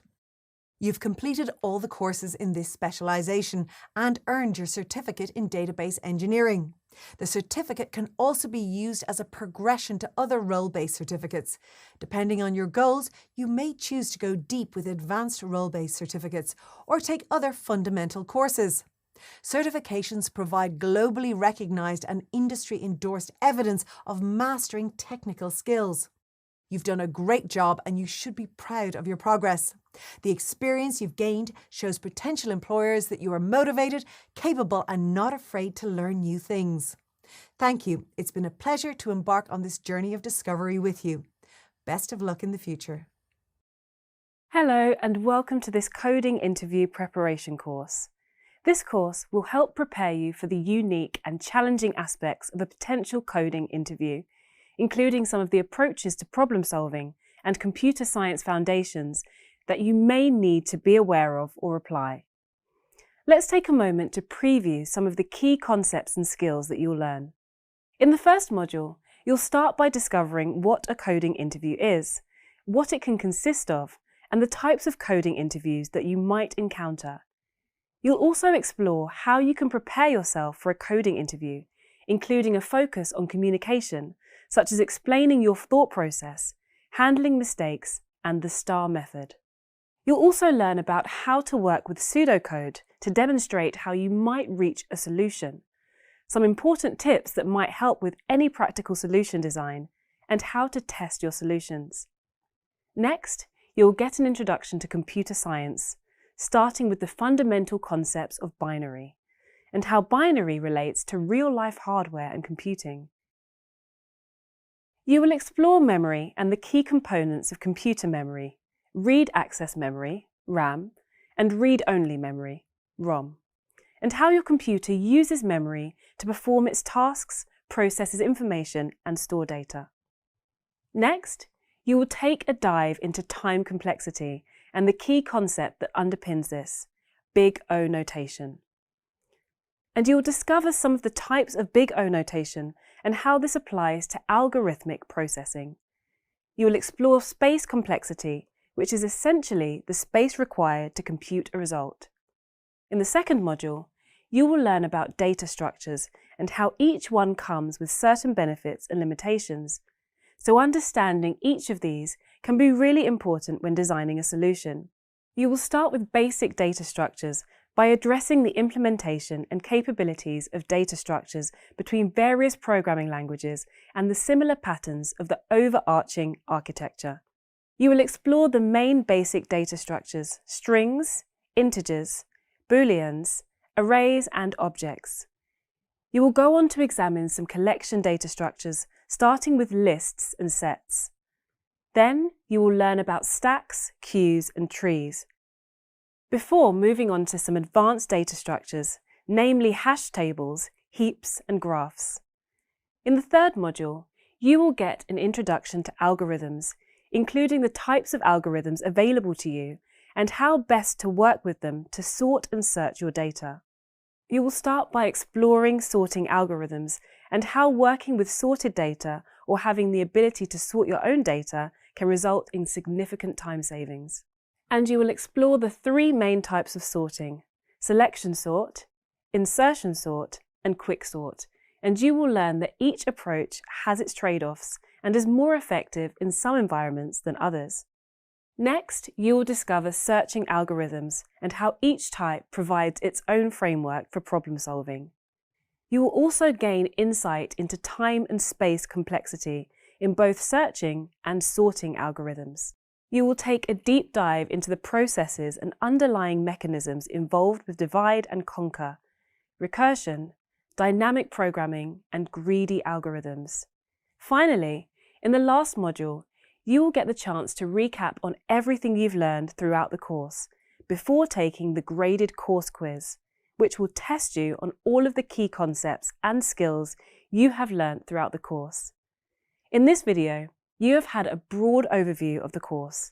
Specifically, you have discovered how this course will help you prepare for the unique and challenging aspects of a potential coding interview, including some of the approaches to problem solving and computer science foundations that you may need to be aware of or apply. Now, let's get started. It takes approximately 39 months to find software engineers and developers in tech hub cities in the US. The interviews that you will go through sometimes have skills that you don't normally use in your day-to-day job. It's not just about how well you can program, it's also about how well you're displaying a lot of interpersonal skills, how well you're able to drive projects, how well you're able to collaborate with others. You don't need to worry about showing up in a suit. You really can just kind of wear whatever, be yourself, and focus on the technical aspects of the interview.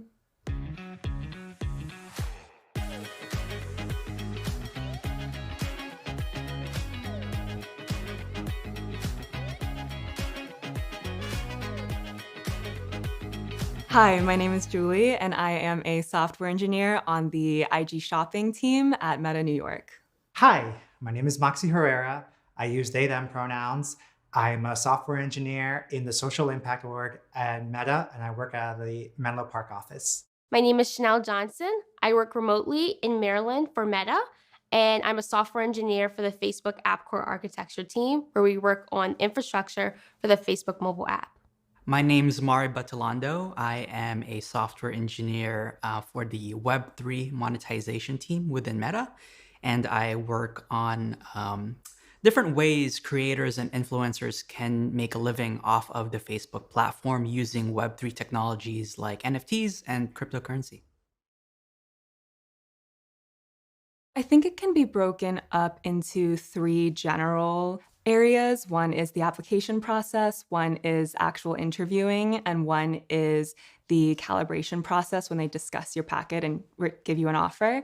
In terms of the actual interview process, it's broken up into technical, architecture, and behavioral. For the application phase, it's recruiters kind of screening your resume, your work experience. The recruiter then will meet with you and talk with you more to get a better idea about your skills, your experiences, what you're looking for to make sure that you're a good fit for the role. Phase 2 is the technical aspect of it. There can be a range of 1 to 4 or 5 or even more interviews there. So this could be things like a CoderPad interview where you're on the phone or over a voice chat with a recruiter or a engineer to kind of go through some technical challenges. You'll have some behavioral interviews where people are just kind of gauging of what it's like to work with you, how do you solve problems. And then oftentimes there are architecture interviews as well, where you build kind of an end-to-end product, discuss the full architecture for that. Phase 3, the final phase, is when everyone involved in the process kind of gets together and discusses how you did throughout the phases and if they should extend an offer to you. If you decide to take on the offer, you go through what is called boot camp, a process where you get to learn the ropes of how it is working at Meta, and also sit with the teams that you're interested in so that you know what choice you end up making, and you get to choose ultimately what team you go in. If you are interviewing for a specific pipeline like iOS, Android, or ML or AI, you should expect some questions that deal with that specific domain. So for example, in my case, I was interviewing for the iOS pipeline. So in addition to those algorithms and data structure questions that I got asked, I also got asked some iOS questions or some questions that I deal with in my day-to-day work as an iOS engineer. So you can imagine similar things as if you were an Android engineer or if you were an AI or ML engineer. I think in the application phase is when a lot of candidates get screened out. What can really help there is crafting your resume and focusing on real experience that will really help when it comes to software engineering roles. So if you don't have job experience, totally fine, work on side projects. And that will show both, concrete experience and a drive that you're actually interested in working on the role that you're applying for.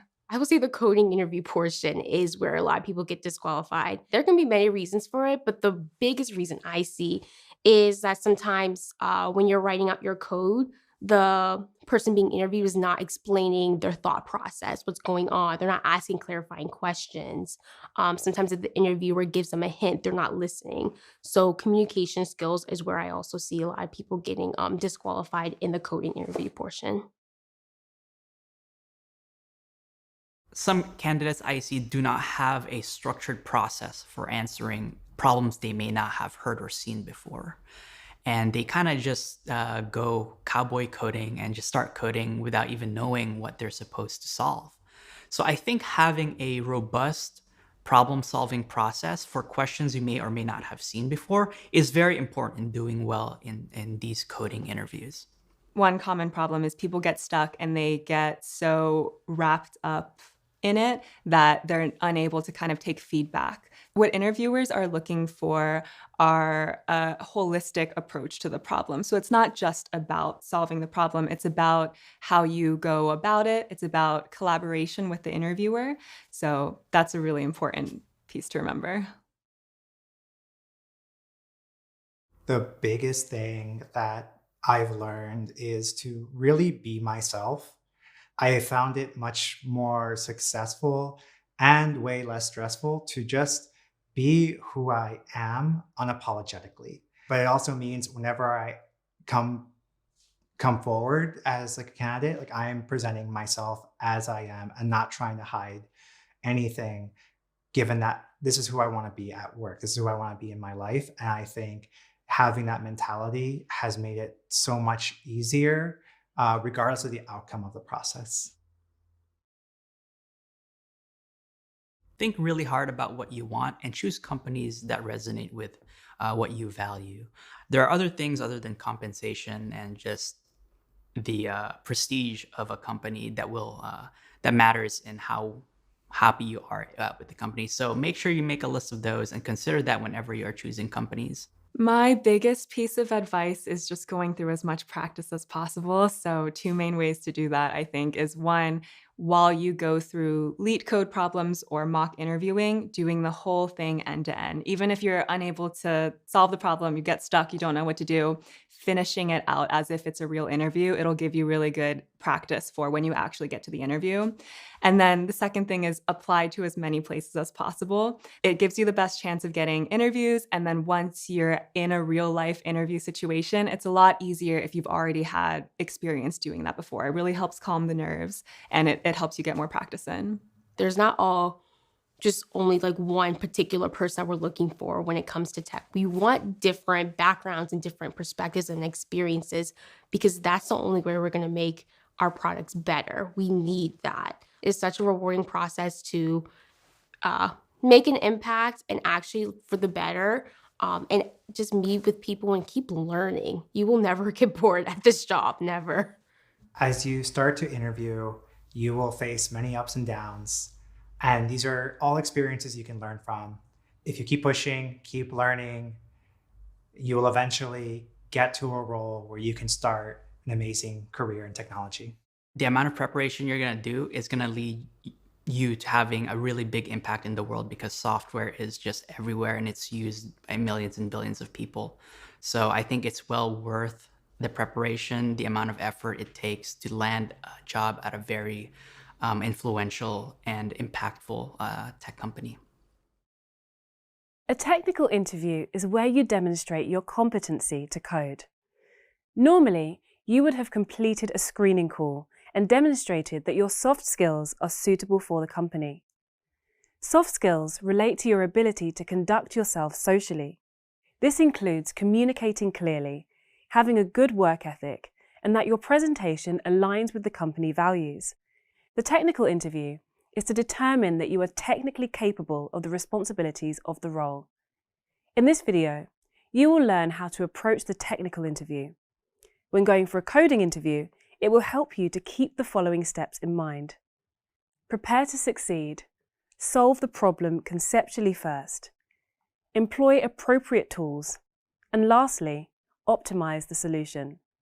Doing a deep dive into these concepts will help you understand how to apply the method. Firstly, prepare to succeed. Many candidates might feel some trepidation at doing a technical interview. What happens if a question is asked and my mind blanks? Fortunately, there are steps that you can take to prepare for success. Failing to prepare is preparing to fail. Solve the problem conceptually first. Before employing a solution, it is a good idea to first have a clear picture of the question and what the answer will look like. Take some time to ensure that you are clear on what is being asked. An interviewer will have no issue with you seeking clarification from the onset. If there is a whiteboard, then use it. Jot down the major points of the problem before outlining a potential solution. Here is an excellent opportunity to show your ability to reason a problem using pseudocode before writing a single line of code. Demonstrating your ability to reason out a problem is halfway to it. Remember, one can always be taught to code. An ability for problem solving is a much sought after ability. Be vocal as you assess the problem and show the interviewers how you engage with problem solving and why you elected one approach over another. It can be a big help if you can equate the problem with one you already know. Later in the course, there is a video on the practice of divide and conquer. This is a good opportunity to employ that. Breaking the problem into smaller ones can help to solve a seemingly complex problem. If there is an additional time constraint and you exceed the allowed time, you will still be able to show functional chunks of code. Employ appropriate tools. The types of problems presented in a coding interview will have to be completed during the interview time. Thus, the solutions will not be excessively complicated in nature. They are designed to test your problem-solving ability on a microcosmic level and your awareness of the available tools. Consider the classical count the socks problem. You are given an array that represents sock colours. Yellow socks are represented by 1, blue socks by 2, red socks by 3, green socks by 4, and lastly orange socks by 5. Sock colours equal the numbers as explained, namely 1, 2, 2, 1, 1, 3, 5, 1, 4, and 4. Determine how many pairs of the same colour socks exist. So, there are 4 ones, which equates to 2 pairs of yellow socks. 3 and 5 represent odd socks. Although it is a red and an orange sock, they don't have matching socks to form pairs. There are 2 2s and 2 4s, which each represent a pair of blue and green socks. To solve this problem succinctly, you can utilise an appropriate data structure. Later in this course, you will review data structures. One video outlines how a dictionary stores key value pairs.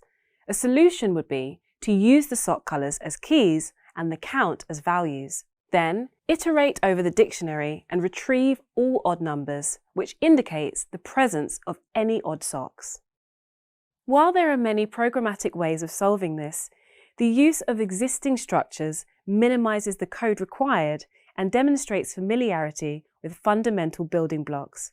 When possible, always utilise existing approaches rather than attempting to implement manual solutions. In addition to familiarising yourself with staple structures, review common sorting and searching algorithms before engaging in any technical interviews. It is good practice to optimise your code. That means writing or rewriting code so a program uses the least possible memory or disk space and minimises CPU time or network bandwidth. Coding the solution is a good step towards a respectable solution. Ensure you make time to optimise your code. Another concept you will meet in this course is time and space complexity. Can you demonstrate to the interviewer that you understand these crucial concepts? Put simply, it is a way of measuring how fast and how much space your solution will take. When presenting your answer, Outline your solution's time and space complexity, and then see if you can improve. Identify any repeat or overlapping code. Demonstrate that you can modularize this code into a function that is callable repeatedly and reuse code when possible. An often repeated principle for good programming is dry. Don't repeat yourself. It is the idea to only say a thing once in code and reuse as often as needed. Additionally, if there are portions of your code that are no longer required as a result of modularizing or as a result of an avenue of thought that was not completed, remove it.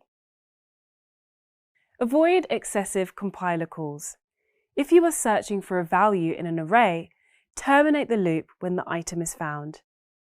A very achievable optimization on your code is to include a return statement when a value is found, or to use a loop that is dependent on a Boolean. As soon as a result is found, the loop can be terminated. This increases overall efficiency and reduces time complexity. Space complexity is all about being clever with memory usage. Whenever you can, avoid creating more variables than needed. In this video, you learned about some approaches that can be used regardless of the challenge presented. Even if you're not familiar with the problem or don't achieve a result in the time allotted, always strive to demonstrate your reasoning and best practice approaches. Prepare for technical interviews by doing practice solutions to online problems and, when possible, employ a similar methodology to each challenge so that regardless of the challenge faced, you are working from a comfortable framework. A coding interview can appear like a daunting task. There will always be elements of the unknown involved, and your desire to succeed may add some pre-interview nerves. Just stay calm and think logically. Good luck. The success of an interview is almost fully dependent on how you communicate with the interviewers. You wish to convey your suitability, and the company would like to find a candidate that is appropriate for the role. In this video, you will learn about verbal and physical or non-verbal communication. Never underestimate the power of first impressions. It is important that every interaction with you as a potential employee reflects the capabilities that you will bring to the organization. The first non-verbal sign that you can show is punctuality. It is good practice to arrive at least 10 minutes before the scheduled meeting is supposed to start, particularly if you are unsure of the specific venue where the interview will be conducted. It takes time to navigate a building, and you wish to appear composed and ready for the interview, not out of breath and flustered. Over the course of the interview, ensure that you maintain eye contact and actively listen to the questions that are being asked. Dress appropriately for the meeting. Generally, a job interview calls for you to wear professional or business attire.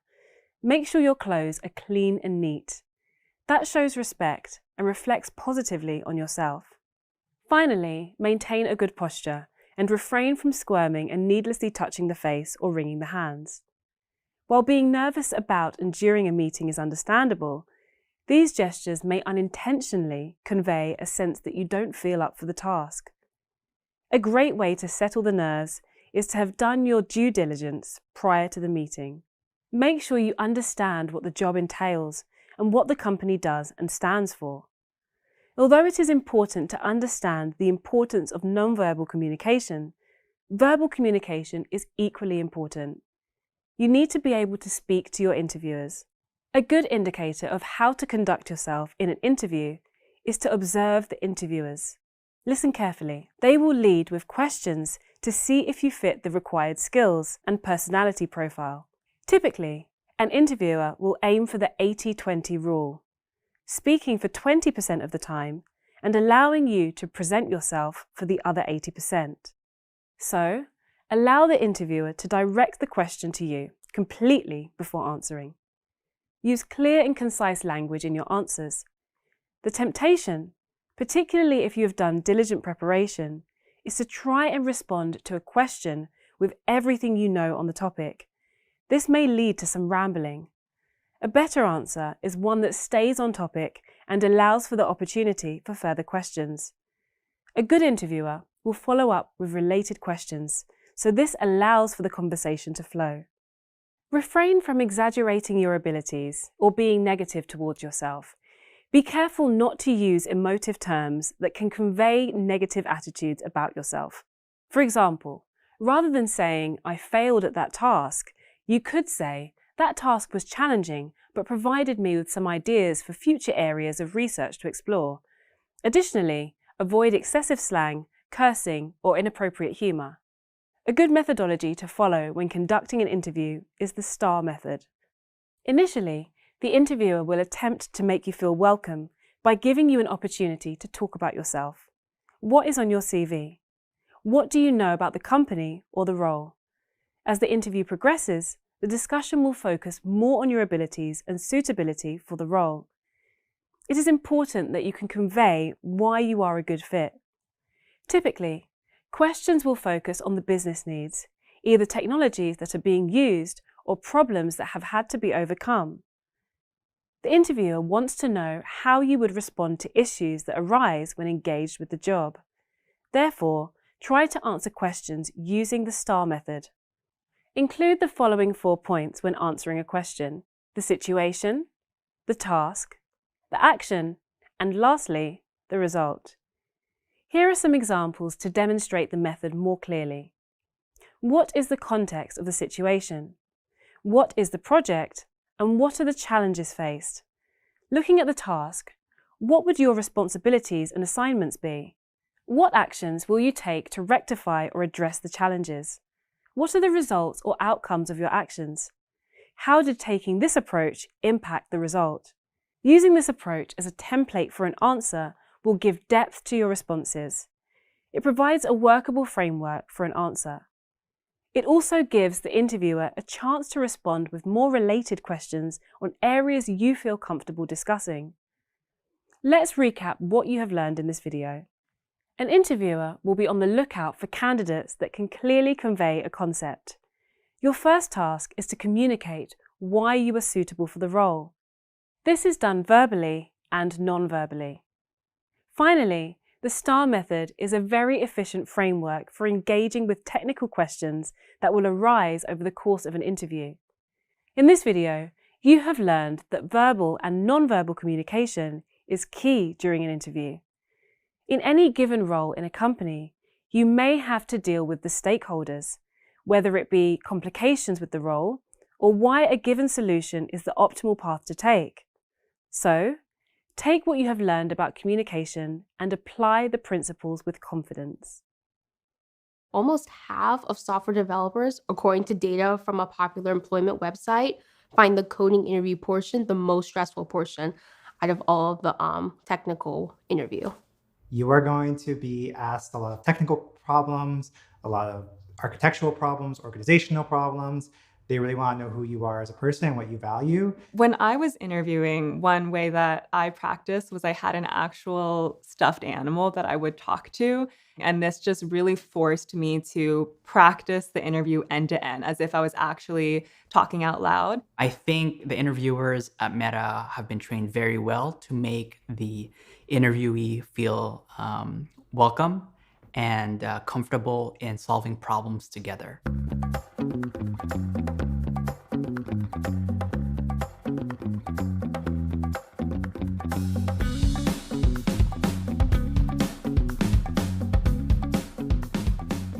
My name is Mari Batulando. I am a software engineer at Meta, and I work in the FB Web3 monetization team, where I help creators and influencers make a living by using the Facebook product. My name is Moxie Herrera. I use they, them pronouns. I'm a software engineer in the social impact org at Meta, and I work out of the Menlo Park office. Hi, I'm Julie. I'm a software engineer on the IG shopping team at Meta New York. My name is Chanel Johnson. I work remotely in Maryland for Meta, and I'm a software engineer for the Facebook App Core Architecture team, where we work on infrastructure for the Facebook mobile app. There are generally 3 different types of interviews: technical, which is your regular elite code interviews, architecture interviews, and then behavioral. The technical interviews, the LeetCode-esque questions, you'll typically have 2 to 4 of these in the interview process. 1 or 2 will be as a screen, and then there'll be a couple more after you pass the initial screen. And these are just going to be 20 or 30 minutes per question, just your classic LeetCode questions. The architecture interview is going to be about a 45-minute to hour-long interview where you'll get a question of how to build kind of an end-to-end feature. So this can either be more product-oriented, like build Tetris, or it can be more back-end oriented, kind of focused on how data flows and how to scale this to many users. And then finally, for the behavioral interviews, you can expect questions like about your experience working with other people, collaborating, challenges you've faced, exciting projects that you've worked on. Questions I usually ask is, what is an experience that you've had when working on a team that things did not go well? And the main reason I ask for this is because at Meta, you're going to have to be working with a lot of people. It's not just a solitary job. So you need to learn how to communicate and how to really learn and grow with people. When I was interviewing, I was asked a lot of general questions that I would expect as an iOS engineer. So for example, how would I build the newsfeed surface in the Facebook app? What objects will I make? How will those objects talk to each other? What networking APIs do I expect? And being able to, at a high level, describe how I would tackle these challenges and how I would structure the app as an iOS engineer. So that's a very classic question. One advice I would give in order to practice for interview questions is to talk out your solution when you're whiteboarding it. So one thing I would do is, like with friends or colleagues, when you write out your solution, explain your thought process on what's going on. Are you considering time complexity? Are you considering how to make this faster, how to reduce space? These are things that we also want to see as interviewers, because when you're coding on the job, these are things you need to think about. So this is a good practice for you to explain when you go through your code of like, hey, this is why I'm doing this because of X, Y, and Z, and I'm also considering this. As an interviewer, I am actually rooting for you to do well, because what I want as an interviewer is to not sit there and stare at the screen for 45 minutes watching you struggle. I would much rather see you succeed and for us to work together on a problem so that I can gather as much signal from you as I can, so that I can make a good decision whether or not you would be a fit for Meta. In terms of dress for the interview, the key is to really just be yourself. Wear something that you're comfortable with. No one expects you to show up in a suit. I get a lot of interviewees that are wearing just a t-shirt and jeans. I am really looking for a candidate that is willing to explain their thinking, willing to engage very deeply, and show a high level of confidence and knowledge. So the most common mistake I see people making is they might be a really talented iOS engineer, but their software general skills might be lacking. So make sure you're preparing for those general algorithms and data structure types of questions, because they will come up when you are interviewing, regardless of the pipeline that you're interviewing for. Sometimes in the technical challenge, you'll get stuck. And the worst thing you can do is say nothing, because I can't read your mind and I don't know what you're doing. So you really want to explain what you're thinking for, how you're stuck, why you're stuck, because even if you don't get the answer right, if you can show that you have a good understanding of the problem, that can be enough to get you to the next round. What really impresses me about candidates is when they come prepared for the interview. And you should obviously come prepared to the interview, but when they've done their research on the company, they know the values and they know how they apply to their values and what they can bring to Meta. What really impresses me about a candidate during an interview is when they can take feedback from me. So even if they are on the right track already, sometimes if I can see that and push them a little bit more, that's a really good sign that they can hear my feedback and work with me to solve whatever problem is at hand. It gives a good indication that it's someone that I would want to work with in real life. Interviewing is really about showing who you are. It's really about showing what you know, how you grow, how you learn. And there's not a single trick to it. You really have to kind of figure out a little bit about yourself and how you display these things and make it work for you. A candidate that's very enthusiastic, excited to be there, and has a really positive demeanor. That just really shows that that's someone I want to work with, someone that's going to be passionate about the work they do. And that is what I think leads to success, is that passion. On the other side of the interviews, even though it can be a really long process, it is really rewarding to start to actually work on the products that people use every day. At a place like Meta where things scale so large, it's really cool to see one of the features you build being used by millions of users. And you get to work with the smartest people I've ever met in my life. And that will help you grow as an engineer. And you would be shocked at how much you will learn and grow within a short time here. Thanks for watching. Hope that you were able to learn some good tips at interviewing at Meta, and good luck on the rest of your journey. In this video, you will learn about binary numbers, what they are, and how computers use them to represent human language. You will learn how positional encoding can turn a limited set of numbers into an infinity-sized representation of values. Lastly, you will learn how computing the power of a number can be applied to determine how many states this simple representation can hold. Traditionally, you count using 10 different digits, 0 to 9. This stems from the early development of maths. It was a natural progression resulting from humans having 10 fingers and 10 toes. Counting with the use of 10 digits is referred to as base 10. Base 10 means you have 10 different numbers to use before you have to add another digit and reuse numbers. Each time you exhaust the range, you reset the number on the left and add a 0 to the right. This new digit has to be 10 times greater than the digit to its right. The number on the right is the reset, and the count begins again. The use of the position of the number to denote a progressive increase in value is called positional notation. When you consider it, it is an early implementation of an algorithm to allow for the recording of an infinite number of values. Simple in implementation, but very powerful in effect. Binary works using the same positional notation approach. It is another common counting approach that employs base 2. This means that all of the values are represented with either a 1 or a 0. Computers store information as bytes.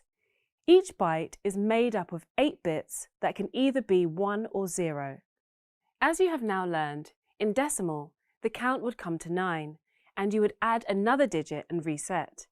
In binary, the same thing happens, but in this case, only 2 digits are used. To progress the count, you move the number left. Move the 1 to the left until all configurations of 1s and 0s have been used, at which point you add another 0 to the end. At this stage, all the numbers are reset to 0 apart from a single 1 at the beginning. Let's explore it step by step. Start to count with a 0, then add 1. To get to 3, start back at 0 again, but add a 1 on the left. As soon as all the 1s are full, start back at 0 again and add 1 to the number on the left. But that number is already at 1. So it also goes back to 0, and 1 is added to the next position on the left. Binary has many uses in computing. It is a very convenient way of translating electricity into computer code. If a signal is present, a 1 is displayed. Otherwise, a 0 is used. The binary counting system allows these base 2 signals to amount to a significant amount of information, transportation, and storage. This is the same way as Boolean numbers are stored. A Boolean value is either 1 for true and 0 for false. Some powerful applications can be built using this simple information representation. The ASCII, American Standard Code for Information Interchange, is a map of binary to character encoding, or a mapping from binary to text. There is a binary number reserved for each digit and character, as well as for a number of special characters, like a question mark, brackets, full stop, and even the spacebar. It was already mentioned that a byte is made up of 8 bits. Each bit can take the value of 0 or 1. So that raises the question, how many different values can be represented in each byte? Here we would use exponentiation, or counting the power of a number. An example would be 2 to the power of 3. That is 2 multiplied by 2 multiplied by 2, which equals 8.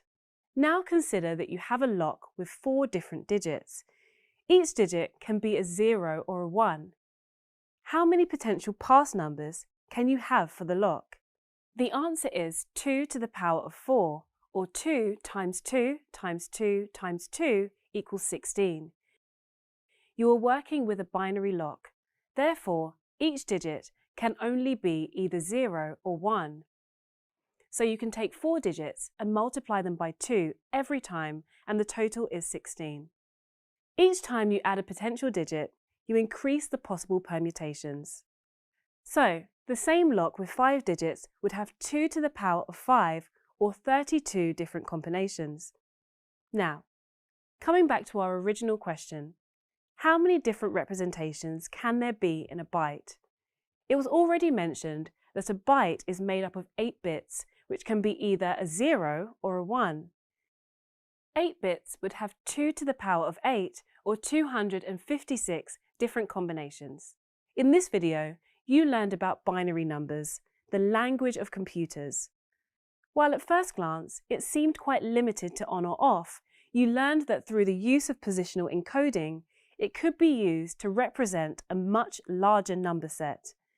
You learned how computers can use electricity to store and read numbers, and how exponentiation, or counting the power of a number, relates to counting unique states, and how to use it to count the number of possible combinations a number lock could have. Binary is the language of computers.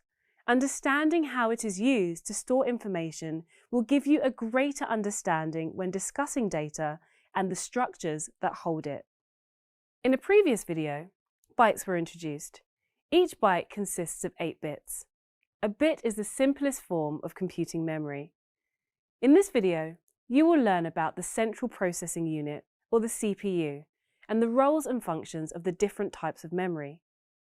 Typically, a computer will be made up of a series of memory blocks, which contain both information and instructions on how this information needs to be processed. Memory capacity then refers to the number of bytes that a computer can hold. There are different types of memory that need to be considered, namely cache memory, main memory, and secondary memory. Firstly, to better understand the various layers of memory, it is important to pause and consider how a computer works. A computer functions around the Central Processing Unit, or CPU. This takes both information and some instructions on how this information is to be processed. All this information exists as bytes, or a series of ones and zeros that are determined by a small electrical current. The CPU can work faster than information can be transferred to it. Often, a CPU will be working on a number of different tasks near simultaneously. The switching between tasks can allow information to be transferred into the cache for processing and the results to be stored in the appropriate location. The proximity of a memory cell to the CPU can reduce the time it takes to load the information. Therefore, quicker and more expensive memory is always found near the CPU. So, an important concept to consider when discussing memory is the transfer rate.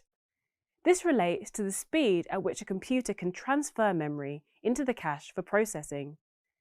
Now that you better understand the processing part, let's explore the different types of memory and start with cache memory. Cache memory is the most expensive form of memory and lives close to your CPU chip. When the CPU receives an instruction to process some information, it first checks the cache to see if the information is here. If the information is available in the cache, it is processed. If it fails to find the required information here, the information is not processed. The CPU then queries the larger, slower main memory then loads this information into the cache for processing. Storing recently accessed information in the cache can improve the effectiveness of your system by reducing the search and transfer time of regularly used data. Much like a metro in a large metropolis, cache memory is organized in zones of importance. The most readily required information is in Zone 1. Each subsequent zone is of lesser importance and is numbered Zone 2, 3, 4, and so on. Next, you will learn about main memory. A computer's main memory consists of read-access memory, RAM, and read-only memory, ROM. Main memory holds only the information that a computer is currently working on. It can be volatile or non-volatile. Volatile memory stores information actively, so if the computer loses power, it is lost. Non-volatile memory retains its information when the power is cut. ROM, as the name suggests, is read-only, meaning the information cannot be overwritten. This memory is programmed once at the factory and cannot be altered. Typically, one will find instructions and data that are critical for a computer's function here. ROM is busiest when the computer starts and information on the required application is loaded. RAM is programmable. It can retain new information and instructions. RAM holds the current data and instructions that are in current use. The amount of RAM your computer has is directly correlated to how fast it can go. This is because of the transfer rate. Large amounts of RAM mean that the system does not need to transfer information constantly. Instead, it can hold and run a number of applications at once using RAM. All the memory needed to operate these applications needs to be available from your RAM. Having too many programs open will affect the performance of your system by exhausting your RAM memory. There are a number of algorithms for reading and storing these memory addresses that fall outside the perimeters of this course. Now, let's explore secondary memory in more depth. Secondary memory relates to external memory that can be plugged in externally and used to increase the storage capacity of your system. Accessing secondary memory is slower and requires transferring all required information and instructions into RAM. Examples of secondary memory would include cloud storage, external hard drives, and memory sticks. In this video, the various components of memory have been discussed. You have learned how all memory allocation revolves around the CPU, which oversees the reading, processing, and storing of information on the computer. You have also learned how there are different types of memory that vary in speed and importance. This informs their proximity to the CPU, with quicker, more expensive memory cells found nearer the source. This information should assist you in understanding how your computer works much better. When developing applications or evaluating efficiency, it is always useful to have a metric or a lens through which you can evaluate fitness for function. Evaluation in computer science will often consider two aspects, namely time and space. In this video, you will learn how to evaluate time efficiency or gauge performance by the time taken to complete a task. You can refer to this as the time complexity of a task. An application must return information within an acceptable time frame. These days, people expect an instantaneous response when clicking on a website. There might, however, be some extra scope afforded to more complex queries depending on the user's needs and expectations. Big O notation is a metric for determining an algorithm's efficiency. Put simply, it gives an estimate of how long it takes your code to run on different sets of inputs. In this video, the amount of time an algorithm will take is considered. Some of the big O notation you will encounter include the following: O of 1, O of log n, O of log n, O of n, and so on. So how do you measure the quickest possible time that something can be computed? You make use of a constant time algorithm where it takes O of 1 time to compute. Put simply, it means that no matter what is entered into a system, it will only take one computation. A simple example to illustrate this is to consider printing the first item in an array. In this instance, no matter how many values exist in the array, the approach has a big O of 1. Things can get more complex if you need to do a search. Consider that you have an array of 10 items, and you wish to know if a certain value is in this array. You might apply a loop and check each item to see if the value exists. In this example, the complexity is said to be O of n. This is called linear time. The search is going to be equal to the length of the array passed. The larger the array, the more time is required to search it. So, if in place of 10 items you have 100 items, then the search will take 10 times as long. Let's explore an example. Each operation comes at a time price for time complexity. So, O of 1 means it costs one single computation, and O of n means it costs n computations. For example, you wouldn't say it takes 45 seconds, you would say the complexity is n. So for every n action, that is plus 1 on our final result of complexity. If n equals 100, it is 100 checks. The complexity is still O to n, only n means it is 10 times longer. This means that your application speed depends on the size of the data being processed. Print array at position n is an example of an O to 1 operation. That means print the doc at whatever n is. It doesn't matter how big n is, the cost is always 1. Let's continue to O of log n. This search is less intensive than O to n, but worse than O to 1. O of log n is a logarithmic search, so it will increase as new inputs are added, but these inputs only offer marginal increases. A good example of this in action is a binary search. Imagine you are playing a guessing game with the following prompts: too high, too low, correct, given a range of 100 to 1. You may decide to approach the problem systematically. First you guess 50 and it is too high.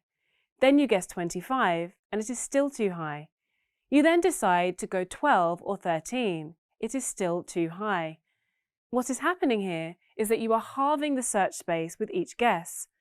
So while the input to this function was 100, using a binary search approach, you should come upon the answer in under 6 or 7 guesses. This solution would be said to have a time complexity of O log n, even if n, the range of numbers entered, is made 10 times bigger. It will not take 10 times as many guesses. Let's move on to O(n squared). O(n squared is heavy on computation.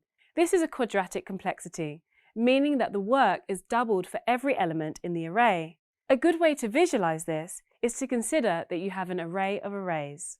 The first loop will equal the number of elements inputted, namely n. The second loop would also look at the number of input elements n. So, the overall complexity of running this approach can be said to be n times n, which is n squared. So, how will you visually represent the problem? This graph displays the algorithm for time complexity. The x-axis relates to the number of inputs and the y-axis relates to the time taken. Notice that as the number of inputs increases, it has a different impact on the gradient of the line for all cases but O of 1. In this graphical representation of how n relates to the number of computations taken, the best time to aim for is O to 1. O of log n is still very good. O to n is acceptable, and O(n squared) is not great. Of course, it is not always possible to tell how long an approach is going to take. Let's return to the example of looking for something in a loop. While you could say that to search a loop takes O to n time, this might not always be the case. Consider that the item being searched for is the first in array. Then the return will be in O1 time. Pretty good. Equally, the element might be missing, so every item must be searched. O(n time.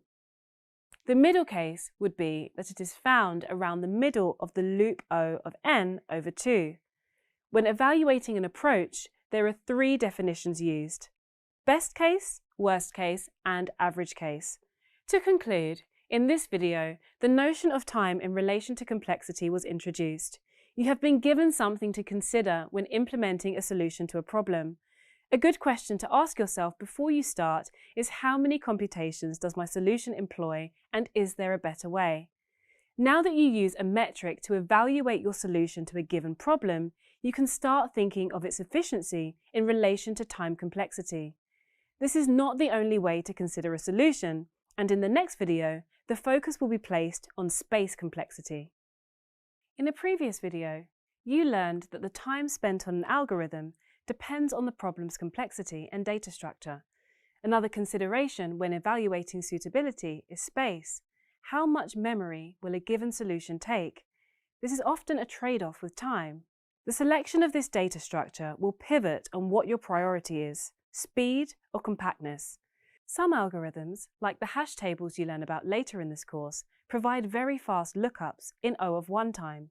However, to work efficiently, they must have a lookup for every element stored. This results in a space complexity of O of n. The big O notation for space complexity is the same as for time. O of 1, O of log n, O of log n, and so on. In all these notations, n refers to the size of the input. This is often measured in bytes. Different languages have different memory costs associated with them. In Java, for instance, an integer requires 4 bytes of memory. A blank array will consume 12 bytes for the header object and an additional 4 bytes for padding. Thus, if n refers to an array of integers size 4, then the total memory requirement is 32 bytes of memory. When discussing space complexity, you have to consider what the increase in input size has on the overall usage. The space complexity of a problem can be broken into 2 sections, namely auxiliary and input space. Auxiliary space is the space required to hold all data required for the solution. It refers to the temporary space needed to compute a given solution. Input space refers to the space required to add data to the function, algorithm, application, or system that you are evaluating. Consider when you are learning long division. You may have been taught using a methodical approach that involved breaking each computation into simpler steps. To achieve this, you would create a table to hold the temporary calculations. Some complex problems require the same additional allocation of space to hold their workings temporarily while the solution is being calculated. Big O space complexity allows for the auxiliary space required for coming upon a given solution.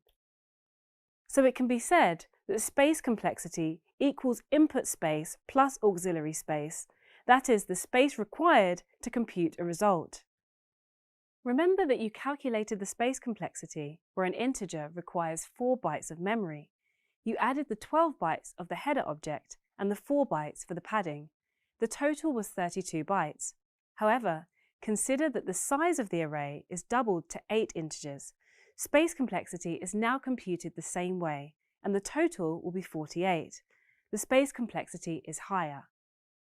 Adding additional input did not increase the size of the auxiliary space, so when computing the big O, you can discount the auxiliary size if it is not impacted by increasing the input size. Knowing that each decision made in computing a solution requires memory, it is worth noting the aspects that can increase memory usage. Some common memory actions could be assigning variables. These can be temporary variables when computing a solution, as with the long division analogy before. Creating a new data structure. Some solutions require that a new array be created to contain the values or a duplicate array that retains index locations. Creating a new data structure instance has an O to n auxiliary memory cost. Function calling and allocation also have additional memory overheads. It is worth bearing in mind how space is being used when designing an application. Creating a new variable to contain a value in place of overwriting an existing one will impact your space efficiency. This impact is greatly increased if you needlessly copy arrays or complex data structures with high data overhead.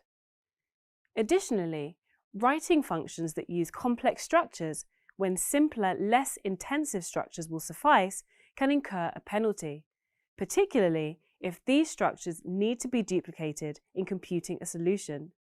In conclusion, in this video, the concept of Big O was expanded from one focused on time consideration to one that includes space complexity. It was highlighted how there is often a trade-off between speed and memory efficiency. Additionally, there were some observations on the efficient use of space when designing a solution that is worth bearing in mind. Well done! You've reached the end of the Introduction to the Coding Interview module. Let's take a few moments to review what you learned during this module. You began the module with a course introduction, where you were informed of the content of the Coding Interview Prep course. You then moved on to the Coding Interview lesson. Your first lesson focused on the technical coding interview, primarily to determine that you are technically capable of the role's responsibilities. You learned about the steps that you must keep in mind when this interview is conducted. You were taught that using the appropriate tools is always important, and that you have to keep time constraints in mind. You then learned about code optimization, and should be able to write or rewrite code so a program uses the least possible memory or disk space and minimizes CPU time or network bandwidth. To summarize, you learned about some approaches that can be used regardless of the challenge presented. Even if you are not familiar with the problem or don't achieve a result in the time allotted, always strive to demonstrate your reasoning and best practice approaches. Prepare for technical interviews by practicing solutions to online problems and, when possible, employ a similar methodology to each challenge. This will assist you in the future, so that regardless of the challenge faced, you are working from a comfortable framework. You then focused on communication and the importance of first impressions. You were introduced to verbal and non-verbal communication and the importance of both. You learned about the STAR method and how to use it to your benefit when communicating with interviewers.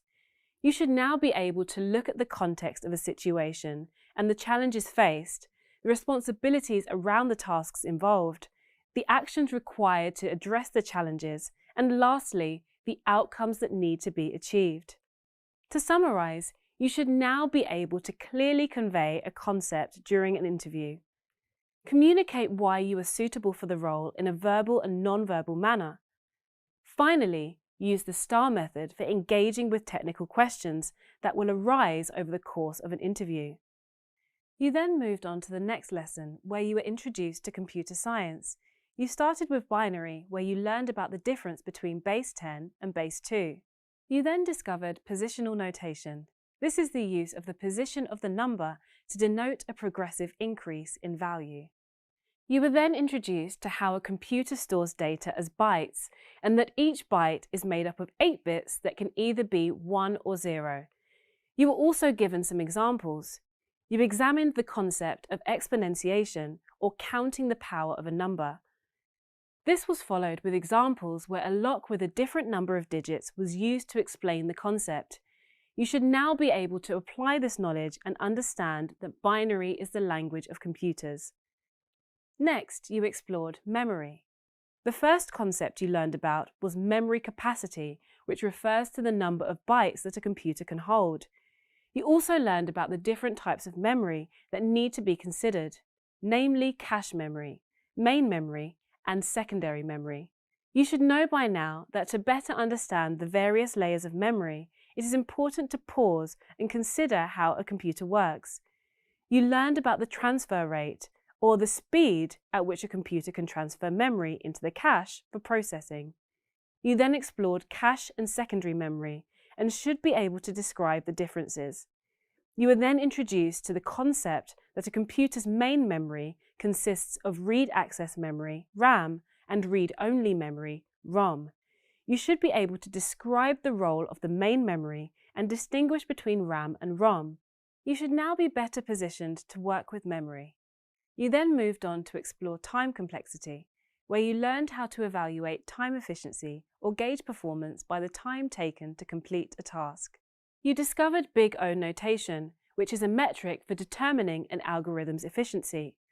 Thus, it gives an estimate of how long it takes your code to run on different sets of inputs, or it considers the amounts of time an algorithm will take. You are given some examples and should have a solid idea of how to measure time complexity. You then learned about space complexity. It is not just the speed of an algorithm that is important, but also how much memory will a given solution take. To understand space complexity, you were introduced to the concept of auxiliary space, which is the space required to hold all data required for the solution, also referred to the temporary space needed to compute a given solution. The other concept was input space, which referred to the space required to add data to the function, algorithm, application, or system that you are evaluating.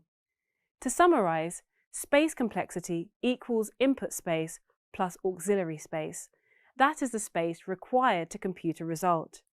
You have done some quizzes on all the topics mentioned. That's a great start to your learning journey in this course, and all this content should empower you to have excellent coding interviews in the future. Having a knowledge of data structures is useful for any coding interview you may encounter, from basic data structures like strings, booleans, or arrays, to more advanced data structures like collections, graphs, and heaps. Understanding the data you are working with and the most appropriate structure to use can be very beneficial.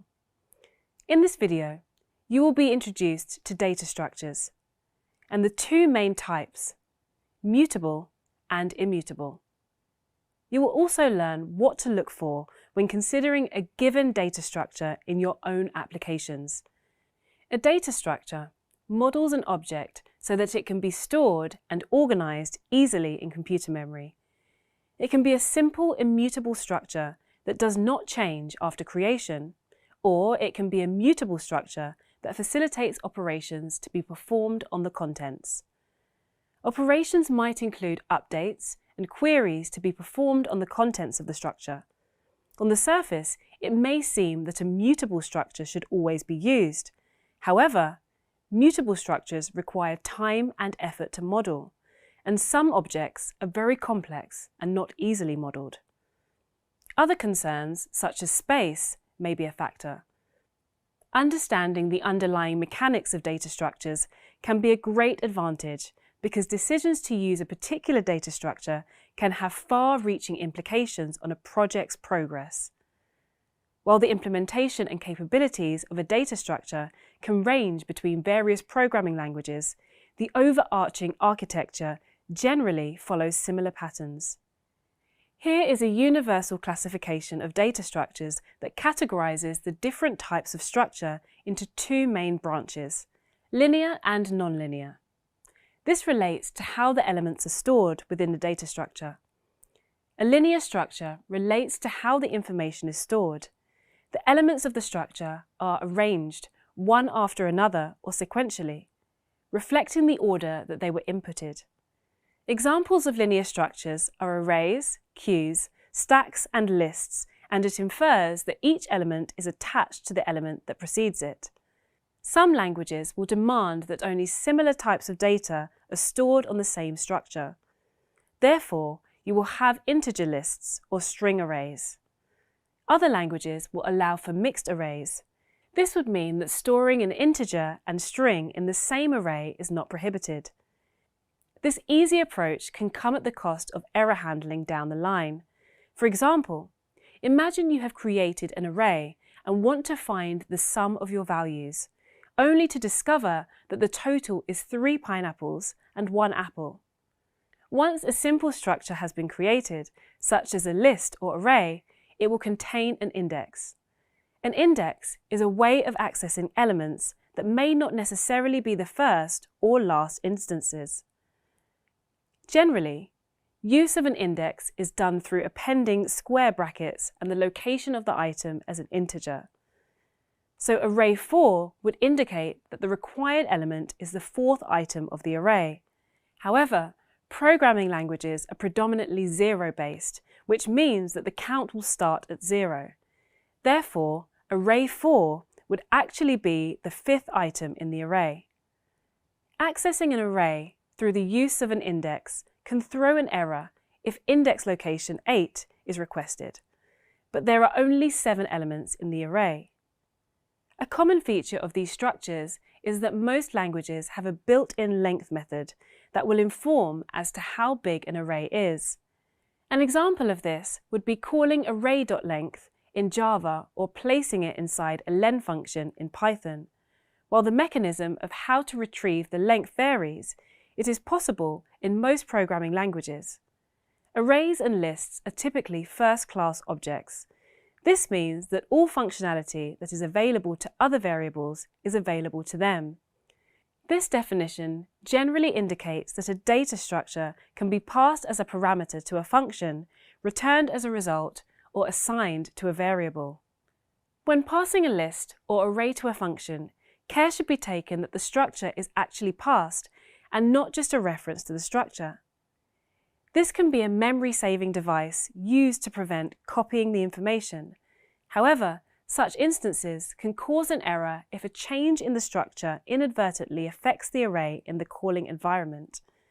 In this example, a string has been added to a list of integers, and because the new list points to the initial list is also changed. Therefore, it is better to make a copy of the array and pass the copy to the function. Another memory-related issue to be mindful of is memory leak. Memory, as previously mentioned, can be arbitrarily allocated. If this memory is not used, then it is good practice to deallocate the memory location. As a result of careless programming or other issues, it is possible that a program makes repeated calls that result in excessive memory being allocated and not then deallocated. Over a prolonged time, or through repeated calls, this can cause the application to run out of memory and crash. Most compilers have sophisticated algorithms for detecting and deallocating memory to avoid this issue. In contrast to linear structures, there are non-linear instances such as trees or graphs. These structures do not allow you to traverse the data in one smooth motion. Instead, you can investigate certain paths. The makeup of these structures means that they can include natural sorting, which makes querying for specific data very quick. You will learn about different types of sorting later in the course. In this video, you had a general overview of data structures, including their two main types, linear and non-linear. You have also learned about some of the considerations that should be made when deciding the type of data structure you should use. As you progress through this module, you will explore these structures further and learn about some of the individual strengths and weaknesses. Have you ever needed to store some data but were unsure about what sort of data structure to use? It's a common coding problem. In this video, you will discover two important data structures that could be used, lists and sets. Both are very useful data structures with their own strengths and weaknesses. Lists and sets are common in many programming languages. Let's get started by exploring lists. In most programming languages, lists are represented as objects. This means that in addition to storing data, they also have their own inbuilt methods. Here, an inbuilt sort method is used to arrange the numbers in a list. As with arrays, it is common to find lists that are declared as either a string, an integer, or float. In some programming languages, you can have lists with mixed element types. A list is an abstract concept that refers to a container of elements. A stable implementation of a list is done using either an array or a linked list. An array-based list is an ordered collection built using arrays as the underlying data structure. As such, they are subject to the same strengths and limitations associated with arrays. Array-based implementations relate to the initial sizing, rather than simply pointing to another node, as with a linked list. Some languages require that you initially determine how big a structure will be, while others allow for dynamically growing structures. It should be noted that this freedom is somewhat surface level. For many dynamic structures, there is an initial size automatically configured at instantiation. When this limit is reached, the array will copy itself into a new structure with a larger size allocation. Therefore, the decision not to arbitrarily allocate space at the onset may come at a cost at runtime, when such data structures may have to expand multiple times during the execution of other operations. Consider the computation costs of a list dynamically growing while performing operations in a loop. In this case, it would help to set the initial list size to be larger rather than dynamically growing, which can be costly due to having to create and copy over values into increasingly bigger lists. A linked list works differently. A linked list contains two pieces of information: the data and a pointer to the next list item. A linked list begins with an empty list and can grow dynamically by introducing new cells to the list. To grow a linked list, you simply have to add a new node and point the list at its location. This makes them very fast for storing large amounts of data. The flexibility of linked lists is achieved by including some additional storage requirements. Notably, in each node, there must be some reference to the nodes around it. There is also a head and a tail. The head is a unique node that indicates that it is the start of the list, and the tail indicates where the list ends. This approach to growing the size of the data structure is very powerful and can lead to very large but manageable data sets. So, what do sets entail? Set is very similar to a list. However, a set will store its elements in an unordered way.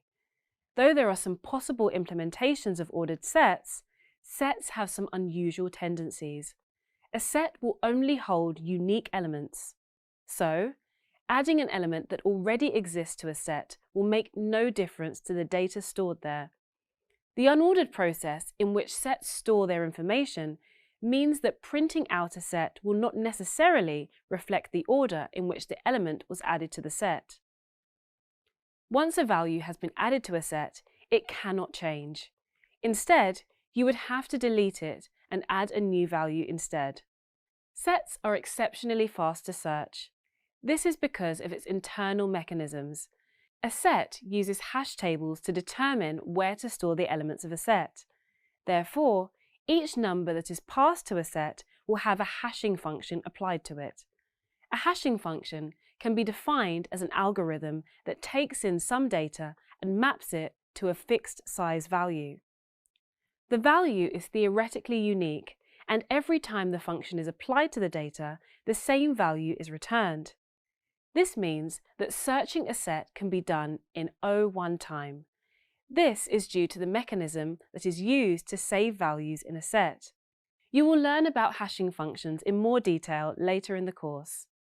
A ON approach would be to iterate over the entire data structure to check for the presence or absence of a value. Sets instead apply the mapping function to the input data and check the resulting output to see if a value exists there. If it does, then the value is returned.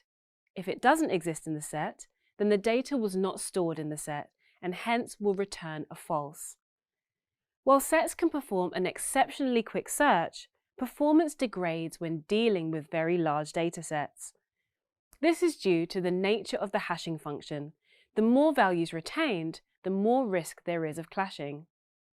Clashing is when the hashing functions return the same unique mapping for two different values. The larger the dataset used, the more likely clashing is prone to happen. So, there we are. In this video, you have explored two very important and useful data structures, lists and sets, and learned about the strengths and weaknesses inherent in both. You should now have a greater sense of when to use each, depending on the storage needs of the solution. So, what is the difference between a stack and a queue?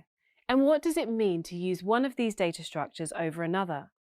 Well, in this video, you will learn about stacks and queues, the difference between the two, and why you might choose to use one over another depending on the requirements of the solution. Stacks and queues are abstract data structures that have many different implementations depending on the programming language. The unique principles that are common to both are how elements are added and removed.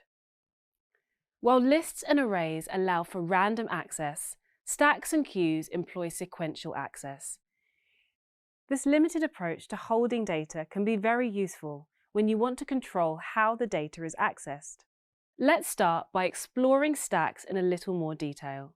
Stacks are linear data structures with strict ways of adding and removing items. As the name suggests, a stack is a collection of elements that are stacked on top of one another. What this means is that it is impossible to pull items from the middle. Instead, a stack works with a strict first in, last out, or FILO basis. This can also be phrased as last in, first out, or LIFO. It's a simple yet powerful concept that informs you that items can only be retrieved from the top of the stack, which determines the order in which you can retrieve them. An example of this principle in action is hitting Ctrl-Z in a URL, Word document, or any coding environment. Ctrl-Z undoes the very last action. Hitting it again will undo the previous action, and so forth. To extend the analogy, Ctrl-Y will redo the action or push it by adding it back to the stack. Stacks tend to have very few methods: push, pop, is empty, is full, and peek. The functions of these methods correlate with their names. Push will add an item to the stack, and pop will remove it. Is empty checks that the stack contains nothing, and is full is a Boolean that will return true if there is no more room in the stack. You might have heard of the popular computer question and answer platform named after this very issue, namely Stack Overflow. So, popping an item takes it from the top of the stack, and calling pop again will return the next item in the stack. Pop can be called until there is nothing left in the stack. Push then will place an item on the top of the stack. It is worth noting that by calling pop or push, you are changing the stack. You have now learned about all the methods except peek. So what does that entail? To have a look at the contents, one would call peek, which allows you to view the top item without removing it from the stack. So calling it will not change the state of the structure, unlike pop or push, which permanently alters the stack. Some implementations will include a search feature for looking through the stack, though this won't always be the case. Now, let's explore an example. Imagine that an application generated a deck of cards. You could create a stack of 52 playing cards, and each time a card is dealt, it is removed from the top of the stack, just as in a real deck. Using a stack in this way would simplify the code required for maintaining the state of the deck. Now, let's explore queues. A queue is very similar to a stack in that it tends to have the same methods. It can create, insert, remove, and check the state of the queue. Unlike a stack, a queue works on a first in, first out, or FIFO basis. Again, the name is a good indicator of how the structure works. As an example, imagine you have a line of people waiting to get a burger at a fast food restaurant.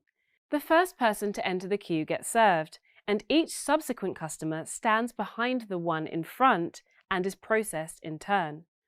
As with the stack, a queue will pop the selected item from the structure, though different languages have different implementations for this. The element that is removed from the queue is the one at the bottom. In other words, the least recently added item, or the first to join the queue. Using a real-world IT example, a server balancing system usually uses a queue to retrieve tasks. The structure would hold each task in order of insertion, and when a server becomes available to process the task, the first task entered into the queue would be removed and passed to that server. In this video, you have learned about stacks and queues and the differences between them. These are very useful tools to have in your programming toolkit, and knowing them will be an advantage when dealing with problems requiring a structured way of accessing and inserting data. In previous videos, you have learned about data structures like lists, stacks, and queues. Another data structure you have not yet learned about is trees. So what exactly is a tree in the data structure context? Trees are a powerful data structure that gives you great flexibility in adding and searching values. The inherent structure of the tree can allow you to understand a lot about the relations between the data stored, which can save a lot of time and code when extracting information from the data. In this video, you will explore the general structure and inherent features that trees provide. You will also learn about some of the different types of trees and the advantages of using a tree data structure. So, let's get started. A tree is a very complex data structure that resembles a tree in design. It consists of nodes that are linked with one another. A node can be a parent or child node. A parent node may have a connected set of children nodes. Nodes with no children are referred to as leaf nodes. As with a tree, nodes can branch off in different directions, allowing for powerful search and storage features. Generally, we can look at a tree as a graph-like structure that has nodes that contain data and edges that model how each node relates to one another. When discussing trees, it is important to know some of the terminologies. The top-level node is referred to as the root. Each subsequent node down that is connected to this node is referred to as a child node. Nodes that have the same parent are referred to as siblings and are considered to be on the same level. One might picture a chapter of a book where the subsections correlate to connected nodes. The theme of these nodes will be of a very similar nature. Other branches would be other chapters that still fall under the general theme but on different topics. A path refers to a series of connected nodes. You might assume a connection between two nodes by determining the shortest path. This is to say, the quickest way that you can move from one node to another. Intuitively, nodes with shorter paths will have more in common. The depth of a node refers to how many edges there are from the parent to the root or the longest path. The height of the tree refers to the number of edges between the topmost node to the deepest node within the structure. And finally, the size of a tree refers to the total number of nodes within the tree. There are many variants and implementations of trees, such as binary trees, B trees, and B+ trees. There are also quad trees and AVL trees, to name a few. While all of them will contain the general theme outlined, their use and implementation differ slightly, depending on the type of tree being applied. There are many advantages to storing your data in a tree-like structure. The connections between the nodes indicate a relationship that is inherent in your data. They can store information in a hierarchical fashion, where the topmost content is stored in the upper nodes, and more in-depth information can be retrieved by traversing a given branch to a tree. They are also very efficient for inserting and deleting data due to the flexible way in which they are implemented. The non-linear nature of a tree means that there are many ways of traversing the data. In binary trees, this feature can be very useful when storing data. A left node has a lesser value, while the right node indicates that there is a greater value. Let's demonstrate that with some data values. The first data contains the value of 23. Then a 4 is added. Because it is less than 23, it goes to the left. Following is a 1, also less than 23, but also less than 4. That also goes to the left. The next number to follow is 30. Because it is now larger than 23, it goes to the right. A 24 is added, and because it is less than the 30, it goes to the left. But the 56 that was added goes to the right of the 30 again. One can traverse a tree in depth first or breadth first method. A depth first method involves visiting every node from top to bottom sequentially. A breadth first method involves searching each node on the same level before ascending to the next level and repeating until the root node has been reached. More benefits of trees are that they can be used to model file systems on your laptop, class hierarchies like those found in Java, or modeling hierarchies in organizations. In this video, you explored the general structure and inherent features that trees provide. You also learned about some of the different types of trees and the advantages of implementing a tree data structure. At this point of the course, you have been introduced to several different data structures, and you've discovered that there's not a perfect way of storing information. Instead, there is a wide variety of approaches, each of which is an appropriate solution depending on the problem.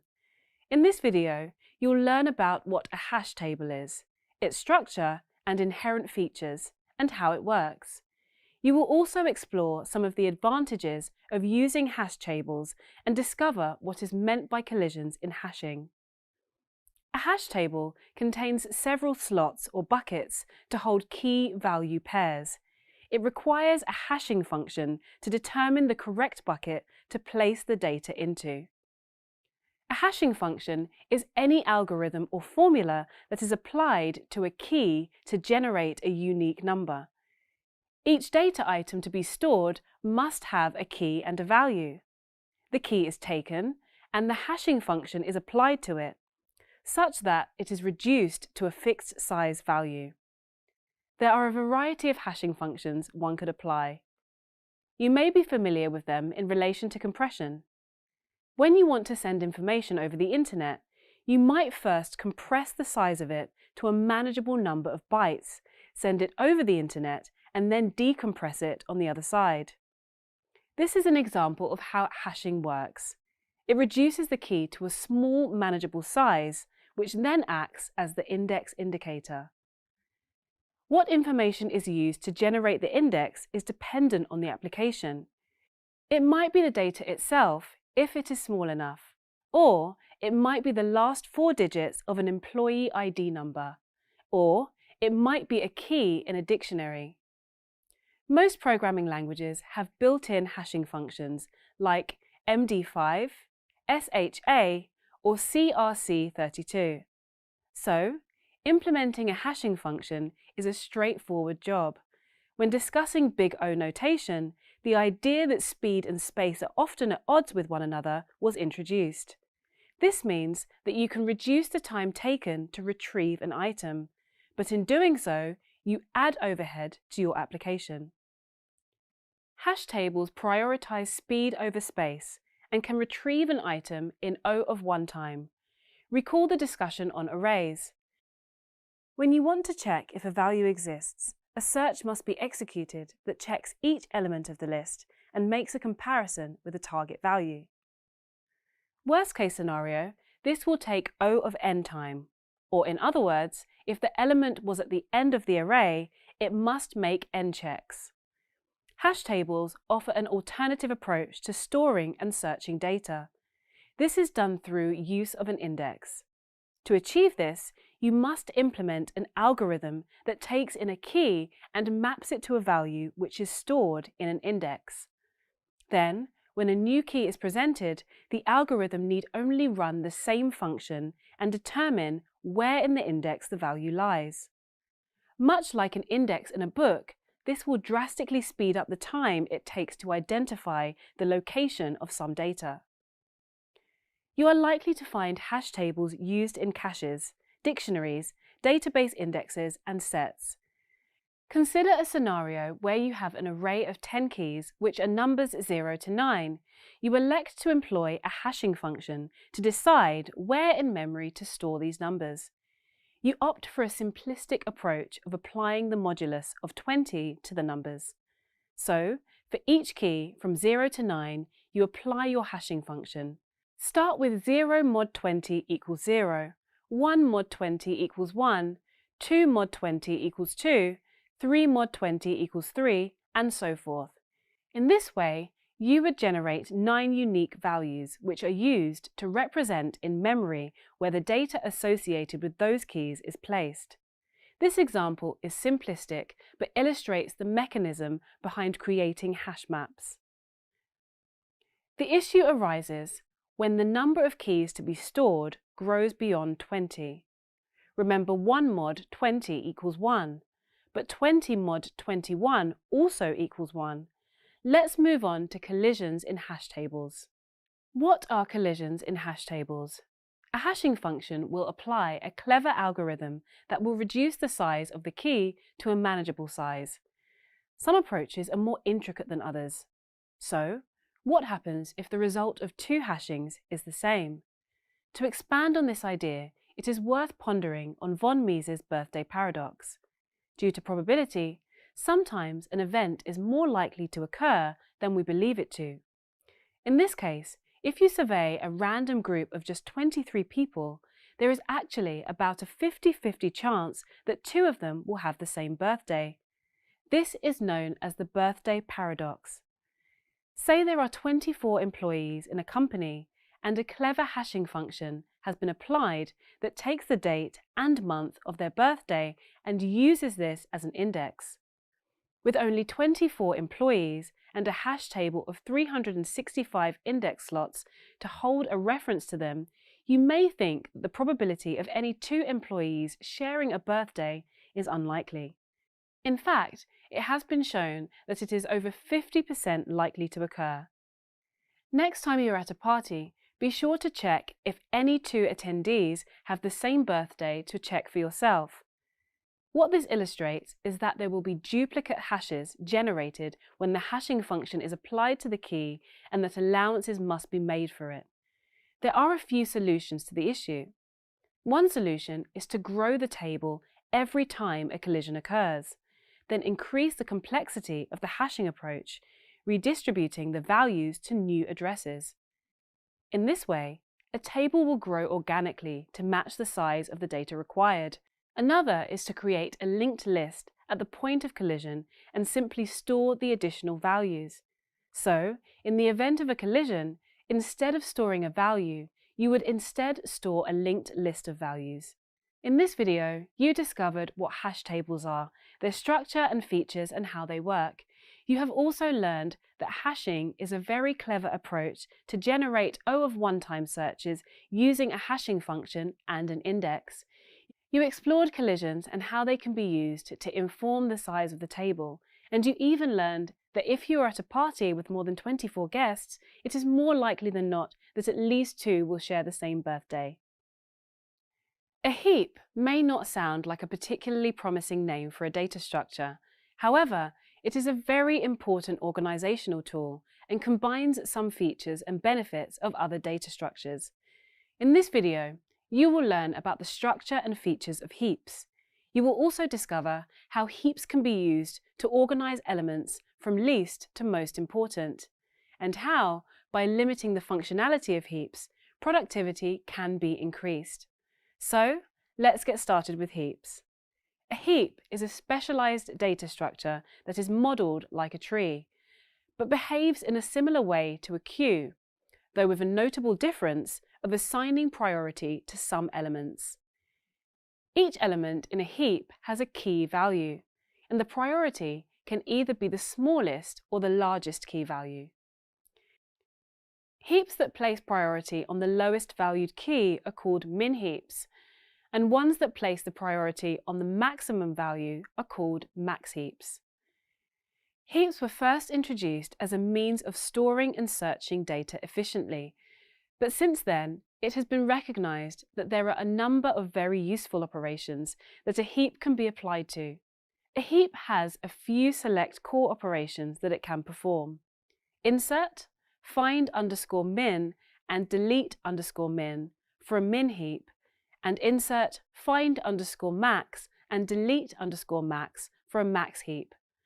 For the rest of this video, the discussion will revolve around min heaps, but you can reverse everything said and it will apply to a max heap. The only difference between the two is where the priority is placed. As with many of the data structures discussed on this course, these methods are the fundamental elements that constitutes a heap. Different implementations in different languages could have additional methods added. An instance of which may be decrease key. This is where the value of a key is changed, the motivation for which would lie with the priority of the key in real-world instance changes. When discussing trees, it was mentioned that binary trees sort values in order of size. If the value is less than the node, go down the left path. If the value is greater than the node, go down the right path. Because of this underlying architecture, heaps are often built using binary trees, though another approach would be to make an array act in a way that mimics the behavior of a binary tree. The minimum value is placed on the root node, and each subsequent value is placed on the hierarchy where their value dictates. This means that to retrieve the minimum value from a heap is O of 1, because it will be stored always at the root. Unlike a stack, retrieving a value does not cause it to be moved from the tree. Instead, a delete min method exists that can be called if the intent is to remove items as they are processed. Typically, a heap would not support operations such as deleting items other than the priority element. The reason being that a heap is built for specialized purpose that involves identifying the most important item and returning this in the shortest time possible, then queuing up the next item of importance. Deleting items in the tree would require restructuring the tree, and this would lead to a degradation in performance. If you are looking for a data structure that can act in this way, then you might consider structures other than a heap. Insertion into a min heap is done through propagation. Each item is inserted at the root. A comparison is then made with the left value. If this is less than the newly inserted item, they are swapped. This continues until the newly inserted item has no greater value above it, and the value below is lower. Insertion in a heap can be achieved in O of log n time. Having examined the underlying mechanisms that power a heap, you may now have some idea of how this data structure can be applied. Considering that its inherent structure prioritizes a particular value from a group of elements, the natural application would be for scheduling. This could apply to CPUs, routers, or packet handling.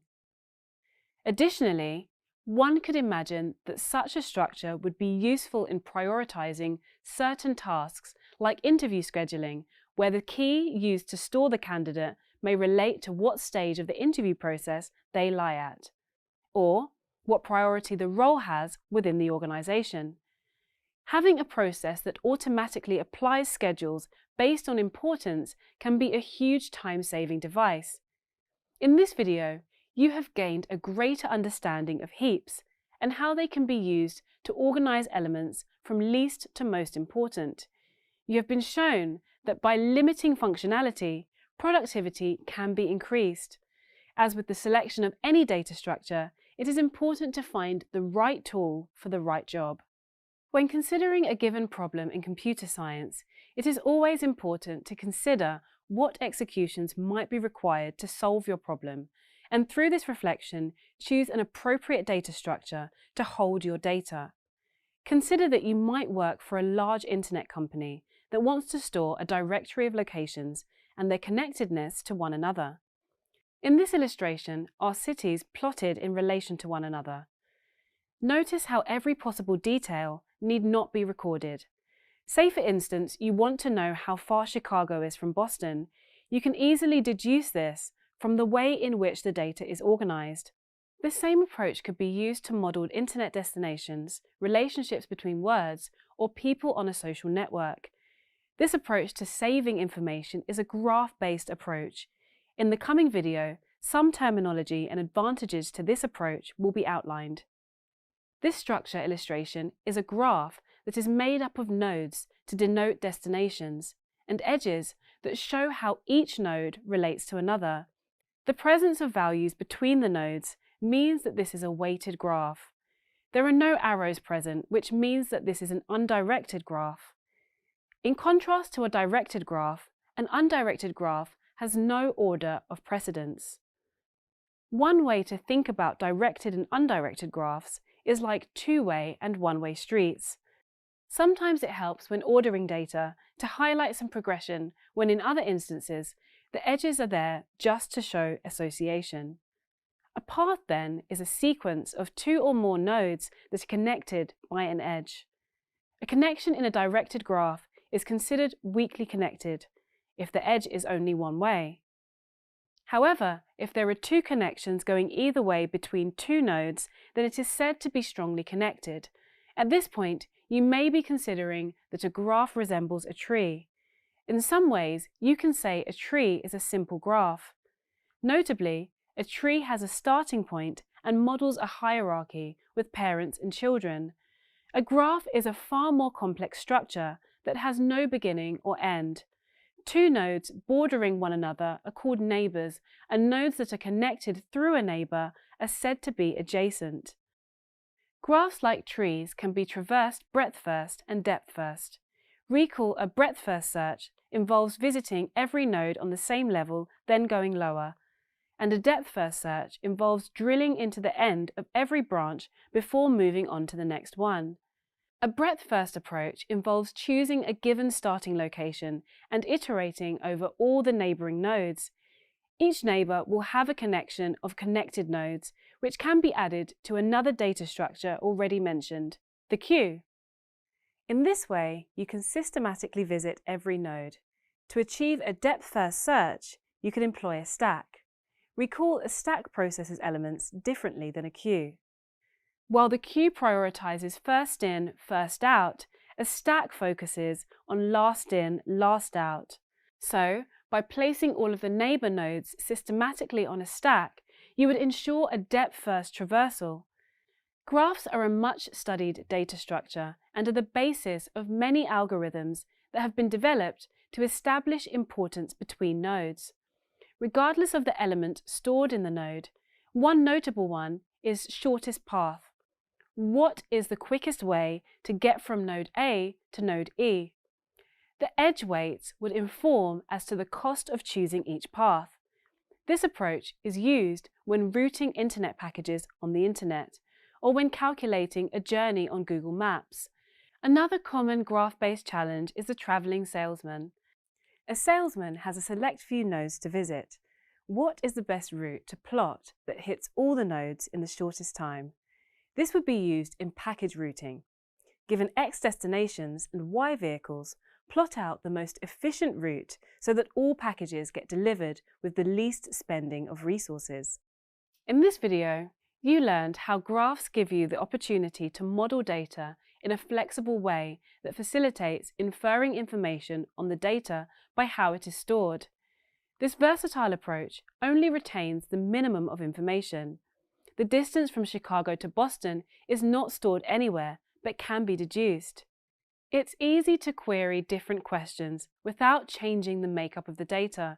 Calculating the best time when walking can easily be substituted in place of driving with minimal fuss. There has been a whole field of statistics devoted to inferring information from node placements, which can be levered to make inference on any data stored there. Well done! You've reached the end of the Introduction to Data Structures module. Let's take a few moments to review what you learned during this module. You started the module with a lesson on basic data structures. This ranged from basic data structures like strings, booleans, or arrays to more advanced data structures like collections, graphs, and heaps. Understanding the data you are working with and the most appropriate structure to use can be very beneficial. You learned about a simple, immutable structure that does not change after creation, and mutable structure that facilitates operations to be performed on the contents. You then took a deep dive into all the types of data structures. To refresh your memory, here is a universal classification of data structures that categorizes the different types of structure into two main branches, linear and nonlinear. Examples of linear structures are arrays, queues, stacks, and lists, and it infers that each element is attached to the element that precedes it. You learned about the structures in detail and should now be able to describe each of them. You then moved on to focus on nonlinear data structures. In contrast to linear structures, there are nonlinear instances such as trees or graphs. These structures do not allow you to traverse the data in one smooth motion. Instead, you can investigate certain paths. You then moved on to the next lesson, where you were introduced to lists and sets. You learned that, as with arrays, it is common to find lists that are declared as either a string, an integer, or float. In some programming languages, you can have lists with mixed element types. You also learned that some languages require that you initially determine how big a structure will be, while others allow for dynamically growing structures. That was followed by a section on linked lists and how they work. Remember that a linked list contains two pieces of information, namely the data and a pointer to the next list item. You then learned about sets and how they work. A set is very similar to a list. However, a set will store its elements in an unordered way. Following sets, you were introduced to the hash functions and their role in searching in sets. Sets are exceptionally fast to search. You then moved on to the next video on stacks and queues in the same lesson. To refresh your memory, stacks and queues are abstract data structures that have many different implementations depending on the programming language. The unique principles that are common to both are how elements are added and removed. You learned that stacks and queues employ sequential access and use the empty stack, push and pop methods to move and/or add and remove items. You also learned about the FILO first in, last out and FIFO first in, first out principles. When you visited queues, you learned that a queue is very similar to a stack in that it tends to have the same methods. It can create, insert, remove and check the state of the queue. Unlike a stack, a queue works on a first in, first out, or FIFO basis. Again, the name is a good indicator of how the structure works. The last video in this lesson focused on trees. Trees are a powerful data structure that gives you great flexibility in adding and searching values. The inherent structure of a tree can allow you to understand a lot about the relations between the data stored, which can save a lot of time and code when extracting information from the data. You learned about tree structures and how data moves in a tree. In the next lesson, you were introduced to advanced data structures. First, you learned about what a hash table is, its structure and inherent features, and how it works. You also explored some of the advantages of using hash tables and discovered what is meant by collisions in hashing. Let's quickly revisit what this entailed. You were introduced to the hash function and learned that the key is taken and the hashing function is applied to it in such a nature that is reduced to a fixed size value. You learned about compression with an example from our field of experience. When you want to send information over the internet, you might first compress the size of it to a manageable number of bytes, send it over the internet, and then decompress it on the other side. This was followed by an explanation of how hash tables offer an alternative approach to storing and searching data through use of an index. To achieve this, you must implement an algorithm that takes in a key and maps it to a value which is stored in an index. The next video in this lesson focused on the structure and features of heaps. You also discovered how heaps can be used to organize elements from least to most important, and how, by limiting the functionality of heaps, productivity can be increased. You learned that heaps could place priority on the lowest valued key and are then called min heaps, and ones that place the priority on the maximum values are called max heaps. A heap has a few select core operations that it can perform, namely the insert, find, and delete of items. Following this, you learned that deleting items in the tree would require restructuring the tree, and this would lead to a degradation in performance. To summarize, in the video about heaps, you have gained a greater understanding of heaps and how they can be used to organize elements from least to most important. You have been shown that by limiting functionality, productivity can be increased. As with selecting any data structure, it is important to find the right tool for the right job. Finally, you focused on graphs and set the scene as follows. When considering a given problem in computer science, it is always important to consider what executions might be required to solve your problem, and, through this reflection, choose an appropriate data structure to hold your data. Consider that you might work for a large internet company that wants to store a directory of locations and their connectedness to one another. An illustration of cities plotted in relation to one another was used to explain all the concepts, such as a weighted graph, an undirected graph, and that in contrast to a directed graph, an undirected graph has no order of precedence. Following that, you learned that a connection in a directed graph is considered weakly connected if the edge is only one way. However, if there are two connections going either way between two nodes, it is said to be strongly connected. In this video, you learned about the key concepts and topics covered throughout this module. You have done some quizzes on all the topics mentioned. You are getting more equipped for your future. Good luck with the next module. Sorting a set of data might sound like a straightforward task, given what you have already learned throughout this course. However, it can be surprisingly challenging when you get into the details. In this lesson, you'll explore sorting algorithms and the different sorting methods that are available to you. You'll be introduced to some of the various approaches to searching, such as linear and binary. You'll also discover the steps involved in implementing both of these approaches and explore the advantages they offer. You'll also learn about the steps required for implementing selection, insertion, and quicksort, and discover the strengths and weaknesses of each sorting approach. There are several algorithms that have been developed for this challenge, and some data structures that had previously been discussed, like binary trees and heaps. Both of these data structures have been designed with the aim of retaining the data in a sorted manner. Working with sorted data or having the ability to sort your own data can result in significant time savings. Therefore, a data set of elements that can be ordered is fundamentally necessary. This order could be alphabetically, sequentially, chronologically, by size of shape, or by hue of colour. The actual metric that is used is less important than the fact that they can be arranged in an ascending or descending order.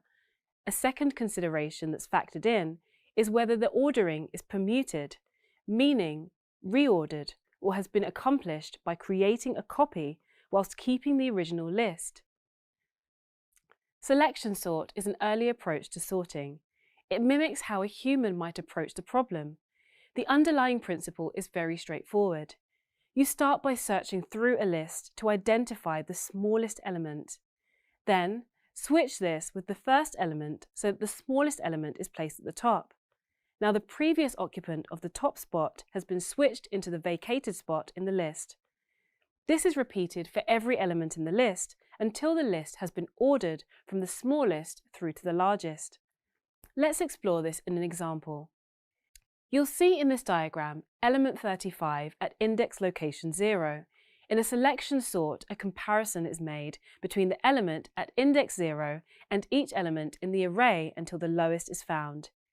Equally, element 46 in the next location is compared to each element and in this case switched with 6.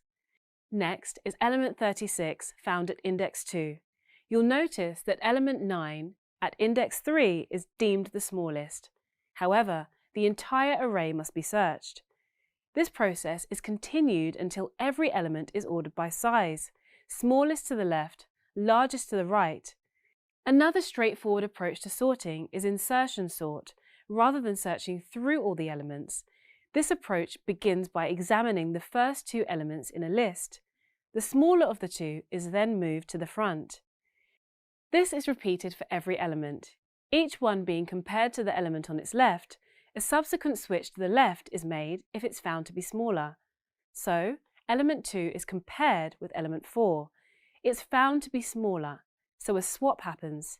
Next, element 2 is compared with element 1. It's found to be larger, so no more comparisons are made.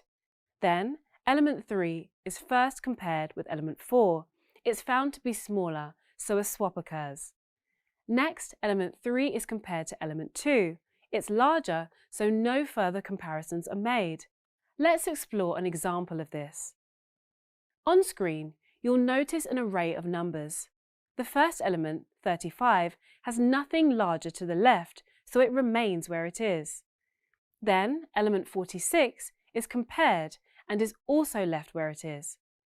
Next, you see element 36. This is compared with location 1. It's smaller than 46, so they are swapped. checked against location 0 shows that no further swaps need occur for this element. At step 3, you'll notice element 9. This is compared with 46 and is therefore swapped to location 2. It is further compared with location 0 and 1 and swapped again. Next, the element found at location 4 is compared with location 3 and swapped. It's further swapped with location 2 and location 1. It's also compared with location 0, but as it's greater, no further movement is made. The process is continued, moving from right to left until the entire array is sorted. Both the insertion and selection sort are straightforward approaches working on a simple paradigm. Quicksort is a more sophisticated approach that is more complex to implement. However, it shows far greater efficiency. Quicksort operates on the principle of pivots. The algorithm selects an element in the array as the pivot. Then, all items in the array larger than this value are moved to the right of the pivot, and all elements less than the value are moved to the left. This process is repeated for both sides of the pivot until all the items are sorted. Let's explore this in an example. Here, element 9 is selected as the pivot point. Using Quicksort, all items that are less than 9 are swapped left, and all items larger than 9 are swapped right. Therefore, the smaller elements have now been moved left after this first split. In this example, these smaller elements are 6 and 3. Applying the same procedure again to the resulting array terminates when 3 is found to be the only element not split. Now, taking the values that are greater than the original selected pivot, you select a new pivot. In this case, 36 is selected and a further swapping of elements is performed. Finally, the remaining unsorted index locations are swapped in relation to a new pivot. Once all elements have been sorted, the algorithm terminates. There are many additional sorting approaches that can be used, with some approaches even forming hybrids of these existing ones. In practice, you probably would not write your own implementations, as there are excellent implementations in every language. The goal here is to show how they operate under the hood, so that you can choose the best one when faced with a given problem. As with data structures, there is not one sorting algorithm that provides the best result in every given scenario. Each approach has its trade-offs and is more effective in some environments than others. You will learn more about the efficiency of these approaches when compared to Big O notation soon.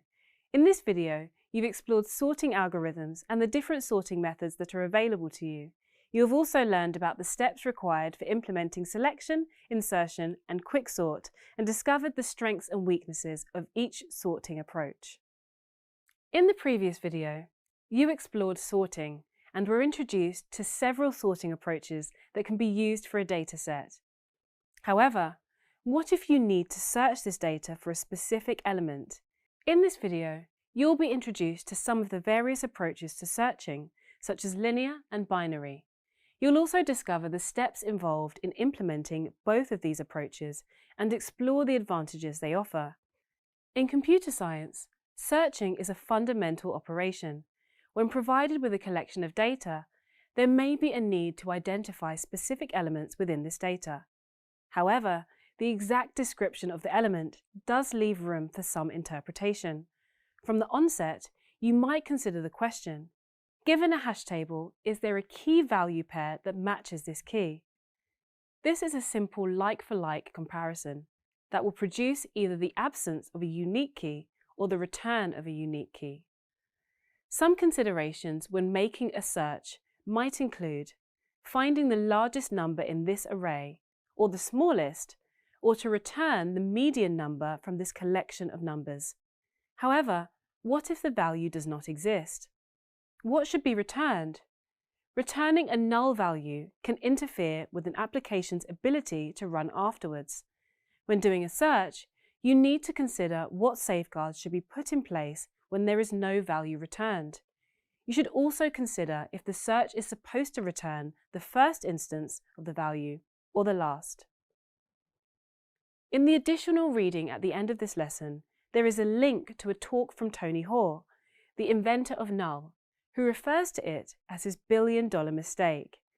The simplest search that you can implement is a linear search. If you have an array of elements, a linear search begins at the start of the index and searches through the array until an appropriate element is found, or there are no more elements to check. In this approach, the best case scenario would be O of 1, and worst case, O of n, as each element would have to be checked before it's possible to say that the target element is absent. In relation to data structures, it has been shown that some have inherent sorting tendencies, such as a heap or a binary tree. You can also take any data structure and apply a sorting algorithm to it before applying a searching approach. Using a binary search will halve the search space at each iteration. On screen is a data list.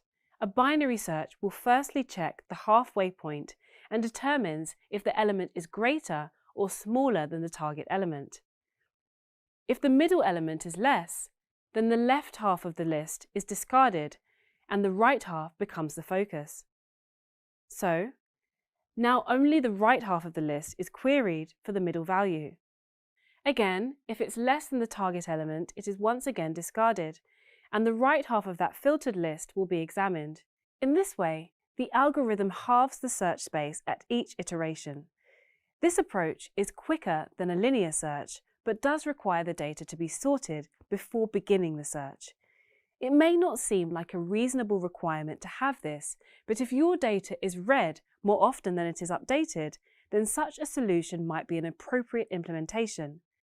Again, as with the linear search you covered earlier, the best possible outcome from this approach is that the element is found in the first go O of 1. However, the worst case scenario is less optimistic. After the first search, the list is halved. If this iteration is not successful, it is halved again. Then after the third division, it is halved again, and so on. Therefore, it can be said that after j iterations, it is n over 2 to the power of k, or in other words, O log n. This is considerably more efficient than a linear approach. However, it is worth bearing in mind that any perceived gain in time needs to be offset by the time taken to sort the list. If the list is updated regularly, this can become a costly process. In this video, you explored binary and linear search functions, the steps taken to complete these searches and how they work. You also learned how the application of Big O can be used to estimate the efficiency of both. You've even learned how through some clever adaptations to a standard approach, it's possible to seriously improve performance. Keep up the great work. In the next lesson, you'll start learning how to work with algorithms. The divide and conquer paradigm offers a useful framework for thinking about how to solve a given problem. It encompasses two principles discussed in this module, namely recursion and breaking problems down into smaller problems.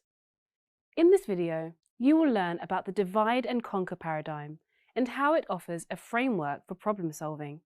You will also learn about the mandatory and optional steps involved in the divide and conquer paradigm and what advantages this paradigm brings to computers. So how does the divide and conquer algorithm work? The algorithm comprises two steps with an optional third, namely divide and conquer, which are the mandatory steps, and combine, which is an optional step. In the divide step, the input is split into smaller segments and processed individually. In the conquer step, every task associated with a given segment is solved. The optional last step, combine, is combining all the solved segments. This will not happen in every instance, but will for the example provided. The following is an example of the divide and conquer paradigm. When discussing sorting approaches, it was shown that there are many ways to solve a problem. Using sorting as our example, let's discuss another sorting approach that can be solved using a divide and conquer approach. Merge sort is a sophisticated approach for sorting an array. It starts by halving the array. These two halves are then halved and halved again. This process is repeated until there is only one element remaining. Then, the process reverses and each smaller list is sorted before rejoining the part it was halved from.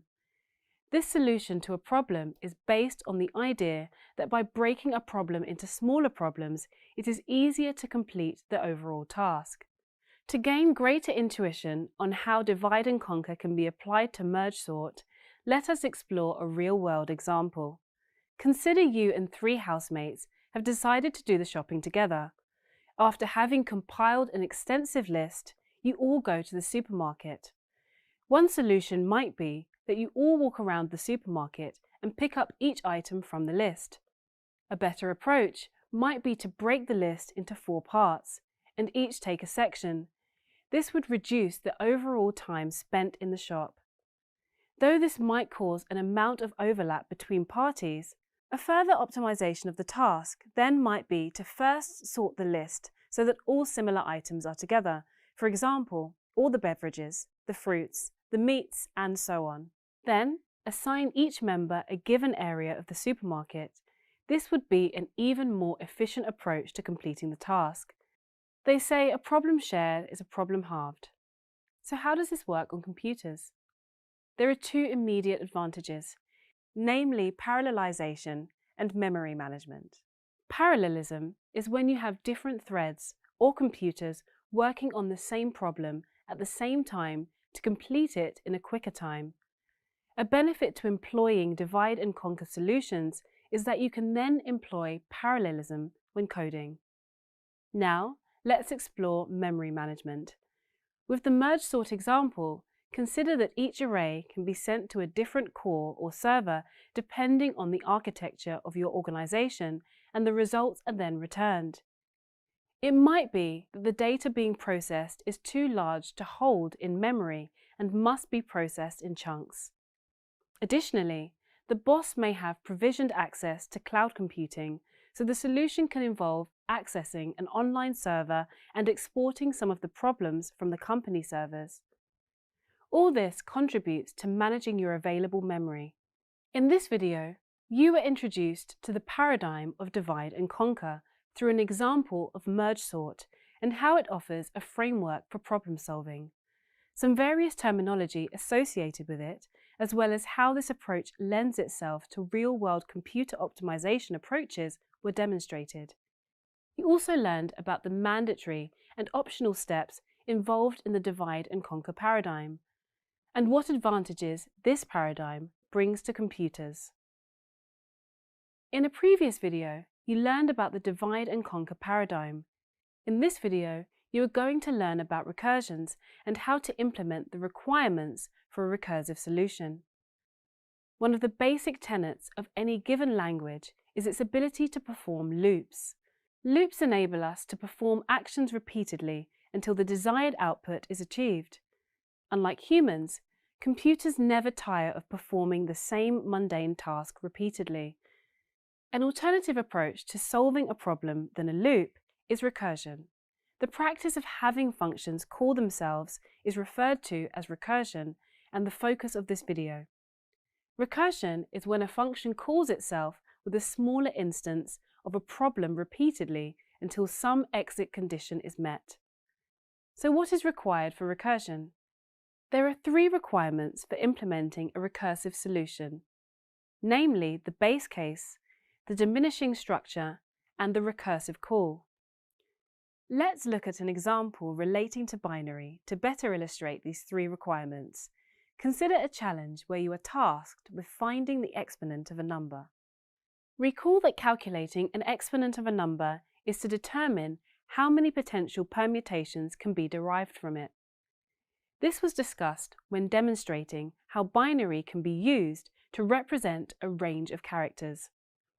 The base case ensures that the function will not continue to call itself and eventually ends. Line 1 outlines a function that will take 2 arguments, x and n. The base case is if n equals 0. In this instance, the program will terminate. Line 4 is the second part of the conditional statement. If a termination point has not been reached, call the function again with a reduced structure. In this instance, the goal is to multiply x by n to find the total number of potential states that could exist for the binary number. Reducing the input value is as important as establishing a base case. This way, the function will eventually reach the base case and cease to call itself. The third component of a recursive function is to include a call to itself.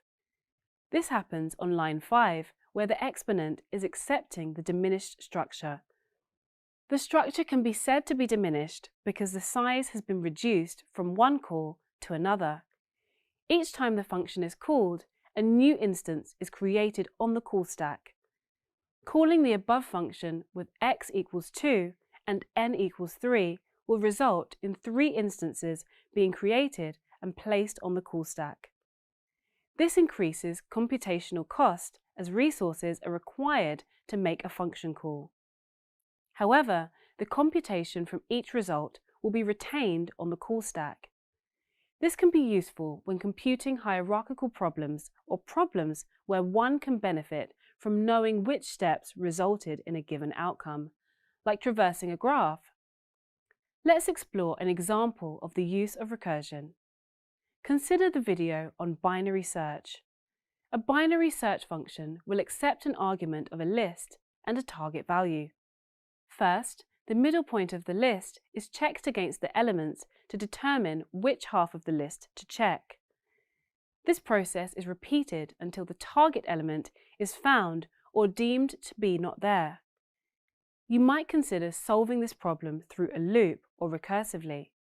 The input to the recursion would be a list and a search element, and the recursive function would call itself until the target endpoint is reached.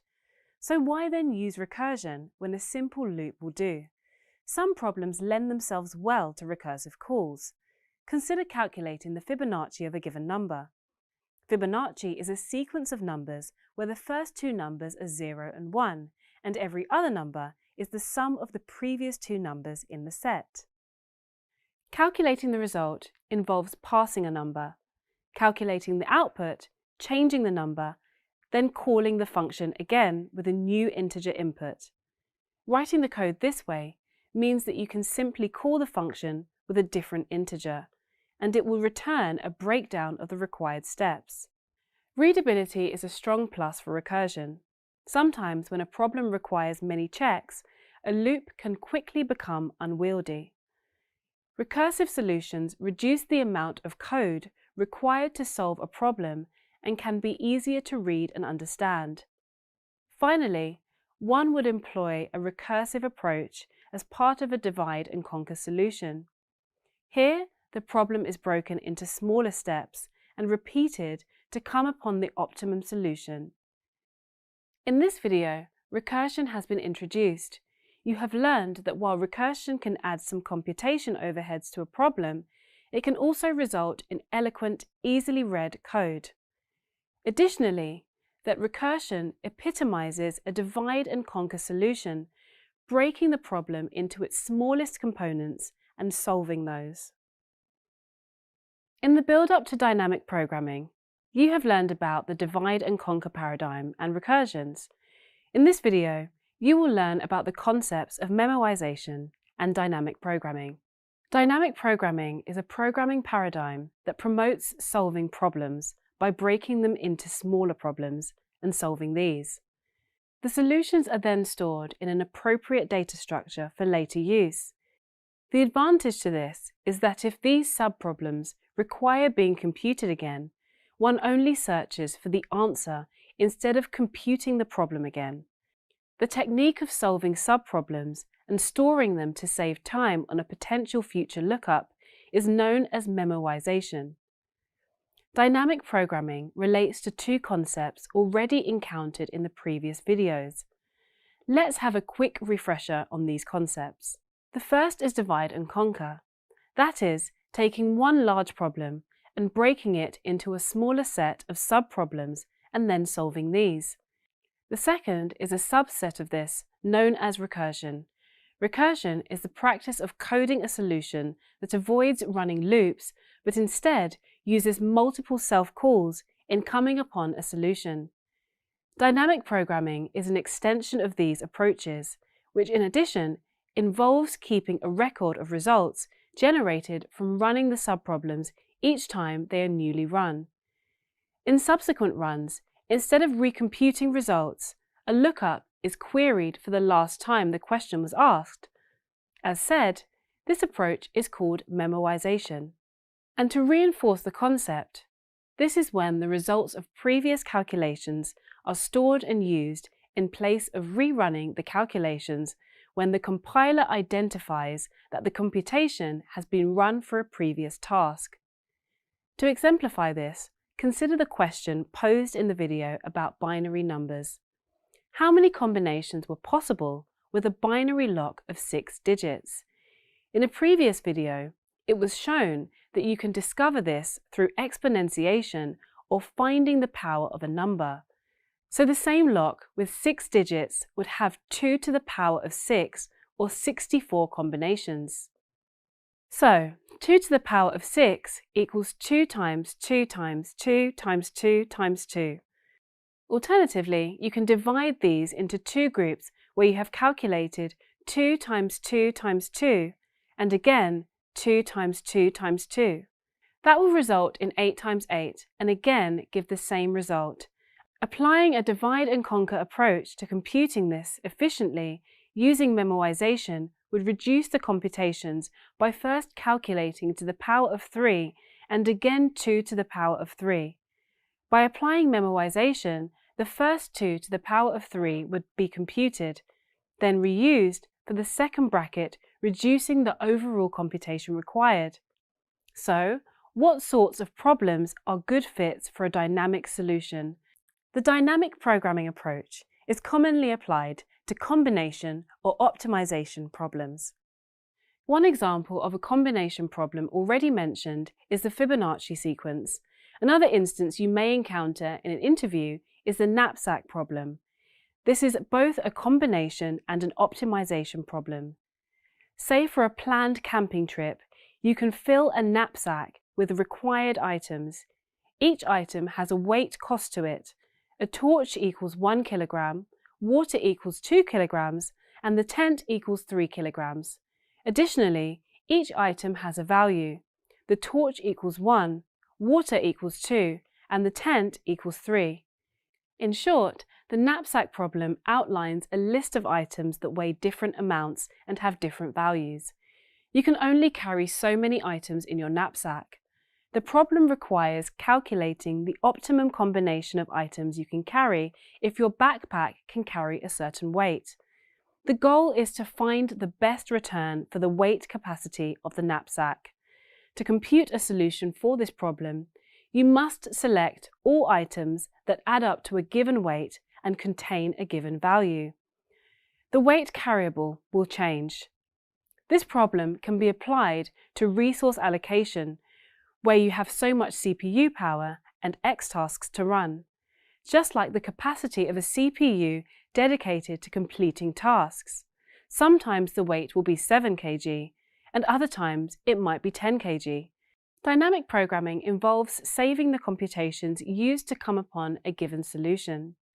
So, if you have computed an optimum selection for 7 kg and it is raised to 10 kg, you will not have to rerun the initial computations again. This can be a time-saving metric. When computing dynamic programming solutions, you must firstly determine the objective function. That is, the description of what the optimum outcome is to be. Next, you must break the problem into smaller steps. One approach already discussed for achieving this can be the use of recursive functions. That is, functions that will call themselves repeatedly until a solution is come upon. They should be written in such a way that you can change the outcome without altering the code for the methods already written. To conclude, in this video, it has been shown that dynamic programming is an approach that looks to optimize solutions to a given problem. It uses principles of memoization and overlapping subproblems to identify when an objective function can be achieved quickly, optimizing the computation steps required. In this video, you will learn how you can implement this paradigm to solve complex problems by using greedy algorithms. There is a philosophical principle called Occam's razor. It states that the simplest solution is almost always the best one. This problem-solving principle argues that simplicity is better than complexity. In our case, the greedy algorithm is the simple solution.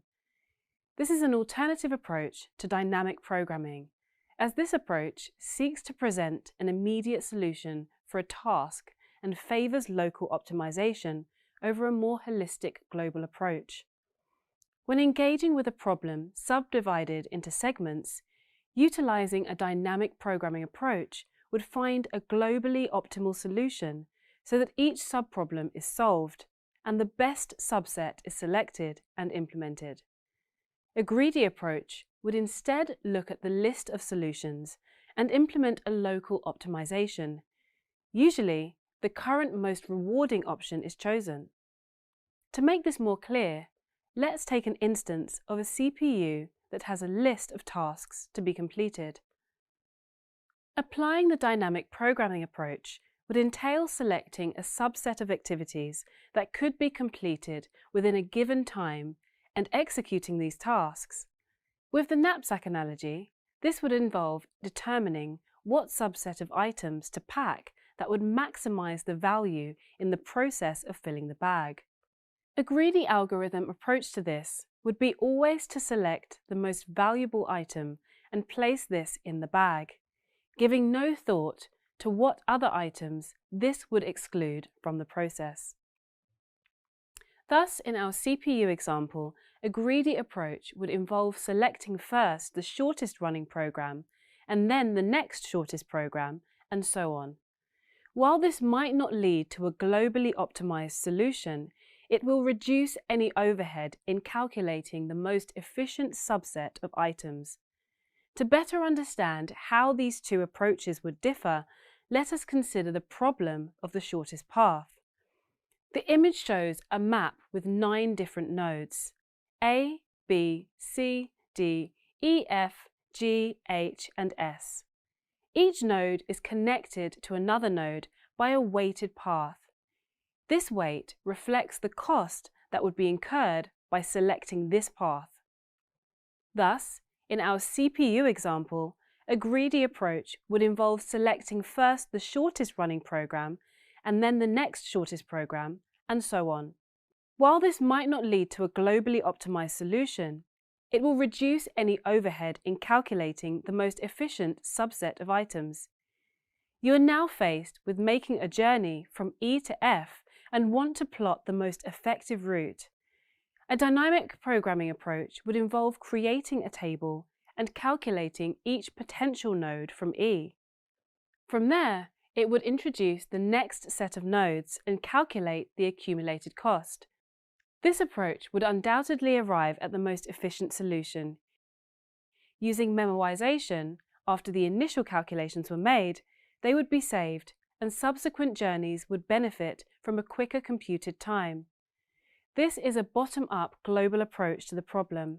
A greedy approach would differ in its methodology. Instead of trying to find an optimal subset of connected routes, it would instead begin at node E and look at each available connection. Thus, it would have a selection of weights, namely 5, 3, 2, 4, and 12, which correspond to nodes C, B, D, G, and H. The lowest value in that array is 2, which corresponds to node D. Following the greedy principle, it would make this selection and progress to the next node. Assuming that the data structure was a directed graph, it would be presented with a further 3 nodes, A, F, and G, that have the values of 7, 5, and 6 respectively. Since F is the final location, it would select F and arrive at its destination happily, having amassed a total penalty of 7 for travel time from E to D and then to F. That carries a weight of 2 plus 5. Visually, you can see that this is the most efficient approach, and it was come upon without creating an exhaustive table of combinations and computing all routes. However, had the node between G and F had a penalty of 2, then it would have selected a less optimal solution. This is the trade-off when choosing a greedy approach over a dynamic one. While the overhead for a greedy algorithm is low and coding a solution is quite straightforward, it will not always guarantee that the best option is returned. You now have a greater understanding of the greedy algorithm approach. In addition, you have seen how it compares with a dynamic solution and thus deepened your grasp of the strengths and weaknesses of this alternative approach. Next time you are plotting a route in Google Maps, consider the selection of routes that are offered and think about how these routes might have been calculated. Well done! You've reached the end of the Working with Algorithms module. Let's take a few moments to review what you learned during this module. You began the module with a lesson on sorting and searching. First, you learned about why sorting is important and explored the 3 main methods for sorting: selection, insertion, and quicksort, and examined the steps involved for each method that these algorithms use to sort data, and explored the strengths and weaknesses of the 3 sorting approaches when choosing an algorithm to use for a given solution. Importantly, that there is not one sorting algorithm that provides the best results in every given scenario. Next, you learned about searching algorithms, which are a fundamental concept in computer science, and some of the various methods that are used by algorithms for searching. You explored 2 core approaches to searching: linear and binary.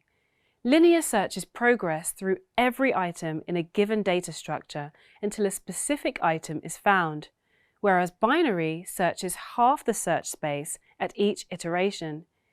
You also learned the steps involved in implementing both approaches and some of the advantages they offer.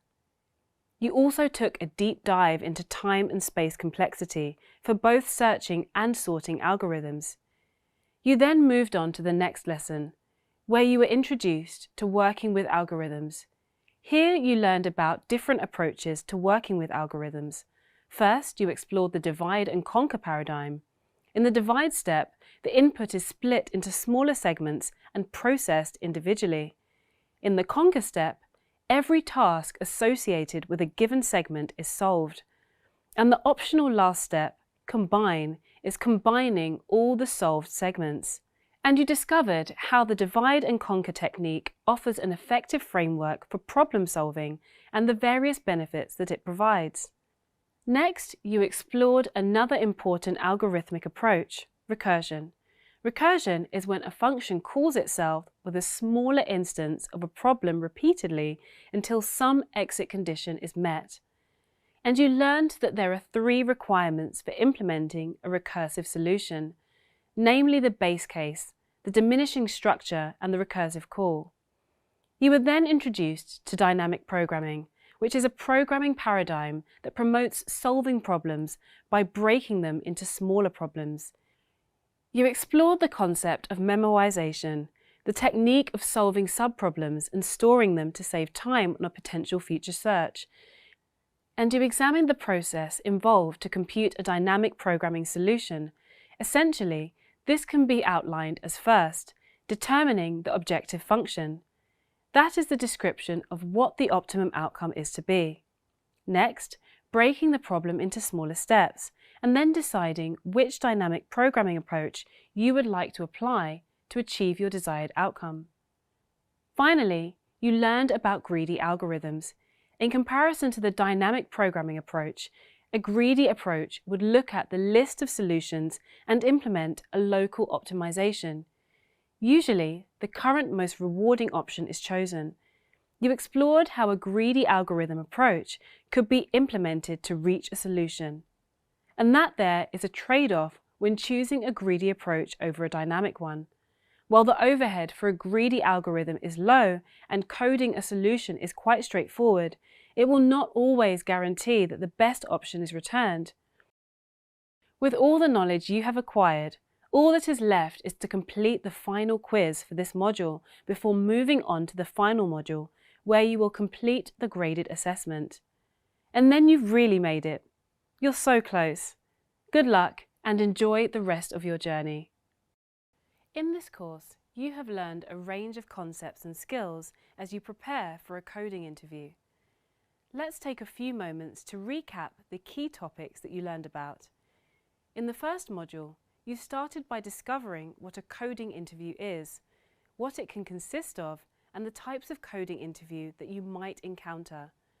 Your first lesson focused on the technical coding interview, primarily to determine that you are technically capable of the role's responsibilities. You learned about the steps that you must keep in mind when this interview is conducted. You were taught that using the appropriate tools is always important and that you have to keep time constraints in mind. You also explored how you can prepare yourself for a coding interview and the importance of first impressions, including a focus on communication, such as explaining your thought processes and handling mistakes. You learned about the STAR method and how to use it to your benefit when communicating with interviewers. You also learned about how to work with pseudocode to demonstrate how you might reach a solution, some important tips for practical solution design, and how to test your solutions. In the next lesson, you got an introduction to computer science, starting with an overview of binary, where you learned about the difference between base 10 and base 2. You then discovered positional notation, the use of the position of the number to denote a progressive increase in value. You then moved on to explore key components of computer memory and how it works. You should know by now that to better understand the various layers of memory and should be able to describe the differences. You learned about the transfer rate, or the speed at which a computer can transfer memory into the cache for processing. You then moved on to time complexity, where you learned how to evaluate time efficiency or gauge performance by the time taken to complete a task. You discovered Big O notation, which is a metric for determining an algorithm's efficiency. You explored space complexity, which is essentially the space required to compute a result, and that any decisions around space complexity are not just based on the speed of an algorithm, but also on how much memory capacity a given solution will use. There will always be a choice to prioritize speed or compactness. In the second module, you learned about data structures.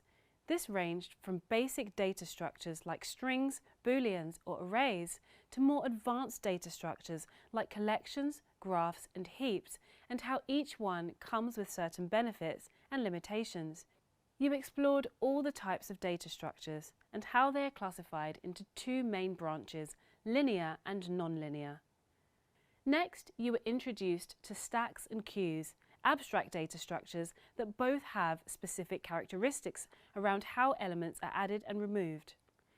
When you visited queues, you learned that a queue is very similar to a stack in that it tends to have the same methods. It can create, insert, remove, and check the state of the queue. Unlike a stack, a queue works on a first in, first out, or FIFO basis.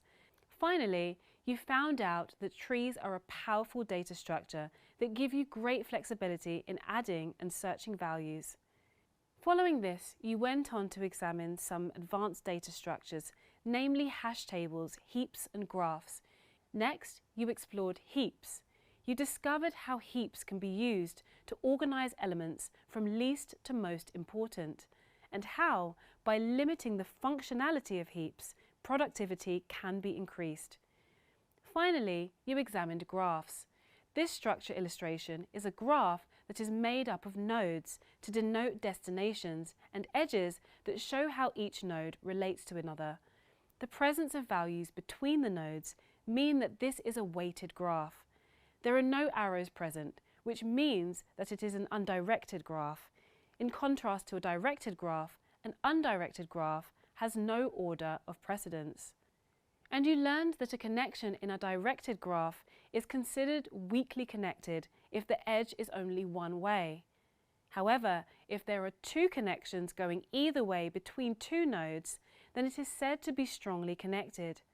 In the third module, you had an introduction to algorithms, including the types of algorithms available to you and how best to work with them to sort and search your data. You started by exploring sorting algorithms and how working with sorted data or having the ability to sort your own data can result in significant time savings. You discovered why sorting is important and explored the three main methods for sorting: selection, insertion, and quicksort. Next, you went on to discover searching algorithms and how each type provides its own framework for problem solving. You explored two core approaches to searching: linear and binary. Linear searches progress through every item in a given data structure until a specific item is found, whereas binary searches halve the search space at each iteration. You also gained insight into time and space complexity in both searching and sorting algorithms. You then moved on to the final lesson, where you were introduced to working with algorithms. Here you learned about different approaches to working with algorithms. First, you explored the divide and conquer paradigm. You learned that in the divide step, the input is split into smaller segments and processed individually. In the conquer step, every task associated with a given segment is solved. And the optional last step, combine, is combining all the solved segments. Next, you explored another important algorithmic approach: recursion. Recursion is when a function calls itself with a smaller instance of a problem repeatedly until some exit condition is met. And you learned that there are three requirements for implementing a recursive solution, namely the base case, the diminishing structure, and the recursive call. You were then introduced to dynamic programming, which is a programming paradigm that promotes solving problems by breaking them into smaller problems. And you examined the process involved to compute a dynamic programming solution. Essentially, this can be outlined as first determining the objective function. That is the description of what the optimum outcome is to be. Next, breaking the problem into smaller steps, and then deciding which approach you would like to apply to achieve your desired outcome. Finally, you learned about greedy algorithms. In comparison to the dynamic programming approach, a greedy approach would look at the list of solutions and implement a local optimization. Usually, the current most rewarding option is chosen, and you looked at an example of how a greedy algorithm approach could be implemented to reach a solution. While the overhead for a greedy algorithm is low and coding a solution is quite straightforward, it will not always guarantee that the best option is returned. So, there is a trade-off when choosing a greedy approach over a dynamic one. Well done! You have covered so many important concepts and approaches throughout this course. It is a real achievement, but it should also serve to prepare you for any potential coding interviews that you may go on to attend. All you have left to do is to take the final course quiz before wrapping up the course. Good luck! You've reached the end of this coding interview preparation course. You've worked hard to get here and accumulated a lot of knowledge along the way. You've made great progress on your developer journey. You should now understand the unique and challenging aspects of the coding interview. Specifically, you should be well prepared with some interview soft skills that will help you to be ready when you go for your coding interview, the foundations of computer science, and some problem-solving methods to apply to any challenge you may face in an interview scenario. Following your completion of this course in coding interview prep, you should now be able to prepare for the interview process, offer strategy and tips for successful interviewing, and openly discuss the emotional components of the process. The key skills measured in the graded assessment revealed your knowledge and understanding of data structures in the context of coding interviews, the concepts and usage of algorithms, how to visualize an algorithm, and combining new and previously learned coding patterns to solve problems. Congratulations! You've successfully completed all of the courses in this program. At this stage, you may want to consider registering for another course, specialization, or certificate pathway. Certifications provide globally recognized and industry-endorsed evidence of mastering technical skills. Whether you're just starting out as a technical professional, a student, or a business user, the courses you have completed and the range of practical projects you have in your portfolio will prove your knowledge and ability as a developer. These can serve to demonstrate your skills to potential employers, and not only does it show employers that you are self-driven and innovative, but it also speaks volumes about you as an individual, as well as your newly obtained knowledge.